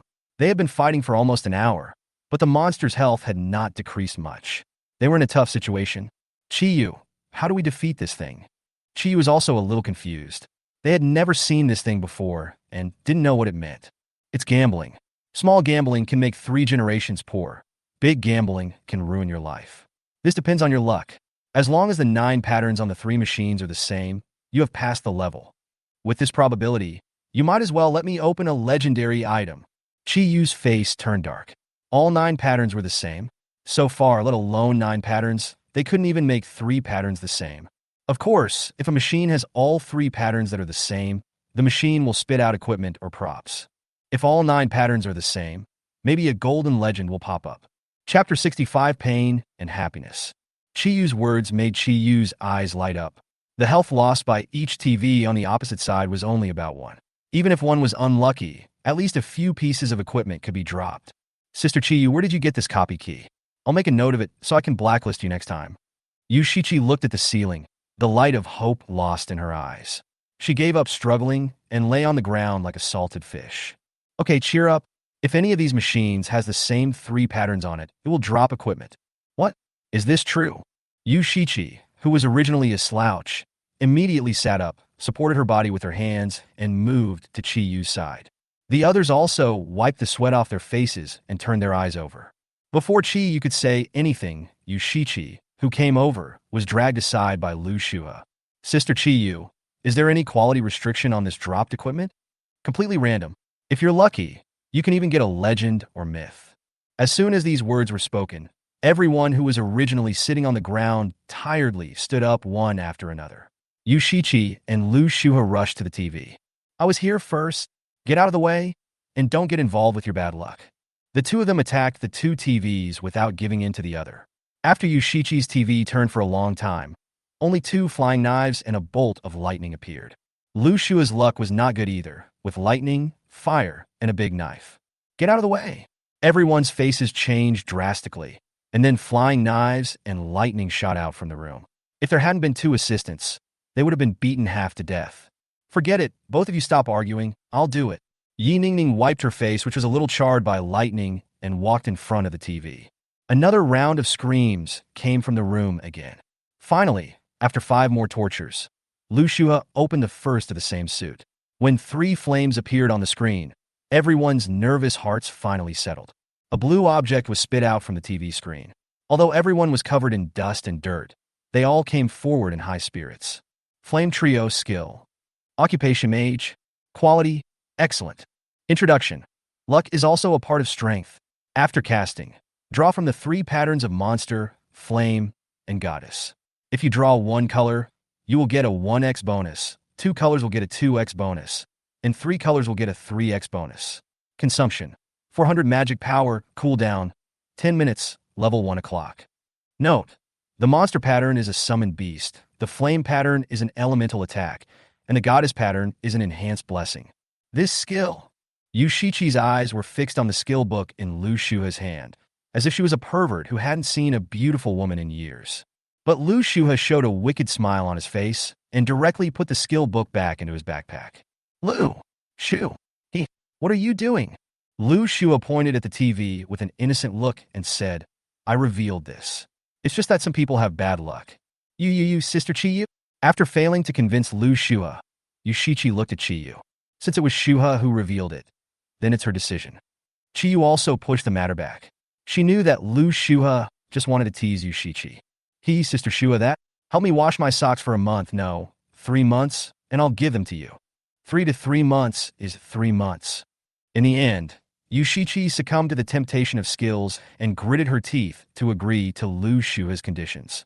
With the first skill dropped, everyone's spirits were lifted, and they were full of hope before each draw. After about 7 or 8 hours of grinding, I finally cleared all the health points of the TV in the first level. However, there was no scene with 9 identical patterns, as Qi Yu said. The probability was so low that it was impossible. This level has a total of 3 excellent items, 9 high-quality items, and 18 ordinary equipment. They made a fortune in the first level alone. Although they were very tired, the joy in their hearts was beyond words. As expected, the dice on the second level were what Qi Yu didn't want to see. Unlike the tumor dice in the Forgotten Tower, the dice in this place were not even as big as Qi Yu's knees. Quack, quack. The eyes on the dice were watching everyone. It was the first time for Yushia and the others to see such a strange monster, and they were so scared that they got goosebumps all over their bodies. There are only about 7 or 8 of them. Are there any traps? Looking at the dice rushing towards her, Yushia shot an arrow at it. A frost arrow hit a dice and nailed it directly to the wall, but the guy did not die. A phantom of a throwing dice appeared above his head. There's always a bad feeling. Qi Yu looked at the spinning dice with some uneasiness in her eyes. The previous dice had already given her a bad experience. The next moment, the dice stopped and landed on 4. In an instant, the dice monster that was originally nailed to the wall split into 4 identical dice monsters. Seeing the scene, everyone probably guessed what the mechanism was. This is another level where luck is the key. If you are unlucky, you will be locked up here for at least a year or so. But if we don't fight them, they can rush up and kill several people. Qi Yu looked at a dice monster that was coming and kicked it away. At 1 o'clock, this guy immediately turned into 2. After trying several times in a row, they found that these guys would only disappear at 1 o'clock. But even if we knew this, The more we fought, the more they came. Fortunately, when the number exceeded 100, it stopped growing. There was a sign of 100 on the wall nearby. Chiyu, if you keep fighting like this, you'll never be able to get out of here in your lifetime. After fighting continuously for 2 hours, Chiyu looked at the 100 beasts which still had not decreased, and said anxiously, "Don't worry, as long as these guys successfully kill the previous generation, the next generation will all be killed." "Why didn't you say so earlier?" Chiyu was so angry that her lips began to tremble. In this situation, who knew which ones were the original ones? Everyone here was exactly the same. It was basically impossible to tell them apart now. "You didn't ask?" Chiyu smiled and said that although these little creatures were troublesome to deal with, they could still gain a small amount of experience after killing each one, even if it's split into multiple ones. Each dice is level 10. Although the attribute values are relatively poor, hundreds of them can still kill the opponent. Fortunately, Chiyu and the others cooperated closely. Although everyone was in a mess, no one was seriously injured. Everyone remember the original body each time it splits. As long as you kill the original body, the other split bodies will die on their own. Chiyu also told everyone what Chiyu had told him. Although that was the case, it would probably be a huge and hopeless project to complete the conquest of all the dice. Chapter 66. My sister, who is afraid of ghosts. Why didn't I see these girls all day yesterday? And my cell phone couldn't be reached. At the guild villa, two beautiful figures were lying in the misty, hot spring. Su Zhanyue was leaning on Molini's shoulder, and the warm spring water obscured the magnificent view of the two. Molini adjusted the black mask on her face and glanced at Su Zhanyue beside her, who was reading messages on his phone. Last time, after inviting Chiyu to join the guild, we had planned to have a big dinner in the afternoon, but none of these little guys were there. Normally, they can clear a dungeon in less than 4 or 5 hours. How come there's no news after almost 2 days? Su Zhanyue opened the guild panel, and the names of the people on it were still there. If she didn't know that they were still alive, she would have gone looking for them. Don't worry. Although Xiao Shiqi and the other kids are a bit clumsy, Chiyu is extraordinary. With her around, the other kids will definitely be fine. Oh, Xiao, he believes her so much. Su Zhanyue moved closer to Molini and asked curiously. Well, she gives me a very mysterious feeling. I did some research a few days ago. Half a month ago, Chiyu was just a level 1 assistant. I also heard that there was a rich second generation who restricted others from entering the dungeon with her. But that rich second generation disappeared inexplicably, and Chiyu also reached level 10 alone. Could you have done that when you were in school? Su Zhanyue stroked his chin and pondered for a while, then finally shook his head. No, I didn't know how to fight when I first awakened. I just beat up the monsters. How could I possibly clear the dungeon by myself? But she did it. Okay then, you're right. Just when Su Zhanyue wanted to ask some questions, the sound coming from the living room made Su Zhanyue and the other man change their expressions and immediately revealed their hidden equipment. Who? Su Zhanyue came directly to the living room holding a red spear. Chiyu, sure ya? What happened to you? In the living room, Chiyu and a few others fell to the ground like refugees. Their clothes were already dirty and torn, and their hair was disheveled, so they were almost unrecognizable. Chiyu was in better condition. When he saw Su Zhanyue, he said weakly, I just finished the dungeon. Please send a message to my sister for me. After saying this, he fainted. When he woke up again, he didn't know how long it had been. Chiyu looked at the unfamiliar room and stretched. The weather outside the window is clear, and there is a slight cool breeze. Hiss! She shivered with pain all over her body, as if she had been beaten by someone. After putting on her shoes and enduring the pain, Chiyu went downstairs. Sister Zhanyu, let me tell you, my sister used to be very timid. Every time she watched horror movies with me at night, she was so scared that she couldn't sleep alone. Also, I used to scare her into passing out when I used a bed sheet to pretend to be a ghost. As soon as I went downstairs, I heard a familiar voice. A little girl in a red dress was sitting on the sofa, excitedly telling the person next to her some little secrets about her sister. Could you yell? Chiyu's voice came from the corridor. Chi Yunyao's body trembled. Then she turned her head and saw Chiyu in pajamas. Morning, sis. Chiyu, you're awake. In addition to Chi Yunyao, Chi and Moli also came to the living room. Su Zhanyue and Mo Lini were on the other side. When they saw Chiyu, they also smiled happily. Is everything okay? Those little girls should still be asleep. After Chiyu walked into the living room, Chi Yunyao hugged her and said with a worried look on her face, Sister, I called you all day yesterday, but you didn't answer. I was so worried. After I sent the message for you yesterday, Jasmine came here with Xiao Yunyao. I'm sorry for making you worry. Qi Yu rubbed Qi Yunyao's head and said with some guilt. She didn't know that the copy would be so torturous. They fought continuously for more than 20 hours. If it weren't for a burst of luck later, they would probably have fainted in that copy. Sister Jasmine, I'm bothering you again. Qin Moli smiled and said, it's not a problem. I just joined the Hanjiangsha Guild. And me. I promised Sister Zengetsu that I would join the guild after I awaken. Qi Yunyao beside him also raised his hand. Qi Yu looked at Su Zhanyue speechlessly. We really are short of people, and Lin Yi and Jasmine hit it off right away, and we also happen to be short of a pastry chef. Because life professions are also professionals, they can join the guild, but they are all used as logistics. Ordinary life professionals do not have a very high status in the guild. This is also the reason why Qin Moli is unwilling to join the guild, because she has not reached the first level, and the salary of joining a low-level guild is not as much as that of opening a store by herself. Moreover, you have to deal with harassment from some guys who think they are superior to others. It would be better to open your own store and have peace and quiet. President Su said that I only need to put my name on the list and prepare some recovery cakes for everyone every time they enter the dungeon. Okay, now the guild only needs one more person to advance to a primary guild. Unfortunately, little Yunyao is not yet old enough to awaken. By the way, Qi, what happened to you the day before yesterday? Why did you come back like that? I thought you were attacked. Qi Yu sighed. She didn't take it seriously when she first got the key. This was not the first time she had to clear a level 10 dungeon alone. But I didn't expect that this gambler's copy is so evil. Everything depends on luck. If you are lucky, you can pass it even if you are level 5. If you are unlucky, you will get a severe lesson even if you are level 15. So Qi told a few people the general idea of this copy. In the middle of the story, Yushia and the others woke up and cried to Su Zhanyue about the difficulties they had experienced the day before. So, this is what you did for the day. Su Zhanyue fell silent as she looked at the pile of equipment and props on the ground. She and Mo Lini might not be able to get a single high-quality item even after a month of grinding, but Qi Yu and her friends got 4 in just 2 days. There is also a skill and 2 pieces of equipment. As for the excellent equipment, there are so many that the living room can hardly hold them all. Sister Zengetsu, we are amazing, aren't we? I also learned a particularly powerful skill.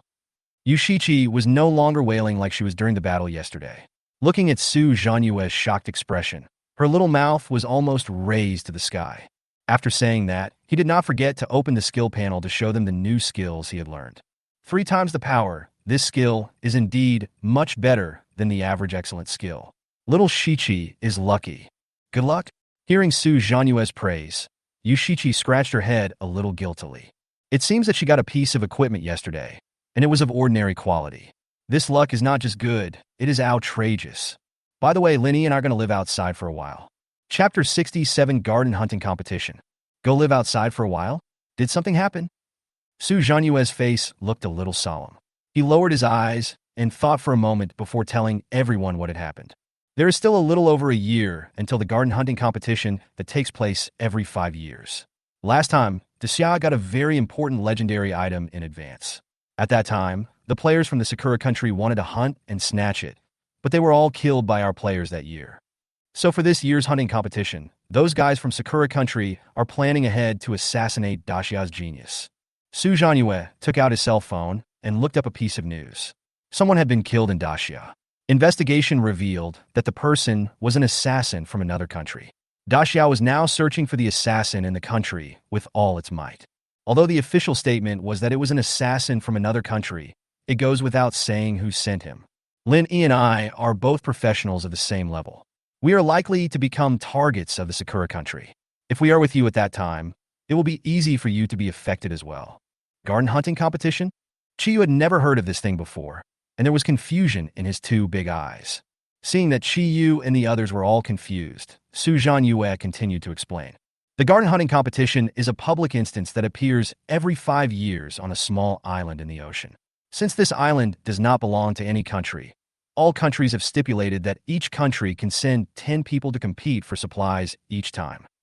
And the countries have also agreed that casualties will not matter. Su Zhanyue's words were very heavy. Even though Daxia had achieved a lot of results last time and had prevented the sneak attack from the Sakura country, many people were killed and injured. Some other countries took advantage of this opportunity to take advantage of the conflict between the 2 countries. The Western countries do not want Xia to become more powerful. Now Xia's 3 demigod professionals at level 90 have already shocked many countries.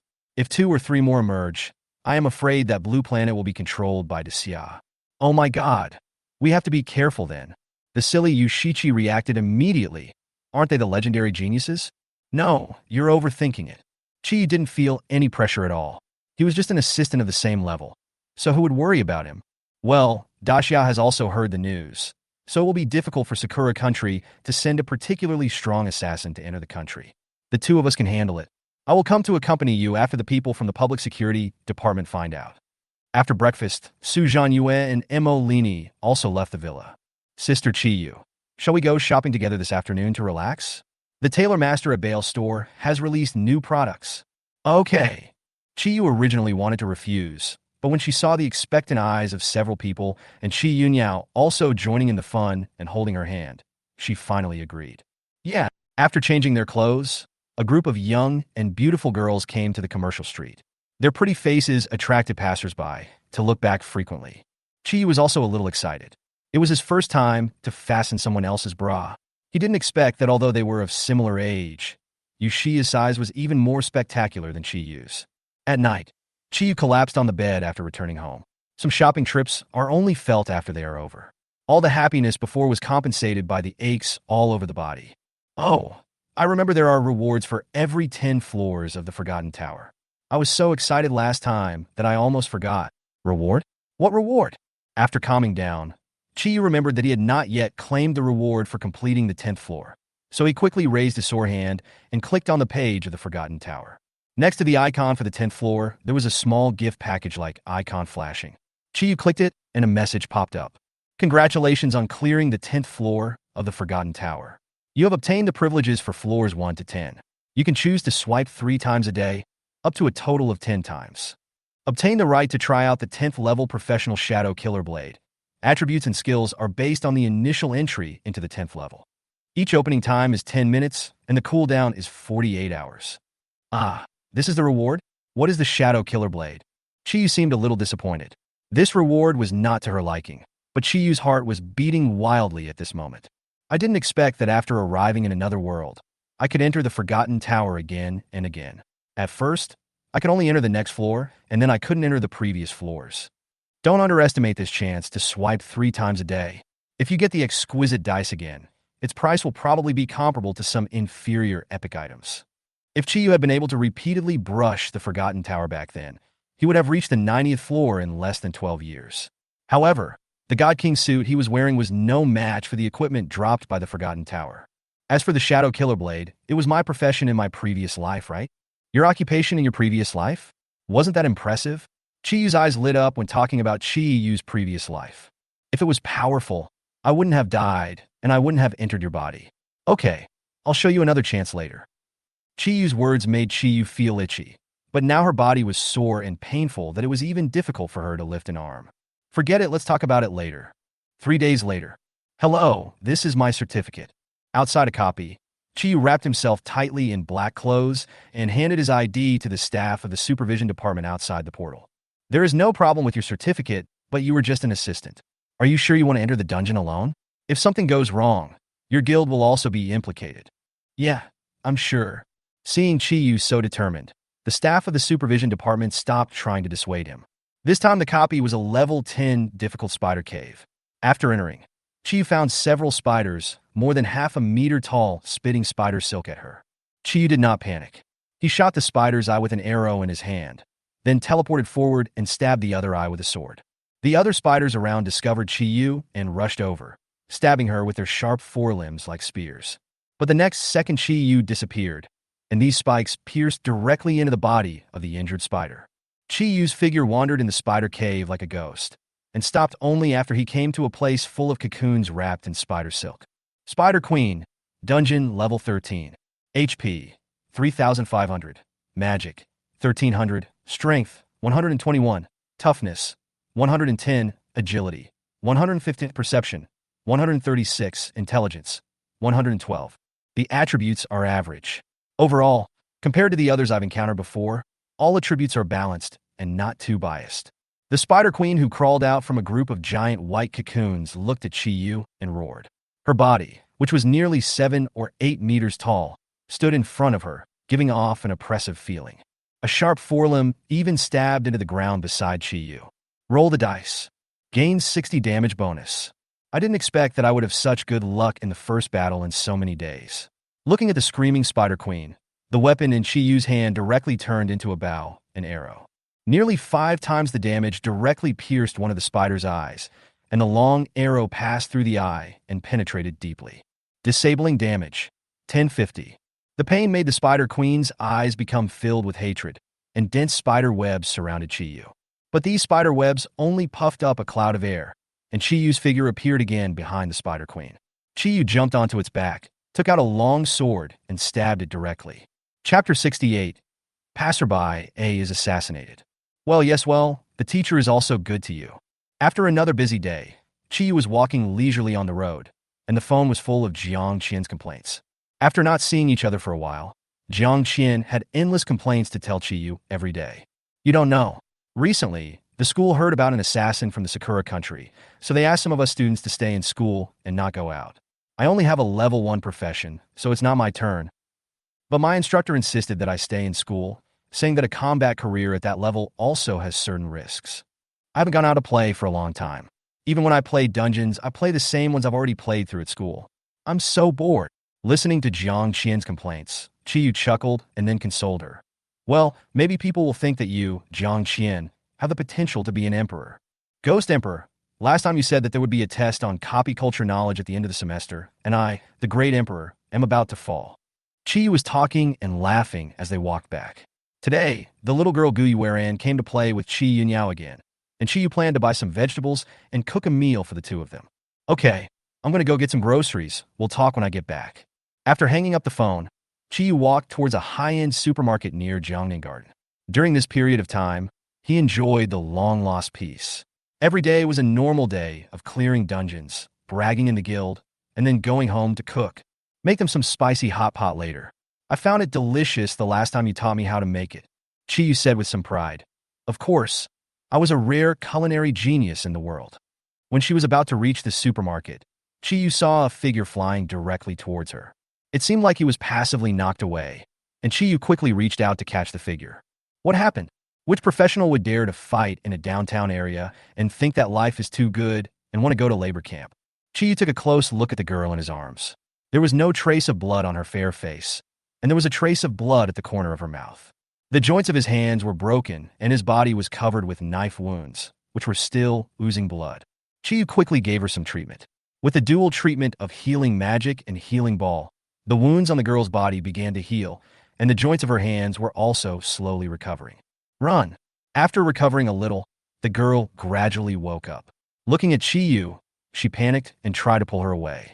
My dear lady, where do you want to go? When Chi-Yu was still a little dazed, a figure walked out of the supermarket. Chi-Yu looked around. The originally bustling supermarket was now unusually quiet. Only the guy in assassin's clothes and playing with a knife was walking towards here. Damn it, I didn't expect that it took so long to prepare for the assassination.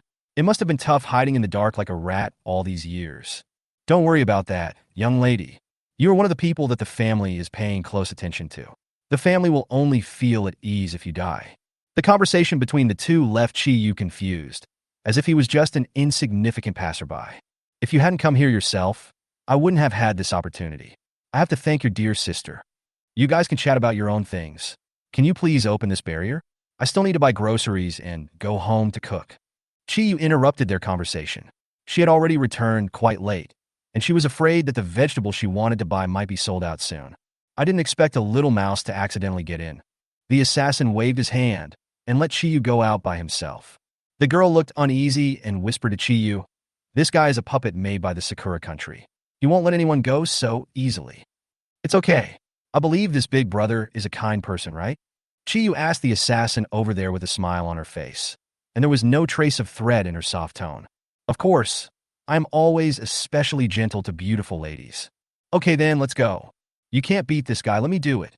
Chi-Yu took control of his body silently, with a calm look on his face, as if he ignored the assassin opposite him. Even the girl in the corner was stunned. She had never seen such a careless person. Okay, I'll take you away right away. A cruel smile appeared on the assassin's face, and a sharp, throwing knife appeared in his hand. Poisonous blade. Don't want. The flying knife shot directly towards Chi Yu's head. The assassin smiled disdainfully and said, "Brainless guy." No longer paying attention to the man, the assassin's gaze returned to the girl. Ms. Gu's eldest daughter. I cannot let you stay with me because of your talent. Before he could finish his words, a sharp blade pierced his heart. The assassin looked down at the tip of the knife, sticking out of his chest with an expression of disbelief on his face. You. Why? Do you really think I'm a fool? After Chi Yu cursed, his body disappeared again, and the dagger in the assassin's hand missed again. This time it was the neck. Chi Yu cut his neck directly with one knife. The neck was cut open like a piece of broken skin, but no blood dripped. Sure enough, you have a pretty good body. Where did you train it? Can you give me a set someday? The assassin's expression was no longer so calm. Looking at Chi Yu's angry face, he gritted his teeth and cursed. Damn Daxia rat. I underestimated you. So you really are a little bastard. What's up? Are you begging for food in Daxia again? The assassin could no longer suppress his anger, and he flashed in front of Chi Yu, wanting to cut him in half with a single blow. Too slow. Chi Yu dodged the guy's attack by just turning sideways, and at the same time threw an ice blue ball into the assassin's clothes. So fast. The cold object made the assassin feel uneasy. Chi Yu's reaction speed was so fast that he didn't even know when something was thrown into his clothes. Bah! A frost burst from the assassin's body, along with the sound of the explosion. His original black clothes were blown to pieces, and his whole body was covered with a layer of white frost. There were even cracks on his chest, which might fall off like fragments with just a slight touch. Damn it, shadow kill! The assassin roared, and a dozen shadows appeared from under him and rushed towards Chi Yu. But before they arrived, they found that Chi Yu had disappeared on the spot. I have reconnaissance. After seeing Chi Yu was about to disappear, the assassin immediately activated the anti-stealth reconnaissance eye, and he saw a red figure in the gray world. I got you. After the assassin discovered Chi Yu's position, he teleported there and stabbed the dagger in his hand directly into the air. But the knife missed, and where Chi Yu was, there was only a pile of bombs about to explode. Bang! Bang! The deafening explosion made the girl cover her ears involuntarily. She looked at the assassin who was trying to kill her being played around like a monkey, with an expression of disbelief on her face. Chapter 69, Become a Disciple. Cough, cough, cough. When the smoke and dust cleared, a huge hole was blown out of the originally clean street. The assassin now had half of his body blown to pieces, and his legs were also blown to pieces. Little Baka, don't you have anything to say? A figure walked out beside the girl. It was Chi Yu. Looking at the assassin lying in the pit, Chi Yu showed a playful smile on his face. I'll remember you. Don't worry. The kamikaze family won't let you go. You're just a puppet of mine. Ha ha ha ha. I said, your brain is burned out, do you know me? The assassin's voice stopped abruptly. Since Chi Yu's recent solo dungeon clearing could easily attract other people's attention, he hid himself very mysteriously. This assassin had only seen a pair of eyes and Chi Yu's original voice. There were more than 1 billion people in Daxia, and even in Jiangxi City, there were tens of millions of people. It would be like looking for a needle in a haystack to find someone who had only seen eyes. Okay, you don't have to look for me. I'll come to you when I have time. Without waiting for the assassin to speak, Chi Yu directly cut off his head. As the light in his eyes faded, the puppet turned into powder and disappeared between heaven and earth. With the death of the assassin, the surrounding barriers also disappeared, and the originally deserted streets became lively. No one knew that a battle had just taken place here, and everything was still as usual. Only the girl in the corner knew what was going on. She hadn't reacted yet because Chi Yu's fighting was too smooth, and he had predicted his opponent's movements in almost every step. Hello. Thank you so much just now. The girl endured the discomfort and walked forward, looking at Chi Yu and greeted him somewhat embarrassedly. It's okay. Go get treatment for your condition. I have something to do, and I'll leave first. Chi Yu felt the vibration of his cell phone at this time. He picked it up and saw that it was Chi Yu Niao calling.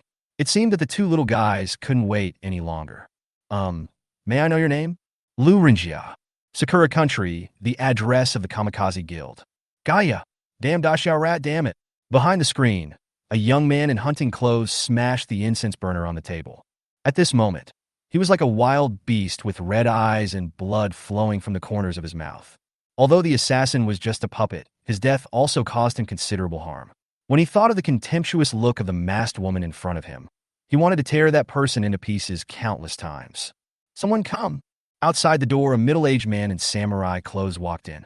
Master Yu. The man called Master Yu regained his composure, wiped the blood from the corner of his mouth with a handkerchief, and said to the servant indifferently, "Go to the capital and tell Hashimoto-kun that the assassination of the kamikaze family has failed." The subordinates were a little frightened. They didn't expect that the eldest son of the kamikaze family would fail. However, he dared not offend the always moody kamikaze Yu. After receiving the order, he left immediately. "I will remember you, even if it's just a pair of eyes. You will definitely go to the hunting competition." Kamikaze Yu muttered to himself, and although his expression looked extremely calm, there was a monstrous hatred hidden in his eyes. "Sister, you're back." After returning home, Chiyu put the dish in his hand on the table. "Sister Chiyu, I miss you so much." Guyu ran, "This girl is always lively," and she rushed over directly. "Okay, it feels like I haven't seen you for a few years." Just as Chiyu was stroking Guyu-ran's head, he saw a somewhat familiar figure out of the corner of his eye. "It's you." The girl sitting on the sofa was the one Chiyu had met before. Her energy and blood had recovered a lot now. She widened her eyes when she saw Chiyu. "Is it you?" "Sister Chiyu, do you know my sister?" Seeing the looks of the two, Guyu-ran asked curiously. "This is my sister Gu Jinshue. She is as scary as her name." Gu Jinshue was also stunned. Although she had never seen Chiyu, she had heard of Chiyu from her parents' conversation. He should be quite powerful since he could kill 2 professionals and rescue his sister. After finishing the copy today, Gu Jinshue heard that her sister went to Chiyu's house again. So she went up curiously, but she didn't expect to meet the assassin from the Sakura country on the way. Unexpectedly, the ghostly Lu Renjiao was Chiyu. Looking at Chiyu with a cute face after taking off the mask, she found it hard to imagine that he was the murderous ghost in black. But the clothes haven't changed at all, especially the torn corners, which are exactly the same as before. "Well, now that your sister is here, I'm going to go cook." Chiyu pushed Guyu away. Since Gu Jinshue had already recognized her, there was naturally no need to hide it deliberately. After dinner, Gu Jinshue followed Chiyu to the kitchen. "You are the person who saved me before, right?" Gu Jinshue looked very serious and asked Chiyu seriously. "Hey, I just want to buy some food." "Thanks." Gu Jinshue didn't know what to say. After a long while, she only said 2 words. The two fell into silence, and Chiyu continued washing her dishes. After a while, when Chiyu was about to pack up, Gu Jinshue asked, "Can you teach me how to fight?" Chiyu looked back in confusion. She, a level 1 professional, asked a level 1 assistant to teach her how to fight? "I just show my mediocre skills. You saw that I am just a support. I don't have any combat skills. I fought against the assassin only because of my good luck and the tools I bought from your house." Gu Jinshue did not confirm Chiyu's words, but shook her head and insisted, "No, your body movements and fighting skills are not luck. The puppets refined by the kamikaze family used a top-level assassin, but he could only touch the corner of your clothes. I can't match this kind of body movement. I can't teach you. I don't understand it myself." Chiyu naturally couldn't teach her. After all, she didn't know how to do it. Gu Jinshue heard this and was silent for a while before taking out 70 gold coins and continued, "This is my tuition." Tuition fees? As expected of a wealthy family, they were so generous that Chiyu's eyes were attracted. "Ah, it's not that I won't teach you, it's mainly because it's a feeling of fighting instinct." But Chiyu didn't say anything, so Chiyu had to refuse Gu Jinshue's tuition with tears. "Let me add this. I know you are a support profession, so you will definitely need general skills in combat." Gu Jinshue gritted her teeth and took out a blue skill book from her backpack. "This is Killing Rhythm Skill Book. Occupation, General. Quality, Excellent. Introduction. It's my turn from now on. Every time you kill an enemy, the cooldown time of 5 skills will be reduced. Level 1. 0. Chapter 70. Ant Nest Assessment. Promise her. I will definitely accept this disciple." After seeing the skill book, Chiyu agreed without hesitation. "Okay, I promise you." Chiyu was delighted when he heard this and accepted Gu Jinshue's tuition. "Chiyu, if you promise someone, don't fool them." After receiving so much money, Chiyu was a little worried that his conscience would be condemned, so he said to Chiyu, "Don't worry, I'm a famous good teacher." As for teaching students, although Chiyu has never eaten pork, he has seen pigs run. He just needs to let Gu Jinshue practice in the Despair Dungeon for a period of time, and then he can become a master. By the way, let me test your strength first. Well, I'll contact someone right away to find a copy. After hearing this, Gu Jinxue immediately took out her cell phone, but Qiyu held her back. No need. I'm too lazy to run at this hour. Just use this. Qiyu took out a copy key that he had obtained before. Come with me. After saying that, Qiyu shouted at the two little ones who were still playing in the living room. You two can play in the living room. Jinxue and I have something to take care of. Okay, got it. The two little girls were playing with their cell phones excitedly and didn't notice what Qiyu said at all. After entering the house, Qiyu pressed the key against the wall, and a khaki door appeared on the originally white wall. Let's go. Qiyu pushed the door open first and then walked in. Gu Jinxue was also prepared. She took out a dagger and followed Qiyu into the dungeon. On the nest, clearance mission. Survive in the ant nest for 3 hours. After entering the copy, Qiyu first looked around. It was a bit similar to the previous spider cave, but this place was not as humid as the spider cave. There are actually quests in a dungeon. This is the first time I've seen this. Qiyu looked at the panel that appeared in front of him, muttering with some curiosity. This was the first time he encountered a task that came with it after downloading so many copies. This is not uncommon. In general, since a large number of professionals have passed through dungeons, some scholars have speculated that the energy of the dungeon is simply not enough to sustain the existence of the mission. But one-time copies are different. Although the energy is not much, it is enough to clear the level once. Therefore, some one-time copies with slightly more energy will have tasks. There will be rewards after completing the task. After hearing Qiyu's question, Qiyu explained it to him. As an excellent student who ranked first in the exam, he spoke very clearly. Are you okay with your injury? Gu Jinshue's previous injuries were quite serious. Although she has recovered a lot, Qiyu still asked with some concern. I can't let my big financial sponsor fall like this. It's okay. I drank the healing potion before, and I'm fully recovered. As the timing began, dense swarms of ants crawled out from the entrances around the cave where Qiyu and the other man were standing. These ants are brown-black in color, with 2 huge serrations on their mouths, a pair of trembling antennae on their heads, and their entire bodies are like a strong bull. Go and try it first.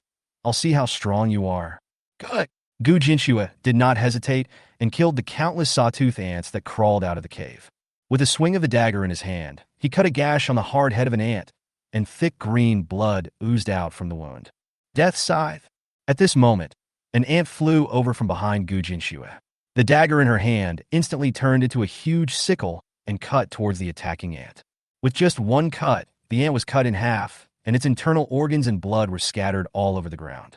At the beginning, Gu Jinshue could still deal with the surrounding ants very quickly, but later when her skills cooled down and she lacked mana, she seemed a little stretched.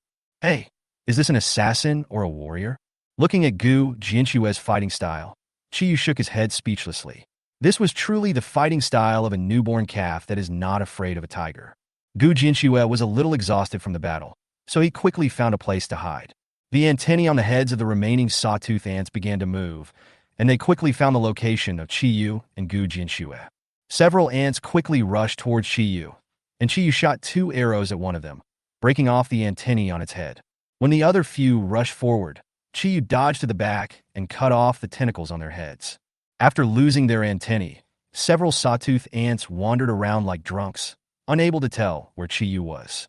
Gu Jinshue had been discovered by the group of sawtooth ants. Qiyu flashed to her side again, hugged her, and dodged around to the other side. Ants don't use their eyes to find people. Your invisibility is of no use to them. That's the only way they won't be able to find you. Qiyu took out a bottle of perfume that Qiyu had bought from his backpack and threw it at the pile of ants rushing towards him. My new perfume. It's limited edition. I'll buy you a new one later. Qiyu heard Qiyu's heartbroken voice and hurried to comfort her. As the glass bottle broke, a strong fragrance spread out. The ants retreated uncomfortably and could not tell the positions of Qiyu and the other person in the strong fragrance. Was it possible that the person who taught you how to fight was a close combat master? Gu Jinshue nodded and asked curiously, How did you know? Good boy, it's true. When I enrolled some time ago, people from the Warrior Academy and the Assassin Academy wanted to recruit me, but there was a level 1 Blazing Sun martial god in the Warrior Academy, so I learned combat with her.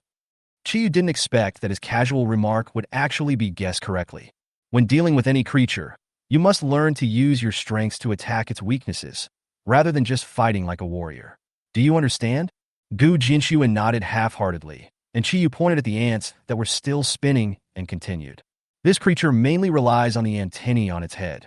You only need one knife to kill such a fragile thing. After dealing with all the antennae of the ants, they will be ready for you to kill, right? Also, you're an assassin, so don't just focus on the outer shell. Hit the abdomen, eyes, buttocks, tail, wherever it's vulnerable. After understanding Qi Yu's words, Gu Jinxue took a sip of medicine and stepped forward again. Soon, a large group of ants with their antennae cut off were spinning in place. She took the opportunity to swing the dagger in her hand among the ants. Hours passed quickly, and no more ants appeared at the entrances of the holes. A small treasure chest appeared in the center, and a portal opened on the side. Let's go! Qi Yu came to the treasure chest and opened it. There were only two pieces of equipment, mainly based on strength and toughness inside, which were not of much use to Qi Yu. Chapter 71, Devil's Gate.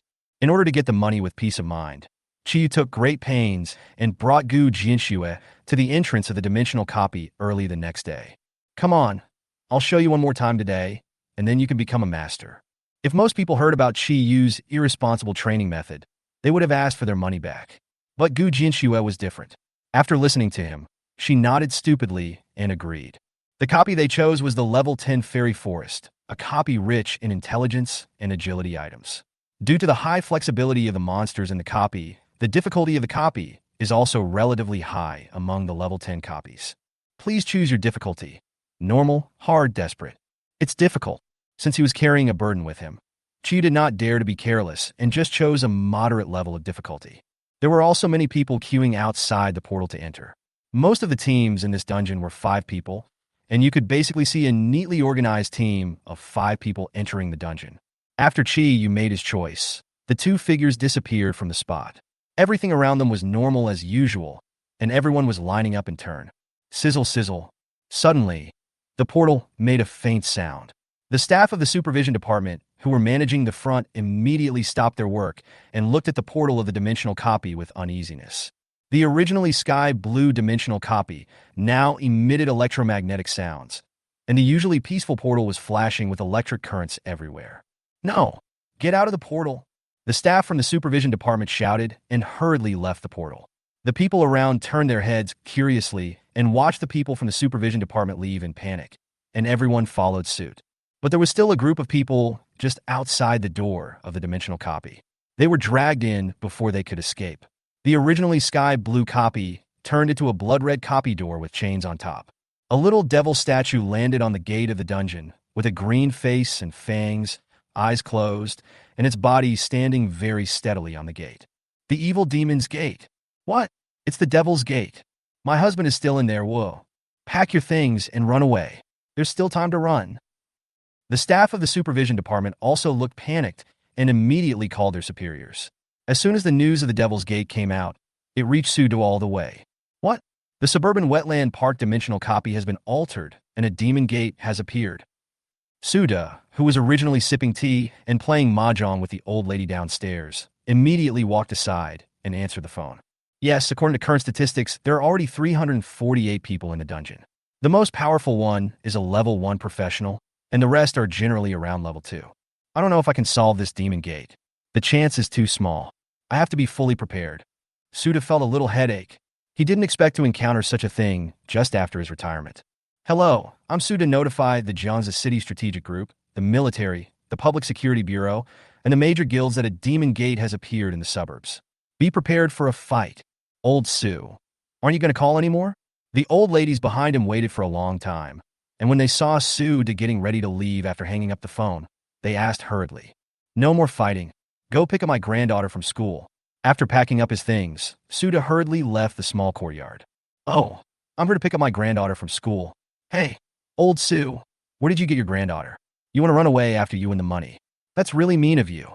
Inside the copy, Qi Yu and Gu Jinxue were also stunned by the scene in front of them. Isn't it called the Fairy Forest? The scene before him really made it difficult for Qi Yu to compare it with the lush green forest under the scorching sun described on the phone. As soon as they came in, he felt a wave of heat coming towards him. The forest before my eyes was ablaze with flames. Thick smoke covered the sky, and only the fiery red light illuminated the area. Is this a demon copy? Gu Jinxue and Qi Yu said it in unison. Only Qi Yu looked at Gu Jinxue in confusion. What is a demon copy? This was probably the first time that Gu Jinxue encountered this demonic copy. Although her face remained calm, a hint of uneasiness flashed in her eyes. Devil's copy, also known as the Devil's Invitation, is a manifestation of copy alienation.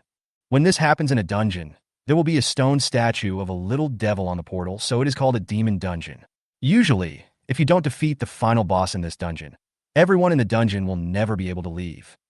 After all the people in the copy die, the energy gained by the copy will be activated by the little devil, and the copy portal will become the gate of the abyss demons. At that time, countless demons will rush out of the demon gate. Then we can just pass the level, right? Feeling the atmosphere was a bit serious, Chiyu scratched his head in confusion. Difficult. There was once a 5-member team in Sakura Country. 2 of them were at level 1 and 3 at level 2. They encountered the demon gate in a dungeon. As a result, none of the 572 people in that group survived, and all died at the hands of the demons. That year, the entire Changdao was occupied by a large number of demon armies. In less than a month, Sakura Country had to abandon Changdao City and the surrounding areas. If the energy of those people could no longer supply the demon gate to continue to open, I'm afraid the entire Sakura Country would have become a paradise for demons. It's no wonder that Gu Jinxue was worried after knowing that it was a demon copy. Chi was also a little worried at this moment. If Jiangzi City fell, his sister would have no way to escape due to her disabled legs and feet. I see. They can't defeat enemies at levels 2 or 3. That's really tricky. What level of dungeon did they enter? Gu Jinxue recalled for a moment, then said uncertainly, "It happened almost 100 years ago. The book seems to record a level 60 instance, and those people were all around level 65 at the time. All right, they only supplied the demon gate with energy at level 60 for a month. Rookies like us at level 10 or May 10th not even be able to supply it for 10 minutes. Relax, we will be the only ones to die." Chiyu said this not only to Gu Jinxue, but also to make Chiyu feel at ease. Back then, it was only because the Sakura Country did not understand the situation and thought it was just an ordinary alienated copy that led to the city being reduced to ruins. Judging from the cautiousness of Old Man Suda, he should be gathered at the entrance of the copy and ready. Are you afraid of death? Chapter 72, Purgatory Fairy Forest. Fear death. Gu Jinxue shook her head, but nodded after a while. Perhaps she herself didn't know what she was feeling at the moment. If she was afraid of death, she would not have become a professional. Even as an ordinary person, she had a life 1,000 times better than others. But now, in this fiery purgatory, she did feel the fear in her heart, especially when she saw the devastated factory island in the documentary. Okay, you think you're going to die before the battle even starts? This is the first lesson I'm going to teach you. Since we are in a desperate situation, we must fight with the courage to die. After Chi took out his weapon, he walked towards the depths of the forest. Gu Jinxue pursed her dry lips, and her eyes became more determined. He didn't come to this world just to experience a dozen levels and then be killed and end his life. In a world as desperate as the Battle of Zhu Tian, he could fight all the way to the 90th floor in one breath. In this splendid alien world, Chiyu must leave his own legend, just like in his previous life. You have entered the Purgatory Forest. 3 health points will be deducted per second. The surrounding trees were all on fire, but no matter how long they burned, the flames showed no sign of decreasing. Although it would feel hot, the damage caused by these flames was not very high. Watch your blood volume. Chiyu reminded Gu Jinxue behind him, and suddenly, a flame flew towards him. Boom! The flames passed over Chiyu's bent body and hit the tree beside him, making a violent explosion. Looking in the direction where the fire came from, a monster covered in flames, less than half a meter tall, looked at Chiyu with hatred with a pair of white eyes. Holding a flaming bow and arrow in his hand, he knew without thinking what the arrow had been. If he had been hit by it, he would have been killed on the spot. Purgatory Fairy, Demonization Level 15. HP, 3,500. Magic, 1,500. Strength, 160. Toughness, 150. Agility, 160. Perception, 170. Intelligence, 170. What kind of muddle attribute is this? It's so outrageous. Chiyu felt a headache when he saw the terrifying omnipotent attribute. Chiyu is now at level 12, and among all his attributes, only his intelligence, perception, and agility are not too bad. Please be careful and pay attention to whether there are other monsters around you to prevent sneak attacks. After speaking to Gu Jinxue, Chiyu's figure disappeared from the spot. At the same time, The elf over there immediately let go of the arrows in his hand and turned around to shoot behind him with the flaming bow and arrow. In response to this attack, Chiyu instantly took out a shield to block in front of him and slashed at the elf with the dagger in his hand. The shield was smashed away by the elf, and Chiyu's arm was slightly deformed due to the elf's huge power. But a stream of blood-red air appeared from the elf's wound and came to Chiyu, repairing his injured arm. Critical damage, 870. Life steal, 130. Bleeding, 87. Crying blood status, 60. Chiyu didn't suffer much damage from this attack and recovered to full health after a breath of treatment from Chiyu. The elf's health was reduced by 1/3. Chiyu looked at the 50 damage bonus under the status bar and smiled victoriously. 60 seconds is enough to take care of you. Chiyu dared to exchange injuries with the elf in this attack, thanks to the high-quality equipment that was refreshed by the TV before. Blood-broken blade necklace. Quality, excellent. Wearing level 12. Effect, strength, agility, with additional skills of bloodsucking and weeping blood. Bloodsucking. When attacking, absorb 15% of the opponent's health to replenish yourself. Cooldown 3 minutes. Weeping blood. When attacking, the enemy will suffer 10% bleeding damage and will be in the weeping blood state, unable to receive recovery effects within 60 seconds. 10-minute cooldown. Introduction.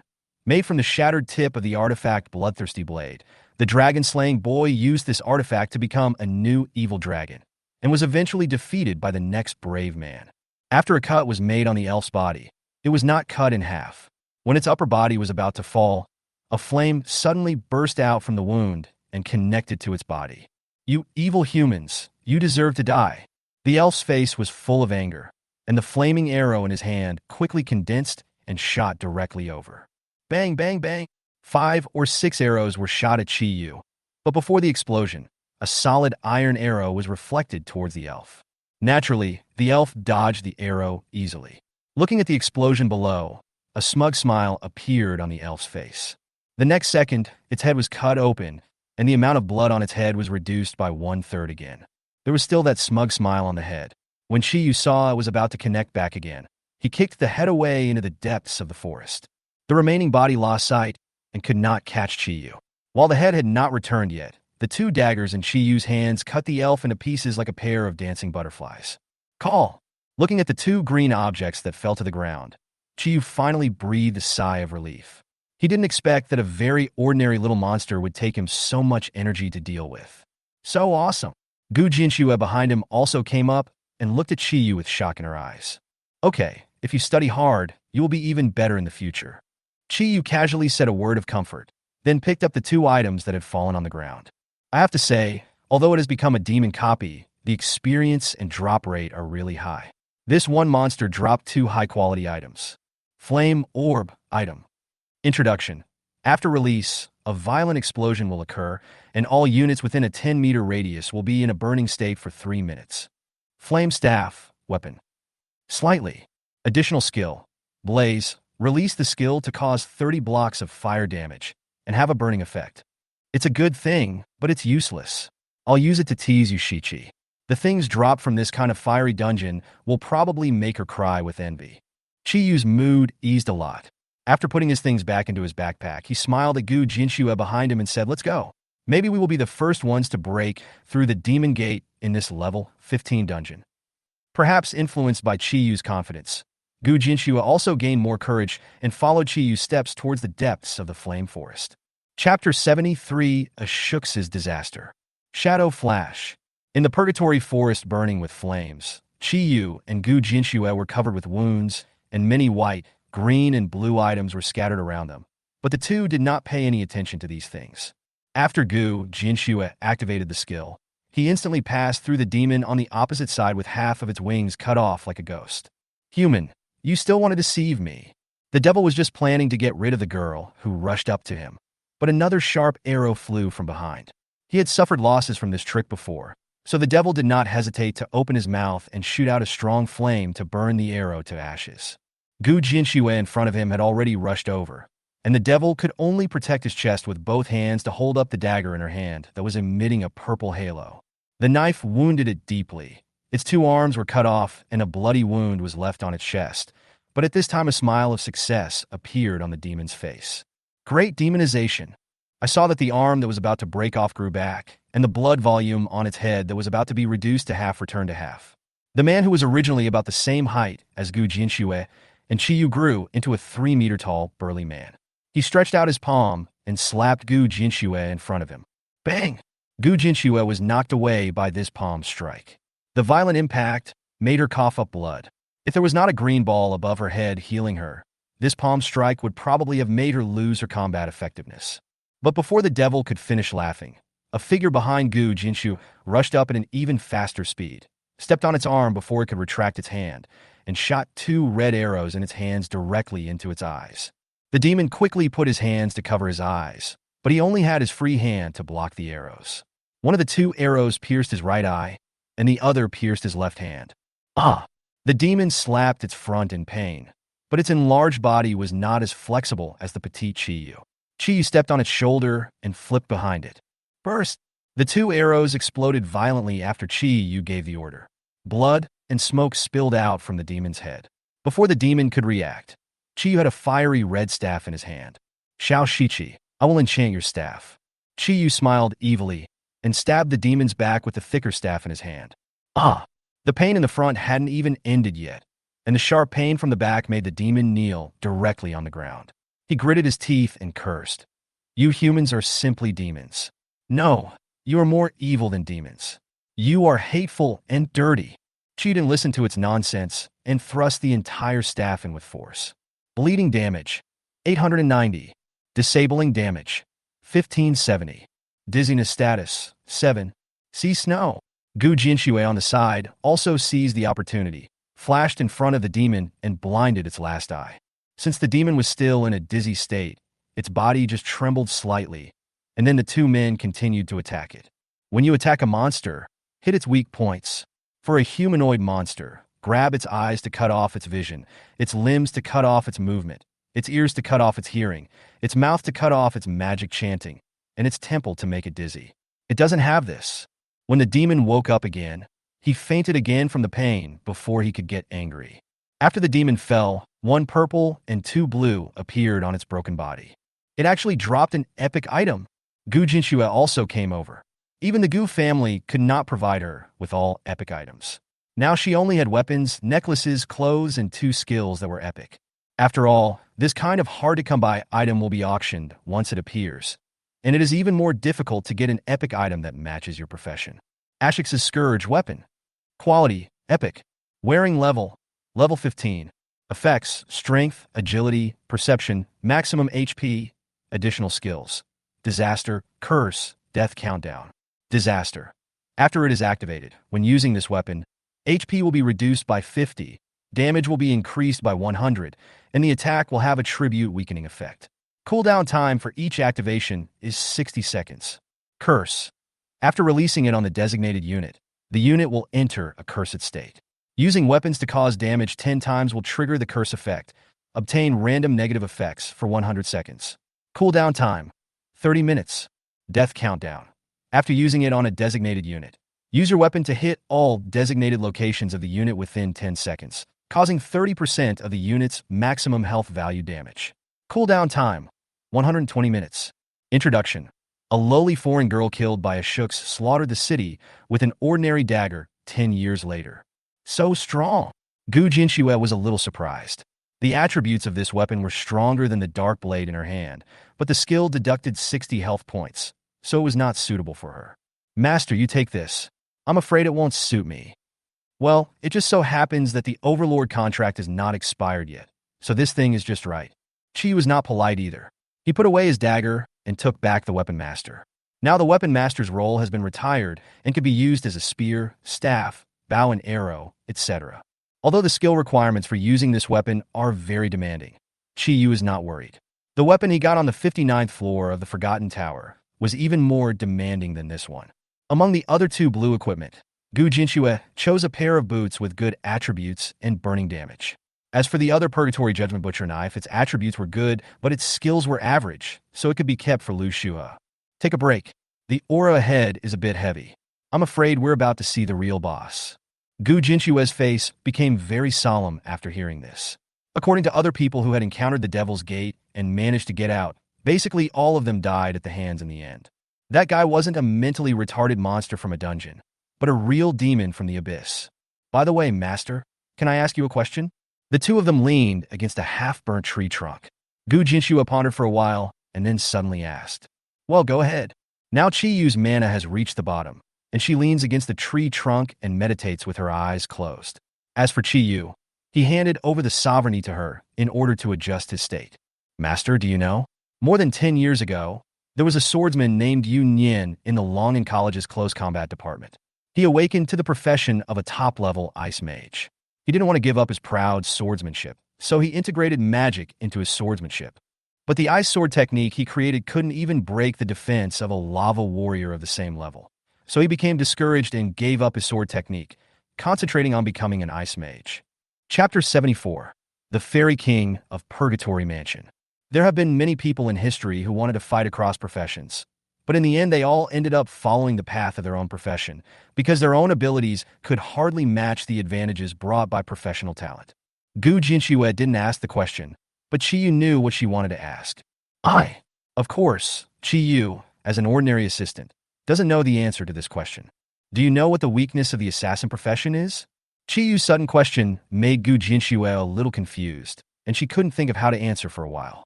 The weakness of assassins is that they are not as strong as warriors, and they cannot deal large-scale damage as well as mages. Their ability to sense enemies is not much different from that of archers. They have no healing skills, no skills that deal large-scale damage, and even their invisibility can be easily detected by skills that break invisibility. Gu Jinshue was shocked by Chi-Yu's answer and remained silent. Now that you have lost so many advantages as an assassin, your only advantage is being able to turn everything into your weapon and deliver a fatal blow to the enemy. So even if the road ahead is difficult, as long as you have a heart that is willing to die, you'll be able to get through it no matter what your background is. Gu Jinshue was touched by Chi-Yu's words and said excitedly with admiration in her eyes, "Well, I understand. Okay, take a break." After exiting the body, Chi-Yu heaved a sigh of relief and said helplessly, I finally fooled you." Were you trying to fool Gu Jinshue with all that just now? Originally, Chi-Yu was also infected by Chi-Yu's assassin's way, but he didn't expect him to fool him. "Nonsense, I can still win now without any skills, but I will never win later. I'll see if I can turn around and get a level 1 talent in the next round. Otherwise, I can only go back to sell cakes with Chin Moly." "Oh, all right." Chi-Yu's expression was obviously a little lost. It was not easy to upgrade a level 1 profession to level 2. No one in history had ever been able to do it. The two rested for more than 4 hours. Their injuries had recovered under Chi-Yu's treatment, and their magic power had also been restored. "Let's go." Gu Jinshue took a deep breath and followed Chi-Yu towards a mansion deep in the ground where flames were burning. Crack! The door seemed like it had not been pushed for a long time. When the two men pushed it, it made a loud noise. After pushing the door open, they saw a scene that they would never forget. The flaming mansion was filled with charred goblins. Their helpless postures showed how desperate they were before their death. There were not only adult goblins, but also young goblins that were not even as tall as Chi-Yu's knees. Standing behind was a man wearing a flaming cloak, holding a sharp sword in both hands, with the blade inserted into the chest of a fairy lying on the ground. "Oh, 2 mice broken." The man turned around. Half of his face had been burned into a skull, and the other half looked like a goblin from his pointed ears. An assassin and a priest. I didn't expect they could break into the Purgatory residence. It seems that this assassin lady is gifted. I wonder how long this will sustain our invasion of the human world.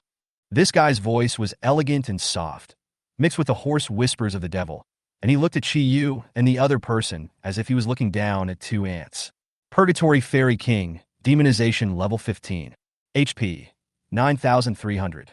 Magic, 4,500. Strength, 298. Toughness, 300. Agility, 281. Perception, 285.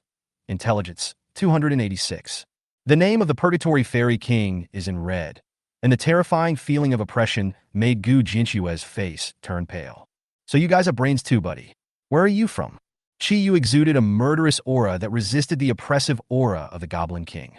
His eyes were calm, and there was a bit of leisure in his tone of voice when he asked questions, as if he had seen an old friend. "Interesting, a priest actually has such an aura. It seems that you have led him all the way here, right? As for where I came from, Would God care about the problems of ants? And they're dying ants at that. A level 15 monster is pretending to be you. Chi Yu's face darkened, and he cursed at the name of the Purgatory Fairy King. You're still calling me a god? You look like a ghost, but you're not a human. What kind of god are you? A level 15 skeleton re-employed god.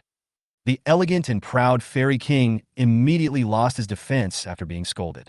He pointed his sword at Chi Yu and roared, "Ant, since you want to know, then let the god of Purgatory Fire grant you death."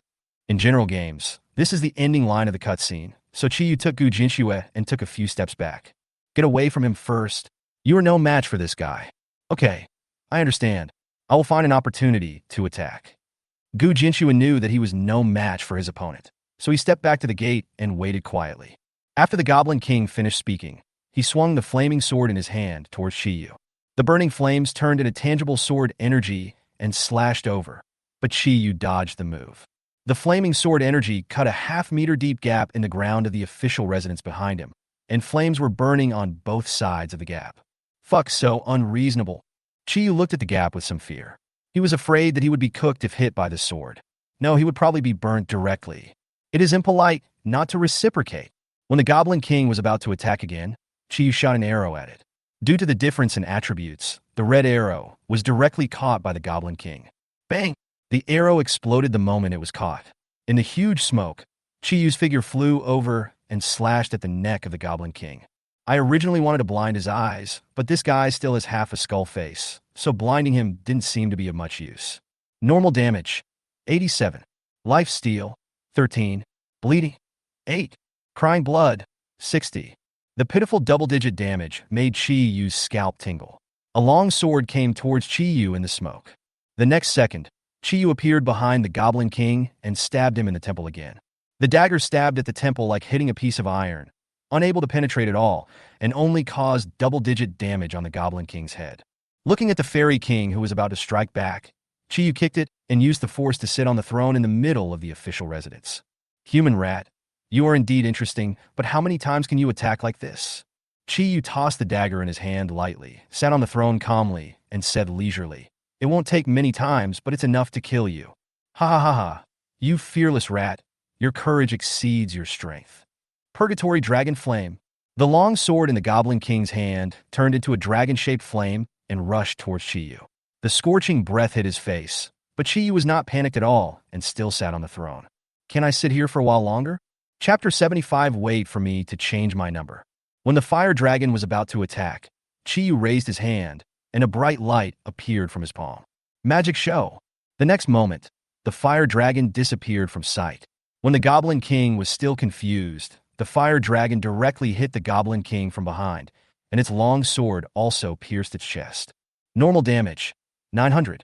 It seems that I underestimated you. The Goblin King raised his hand, and the long sword that was stuck in his chest was pulled out and returned to his hand. Such a low-level assistant actually has so many tricks. But an ant with more tricks is just a more flexible ant. The next moment, the long sword in the Goblin King's hand turned into 2 fire tornadoes and bit towards Chi Yu. The cooling down of the magic show had just begun, and Chi Yu had to rely on rescue to come behind the Goblin King. Bang! The moment he arrived, Chi Yu saw the Goblin King's skeleton fist coming towards him. At the critical moment, he had to throw out a shield from his backpack to block it. The shield was shattered in an instant, and the punch also knocked him against the wall of the official residence. Seeing this, Gu Jinshue instantly flashed to Chi Yu and helped him up. Cough, cough, cough. There was less than 100 points of health left on his head. Chi Yu raised his seriously injured arm and cast a healing spell towards his chest. See? This is the difference between ants and gods. Perhaps still angry about Chi Yu's previous mockery of it, the Goblin King did not continue to rush forward to kill him. Instead, he sat on the throne and laughed with contempt. Gu Jinshue picked up the dagger on the ground and was about to attack the Goblin King, but Chi Yu, who was hanging his head beside her, held her back. Courage is commendable, but it must be used in the right place. Chi Yu raised his head. His originally delicate and white face was already covered with scarlet blood. His cute appearance in the past now looked a bit ferocious. You are right. There is indeed a clear gap between ants and gods, but even the most powerful gods will die at some point. Oh! The Fairy King looked at Chi Yu with interest. Among the professionals from various dimensions who came to the Purgatory residence, some were begging for mercy, some were running away, and some were charging forward with the determination to die. But there is no one as weak as Chi Yu who dares to shout and mock him. That means death from talking too much. A confident smile appeared on Chi Yu's face, and his originally beautiful dark hair turned into long hair as white as snow. Profession has been opened for you. Shadow Blade, level 10. This was the first time that Chi Yu experienced the feeling of his profession in a different world. Although it had been several months, he still felt extremely familiar with it. Chi Yu, level 10. Profession, Shadow Blade, 4 stars. Remaining time, 598 seconds. What's going on? The Goblin King was also shocked. The holiness and life force of the priest that had disgusted him so much on Chi Yu had completely disappeared. Now Chi Yu seemed to have evaporated from the world, and no trace of him could be felt. Even Gu Jinxue stared blankly at Chi Yu beside her. Although only his name and health level were displayed above his head, she always felt that some huge changes had taken place in Chi Yu. Countdown to death. Curse. Chi Yu took out the Ashux's Scourge and immediately used the 2 skills on the Fairy King. Dance of Death. Erosion. The moment the skill was activated, Chi Yu arrived beside the Goblin King. His speed was so fast that he couldn't even break his invisibility, and the dagger in his hand had already hit a red dot on the left side of the Goblin King's lower abdomen. The Death Dance skill is not much different from the killing rhythm given by Gu Jinxue, but one is excellent and the other is epic. After the Death Dance is activated, it will launch an instant attack towards the front, and each time it hits an enemy, the cooldown will be reduced by 1 second. After this knife hit, the next red dot appeared behind the Goblin King. A layer of flowing wind appeared around Chi Yu, and then he broke the second red dot behind him at the moment the Goblin King slashed in the air. Critical damage, 229. Corrosion damage, causes the same damage as this attack, 229. Life steal, 34. The 2 attacks plus the accompanying corrosive damage reduced the Goblin King's health to around 7,500. Now half of the Goblin King's face was filled with disbelief. How is that possible? Why don't you have that dirty smell anymore? Chi Yu naturally wouldn't waste time talking to it. If he couldn't solve it in 10 minutes, he would be the one to be solved. Chi Yu now has no breath left, and his extremely short invisibility time is only 1 second under the attack of Death Dance. Puff! In just 9 seconds, Chi Yu cut off the 9 red dots that appeared on the Goblin King's body. The Fairy King, wielding the flaming sword, could not find Chi Yu at all. Without the lock of his breath, his perception seemed to tell him that there was no such person in this place. Purgatory. Without waiting for the Goblin King to release his skills, the 10th red that was hit by Chi Yu at the last second, and the dagger easily pierced into its body. In an instant, a black gas burst out from the Goblin King's body, corroding its body, and the amount of blood on its head was directly reduced by a lot. Skill damage, 2,790. 10 attacks reduced the Goblin King's health to more than 4,000 points, and the sudden death countdown directly reduced its health to 1,300 points. Curse activated. Enemies weakened. Duration 100 seconds. At this moment, the Purgatory Fairy King no longer had the calm and arrogant attitude he had before. The effect of Ashuk's disaster was not only a reduction in blood volume, but even its flaming white bones turned black. The flesh on that side also looked old and withered as if it had been corrupted, and the flames around it were only flashing tiny sparks as if a basin of cold water had been poured on it. Wait. Don't you want to know where we came from? I'll tell you. Sorry, I don't want to know now. As soon as Chi Yu's skill was ready, he flashed to the side of the Fairy King. Damn it, then you'll go to hell with me. Seeing that Chi Yu was ready to end his life without hesitation, the Goblin King's eyes became fierce and he roared madly. The sparks around it turned into a raging fire again. Chi Yu could now see a surge of energy rapidly expanding in its skeleton's chest. The blood volume in the head is gradually recovering. Do you really think I will play the second stage with you? Chi Yu looked at the Goblin King who was about to recover, and with a hat in his hand, he put it directly on its head. Dollization 1. Although it was only for 1 second, the skills that the Goblin King, who had turned into a doll, was brewing were immediately interrupted. The Goblin King could only watch Chi Yu madly hacking at its body. After chopping it several times, he finally chopped off its head. Human girl, the Abyss will remember you. Before his death, the Goblin King returned to his original form, and the skull looked at Chi Yu and spoke with hatred and resentment. When you look into the abyss, deep. Before it could finish its words, Chi Yu kicked its head into the corner, and the words that the Goblin King was about to say came to an abrupt end. So much nonsense. At this moment, A thunderous roar came from a fiery purgatory in the abyss. Damn human priest. Chapter 76. The S-Class Genius Girl Who Saves the City. Victory. Gu Jinshua looked at the head that was kicked away and sat blankly against the wall of the official residence. With the death of the Purgatory Fairy King, the surrounding flames gradually died down, and looking out from the gate, the flames that originally covered the sky had been extinguished, and all around were burnt ruins. The entire Purgatory mansion disappeared in midair like quicksand. Chiyu, is this the Shadow Killer Blade? Chiyu looked at the corpse in front of her in a trance.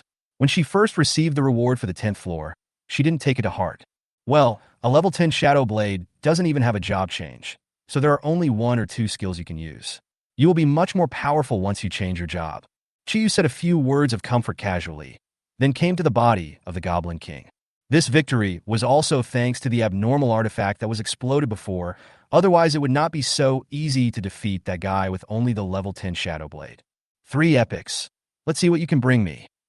The first thing was a skill book. Chiyu picked it up and took a look. It was an epic skill book limited to assassins.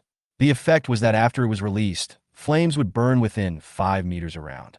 During this time, the person could disappear into the flames, and attacks would cause burning damage. What a pity. I'll give it to you. Chiyu looked at the limited profession and threw it directly to Gu Jinshua beside him. Master, I can't accept this. It's too valuable. After Gu Jinshua received the skill book, he was also somewhat excited.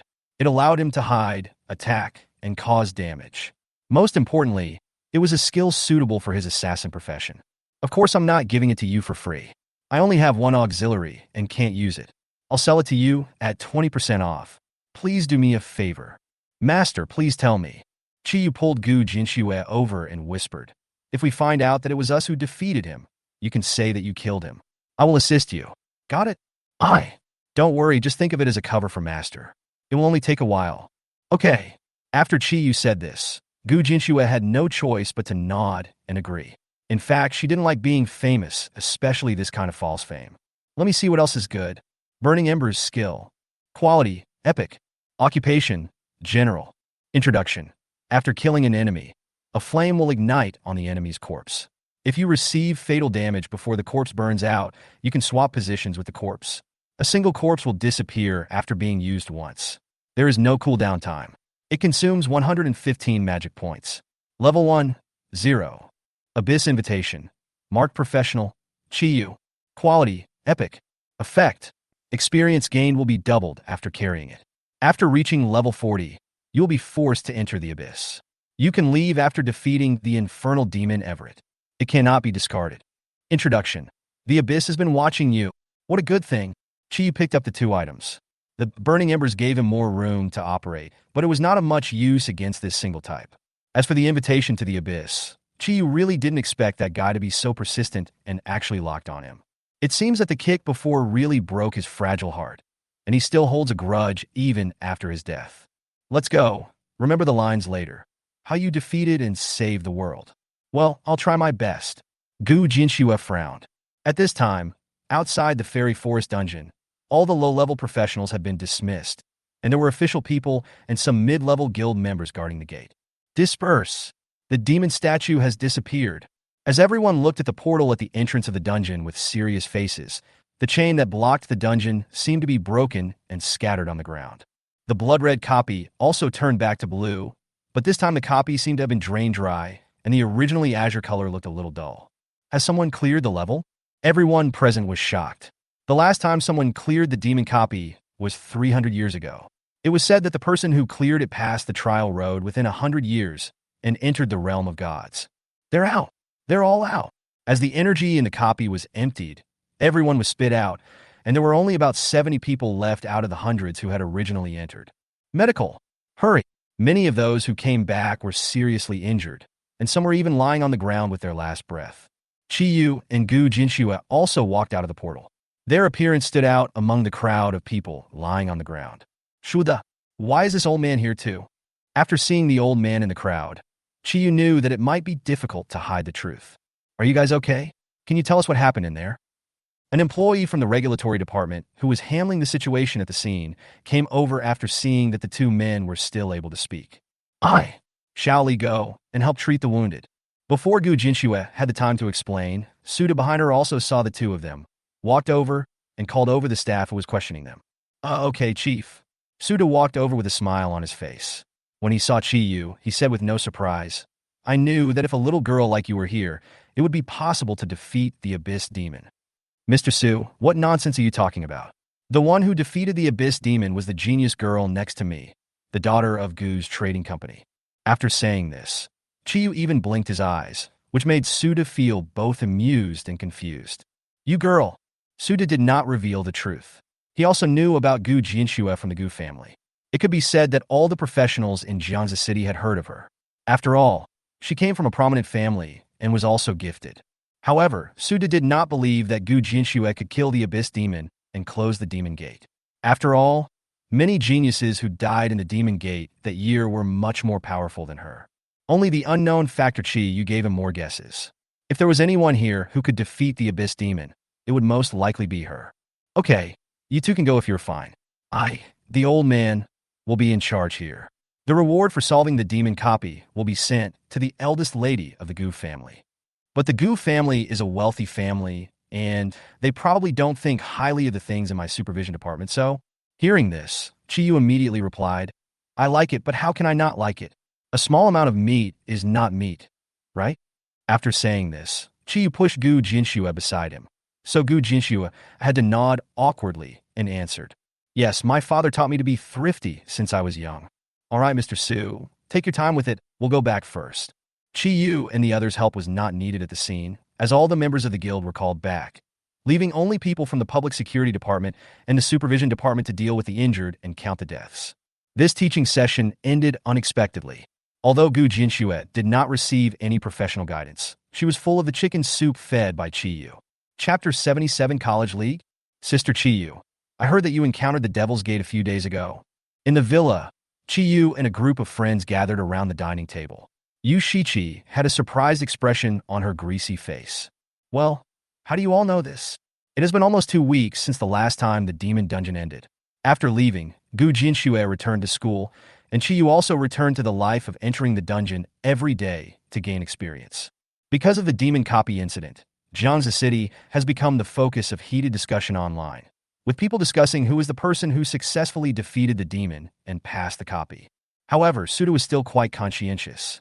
Not only did he not tell anyone about Chi Yu, but he even kept the fact that it was Gu Jinxue who captured the demon a secret only known to the top brass within the supervisory department.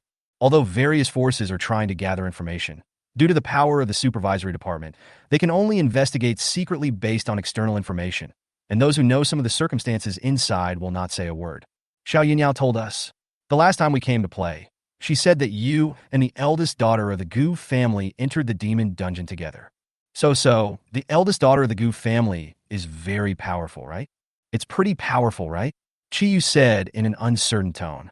After all, she didn't know how powerful Yu Shichi was talking about. What's her profession?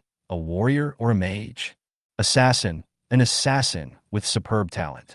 When talking about the level, Yu Shichi's face was full of envy, and then she looked at Lu Shuha with contempt and muttered, It would be great if you, a busted girl, could also be a level.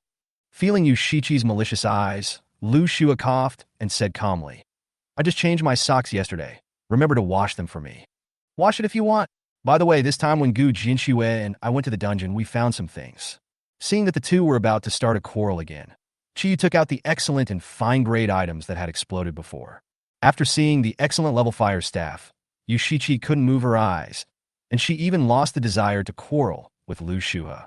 The superior level staff she was using now was not very suitable for her. After all, the items dropped in the dungeon were not based on your profession. So Yu Shichi is still using the level 10 springwood staff. Apart from increasing some intelligence, those skills are of no use to her. Good sister, I love you so much.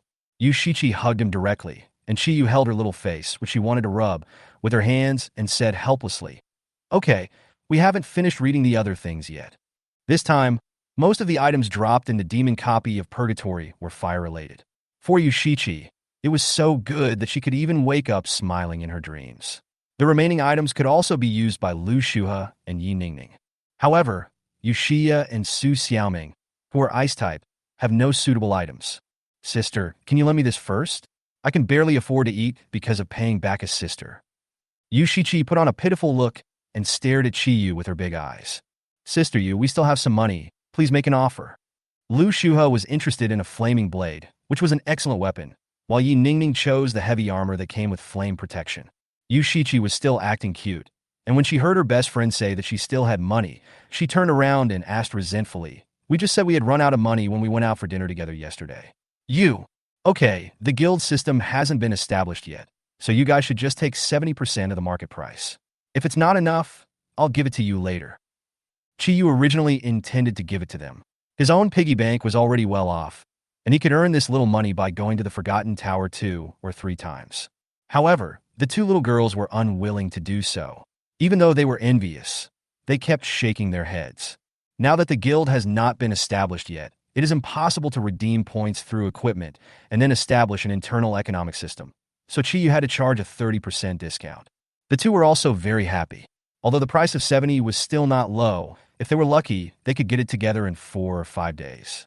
By the way, Sister Chi, have you signed up for a competition organized by major universities across the country in 2 months?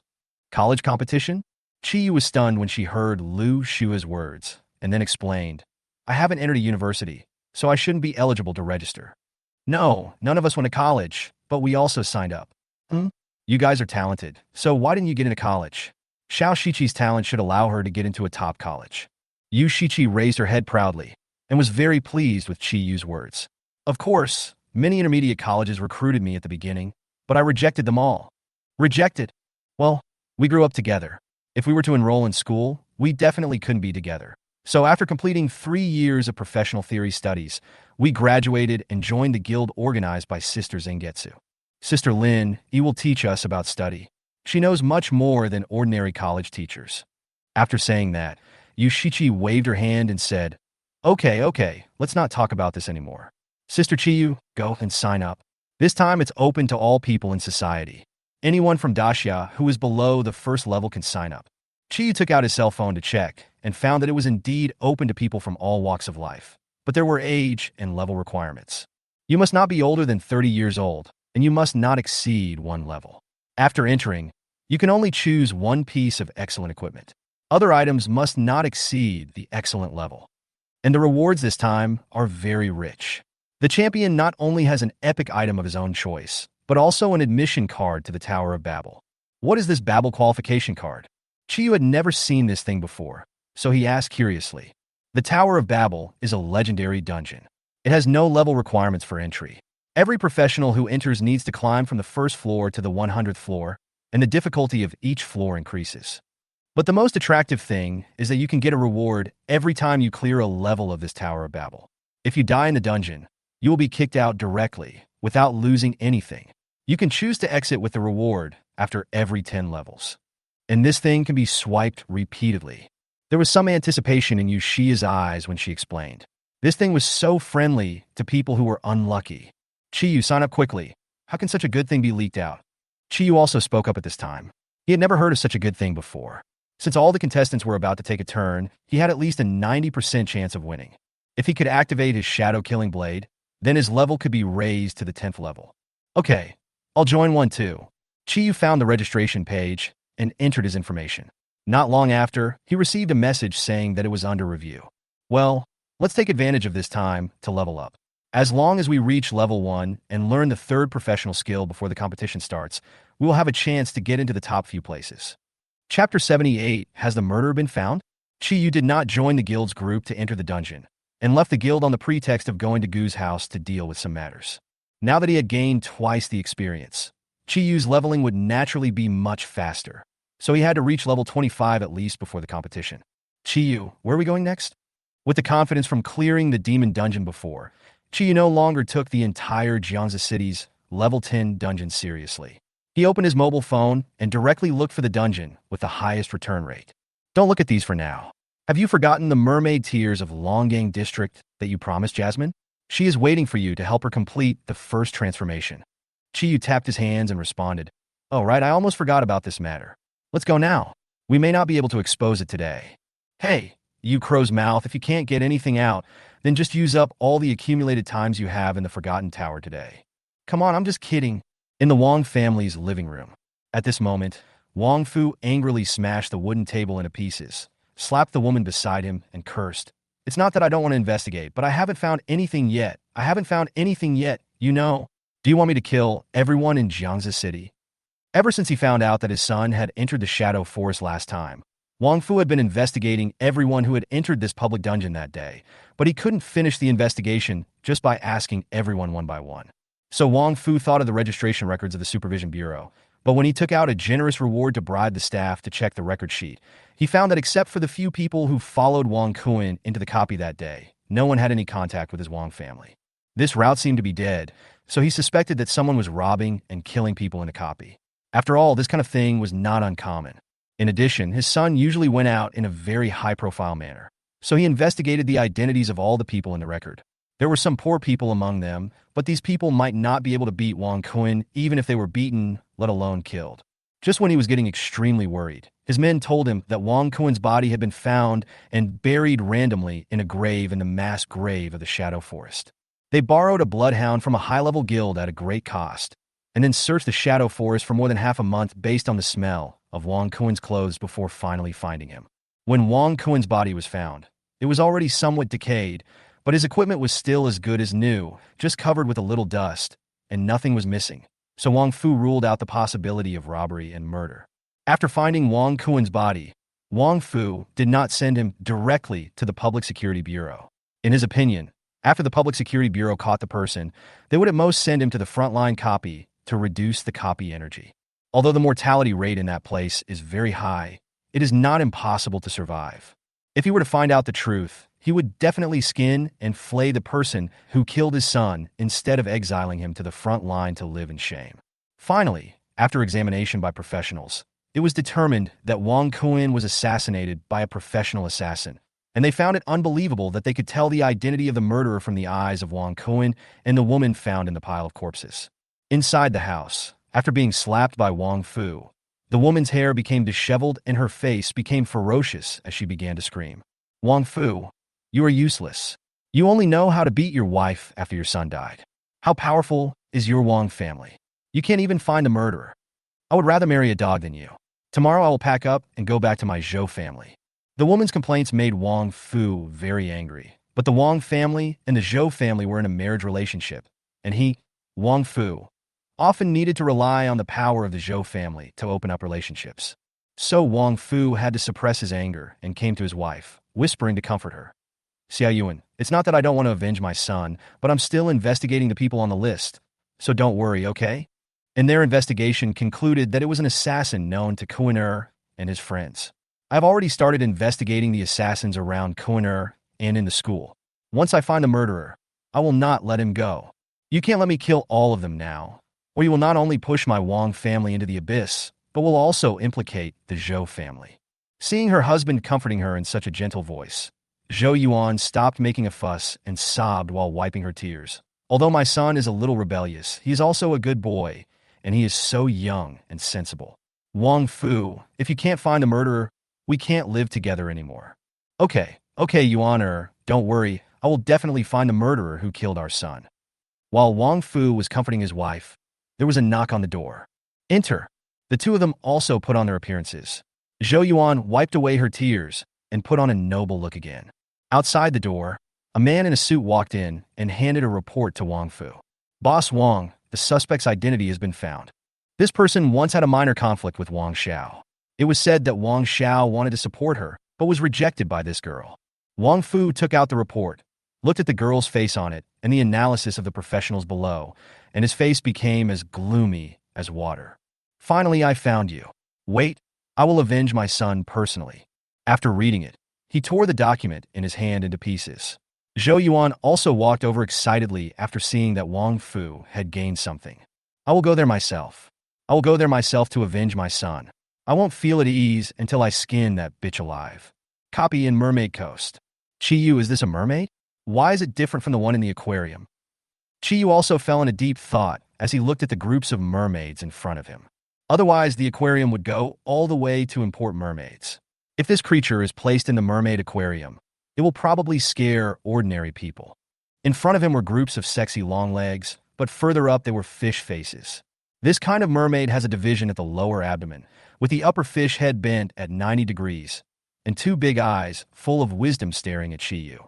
The long legs below were wrapped in an apron made of seaweed to cover their private parts. No, I can't stand it anymore.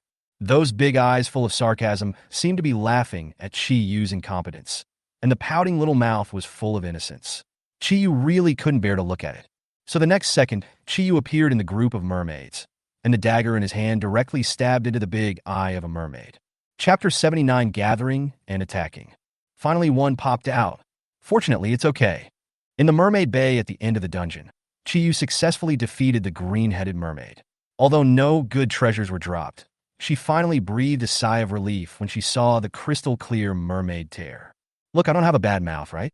How about taking a day off today? Take a rest, okay? You can give the mermaid's tears to Jasmine first today. I have long wanted to try the pastry that permanently increases attributes. Yeah, I want to try it too. I haven't eaten Sister Jasmine's cake for a long time. After leaving the copy, Chiyu called Chin Moli. Hey, Xiaoya, what's wrong? Sister Jasmine, are you in the store? Chin Moli, who was far away in a clean kitchen, answered the phone with one hand while calmly processing the ingredients on the table. No, I brought Xiaoya to the guild to play today, but Shichi and the others didn't seem to be here. They should be in the dungeon now. I'll just send them a message later. By the way, I'll come over and give you something good. Oh, then I'm looking forward to it. Chin Moli's gentle words came from the phone. Chiyu sent a message to Yushia after hanging up the phone. Let's go. When rushing to the guild, Chiyu did not forget to buy some snacks on the way. Chi Yao is about to turn 15 years old and has begun to learn professional knowledge during this period. For this reason, she didn't watch TV these days. She was reading books about professionals every day, as well as the notes Chiyu made in her previous studies. Sister, come here. After entering the room, Chiyu saw Chi Yao sitting on the sofa, holding a notebook that Chiyu had written before. In the kitchen, Chin Moli was still preparing food. Have Shirya and the others replied to your message? After hearing that Chiyu had returned, Chin Moli also poked her head out of the kitchen. She was dressed in a single ponytail and a shawl today, looking very gentle.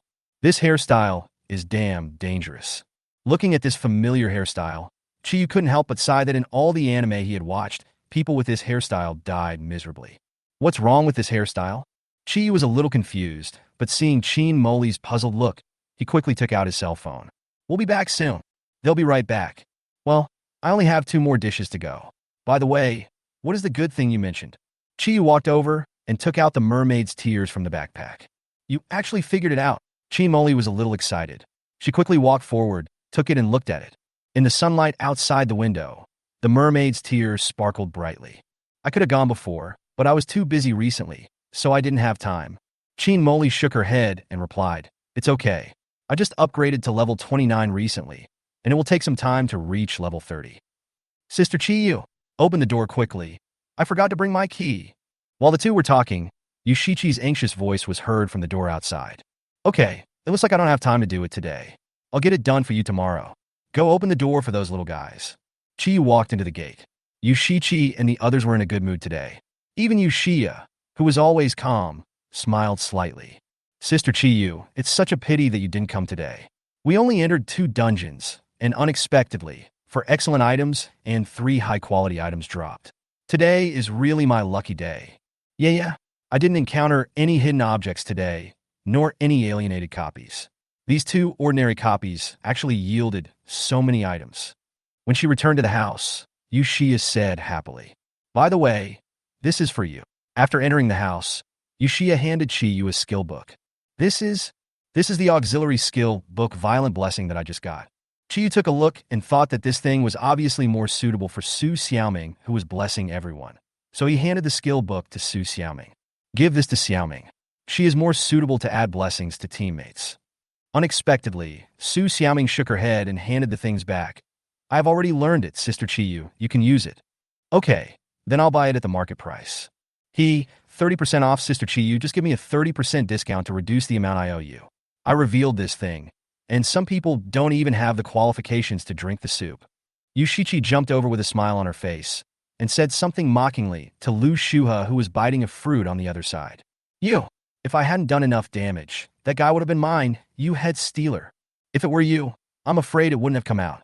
Soon, the meal prepared by Chin Moli was ready, and everyone sat happily at the dining table chatting about life and the future. Night gradually fell as everyone chatted, and a bright moon appeared on the horizon. At this time, a group of men in black appeared outside the villa where Chi Yu and others were. The leader was dressed in black and held a black and red broadsword in his hand. Next to him was a charming woman in black, holding a dark green dagger in her hand, her eyes full of hatred. "Boss, all the Hawkeye cameras around here have been shot down." A man behind him flashed behind the man in front and reported. After hearing it, the man in black was so angry that he kicked the big iron gate open. "Catch them all. No one is allowed to escape, and no one is allowed to die." A dozen people behind him rushed into the villa. The man in black took off his mask, and it turned out to be Wang Kuen's father, Wang Fu. "Let's see how you run from now, you damn bitch." Inside the house, everyone was lying on the sofa after dinner. Qin Moli's cooking skills were indeed impeccable. Several people were so full that they lay on the sofa like salted fish. Suddenly, there was a loud sound of an iron door being slammed open, and everyone immediately sat up alertly. This place is remote, and there are few people around. If it were Su Zhanyue, he would never break down the door so rudely. After all, this door costs more than 10 silver coins. Be careful, the people coming are quite powerful. 2 of them are almost as strong as the first level. Chi Yu also sensed the people outside and quickly issued a warning. Chi Yu looked at the people present and said anxiously, "They are not friendly. Sister Moli, take Xiaoyao upstairs and remember to hide well. Call the police, by the way. This matter may be difficult to handle." Chi Yu added hurriedly. Although he was 80% sure of taking down the 2 who were suspected to be in a turn, who could say for sure that the strongest on the other side were only those 2? "Then I'll notify Sister Zhanyu." Yu Shiqi picked up the phone uneasily, but Su Zhanyu's phone showed that it was out of service area, so it seemed that this point should still be in the copy. "It's too late, you guys go hide first." "Okay, be careful." Qin Moli knew that she couldn't help much, so she took Qi Yunyao and hurried upstairs. Coincidentally, at this moment, the door of the villa was kicked open by someone. Chapter 80, The Thrown Boomerang, comes back again. Everyone, it is illegal to break into someone else's home without permission. Chi looked at the people who were full of pressure, controlled his body, and walked in front of Yushia and the others. "Get lost. This is none of your business." The woman looked at Chi Yu and cursed. Then her eyes turned to another figure behind her. "Lu Shua, you went to the Shadow Force some time ago, right?" Lu Shua came out. Although he was still confused, he nodded and said calmly, "Yes, our team has been to the Shadow Forest." Could it be that this group of people is because we stole the hidden items in the public copy? That shouldn't be the case. The reactions of several people were somewhat confused. Only Chi Yu felt a shock in his heart and had a bad premonition. Sure enough, after hearing Lu Shua's answer, Zhou Yuan became even more angry, pointing at her nose and cursing. "You bitch, didn't my son just tease you? Why did you kill him?" "Ah!" Yushia and the others were confused and turned to look at Lu Shua. Lu Shua was also stunned by the question, and only Chi Yu showed a bitter smile. He would have handled it more cleanly if he had known earlier. He just didn't expect that his actions would implicate Lu Shua. There is no point in saying more. "Today I am here to avenge my son. Catch them and don't let any of them go." After Zhou Yuan finished speaking, the people behind her prepared to step forward and capture Chi Yu and the others. Wait. Yushia and the others were ready to fight, but Chi Yu stopped them. The group of men in black did not listen to Chi Yu's words. They rushed up all at once, summoning all kinds of weapons in their hands. "Call out!" Chi Yu threw a black spear that pierced the head of the man in black who was rushing in front, knocking him flying and nailing him to the wall behind him. Before the others could react, 2 more arrows shot into the chests of 2 professionals who were chanting magic in the back, and only then did the others stop. Zhou Yuan frowned. The men they brought with them were all of about level 20 in strength. Although they were not very powerful, 1 was killed and 2 were injured in the first moment when dealing with this group of little girls in their early teens. The guy in the lead must be extraordinary. "Can you talk properly now?" "Little girl, what do you want to say?" Wang Fu walked forward, and the strength he exerted on everyone made these young girls, who were not well versed in the world, turn pale and look at him with difficulty. "Old man, take back your anger." Although there was no aura of oppression around Chi Yu, the murderous aura was enough to make Wang Fu feel a little frightened. Although he was often busy with business matters in his life, he also did a lot of bad things, so there was no such strong, evil aura about him. "What evidence do you have to prove that your son was killed by Lu Shua?" When Wang Kuen's death was mentioned, Zhou Yuan was irritated and rushed forward to scold. Who else could it be except her? She was the only one who had a conflict with my son among the people who went to the Shadow Forest that day. It seems that old man Su really erased my records. Chiyu did not feel relieved that he had gotten rid of the suspicion. The boomerang that was thrown at the beginning actually flew back again. If I hadn't been there today, Lu Shuha might have really been captured. And think about it. Although your son is only level 8, the level of his subordinates is not too low, right? And does a public dungeon like Shadow Forest have to be exited on the same day you enter it? Wouldn't they have set up an ambush one day, or 2 or 3 days in advance, and then try to lure the young master over? Just based on a few contradictory words, you think my friend killed the young master. Don't you think it's a bit ridiculous? It was indeed ridiculous that Chiyu was able to distance himself from the matter without blushing or feeling any pain. I don't care if you were a suspect or not. Since you were suspected, you must be buried with my son. Zhou Yuan's sharp voice rang out in the house, and the next moment she had 2 dark golden daggers in her hands and came to Lu Shua's side. The dagger in his hand was about to pierce Lu Shua's forehead, but due to the difference in level, she had no time to dodge. Lu Shua's face was also very pale, and her trembling body was telling her that she was in danger, but she could only watch the dagger stabbing at her. Bang! Before Zhou Yuan could stab with the dagger, Chiyu flashed over and kicked Zhou Yuan directly in the abdomen. The violent force knocked her flying. Although she was not seriously injured, Wang Fu ran over and helped Zhou Yuan up. Old man, you're just attacking indiscriminately because you don't have the ability to investigate? Chiyu's tone was cold, her white hair looking at the two of them.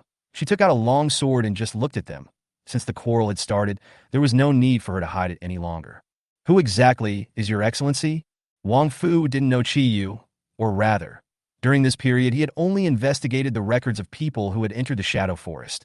As for the people that Wang Kuan had teased and harassed before, there are too many of them, and I don't have the time to investigate them all. They're just guild members. Don't forget that our president and vice president are first-turn professionals, and they are both level 1 professionals.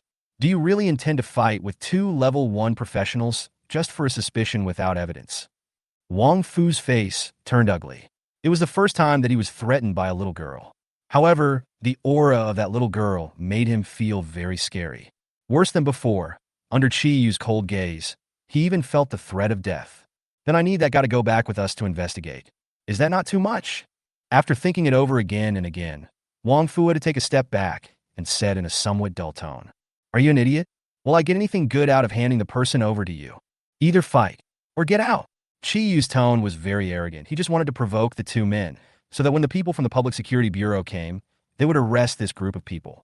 Even if they could not be sentenced to a serious crime, they could be charged with trespassing and give them a lesson. Are you really not going to hand over the person?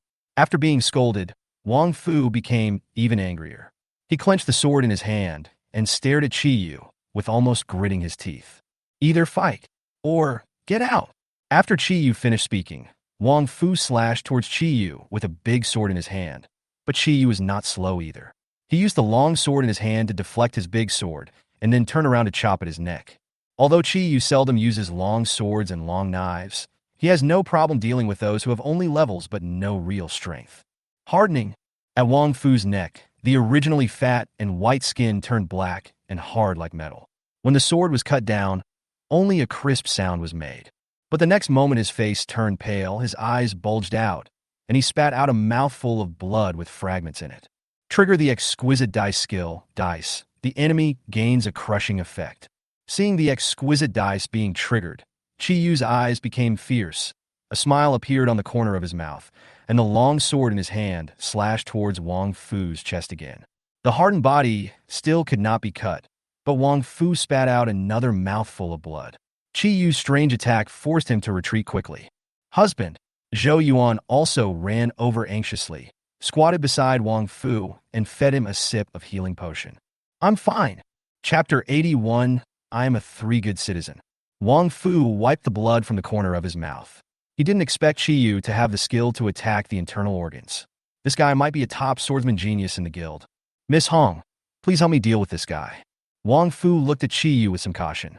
His talent of being able to crush internal organs was his natural nemesis. Although his wife was also a first-level professional, she was a rich lady who enjoyed life all day long, and her strength was not even as good as some level 20 professionals. Wang Fu, you are such a loser. You can't even beat a little girl. I'll help you take care of her for 800 gold coins. An alluring, vixen-like voice appeared in midair. Chi Yu's face looked a little solemn. He had been fighting for so long, but he hadn't noticed the opponent. It was either because of the huge difference in their levels. Either the opponent has superb stealth and concealment skills and is a top assassin. Either way, it would be very disadvantageous to him. I will give you 800 gold coins after the task is completed. After gritting his teeth, Wang Fu finally agreed. What's the point of keeping the money if his son has no money left? In midair, a figure in red slowly jumped down from a lampshade on the roadside. The man wore a fox mask that covered the upper half of his face, and his bright red lips were slightly raised. As he walked over, his swaying figure was full of extreme charm. Little sister, I like this image very much, but I'm doing this for money, so I have to let you down. The figure of the woman in red came behind Chi Yu the instant she finished speaking, and her speed was so fast that even the afterimage in front of her had not disappeared yet. Boom! The palm hit Chi Yu's sword, and the powerful force made him retreat to the wall behind him. That's a good reaction. I underestimated you. Who are you? Chi Yu looked at her and asked seriously. Me? I am like the blood-red full moon, so just call me Hongyue. Hongyue did not hide anything from Chi Yu's question, but told him her name with a smile. I'm still Ziyue. Your name doesn't have any sincerity at all. Ah, little sister, you were so funny.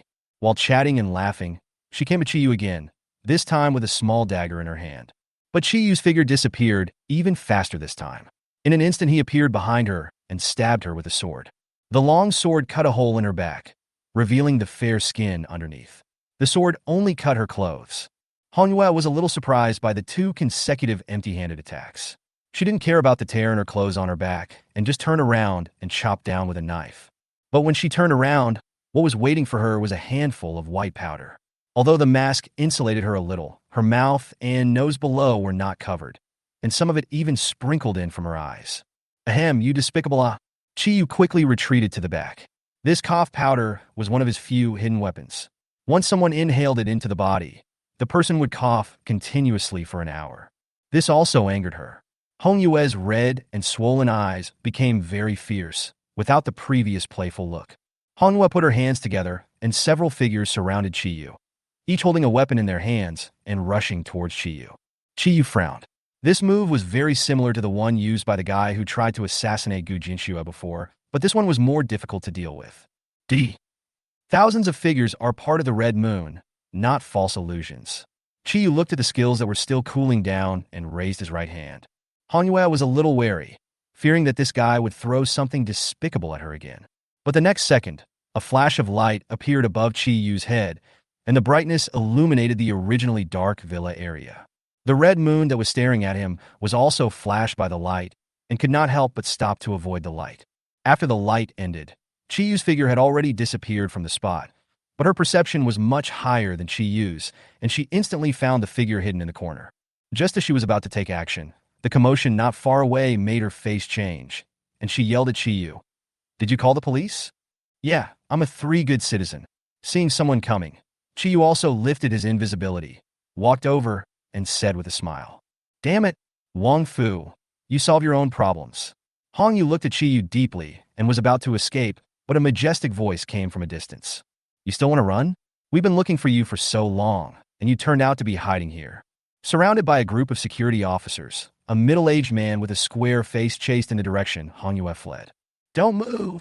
The area around him had been surrounded by people from the Public Security Bureau, and Wang Fu looked around with a grim expression. Chi Yu ended the shadow blade form and stood beside Yu Xia and the others with an innocent look on his face, watching the scene with curiosity. 2 people got out of the car that came over. One was Zhang Quan, whom Chi Yu had met before, and the other was a woman who was about the same age as him and looked very friendly. Who made the report call? After walking over, Zhang Quan looked at everyone and said, I. Chi Yu raised his hand and looked at him calmly. Zhang Quan frowned when he saw Chi Yu. He always felt that she could be involved in everything recently. However, without evidence, he couldn't make too many assumptions about a little girl, so he asked seriously, What's going on?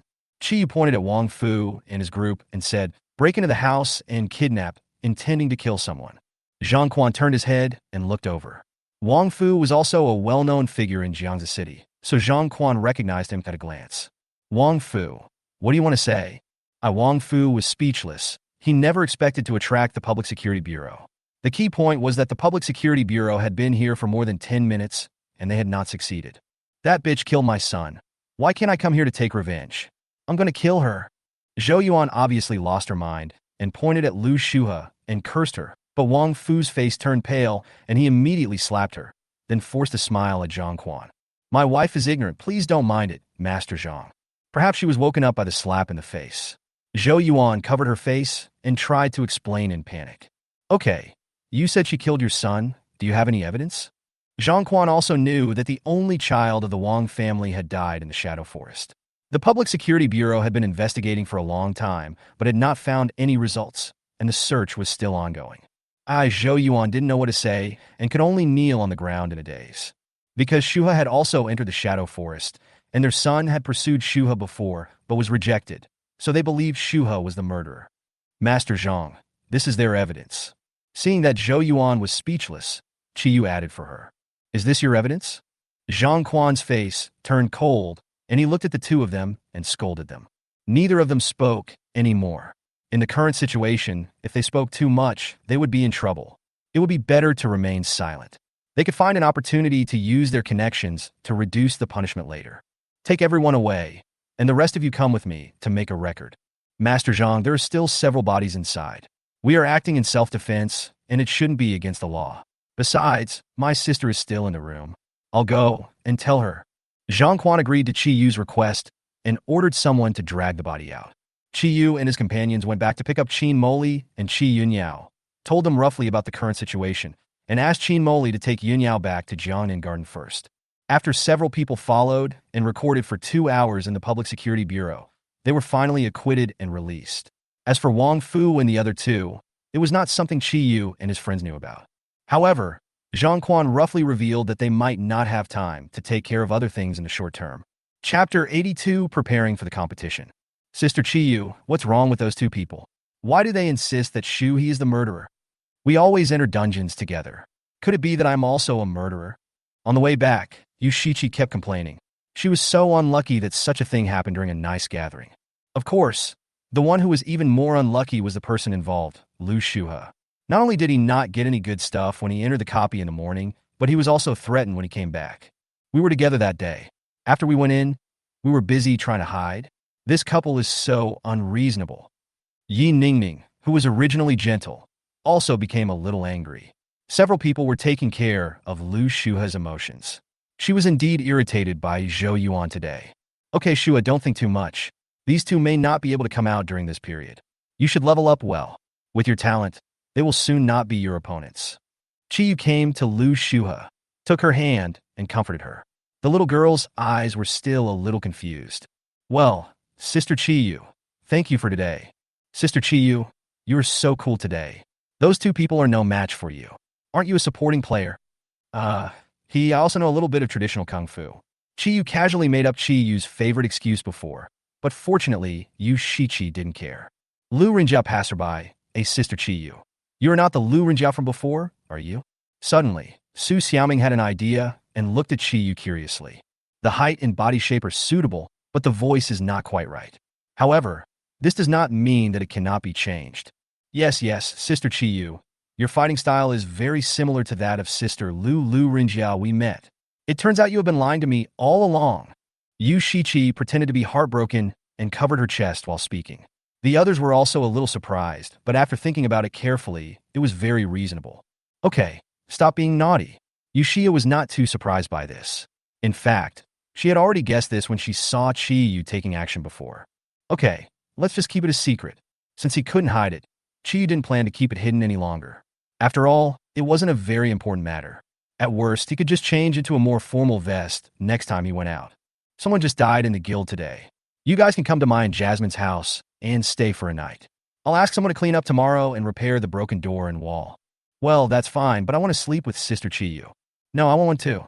You go sleep on the sofa. Yu Shiqi started arguing with Lu Shuhe again, but after their emotions were reconciled, she no longer had the previous worries and anxieties. Although the girls were all professionals, they had never seen a dead person before, so they followed Qiyu back to Jiangnan Garden with lingering fears. When they got home, Qi Yunyao and Qin Moli were still awake. They sat on the sofa in Chi Yu's house waiting for everyone. Is everything okay? Qin Moli breathed a sigh of relief after seeing everyone come back together. It's okay. The public security department has detained them. Our actions were justified, so they were released without charge. The little girl Yushichi regained her optimistic mood. She came to the sofa and started playing with Qi Yunyao. That's good, that's good. I didn't expect the Wang family would be so shameless as to frame Shu He. Qin Moli had also heard about Wang Kuen's disappearance in the news before. At that time, because no body was found, the Public Security Bureau did not define it as death and only sent people to search in the Shadow Forest. During that time, she was grateful to God that this annoying rich boy finally disappeared. She didn't expect that this matter would come back to her again. What bad luck. Yeah, these people are too bad. What does the death of their own son have to do with us? I think God couldn't bear this guy, so he was beaten to death by the monsters in the dungeon. Everyone was working together all night. When Chi Yu got up in the morning, Lu Shuha hugged her tightly. No wonder Chi Yu felt stuffy when she was sleeping yesterday.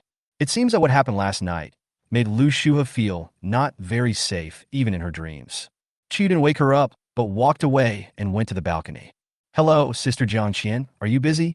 At this time, Jiang Qian, who was eating in the college cafeteria with a full mouth, immediately took a big sip of water to swallow the food after receiving the call. Ahem, it's okay, I'm having breakfast. Chi Yu roughly told Jiang Qian what happened yesterday. After listening, Jiang Qian angrily slapped the iron table in the cafeteria. The smooth and flat table was left with a trail of her palm prints.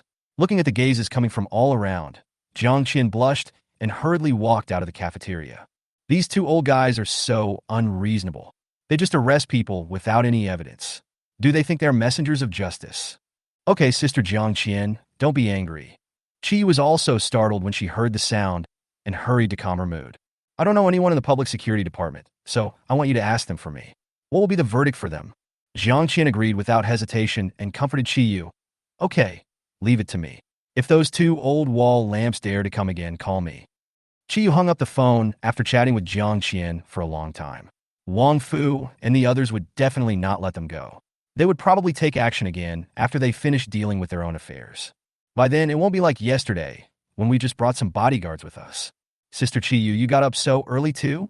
The door to Chi Yunyao's room was opened, and Yu Shichi was rubbing her messy hair in confusion, with a hint of sleepiness in her eyes. It goes without saying that these two girls must have stayed up late. There was a knock on the door, and Yushia came in with a few other people, carrying a bag of buns and soy milk in her hands. Soon, Yushichi woke up Chi Yunyao and Lu Shuha, who were still sleeping in. After one night, Lu Shuha's mental state improved a lot. What do you think will be the sentence for those two guys? They didn't kill anyone, and they also attempted kidnapping, so it's probably not a big deal. Everyone was a little anxious. It was not a good thing to be targeted by bad guys all the time. But at this time, Chi Yu also received Jiang Qian's message. She just asked Zhang Quan a question. It seems that the woman in red hired by these two people was a killer from Sakura country, and it killed a top genius boy from Xia. So the two were in a lot of trouble this time. Not only were they charged with illegal entry and attempted kidnapping, but the most important thing was espionage and bribery for murder. If the latter two charges are proven, it will not only be a problem for the two of them, but even the Zhou family behind Zhou Yuan will be affected. Even if the charges are not proven, these two people will probably be monitored by the Public Security Bureau for at least a year or two, and their every move will be under surveillance. Chi was a little surprised. She didn't expect that the woman was from Sakura country. Her Daxiao language was very standard, and she didn't notice this at all. However, Chi Yu's heart was also shrouded in a shadow. If this woman was not caught, she would most likely come back to catch him. He had no idea what big thing this crazy woman would do next, and the grudge between the two of them was quite big. After reading the message sent by Jiang Qian, Chi Yu told them what happened. Great, it would be best if we lock these two guys up for a decade or so, or let them die on the front lines so they don't come back to cause trouble for others. Yu Shichi, on the other hand, looked as if she hated evil and took a bite of the bun, as if she was venting her anger. Well, let's take advantage of this time to train hard. If we can successfully turn around when they come out, we won't be bullied anymore. Chapter 83. First Transformation and New Skills. Time always passes by inadvertently. The flowers that were blooming in Jiangning Garden before are now withered, and the green leaves on the treetops have also shown some signs of yellowing. It is already autumn these 2 days. Chi Yu is wearing a black dress with thick black stockings and a gray hand-knitted sweater on her shoulders. Overall, She no longer looks playful and cute as before, but rather mature and gentle. Sister Jasmine, are you done? In the bedroom, Qin Moli put on light makeup, a Mickey-colored windbreaker and black jeans, highlighting her sexy figure. Let's go! Chiyu saw that Qin Moli had a calm expression with a hint of nervousness, and couldn't help but laugh. Sister Moli, it's just a small job change, don't be nervous. Qin Moli rolled her eyes at her. What did she mean by a small job change? This was the first job change, a major matter related to her future career potential. You are so carefree. Aren't you worried that your skills will be too bad when you learn level 20 skills today? Chi was not nervous at all and sat calmly in the driver's seat. Whether the awakening was good or bad, it was a supporting issue and had nothing to do with her as an assassin. I'm not nervous.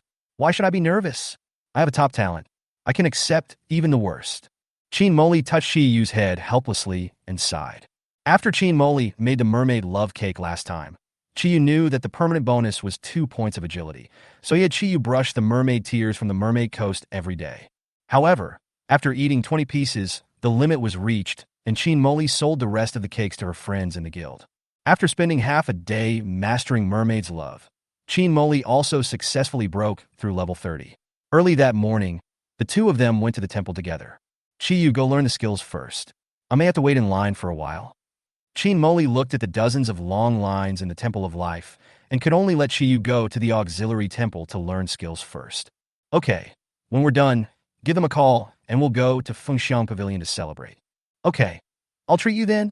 Qin Moli said goodbye to Chi Yu with some excitement and anticipation and joined one of the queues. There were also quite a few people on Chi Yu's side, but it was much better than the Temple of Life. After about half an hour, they entered the temple. What skills will I learn this time? The last healing ball was really good.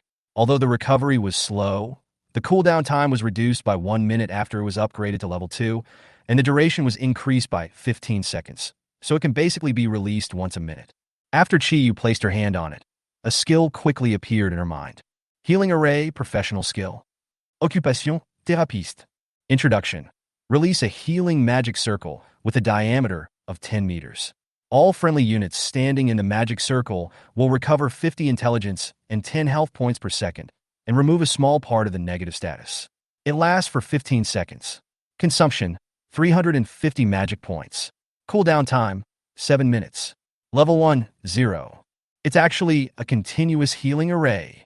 Although Chi Yu didn't care what skills he could learn, he was happy when he saw this magic circle skill. The healing array is equivalent to an advanced version of group healing. It can not only continuously restore blood volume, but also remove negative states such as bleeding, disability, blindness, etc.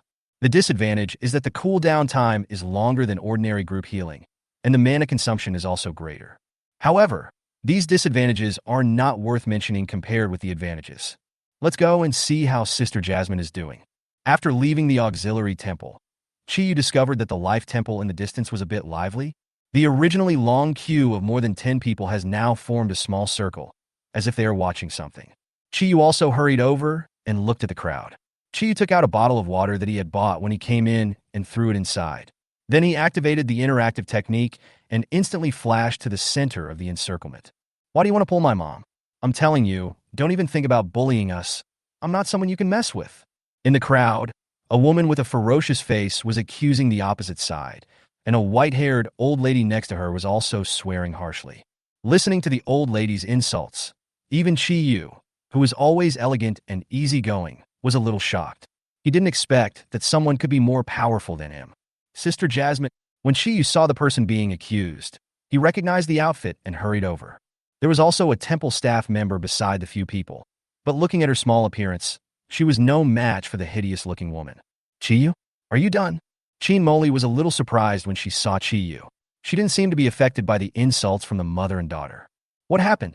Chi Yu stood up and asked Qin Moli, but the insults from the mother and daughter were too loud, and Chi Yu could even see the spit. Chi Yu, who always had a misophobia, changed his expression drastically and quickly pulled Qin Moli back a few steps, then scolded. You have no manners at all. Didn't your elders teach you a lesson? Chi Yu's voice was much more powerful than that of the mother and daughter. For a moment, the two of them were frightened and stood still, not daring to say anything back. After a while, the young girl's face became even more hateful, as if Chi Yu had killed her entire family. She scolded Chi Yu. Who do you think you are? Why are you interfering in other people's affairs? I'm telling you, I'm a top-level wind shadow assassin, and she, a useless profession, actually dares to pull my mother. Chi was shocked by her remarks. He didn't know whether she was really stupid or sick. You have to know that most of the people around her are professionals in the life profession, and her scolding was equivalent to offending all the professionals in the life profession of Daxia. For a moment, everyone around looked at the mother and daughter with unfriendly eyes. Her mother was unreasonable and cut in line and walked to the front, so I pulled her back. Qi Moli also came to Qi Yu and explained that she was indeed a queen, as she was the only one who dared to pull back the guy who cut in line. Why cut in line? My mom was already in the front. She's a little tired. Can't she just rest outside for a while and then come back to queue again? The woman obviously had another excuse. After hearing Qi Moli's words, she argued fiercely. I'm not in good health. Can I sit outside for a while before going in? You are the uneducated one. Don't you even know how to respect the elderly and love the young? The old lady said that she was not in good health, but when she pushed the staff next to her, even a young girl couldn't push her away. You old woman, if you are not in good health, then why did you come to the temple? Go back and enjoy your retirement. These words were obviously not said by the gentle Chi Yu. Chi Yu got furious after hearing them and cursed. How dare you scold my mother? The woman became excited, took out a dagger, and rushed towards Chi Yu. But the next second, Chi Yu waved her hand, and the dagger appeared in her hand. Several knife cuts appeared on the woman's face, and blood oozed from the wounds only after she withdrew her hand. Only then did the woman feel fear. Looking at the dagger on her neck, she was so scared that liquid oozed out of her skirt. Girl, are you okay?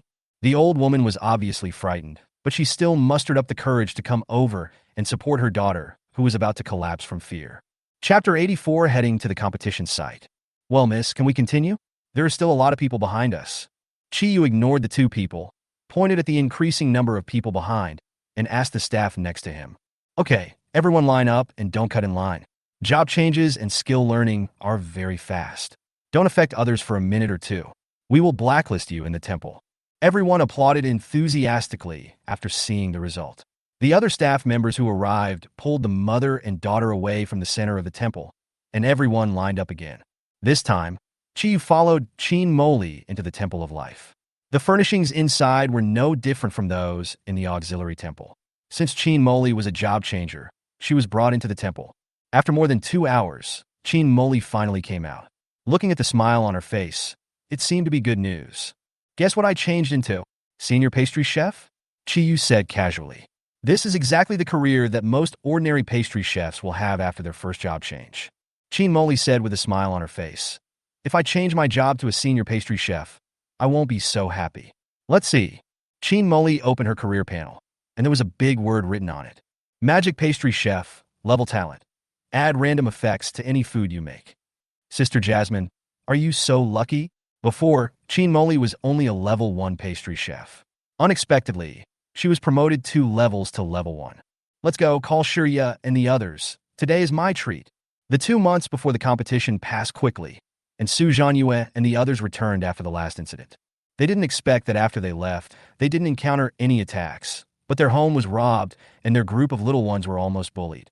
So after the Public Security Bureau captured another group of killers from the Sakura country, the two of them kept an eye on these little guys at all times to prevent the Zhou family from coming to avenge their daughter. Fortunately, these 2 months were peaceful. Chi Yu cleared the 23rd floor of the Forgotten Tower, gained the authority to the 20th floor, and the right to use the 20th level Shadow Killer Blade. The new Shadow Killer Blade does not reduce the cooldown time, nor increase the usage time, but sets the 10-minute time to allow free use of 10 minutes within 48 hours. In terms of level, he lived up to the expectations of the Abyss Demon and reached level 26 in just 2 months. The efficiency brought by double the experience made Chi use upgrade speed much faster. Moreover, Qin Moli became obsessed with making pastries after she changed her job. She even accidentally made a few pastries that added experience points, which made everyone in the guild very happy. But this thing is random, so dozens of pieces may not be able to be made into one. Chi Yu, are you ready? We're about to set off. In the guild living room, everyone was ready, and Su Zhanyue was calling out to Chi Yu upstairs. I am here. After putting on his boots, Chi Yu quickly put the things on the bed back into his backpack, then hurried downstairs. Today is the opening day of the college league, and the competition will be held in the National Competition Hall in Magic City. Let's go!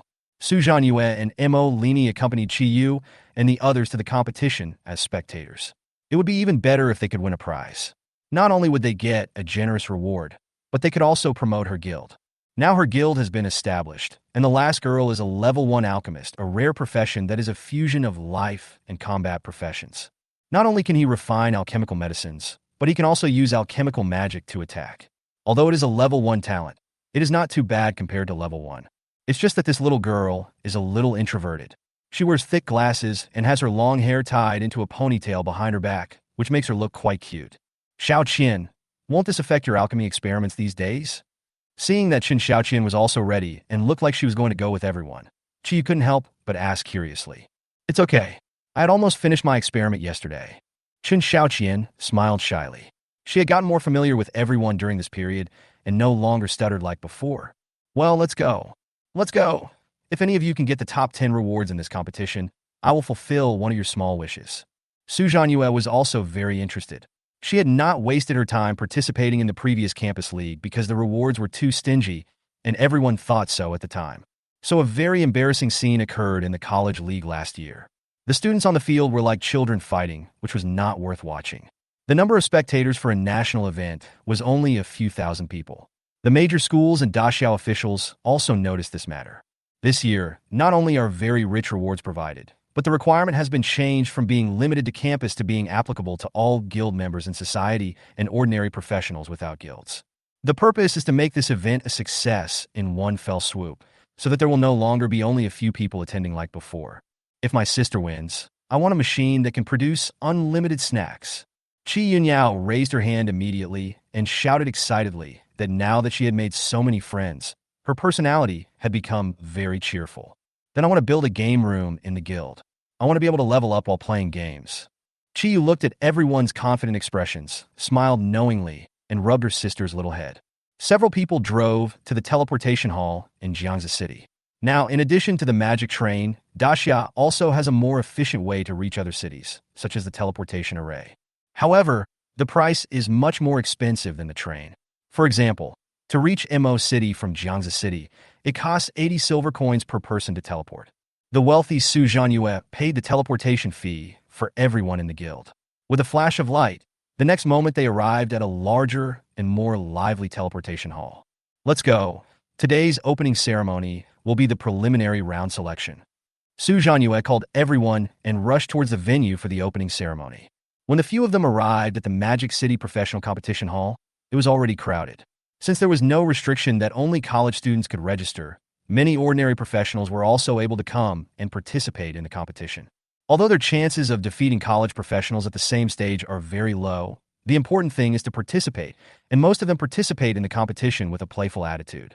Please show me your proof. In order to prevent accidents in the stadium, everyone needed to check their identity documents. After everyone submitted their identification documents, they passed through the closed door and entered the venue. How luxurious! The venue was very spacious, and looking around, it was filled with densely packed seats, both professionals participating in the competition and ordinary civilians who came to visit. There is a huge platform standing high in the center of the square, and there are 4 huge screens on the 4 directions of the venue. Chapter 85, Qualifying Roundstone Forest. After a few people arrived at the venue, they found a good seat and sat down. The people behind them continued to enter the venue in an orderly manner. Before long, the entire venue was full. It seems that there are quite a lot of people coming to participate in the competition today.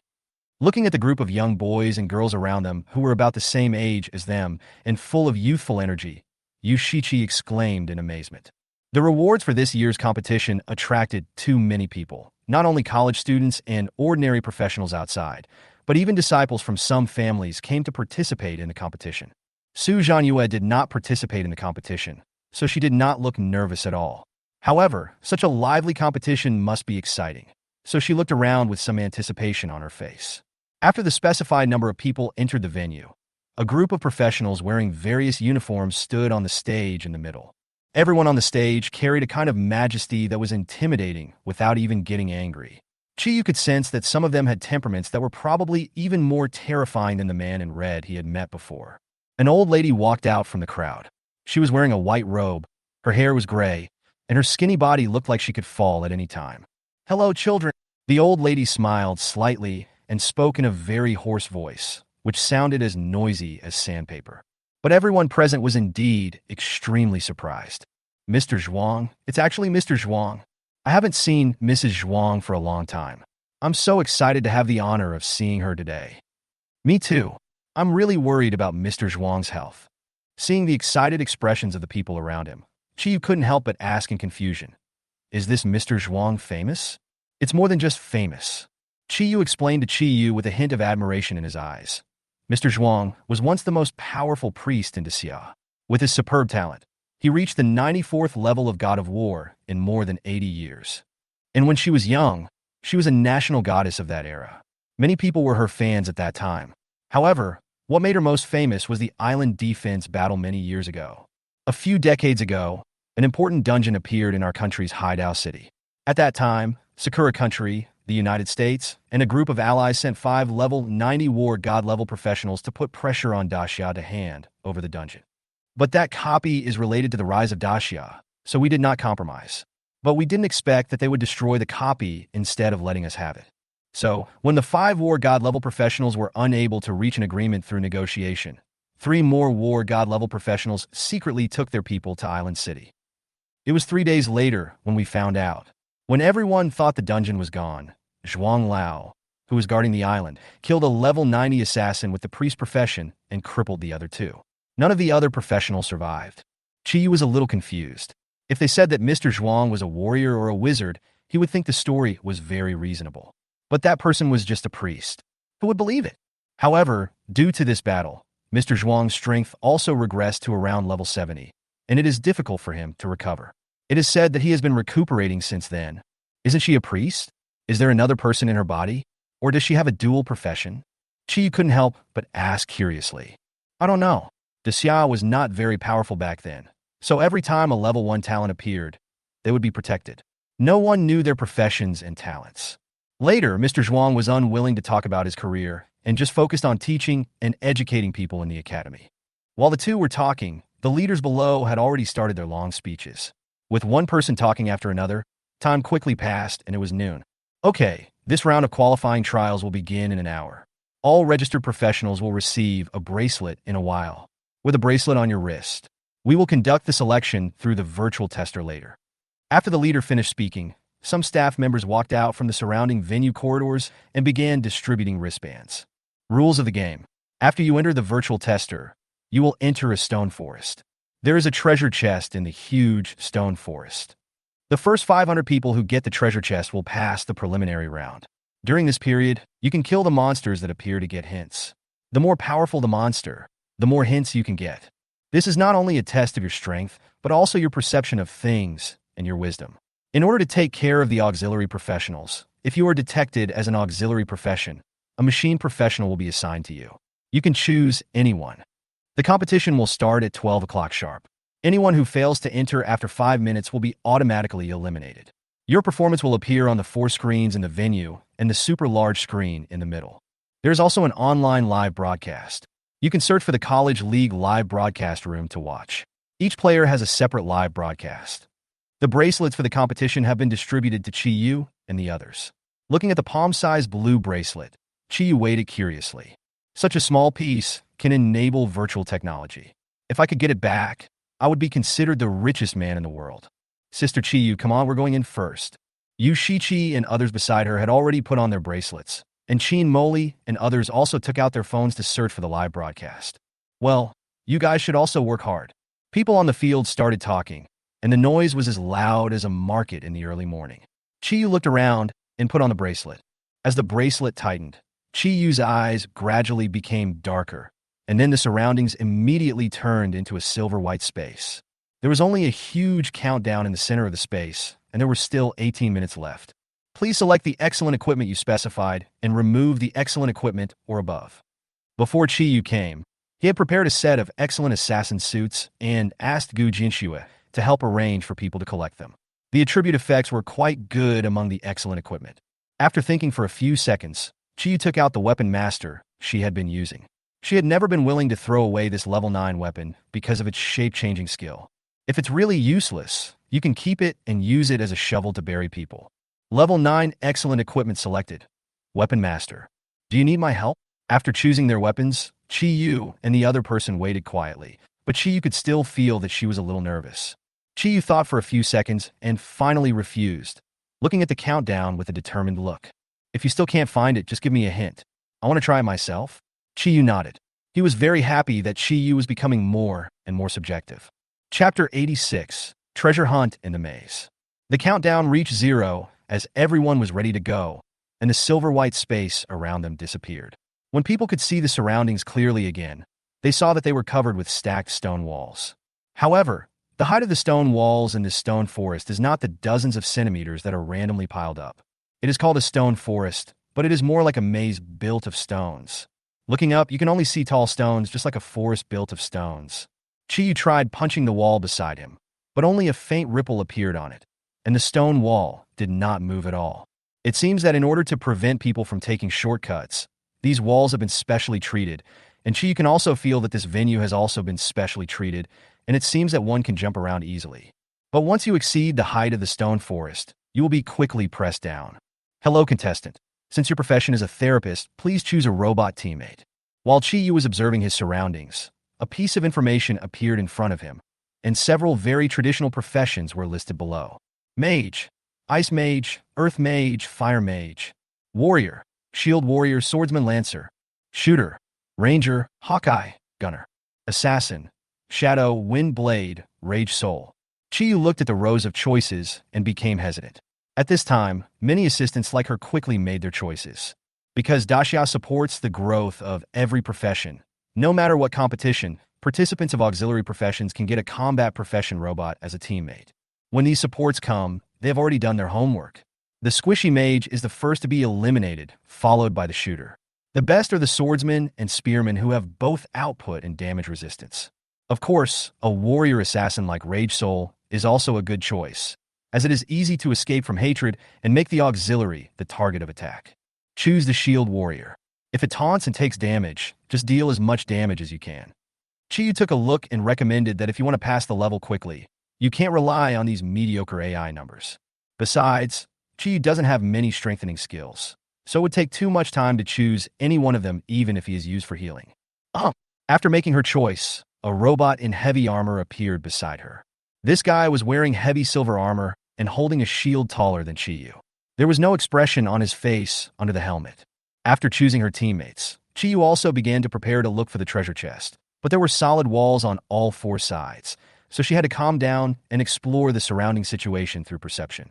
At the same time, the audience on the field were watching the qualifying match enthusiastically, and a live broadcast platform opened a live broadcast room for each participant to accommodate nearly 100 million viewers. Oh no, I forgot to tell Chi Yu and Xiao Meng that we would be selecting robot teammates for the competition. Su Zhanyue, who was sitting in the audience seats, slapped her thigh and cried out in regret. She had been so excited that she had forgotten about this matter. However, Su Xiaoming still considered it seriously and chose the angry soul among the assassins. After being rescued by Chi Yu last time, she has been learning the nurse's positioning and movement from Chi Yu, so she was not very afraid of the monsters attacking her after the hatred was released. The attack power of the one Chi Yu chose is not enough. Although he won't be eliminated, it would be a waste of time if he wanted to find the treasure chest against the clock. It's okay. Chi Yu told me before that she knows some martial arts, so it should be fine. Qin Moli comforted her from the side. She had seen Chi Yu beating people before. She kicked those burly thugs away with just one kick. Yes, my sister is very powerful.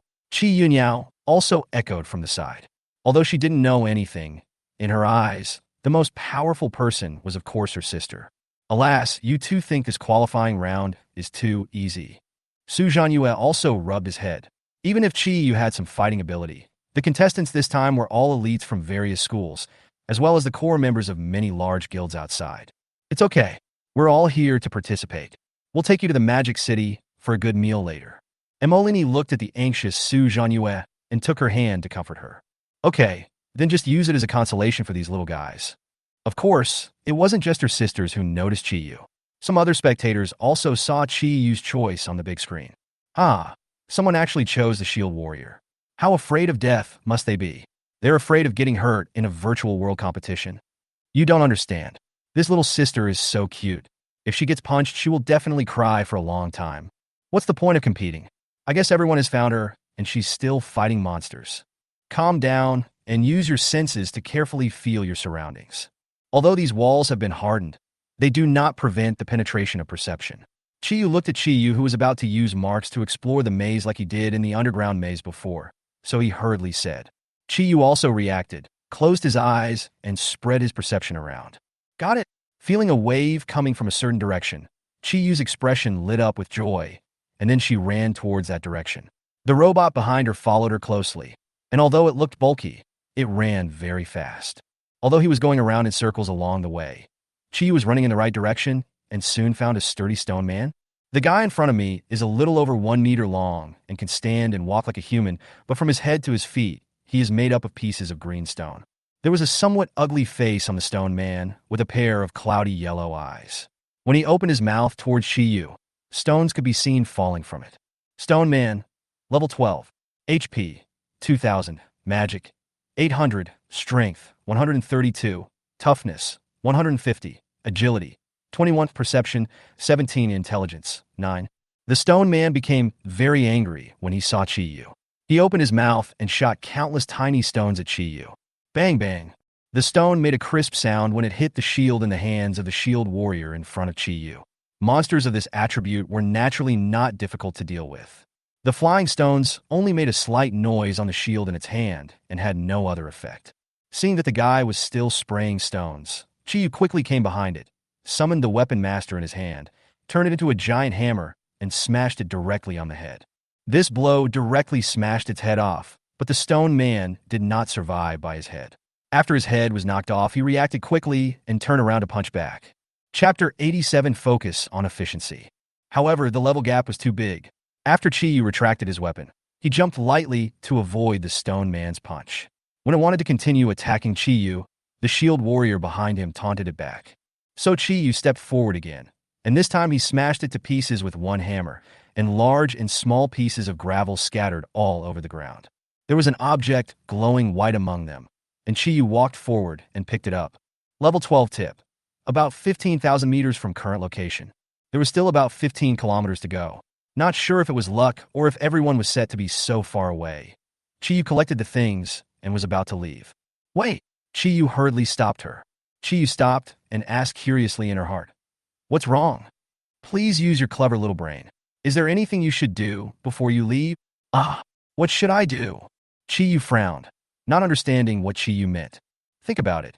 You only know that the treasure chest is far away from you. What if you run in the wrong direction? Oh, that's right. After thinking for a few seconds, Chiyu placed a dagger in a corner at Chiyu's reminder. Chiyu's performance also shocked the audience watching the game. Even the commentator on the stage, who was focusing on explaining the talented players from all sides, turned his attention here.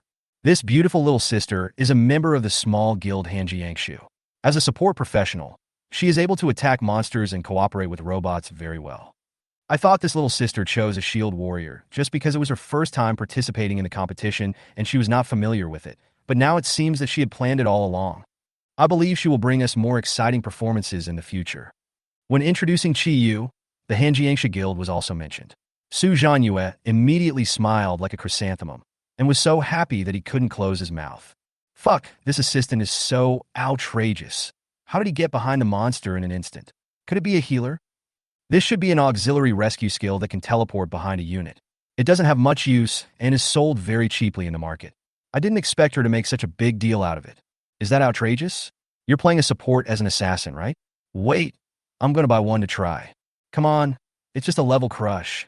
She's so much higher level than me, so of course she can easily defeat that level 12 monster. I can do that too. A middle-aged man sitting in the middle of the room looked at Chiyu's screen and smiled at Zhuang Hongyan beside him. Professor Zhuang, it seems that this girl looks a bit like you when you were young. Zhuang Hongyan smiled softly, looked at Chiyu, who was exploring the maze, and said, "I don't want this child to be like me. She has her own wonderful life." The qualifying round was still going on, and Chiyu's powerful perception allowed her to quickly find the second monster. This time it was a level 15 boulder boxer. His body, made of stone, was devoted to his huge fists. He was very short and could only attack Chiyu by jumping. However, this guy was very strong. He knocked the shield warrior back 7 or 8 meters with one punch, and he was able to use his fist to block his body when Chi Yu slashed at him. I don't have time to play with you. Seeing that this guy was so difficult to deal with, Chi Yu became serious. The weapon in his hand turned directly into a pickaxe, and then he flashed to the head of the stone boxer.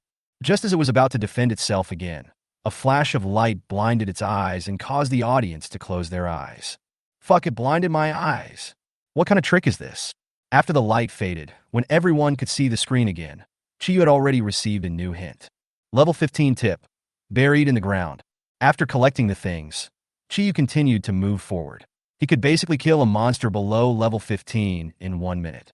His clean and neat moves left the people watching the game dumbfounded. Staff members from the public security department were also watching the game. The public security issues had been quite mild recently, with nothing much to do except patrolling everywhere every day. Zhang Quan watched Chi Yu's live video, and an expression of as expected appeared on his face. It seems that guy that day was you. His intuition was never wrong. After working in the public security department for so many years, he was able to become the captain so easily. In addition to his strong strength, it was his very accurate intuition about the murderer. But in the end, Zhang Quan still sighed. What's the use of relying on intuition alone? Even though Chi Yu has shown strong strength now, they don't have any substantial evidence. And to this day, the experimenters still haven't figured out where the white powder comes from. I hope this guy can keep his word. Now on the front line, Zhang Quan seemed to have thought of something, sighed, and put the matter aside. He went back to the tea room to make a cup of tea and came back to watch Chi Yu's game silently. He wanted to see how powerful this little-known assistant was, who was able to take down the Jia father and son, Wang Kuan and his group, and even survive under the hands of Kimura Hanyue. After defeating the 5th monster, Chi Yu finally got another important piece of information. Level 23 tip. About 24,600 meters from current location. Sure enough, we went the wrong way. Chi Yu frowned. It seemed that if this was the case, he would have to go back to the original place and change another position. Everyone on the field felt sorry for Chi Yu. If he had gone in the right direction at this speed, he would have found the treasure chest quickly. Unfortunately, he went in the wrong direction. I can only say it was luck. You walked a total distance of about 14,000 meters just now, but the difference between your 2 trips to the treasure chest was only 9,600 meters. If you draw a diagram and do some calculations, you should be able to figure out the approximate location of the treasure chest. Seeing that Chi Yu was at a loss, Chi Yu couldn't help but give a hint. Yes. Chi Yu reacted quickly, turned the weapon master into a small wooden stick, and squatted on the ground to draw. What is she doing? You haven't given up, have you? There's still hope if we rush back right away, right? This little girl has a broken heart. She gave up after a little setback and is still painting here.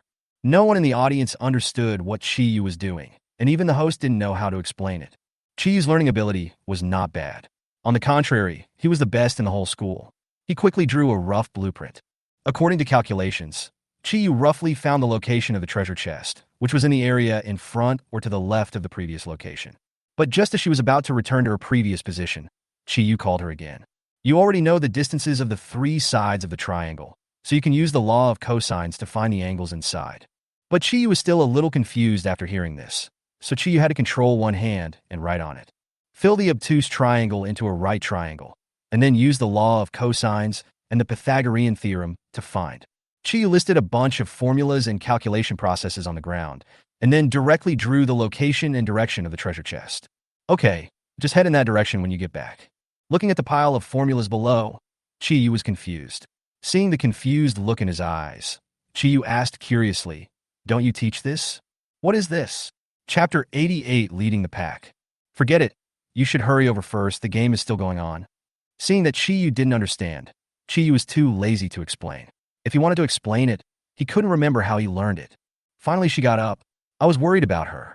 She could have run 3 or 4 kilometers in such a long time. But what on earth was that pile of writing she just wrote on the floor? I don't understand, but it looks like he's calculating the location of the treasure chest.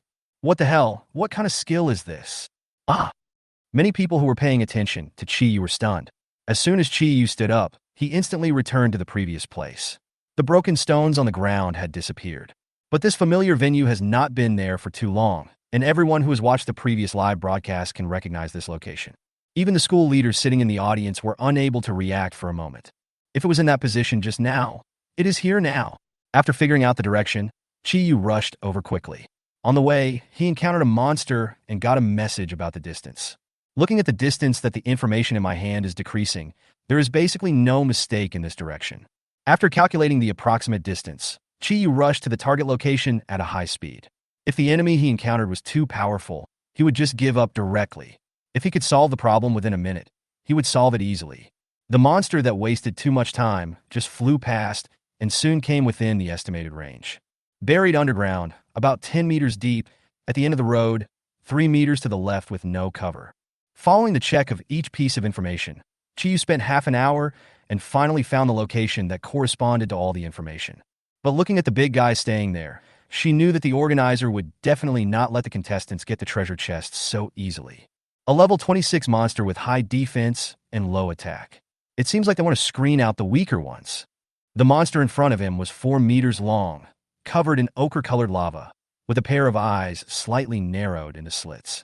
From a distance, it looked like a warrior wearing brown armor. Taunt it, Yu gave orders to the robot beside him. After receiving the order, the robot smashed the ground with the shield in its hand, and then let out a roar from its mouth. After hearing the sound, the rock warrior also roared, and with a nimble jump he came directly in front of the robot. Taking advantage of this opportunity, Yu stabbed the weapon in his hand to the place where the rock warrior had stayed before, and then teleported to that location in an invisible way. The rock warrior who was fighting with the robot seemed to have noticed something, but when he looked back, he found nothing. Instead, he was hit by a shield from the robot. So the angry rock warriors and the robots started fighting each other, and Yu took this opportunity to start digging. When he dug 3 meters, he did not forget to jump out and give the robot a healing ball. After seeing the extra hole on the ground, the rock warrior wanted to catch Yu, but the robot beside him taunted him again, wiping out his little sanity, and continued fighting. The crowd outside the venue was stunned. They didn't expect there was such an operation. It felt like the chef ignored the recipe and focused on the strategy of war. She's not really going to find it, is she? Even the fastest group of contestants haven't seen this monster yet. Not really. The organizers didn't say there must be a monster where the treasure chest is placed. Maybe she guessed wrong. But this guy is really bizarre. A nanny played for a long time and then saw a real healing ball. As Yu dug deeper, he reached almost 10 meters, but did not find the so-called treasure chest. So she continued digging around, and finally when she dug about 2 meters to the other side, there was a crisp sound from the shovel.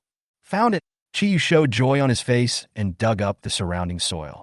The rock warrior above seemed to have stopped mocking him and had given up fighting with the robot.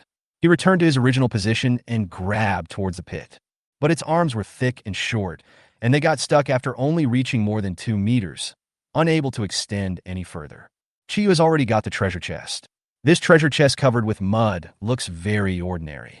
It is just a small box made of tin. But he didn't expect anything to come out of a virtual world, so Yu opened it directly after getting it. Then a ray of light emerged from it, and the world in front of Yu gradually dissipated, and the next second he had returned to that silver space.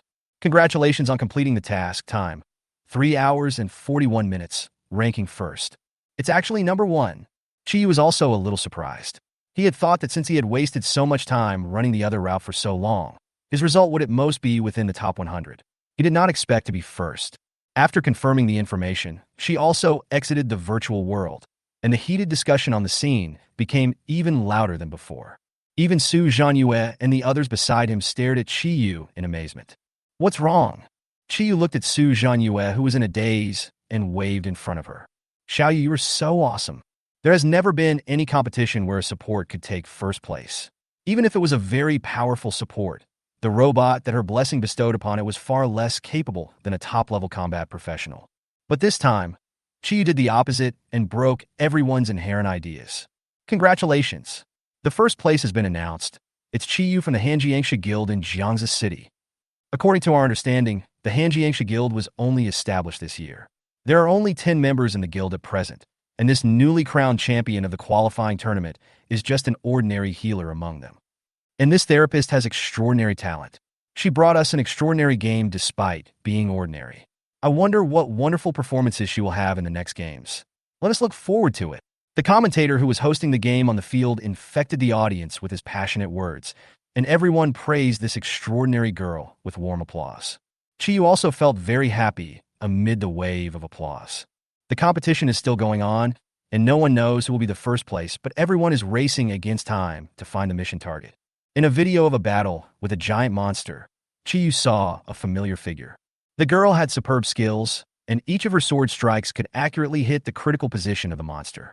At this time, the rock warrior's squinting eyes had already been pierced by 2 daggers. I didn't expect Xiaoxue to come too. Since the last time she parted with Chiyu, Gu Jinxue returned to school. It seems that even the eldest daughter of Gu's trading company is tempted by the reward this time. After being instructed by the master Chiyu, Gu Jinshue's skills became extremely ruthless and tricky. Before long, he successfully defeated the rock warrior and started looking for the treasure chest. In addition, many contestants have collected enough information and are heading to the location of the treasure chest. There were also quite a few contestants running in the opposite direction, and the information they collected was not enough for them to determine the exact direction. Chapter 89. Rest Day Plans. The top 500 contestants were quickly selected, and the huge screen displayed the names of the 500 contestants who found the treasure chest first. Many people checked the list after returning. Some excitedly raised their hands to vent their excitement, while some contestants who were only one step away from the top side and hung their heads. Chiyu? Who is this guy? Where did this dark horse come from? He is not a student from one of the top colleges. However, all the people who came back had this idea in their minds. Looking at Chiyu, whose first place was written at the top, these contestants had never heard of such a dark horse. You have to know that due to age and level restrictions, those participating in the competition have basically awakened this year or last year, and those with less talent have also awakened in the past 2 years. In such a short time, this talented student was able to crush all the other colleges and take the first place in the qualifying round. Everyone believed that this dark horse must be very powerful. In addition, the second place was a student named Wu Liang, and his affiliated unit was the Magic City War God Academy. Chiyu also saw some familiar names on the list. Gu Jinxue ranked 5th, Yushichi and others were around 50, but her sister Yushia performed exceptionally well, her superb talent surpassing many contestants, and she ranked 14th. Today's qualifying round has ended. Congratulations to the successful finalists. Of course, the unsuccessful contestants should not be discouraged. This is just a trivial obstacle on the road of life. It will not knock you down, and you don't have to stop because of it. Each of our schools has prepared a small gift for all the contestants. When you leave, you can go to the door to collect it with your registration form. The host's words were very infectious, and many contestants who were feeling sad or aggrieved felt a little relieved. The successful shortlisted contestants will have a preliminary round at the venue in 3 days. The preliminary round will adopt a ring system. 100 rings will be vacated on the field at that time. The contestant who successfully defends the ring will win. Please go back and be prepared. Let's go. Su Zhanyue also left the stadium with a group of little ones. When leaving, everyone's eyes were on Chiyu. After watching the previous game videos, many players also witnessed the style of the first place in the competition. Among these eyes, there were envy, admiration, and of course some disdain and contempt. After all, Chiyu was the only one who found the treasure chest directly without defeating monsters. All these people think that the first place is just a shortcut and is not obtained through real ability. Chiyu didn't care about other people's eyes. He followed Su Zhanyue and left the venue with everyone else. Where are we going to play next? The competition took about 7 or 8 hours in total. The sky had already darkened, but the city lights did not dim. Bright neon lights illuminate this bustling city, and the wonderful night for young people is just beginning. Master, just when a few people were worrying about where to go for fun, a voice from behind called everyone. Master? Seeing Gu Jinxue calling Chiyu master, the others were stunned.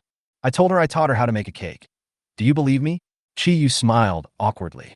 He had concealed too much before, and it was quite embarrassing now that it was all revealed. Xiaoya, the last time you learned to bake a cake from me, you almost blew up the oven.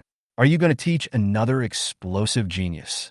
Qin Moli ruthlessly exposed Chiyu's excuse, and Gu Jinxue also politely greeted everyone. Master, are you going back to the hotel? We are considering where to go for fun. Do you have any recommendations, little sister? Su Zhanyue enthusiastically pulled Gu Jinxue over and asked curiously. In the evening, you can go to Longxiang Street. There are barbecue restaurants that use the meat of dungeon beasts as raw materials. Moreover, many of the restaurant owners there are high-level life professionals. As for the next 2 days, you can go to the public dungeon of the fishing ground in Funko District. That dungeon has no restrictions on professions or levels. It is an excellent dungeon for fishing. If you are lucky, You may even catch a dragonfish.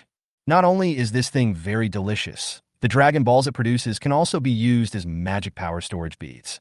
There are also more precious fish that could be worth thousands of gold coins per piece, but it seems that no one has heard of catching one in decades. When it comes to this, Gu Jinxue talks nonstop, and the others don't feel bored. They pull her and walk towards Longxiang Street. On the way, Qiyu also heard that Gu Jinxue had encountered more than a dozen assassination attempts recently. If it weren't for the official and Gu family guarding him, he would have died long ago. The guys sent over this time are not the little puppets sent by the Sakura country before. The lowest of them has the strength of the first level. It seems that the news of breaking through the Devil's Gate has been spread by someone with ulterior motives. Fortunately, Da Xiao was no pushover. After chopping off the claws of these countries more than a dozen times and sending out an 89th level demigod assassin for a tour, these countries finally behave themselves. This street in the center of Demon City is very busy. Professionals can be seen everywhere. There are a wide variety of businesses on both sides of the street, and many vendors are pushing stalls and selling their wares. Boss, please order 11 portions of each of these signature barbecues, and a case of wine and a few bottles of milk. Because there were too many people outside, Chi Yu and his group went straight to a barbecue restaurant and opened a private room. By the way, little sister Gu Jinxue, do you want to join our guild? Your master is here too. In the private room, Su Zhanyue immediately thought of recruiting someone, and this Gu Jinxue really pleased her, as she had both great talent and was very beautiful. The most important thing is that her family is very rich, which is very important. Gu Jinxue was somewhat tempted but still shook her head helplessly and said, I haven't graduated yet, so I can't join the guild. In fact, each college is a guild, but this guild is managed by the official Adashia. Different colleges are divided into top colleges, advanced colleges, intermediate colleges, and ordinary colleges according to the level of the guild. When students enter the school, they will join the college's guild and enjoy the college's benefits and facilities. Of course, after graduation, the college will take the initiative to dismiss the graduates and leave the positions for new students. It's okay, just wait until you graduate. There are only 2 semesters anyway. 1 or 2 years is not a long time. It will take a long time for the Hanjiangshu guild to develop into a mid-level guild. After hearing this, Gu Jinxue naturally had no worries and agreed to it. Not long after, plates of fragrant barbecue skewers were brought up. The meat on the skewers was plump and made people feel happy when eating it. Sister Chiyu, what are you going to do these 2 days? Gu Jinxue had said so much before, and everyone had a place they wanted to go. Lu Shua ran to Chiyu and asked curiously, Fishing, fishing, fishing. Chiyu actually hadn't figured out what to do, but Chiyu and her body had already started shouting. In the Battle of Zhu Tian, his favorite daily activity, besides fighting, is fishing. Over the past decade, he has already fished in all major fishing grounds in the game. Nowadays, there is a place like this where you can fish and make money at the same time. You have to go and check it out no matter how good it is. Well, I'll go to the fishing grounds these 2 days. I've never fished before in my life. Okay then. Lu Shuha and Yushichi all looked a little regretful. They planned to go to the most popular copy of Lioli Fairy Palace among the women here to take a look. Chapter 90 Fishing Guide. The next morning, Chiyu got up early and went to the breakfast area in the hotel lobby. There were only a few people in the restaurant at this time. The restaurant staff were still placing food on the table. The dining area seemed a bit deserted in the early morning. Chiyu casually took a plate of egg pancakes and a bowl of meat porridge and went to a seat by the window. Sister Lin, he got up so early. In the seat, Marine, he was wearing a simple white dress with a gray knitted sweater on her shoulders, which seemed a little cool in this early autumn season. Her attention was focused on her mobile phone at the moment. On her desk was a piece of exquisite pastry and a cup of hot coffee next to it. After hearing Chi Yu's voice, Emolini looked up and greeted her with a smile. You got up pretty early too. Are you going to the fishing dungeon now? Chi Yu took a bite of the egg pancake and said incoherently, Well, I want to go and have a look early. After all, I am still very curious. What about Xiao Yunyao? Yunyao, I gave her 100 silver coins. Today, follow Sister Molly to the mall here to see if there is anything you want to buy. Sister Lenny, what about you? What are your plans for today? Emolini took a sip of coffee and then handed the phone in her hand to Chiyu. The blessed heart of the goddess of victory? Well, I made an appointment for the Angel Temple dungeon yesterday. I thought it was too late and I would have no chance, but I didn't expect to be told today that I got the spot. So after Zhanyu wakes up, I will go explore this Angel Temple dungeon with her to see if there is anything that can be found.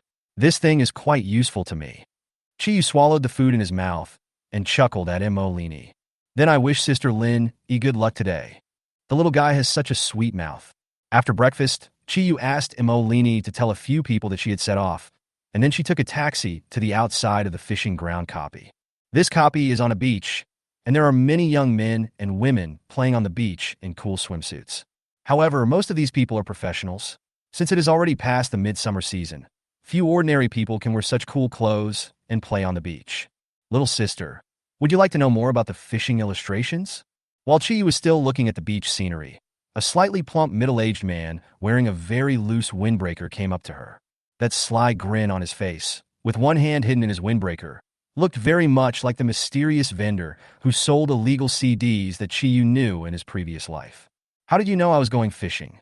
Chi looked at his smiling face as he approached, then took a few steps back and looked at him in confusion. Although I'm not a professional, Lao Zhao, I have a sharp eye. I can tell at a glance whether this person is a professional or not. As for fishing, in this fishing ground dungeon, besides fishing, the only thing you can do is play in the water. You don't look like you're here to play in the water. This guy is quite observant. Chi took over his body and asked curiously, then can you show me this fishing guide? Don't worry. I guarantee you'll be satisfied with this. Old Zhao opened his spacious coat, and on both sides were hung yellow-covered booklets. With that smug smile of his, Chi was afraid that someone from the Public Security Bureau would come and arrest him the next second. Old Zhao took one of the books and handed it to Chi. There is a delicate fish painted on the yellow booklet. The golden fish scales look like a young dragon coiled up in the lifelike painting. Chi randomly opened a page and took a look. There was a picture of a fish on each page, and under each fish was the name and a brief introduction. Maple leaf fish is a fish that appears in autumn. Its body is maple leaf red. Eating it can clear your mind and improve your eyesight. The beauty fish is a fish that can only be caught with colorful food. Its scales are brightly colored. Eating it can improve your appearance and can also be used as a landscape fish. Cloud jellyfish is a pure white jellyfish that is not dangerous. It has an air sac in its body that can store air and can be used as a diving equipment. Chi was watching with great interest. Old Zhao beside him smiled awkwardly, then rubbed his hands and said that, "Sorry, boss, you made this thing very well. I was a little fascinated by it for a while. How much is this illustrated book?" Seeing the professional girl being so polite, Lao Zhao also said politely, it's okay. I don't have any other interests except fishing. It's just that I failed to become a professional and can't enter the dungeon of this fishing ground, so I can only look at the fish caught by others every day to satisfy my craving. If you like, 5 silver coins will be enough, but I wonder if I can trouble you with something." Lao Zhao was a little embarrassed, but he still asked, "If you catch a fish that is not in the atlas, can you let me take a picture?" Lao Zhao, I have been here for so many years, but I have never collected the fish that are rumored. I am now in my 40s or 50s. I hope to complete this fish atlas in my lifetime. It can be regarded as one of my wishes. This is a small wish of an ordinary person. Unlike professionals who have lofty dreams of becoming gods and famous, they just want to perfect their own little hobbies. So Chi Yu agreed without hesitation and handed a gold coin to Lao Zhao. "You are." Old Zhao felt a little embarrassed to accept the money and hesitated for a moment. 5 of the silver coins are for the illustrated guide, and for the rest, please help me choose a better set of fishing equipment. Lao Zhao. Seeing Chi Yu trust him, Lao Zhao's face lit up. After accepting the money, he said excitedly, "Then you can rest assured. Lao Zhao has been in this area for so many years. There is no store I don't know. No matter it is a black shop or a white shop, I can give you some advice." Lao Zhao is quite eloquent, especially when he arrives at a store. He is very professional in bargaining for fishing equipment. In the end, the full set of fishing equipment, which originally cost 90 silver coins, only cost 72 silver coins, and Lao Zhao planned to return the remaining silver coins to Chi Yu. "Keep it. I'll come back and take the money back when I catch a big fish." Chi Yu confidently put the things into the inventory, waved his hand, and walked towards the fishing ground copy. "Little girl, may the god of harvest bless you and hope you will never be in Air Force forever." Old Zhao put the money back into his pocket, chuckled and shook his head, but still gave Chi Yu his blessing.